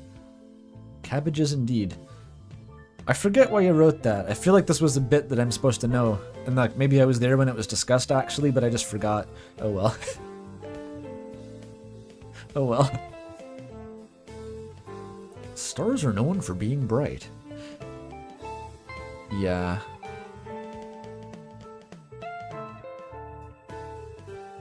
Oh, you were just thinking about cabbages at the time. Well, that's valid. I rarely think about cabbages. Do I have any tea left? Oh, I've got lots of tea, actually. Nice. My throat's pretty sore at this point.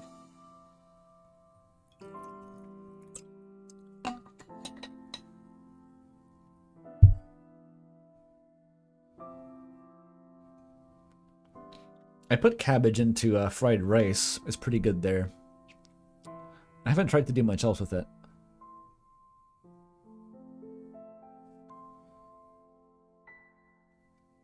Put it in stew. Ah, yeah. I like the fried rice is you kind of you like char it first a bit. You stir fry the cabbage by itself, just with oil. I need to pour some Shaoxing wine on top. So basically it's just like charred cabbage. Even just that by itself, without even adding salt. Or I guess the cooking wine has salt in it, so maybe with salt. It's really fucking good. I'd eat that by itself. I was surprised how good it was. I should make that again. I haven't made fried rice in a long time.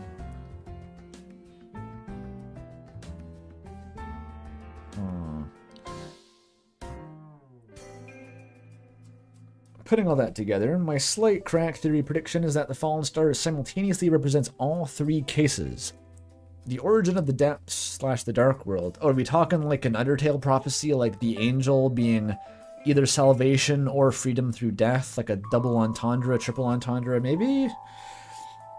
The origin of the depths / the dark worlds, crying the water. The cause of the disappearance and her transformation into the night. The cause of that being the fallen star.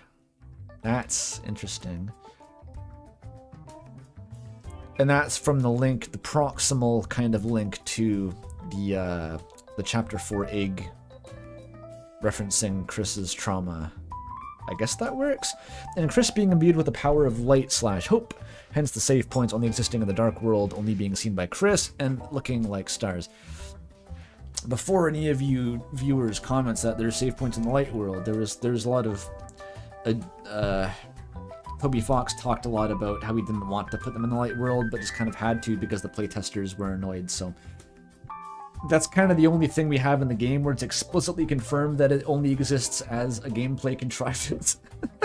It's fucked up. Yeah, but they're only supposed to be in the dark world.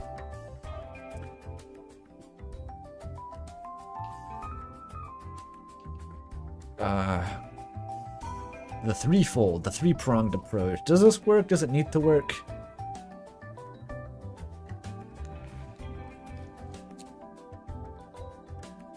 I don't know if the Fallen Stars really needs to be this kind of like the Undertale angel, where it's this deliberately ambiguous figure that can be fooled by multiple interpretations.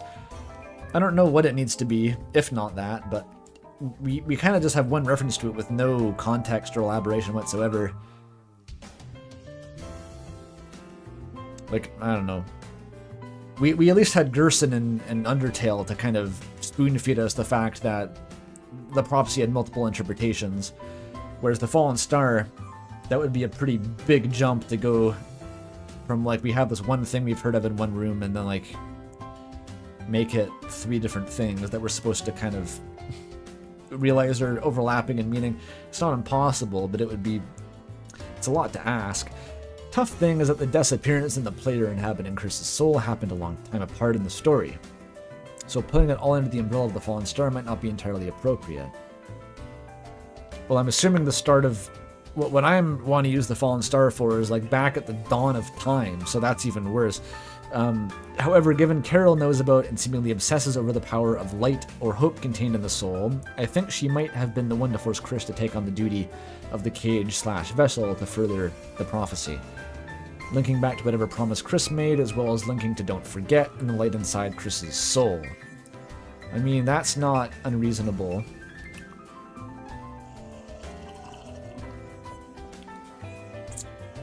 Heroine theory, Carol isn't just trying to fulfill the prophecy, but control it.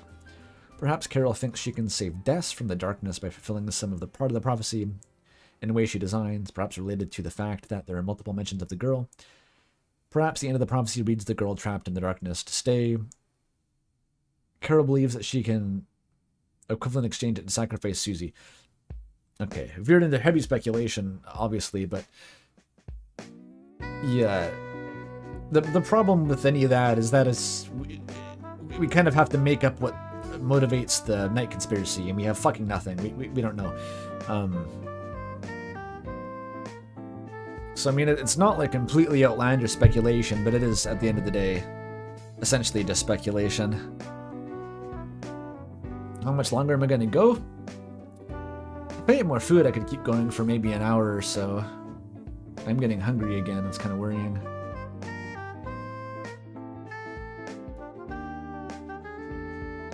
Can you get Sunday morning gay rights? You want me to give you gay rights? Can you elaborate on what that process looks like? Sunday gay rights? I'm curious. Just say it, gay rights, yeah. Yeah, gay rights, okay.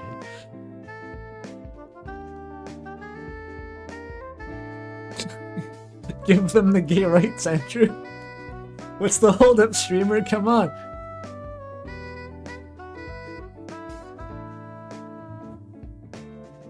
Yeah.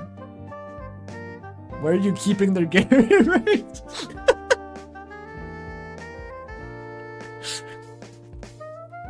I saw a photo recently. It was just like a big pride flag with a T-posing Germa on it. Like a physical flag. Someone brought this to like a rally. It's awesome. I don't exactly know how Germa ended up there, but it makes sense somehow.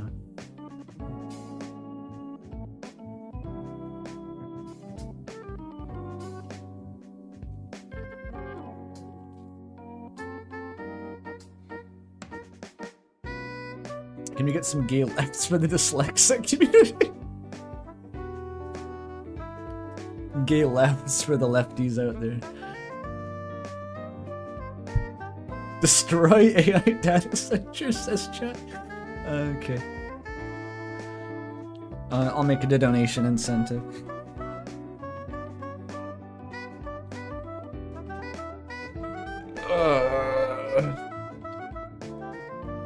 My fields are watered, the sun is shining, life is beautiful. I watered the fields, dude. This person always leaves a million timestamps. Just on stream VODs too. I wanted to study for exams, fuck you. Hajime, you can't lose hope. Is Hajime the Danganronpa guy? I made a Nagito reference, maybe that was it. Toby is such a furry? Where's the Toby furry lore?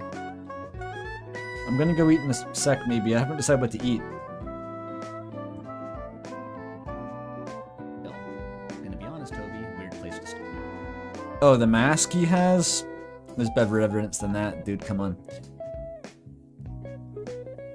This is how we showed up to accept an award in like the Tokyo Game Show or something. He just wore that.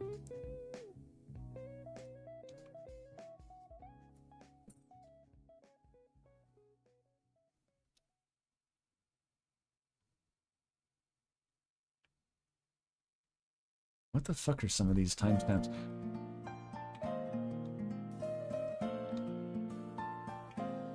Load, damn you. Actually is. It's an angle that dead ends pretty. Alright. Those are just the Family Guy funny moments edit.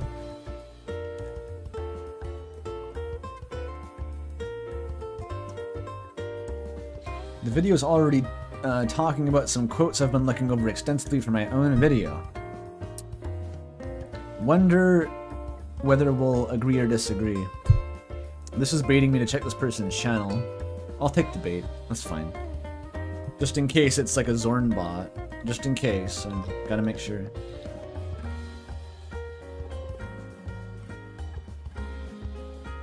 It's not a Zorn bot. I don't know what this is. Madoka Magica. There's Exodia. Mario Kart. It doesn't look like this channel makes video essays. It's a mystery. Ah, fuck lads, not more required reading. Yeah, we'll see. It's everyone's birthday, apparently. God.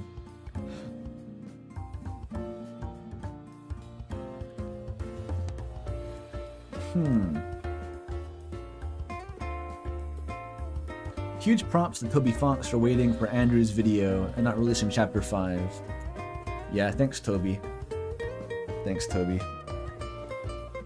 I do appreciate that. I was worried for a long time back earlier in the spring that I just wouldn't be able to finish even part 1 in time. I was actually really worried about that.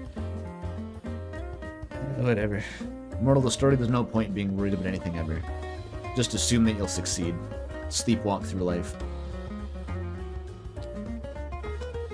Giggling, kicking my feet. I'm not reading that.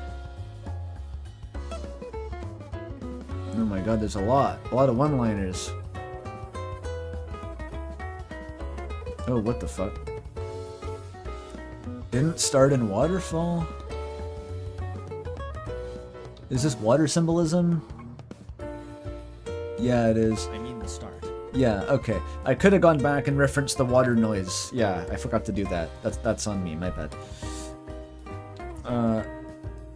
Genuinely surprised the Michael room didn't get brought up. Yeah, again, I just forgot. I fucking forgot the Michael room existed. I dislike the Michael room, maybe subconsciously in ways that I haven't unpacked yet. They got the game about taking the chosen ones to the Ark. That is the premise of the Pluie game. They do that, but that's just kind of, it all stacks in line with the shit I was saying anyway. It's not really going to disrupt my analysis, it would just kind of strengthen it if I had remembered to reference that.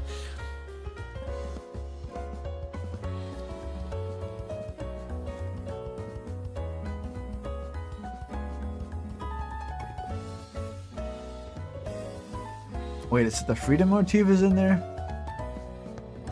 An image friend. Is that not enough to be taken seriously? I think the problem is it's too much to be taken seriously. I think the problem is I look at the fucking image friend, but there's 3 guys and they're also Mike, and it's the fucking the freedom theme is in there, and they all know Spamton and they know Tenna, and they fucking the Arc and the Rainfall, and the fucking image friend just crawls out of the Batat mini game and shit, and it's like, I don't know, it's like the Anarchy server equivalent of Deltarune analysis. What is even an analogy to make to that?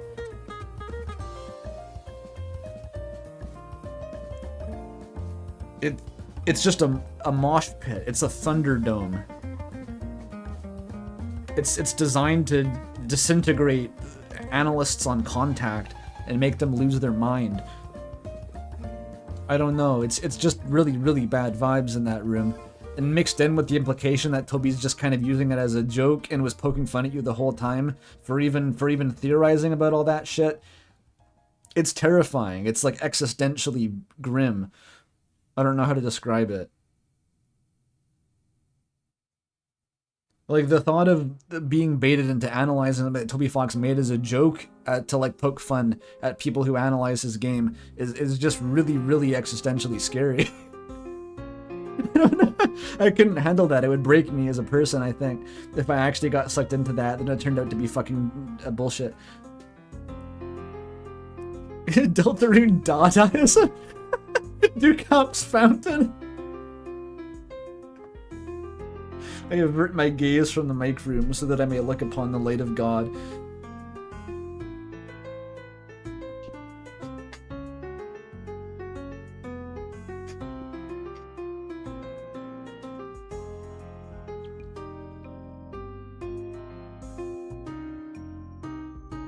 Its smug aura mocks me.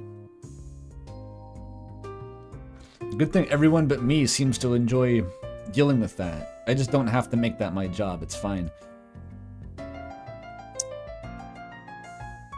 The self-admitted crack theory about the player hype literally equals soul being something I disagree with. Oh, you don't like that? That's fine.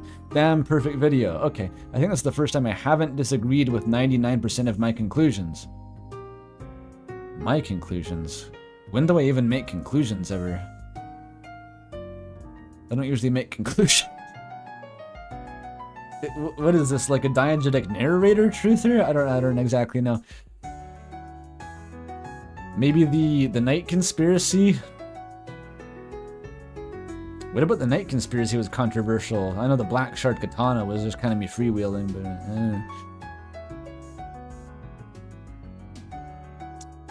Every time Andrew Cunningham has noticed my username, he's laughed as if reading it for the first time. Oh yeah, Spamton Slapper. Yeah, I didn't notice this time. I do like the Spamton slapping video. I've never found it. I've never figured out what he's talking about. Have I never found it? Maybe that video was just deleted. It was just a video someone made like as a joke. It was like a baby burping device, which is like a bunch of rubber hands on a wheel that just got like approached a doll and just like slapped the shit out of it and it started spraying milk out of its mouth. But they just superimposed Spamton's face. That's the whole video. And it was the funniest thing I'd ever seen. That's it. Apparently I've never been able to find it again. That's so sad.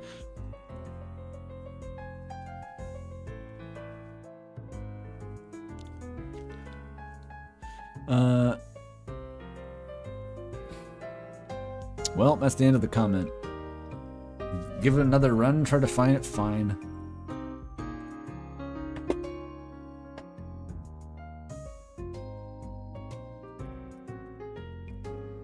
Spamton slapping machine. This is doing weird shit to my algorithm. Yeah, it's not turning up. Spamton slapper. That's not it. No, not here. Yeah, I think the video is just fucking dead. It's like gone. They deleted it. I wonder why. Spamton, baby burping. I don't even want to think about what this is doing to the fucking Google algorithms tracking my habits. No, yeah, the video doesn't exist anymore.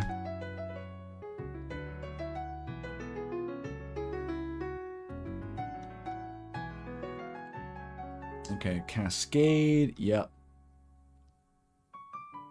Here I am, the tragic clown. What the fuck? Okay. I was side-eyeing my cup of water the whole time in the second half of the video. What does this sucker know that I don't?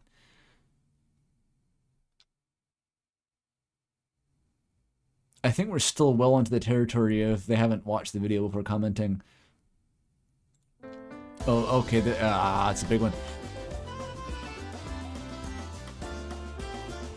Wait, I think I did download the Spammed and Slapping video. Didn't they put it in one of my videos? I must have this somewhere. Wait a minute. Okay, we're gonna go look again. You know that Windows key E brings up Windows Explorer? I learned that like this week.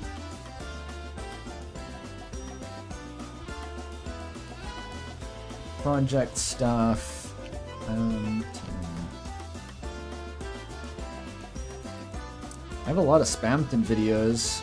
Spamton Dance, Spamton Neo B-roll, Spamton Big Shot Autos, that one animation, Spamton getting slapped across the room by Swatch, there's a Wayne Radio TV Spamton, the Spamton Sweepstakes, more Spamton Sweepstakes.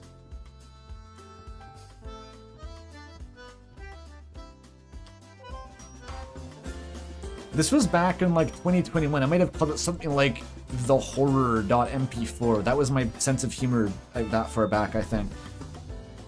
In which case, it's probably just lost forever in my fucking 942 individual videos unsorted in a folder. God damn it.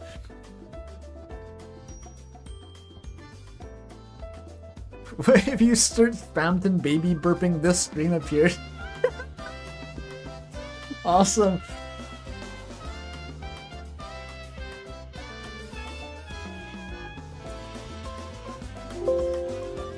Slapping. No. Burp.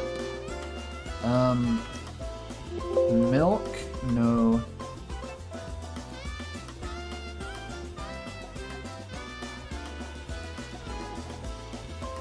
Oh wait. I found it! I titled it Something Wicked.mp4. I knew I was gonna do that shit. Something Wicked.mp4. I remembered that. Across space and time. We need to watch it now. Can I just play this in Firefox? Does that work? Oh, it does. Yeah. It's 4chan. I forgot that it was 4chan. But yeah. Yeah, that's the video. That's it.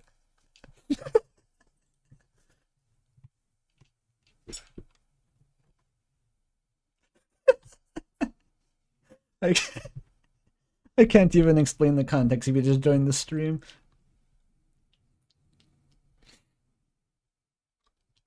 I should read the comment, yes. Big video, a lot of stuff to cover. Yup. Let me close my Windows Explorer. There we go. Honestly didn't know what to say yet. I'm shocked that it wasn't noted that the fallen star is explicitly a biblical term for the devil. Look, I only read the Book of Revelations. I didn't know the shit about Venus. Obviously, we're not going to rely on that because we don't want to make assumptions based on real stuff, but I feel it's worth at least passing a comedic mention. Going to ramble for a bit on stuff. Different stuff. Who knows if it's going to be comprehensible. The music is gone. There we go.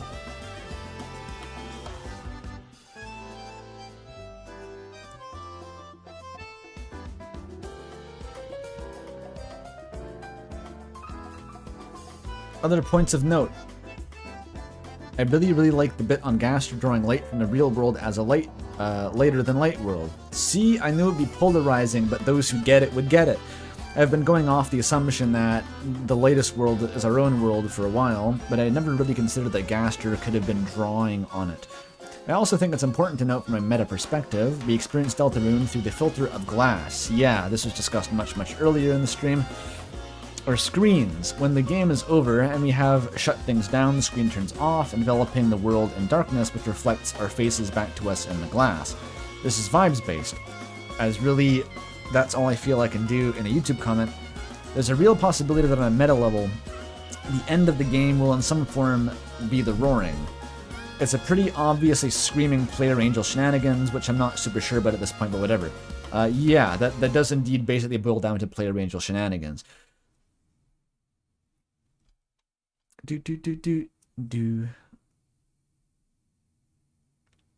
Wait, we're mentioning a furry Bible? I've heard of this. A graphic novel of the Bible where they're all furries. I remember someone mentioning this before. Yeah, this is like a known thing.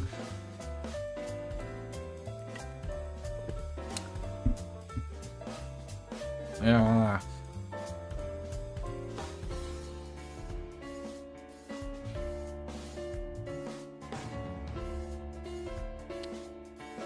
Where was I? The vibes based.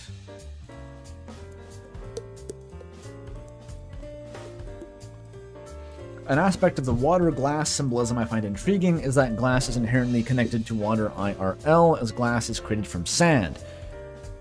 Well, the beach, yeah, like if you want, we can go there. I don't really think that's the mechanism it's describing though, because like, the sand isn't part of the water, it just tends to kind of be close to it. So we experience water on shorelines. Sand which has become heated to the point of becoming rigid and unchanging. Sand is often found on a beach, created from endless force of the waves against the surface of the earth. Well, this is very...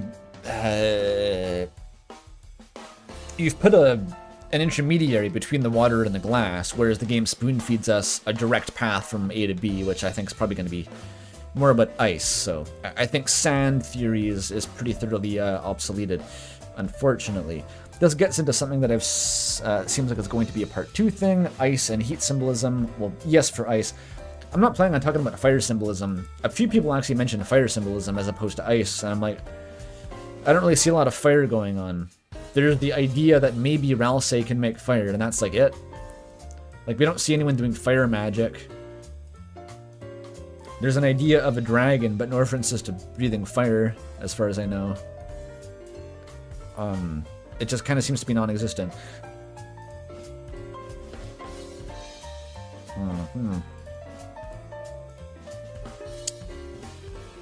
Your ram shoots fireballs at you. But like, in Minecraft. Whatever.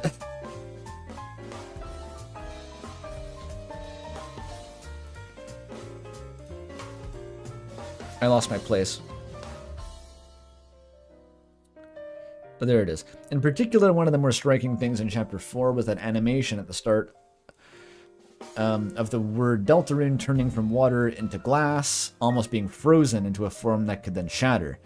Yeah, well, I think that's kind of what it looked like, but that was just the exact same visuals as we would see in the prophecy murals before they shatter. Because before they're shattered, they do look like image depth. They just have that water texture in them. Yeah.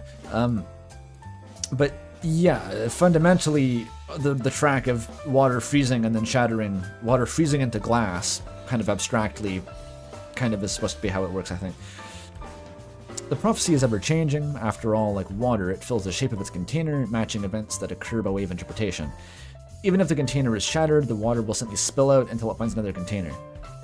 Yeah, I don't know about that. I think I still want to constrain, like, I don't want to let water be fucking everything, okay? Like, I don't want water to be the presence and the lack of prophecy at once. I think we can afford to draw a line between them and at least say, like, water is fluid, whereas the prophecy is fixed. These are two different states, perhaps the before and after. I prefer it that way. You don't need to back propagate the... Never mind. Okay, ice, which is solid and therefore rigid and inflexible. It introduces the possibility of fire being a method to reverse this process. Fire is a way of unfreezing the glass water into water. I mean, I guess logic that would make sense, but still, I'm just not seeing any fire shit going on. There's no fire symbolism. It's not there. We don't have it. We have maybe the concept of it. Like, we see it in the art in the legend. We can kind of see some fireballs hovering around Ralsei. I think that's where that comes from, right?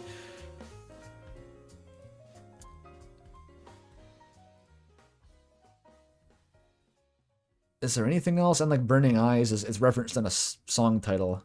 Well, no, not just, it's in the dialogue too. Your eyes flickering like flames. It's just, yeah, it's not really there. It's like maybe a little bit, but it wasn't enough that I felt like actually following up on it too much. Like, we don't need to have all of Minecraft simulated in the symbolic network necessarily for it to make sense. We're going to be combining lava and water to make obsidian symbolism or something, or like black shard. The black shard is obsidian, potentially, having said that, but I don't know. Okay, the Gerson dialogue about burning black. I don't know why you're mentioning that. That's sick dialogue, and I forgot that it was important to the something. I jotted down some scribblings in a notebook about how that was important.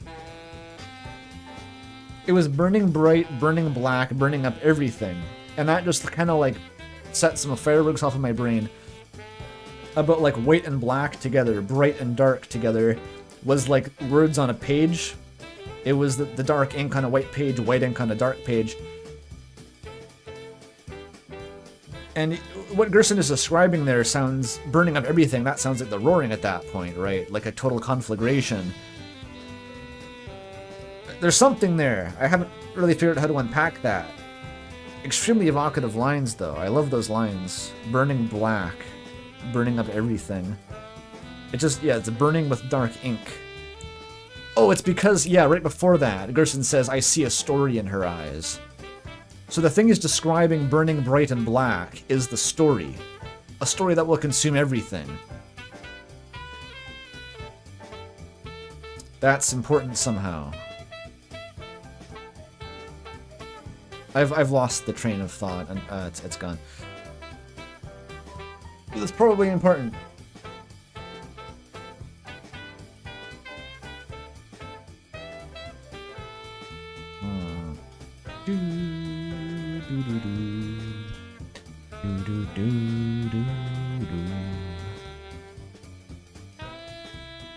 Oh, the fire. Carol is a wielder of ice.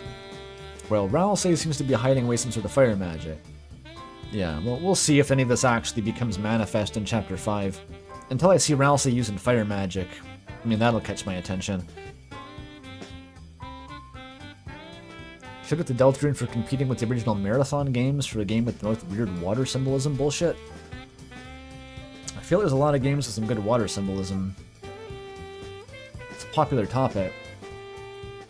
Wasn't Marathon, like, the prequel to Halo or something? What the fuck is Marathon?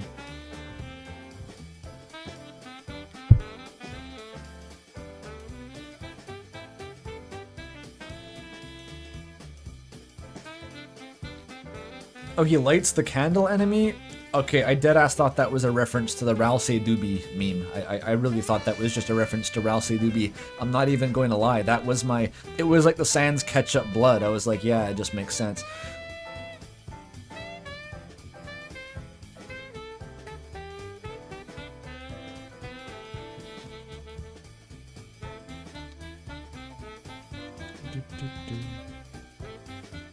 Hyper-realistic Doobie. It's probably a reference to that but he still uses fire magic. Maybe. But barely.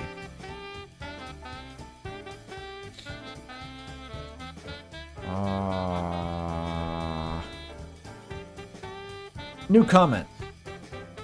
Nikola Tesla. Ralsei is a concept such as kindness or cuteness. Conceptual darkener. I hope there's more to him than kindness or cuteness.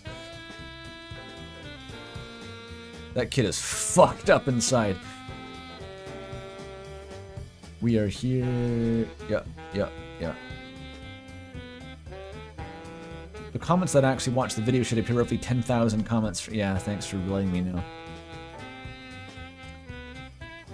I hope no matter how deep the story goes or how sad it becomes in the end, I hope Deltarune's story never falls away from the strength of friendship. I don't think it will, because Toby Fox was forged in the fires of Shigosato Itoi. That shit doesn't leave you.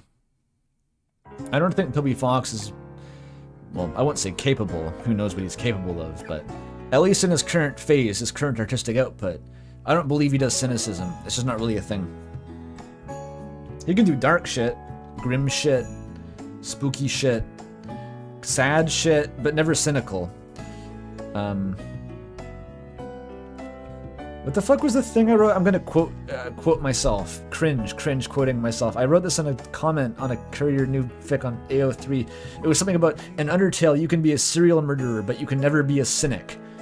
It was like how, no matter every character in Undertale, they can be like actually murderers, just like reprehensible individuals, but they're always motivated by profound emotion.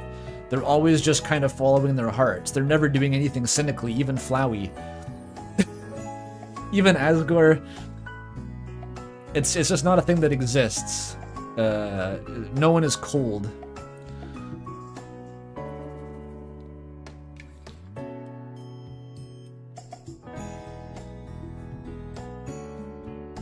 Sham is cynical in like the fucking aesthetic sense. I don't know if that's even the right term to use. Sham is resigned. Sham is old and tired and doesn't really care for their fate one way or another. But I mean cynical in like a spiritual sense, you know, just taking the piss out of things. I don't know, it's hard to nail down exactly what I mean by this. What I was writing that thing about Undertale not allowing cynics in response to, that was a fanfic actually about Undertale Yellow, and it was kind of a character study on Chujin Ketsukane, and it was very interesting actually, but it essentially took Chujin and made him this really bitter and cynical character, and I was just struck by how alien that was to Undertale. Like even though there's characters who are like murderers and shit in the setting, that version of Chujin just felt so much more at odds with the setting's morality, just because he just looked at everyone around him as childish and pathetic, and like they should be ashamed for looking at things through such an emotional lens. Like that felt scarier than Flowey. Because even Flowey's an emotional little crybaby at the end of the day. He's not just like a grumpy, bitter old man. That's still different. It's kind of remarkable.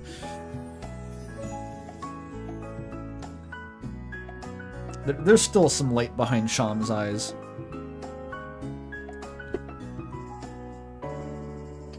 It reminded me of the people who play Undertale and just don't get it. The people who want Undertale to just like, what's the type of guy I'm imagining is like, they try to argue that, I'm thinking of the Underlabs video where they like with the thumbnail that just said the genocide path is justified in big letters, a hilarious thumbnail. Where I imagine, I haven't watched it, I assume the point was this kind of fucking chud stance where like Frisk was okay to kill all the monsters because they were threatening their life, and it was all self-defense, bro, and like in a survival situation you really wouldn't actually be trying to spare the monsters. It's like that's a level beyond even having no soul. Like even without a soul, that isn't the level of cynicism we see from Flowey and Undertale. That's what I mean. I hope that makes sense. Because I don't know if I can explain it better than that.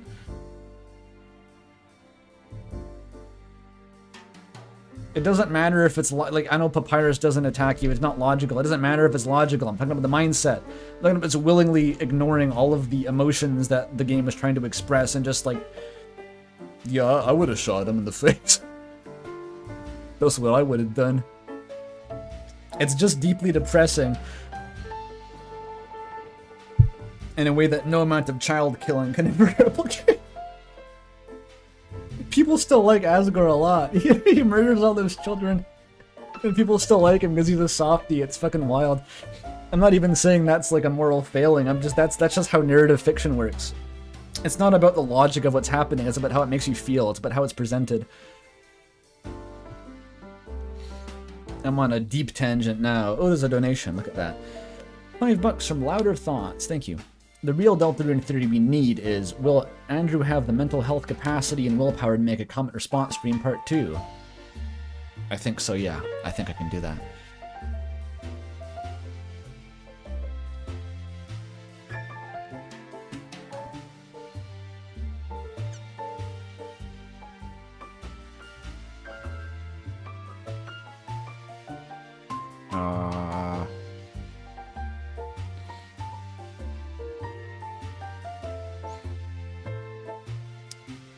I'm just reading chat.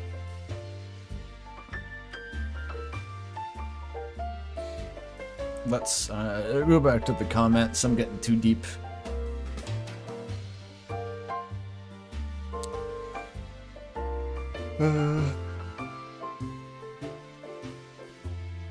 Check the channel for the first time in 4 months. Nice. You feel like it started raining in the second I pressed play. Oh, it started, the video summoned rain. Well, that's cool. Didn't know I could do that.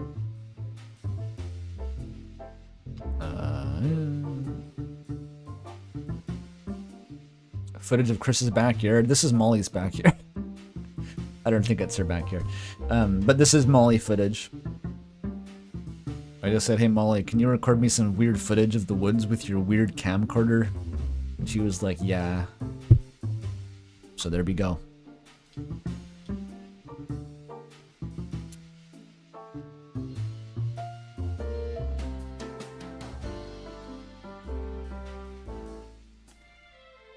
The goat has returned. Blah, blah, blah. I already read it from the Patreon comments. Yeah, I read all these. What the fuck is brains? Effective use of Cascade. That's another Patreon copy paste. Oh my gosh, so many one-liners. Patreon video tabulating every mention of darkness and Deltarune. I already got to make the top 600 peepus. That'll satisfy whatever dark urge this is coming from. Yeah, Ink Theory, like Splatoon. I hope the theory for Mr. Cunningham... Why? Sorry, I just had a stroke. Best news in the fandom since the Molly dropped. Since Molly? The concept of Molly dropped. Hear that, Molly?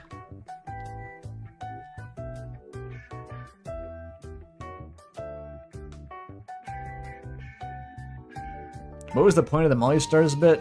I wanted just to, I don't know, there was a cool Cormac McCarthy quote. Sometimes you just want a cool quote. I don't know, it was like a pattern break. I just wanted it. It was self-indulgent bullshit.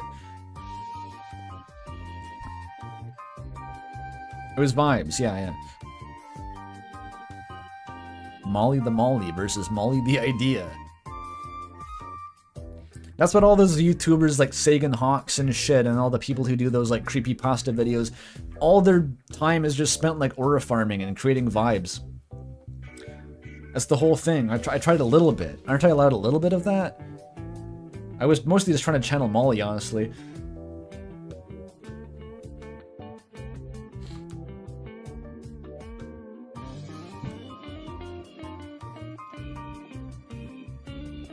Gaster being tied to Hope was a crazy revelation. It makes a lot of sense. I'm glad you think so. Gaster is fanboying about Deltarune. Wow, it's long. I just thought about it, and aren't cats also a huge part of Deltarune symbolism? Like, you don't want to touch friend with a 100-foot pole, but cats in general. I mean, there's a lot of cats. There's a fuck ton of cats, yeah, whatever way you slice it. I don't know what they symbolize, but there's lots. Say Ura farming while rolling the R's. It's fun. It is kind of fun. Purple burglar alarm. Piss droplets. About rain. That video made me think about, what if rain actually gets stronger with each chapter and doesn't go away? That would be, that would mean that that one career fic predicted the future in chapter 1. That would be sick. It's raining in places it has never rained before. What if rain is actually a sign of the roaring, and that's why... Why did I say it like that? And that's why, for Sans, the Deltarune's world is the place where it rained. Could be? Yeah, that's kind of... I think I was planning on working this into part 2. The difference between Undertale and Deltarune being a rain sort of implies that like one experienced this flood of darkness and the other did not. I still don't know how to make Undertale fit into this, really. Undertale is like a big fucking square peg I gotta fit in here, but I will try. My theory or fanfiction on how this could happen is maybe there's a dark fountain in the sea, the depths of the sea. It lets out darkness bubbles. It amasses in the sky and turns into dark rain. Why does it have to come from the sea? I guess that's how the water cycle works. That's what clouds are. But the rain isn't coming from clouds, it's coming from the fallen star. Like rain, hell's bubbles from the depths. Oh, that's what you mean. That could be a cool way and it allows for cool moments with Noelle, but she turns the rain to snow. Okay, yeah, this is definitely fanfiction territory. Perhaps valid. Turn the rain to snow. That's the opposite of Adele's strategy. She always sets fire to it. Hell's roar bubbles. Eternal winter. I don't know where that goes exactly. Rain can make the festival, has to be held inside a building, which then allows the dark fountain to be opened. That's true. Rain has the power to manipulate the plot a lot. It's a big tool, but...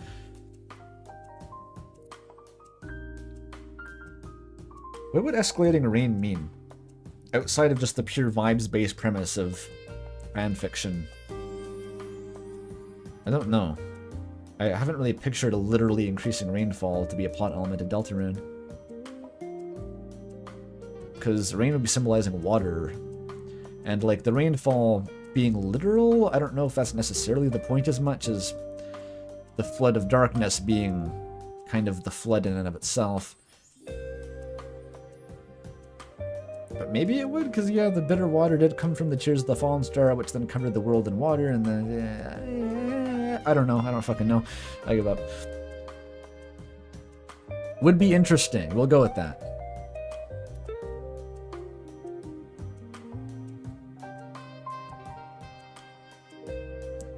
The mystery bullet programmer? What does that mean? Yeah. Well, I had to highlight the place where it rained. That's one of the bigger things drawing attention to rain in the game right now. Like the whole shit you were cooking, Sans coming from Deltarune to Undertale, I think that's pretty likely at this point. It's just I didn't really have much of a reason to talk about it in depth as part of that video.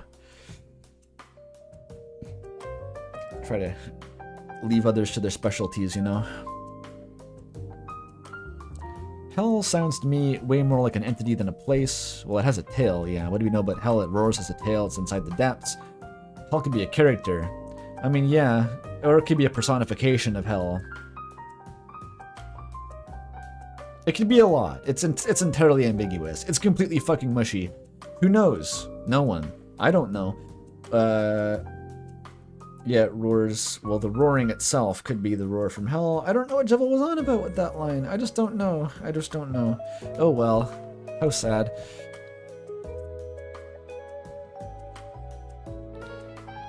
Didn't this person comment on the Patreon video? Ah, I forget.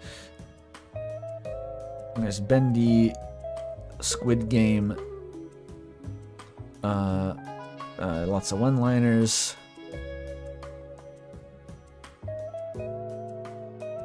A real genuine theory, not just analysis or exploration? What have we done? I don't know if there's got to be a hard line, but like, I know what you mean. This is more speculative than I've done before. By necessity, you need to speculate to talk about this stuff. There's not enough solid ground to stand on. In order to even acknowledge the fact that what symbols are what and how they connect, you need to kind of form a framework of your own ideas and interpretive angle to be able to talk about it further. There's no way around it. Okay. Yeah, it's part 1. I'm glad people are still impressed by my 50-minute video, and I think most people making Deltarune videos just do longer ones. Anyway, that's nice. Only eyes blinded by darkness. This is still pre-video comments.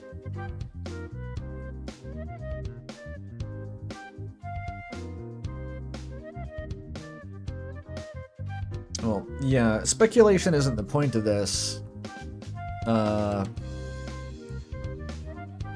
don't think you can separate them, really. Like, the speculation is part and parcel of trying to figure out what any of this means. You're speculating on what the intended meaning is, in a way, more so than what's going to happen. It's a different kind of speculation, but it is nonetheless speculative. It doesn't really imply much prediction of what's going to happen in the future, just kind of about what we have now actually is getting at. That's what I'm interested in. I want to understand the present. I don't want to predict the future. It's hard enough.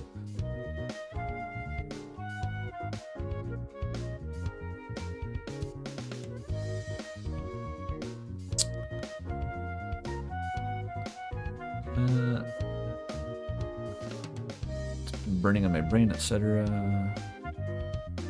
Fiction is malleable and able to take many forms, which can mean different things depending on the one creating and interacting with it. It's one of my favorite topics about this game, simply because Toby seems to really, really care about it, since it's woven so deeply into the text. Yeah, the reason it's so deep is I think this is just the kind of shit that Toby thinks about. And we've seen these ideas as far back as the Halloween hack in one form or another, so he's just been like really honing in on how to articulate them properly, and that's kind of why Deltarune's special. It's like, it's a high concept, but articulated in a really patient way that is fundamentally grounded in like a bottom-up approach to storytelling. Does that make any sense? Like, he's not just falling over himself to get to the big point. Like, he wants to make a really solid RPG and is content to let it play out and just build to this cosmic level ideas that he's actually cooking with. That's what Undertale did too. It's like, if you don't ground it in just like really quality storytelling, you're gonna stumble before you ever get to that big reveal. It's like you gotta put fuel in the rocket to launch the payload to orbit. It's how I think about it. The payload is your big fucking galaxy brain idea, but no one's gonna give a shit unless you've launched it with a really, really good story and like fundamentals. Good game. Make the game good. Make it funny. Make people care. Make the characters endearing. Get people invested, and then they'll want to hear your weird philosophy at the end. They'll beg to hear your weird philosophy. Don't just be the guy rambling in the corner of the party. Like, no one wants to hear you. Set it up first. This is the key. This is how art works. I'm ranting to no one in particular.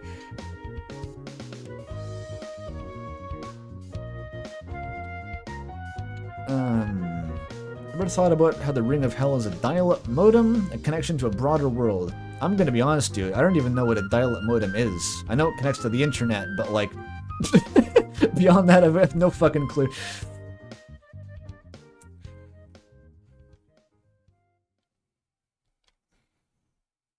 I'm so excited to watch this. Click with the speed of a Gaster Blaster beam. Get ready to get blasted by my Gaster Blaster in your effing snout. Hey, is this song familiar to anyone? My favorite song. #1 conclusion exposition song. Rated the 20th century and 21st century, both centuries. It is such a fucking good song, though. Nothing hits like this. I tried so many songs to substitute this. None of them worked. I tried other songs from the Toho Jazz albums. Nothing worked. You don't even understand how many songs I tried that don't work as well as this song. This is the only song that is this song. Nothing else works for the vibe I intend to articulate with my conclusions, apparently. It's just... it's remarkable. It's at a, if you looked at like a gradient ascent problem, this is like a maximum across all songs. Any less energy is not energetic enough. Any more energy is too much energy, you know? Any more rhythmic, too rhythmic. Any less rhythmic, not rhythmic enough. It's Goldilocks. It's fucking perfect. I don't know what they did.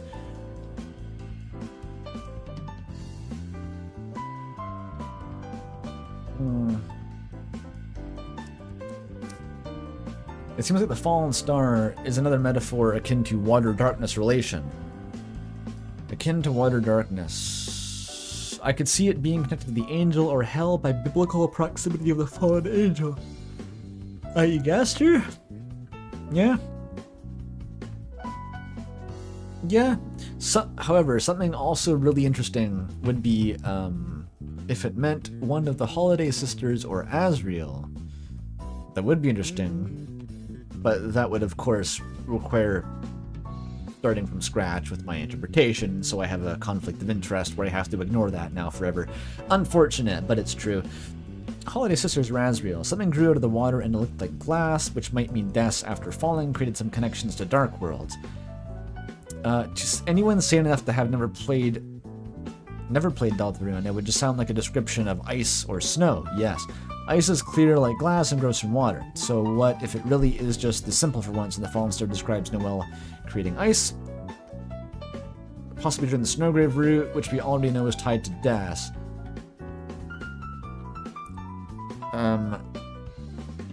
But then what is the bitter water that she's freezing?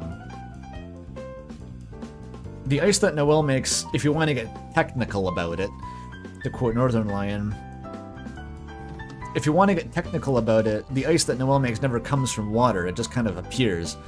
So the important thing isn't the ice itself, it's the fact that it comes from water, and the water itself is the Tears of the Fallen Star, which is kind of important in and of itself. So I don't think it holds up as a direct, like, the weird root explains entirely what that was talking about. I think the ice that Noelle makes may be a reference or an echo of what happened with the ice, the glass that grew from the water from the Fallen Star, but it's not the event itself, because it doesn't encompass all the information about the Fallen Star that we know, mainly the bitter water. Is Azrael a star being tied to the angle in Undertale? Yeah, he was tied to stars in Undertale. He liked summoning them at least. And is known to have cried a lot. He is literally a crybaby, yep, and thus created the shadow crystals. Yeah, I don't know how that really works, logistically though, because we're now in the realm of literal tears.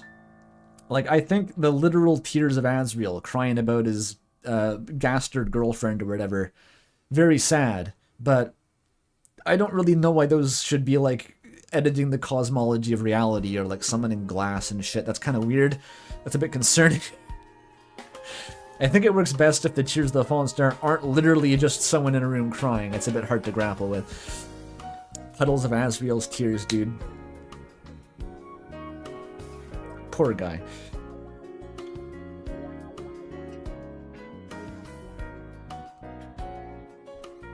My girlfriend turned into the Roaring Night. That's rough, buddy. There's always pizza pants, Azrael. That's all I'm gonna say. There's always a rebound. We know your ass is bi. But I digress.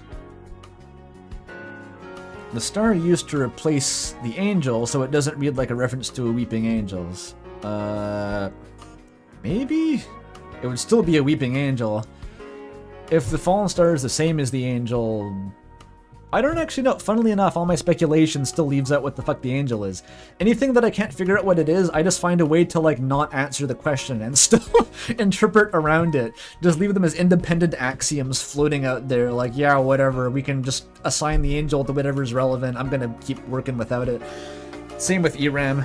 The angel and ERAM can go together, and like, I'm just gonna assume that I don't need to know exactly how these work to make sense of the game. Because I can't make sense of them at the end of the day. I don't know how to do that. Yeah, Sham is the angel, Azrael's the angel, the Plater's the angel, Gaster, Toby Fox, and Noelle are all the angel. Fucking ERAM, dude. Fucking ERAM, exactly. shadow crystals symbolize the shadow crystal.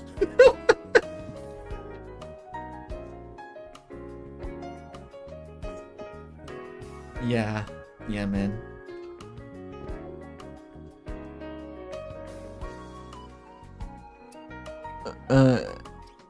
Okay, the conch conveniently is washed ashore in the place we know to be connected with by water to a location full of snow.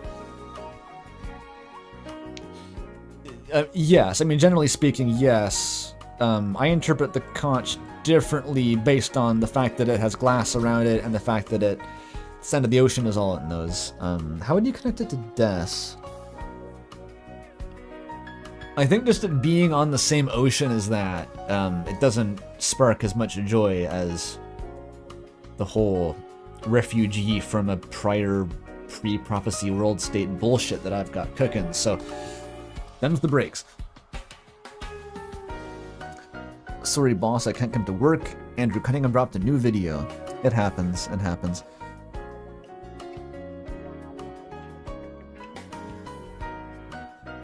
Oh shit, I never ate the food I said I was going to go eat. Damn. I'm probably gonna have to stop soon. I'm running out of gas, we've been going for almost 9 hours, that's probably long enough. A few bucks though, from deep fried butter something. Keep up the good work, thank you.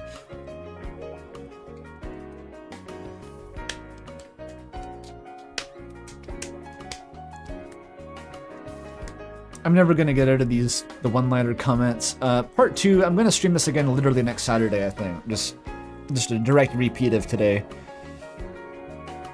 Same bat time, same bat place, and just hopefully actually get into some of the main uploads comments. Wait, Aku is there? Oh yeah. Isn't this the Noita barrel guy? Yeah, it's the Noita barrel guy. Maybe that's the one earlier who said I downloaded Deltarune to watch this video. They were subscribed for the Noita content.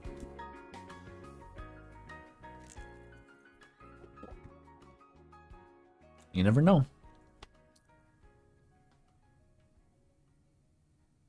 It's here, lads, ladies, and Lenby. Lenbies? Rejoice.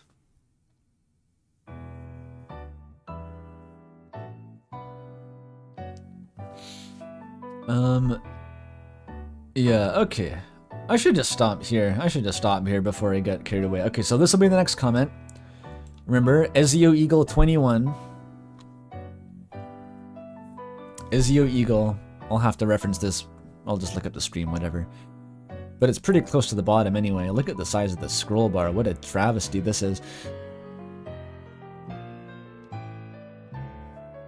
Okay. Let's I'll see if there's art. I don't know what there's to draw art of, but there's a lot of viewers, which typically means a lot of art. You never know.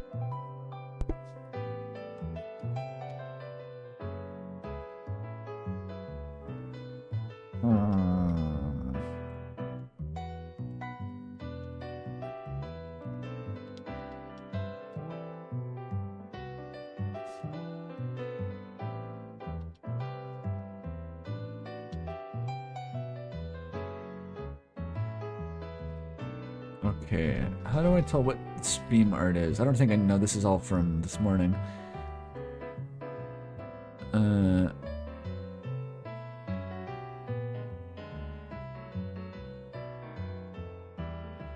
12.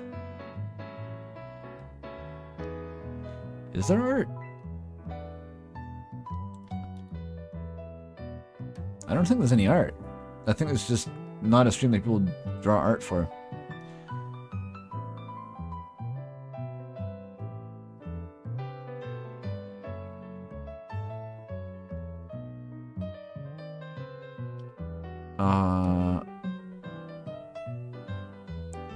I also can't tell if stream art or if it's just Deltarune art. Because I've just been talking about Deltarune. I don't think there's any art. Pretty sure. Wait, is it? No, it's not after midnight.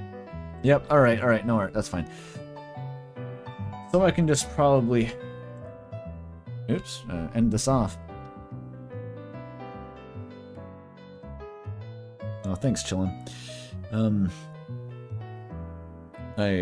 This was fun. I was hoping that I would I felt like I locked in pretty well early in the stream. I was doing my flow state yapping bullshit. That's always what I hope for. I don't think you can plan for it. It just kind of has to arise from the enthusiasm of the topic. But it worked. It was a fun stream. What fun? Okay, I'm gonna realize how fucking tired I am after I stop. I still have to like clean the bathroom tonight. I planned on doing that because I got the roommate tomorrow. I gotta clean the bathroom and shit. Oog. Oh well. No stream tomorrow. Definitely no stream tomorrow. Not even a little one. Not even slightly.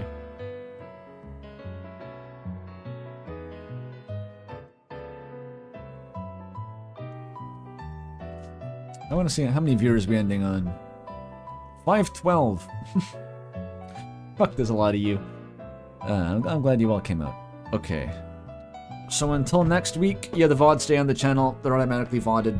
Sometimes the chat takes a few hours to appear, but it will. Don't worry. If you're new here. Alright, night everyone.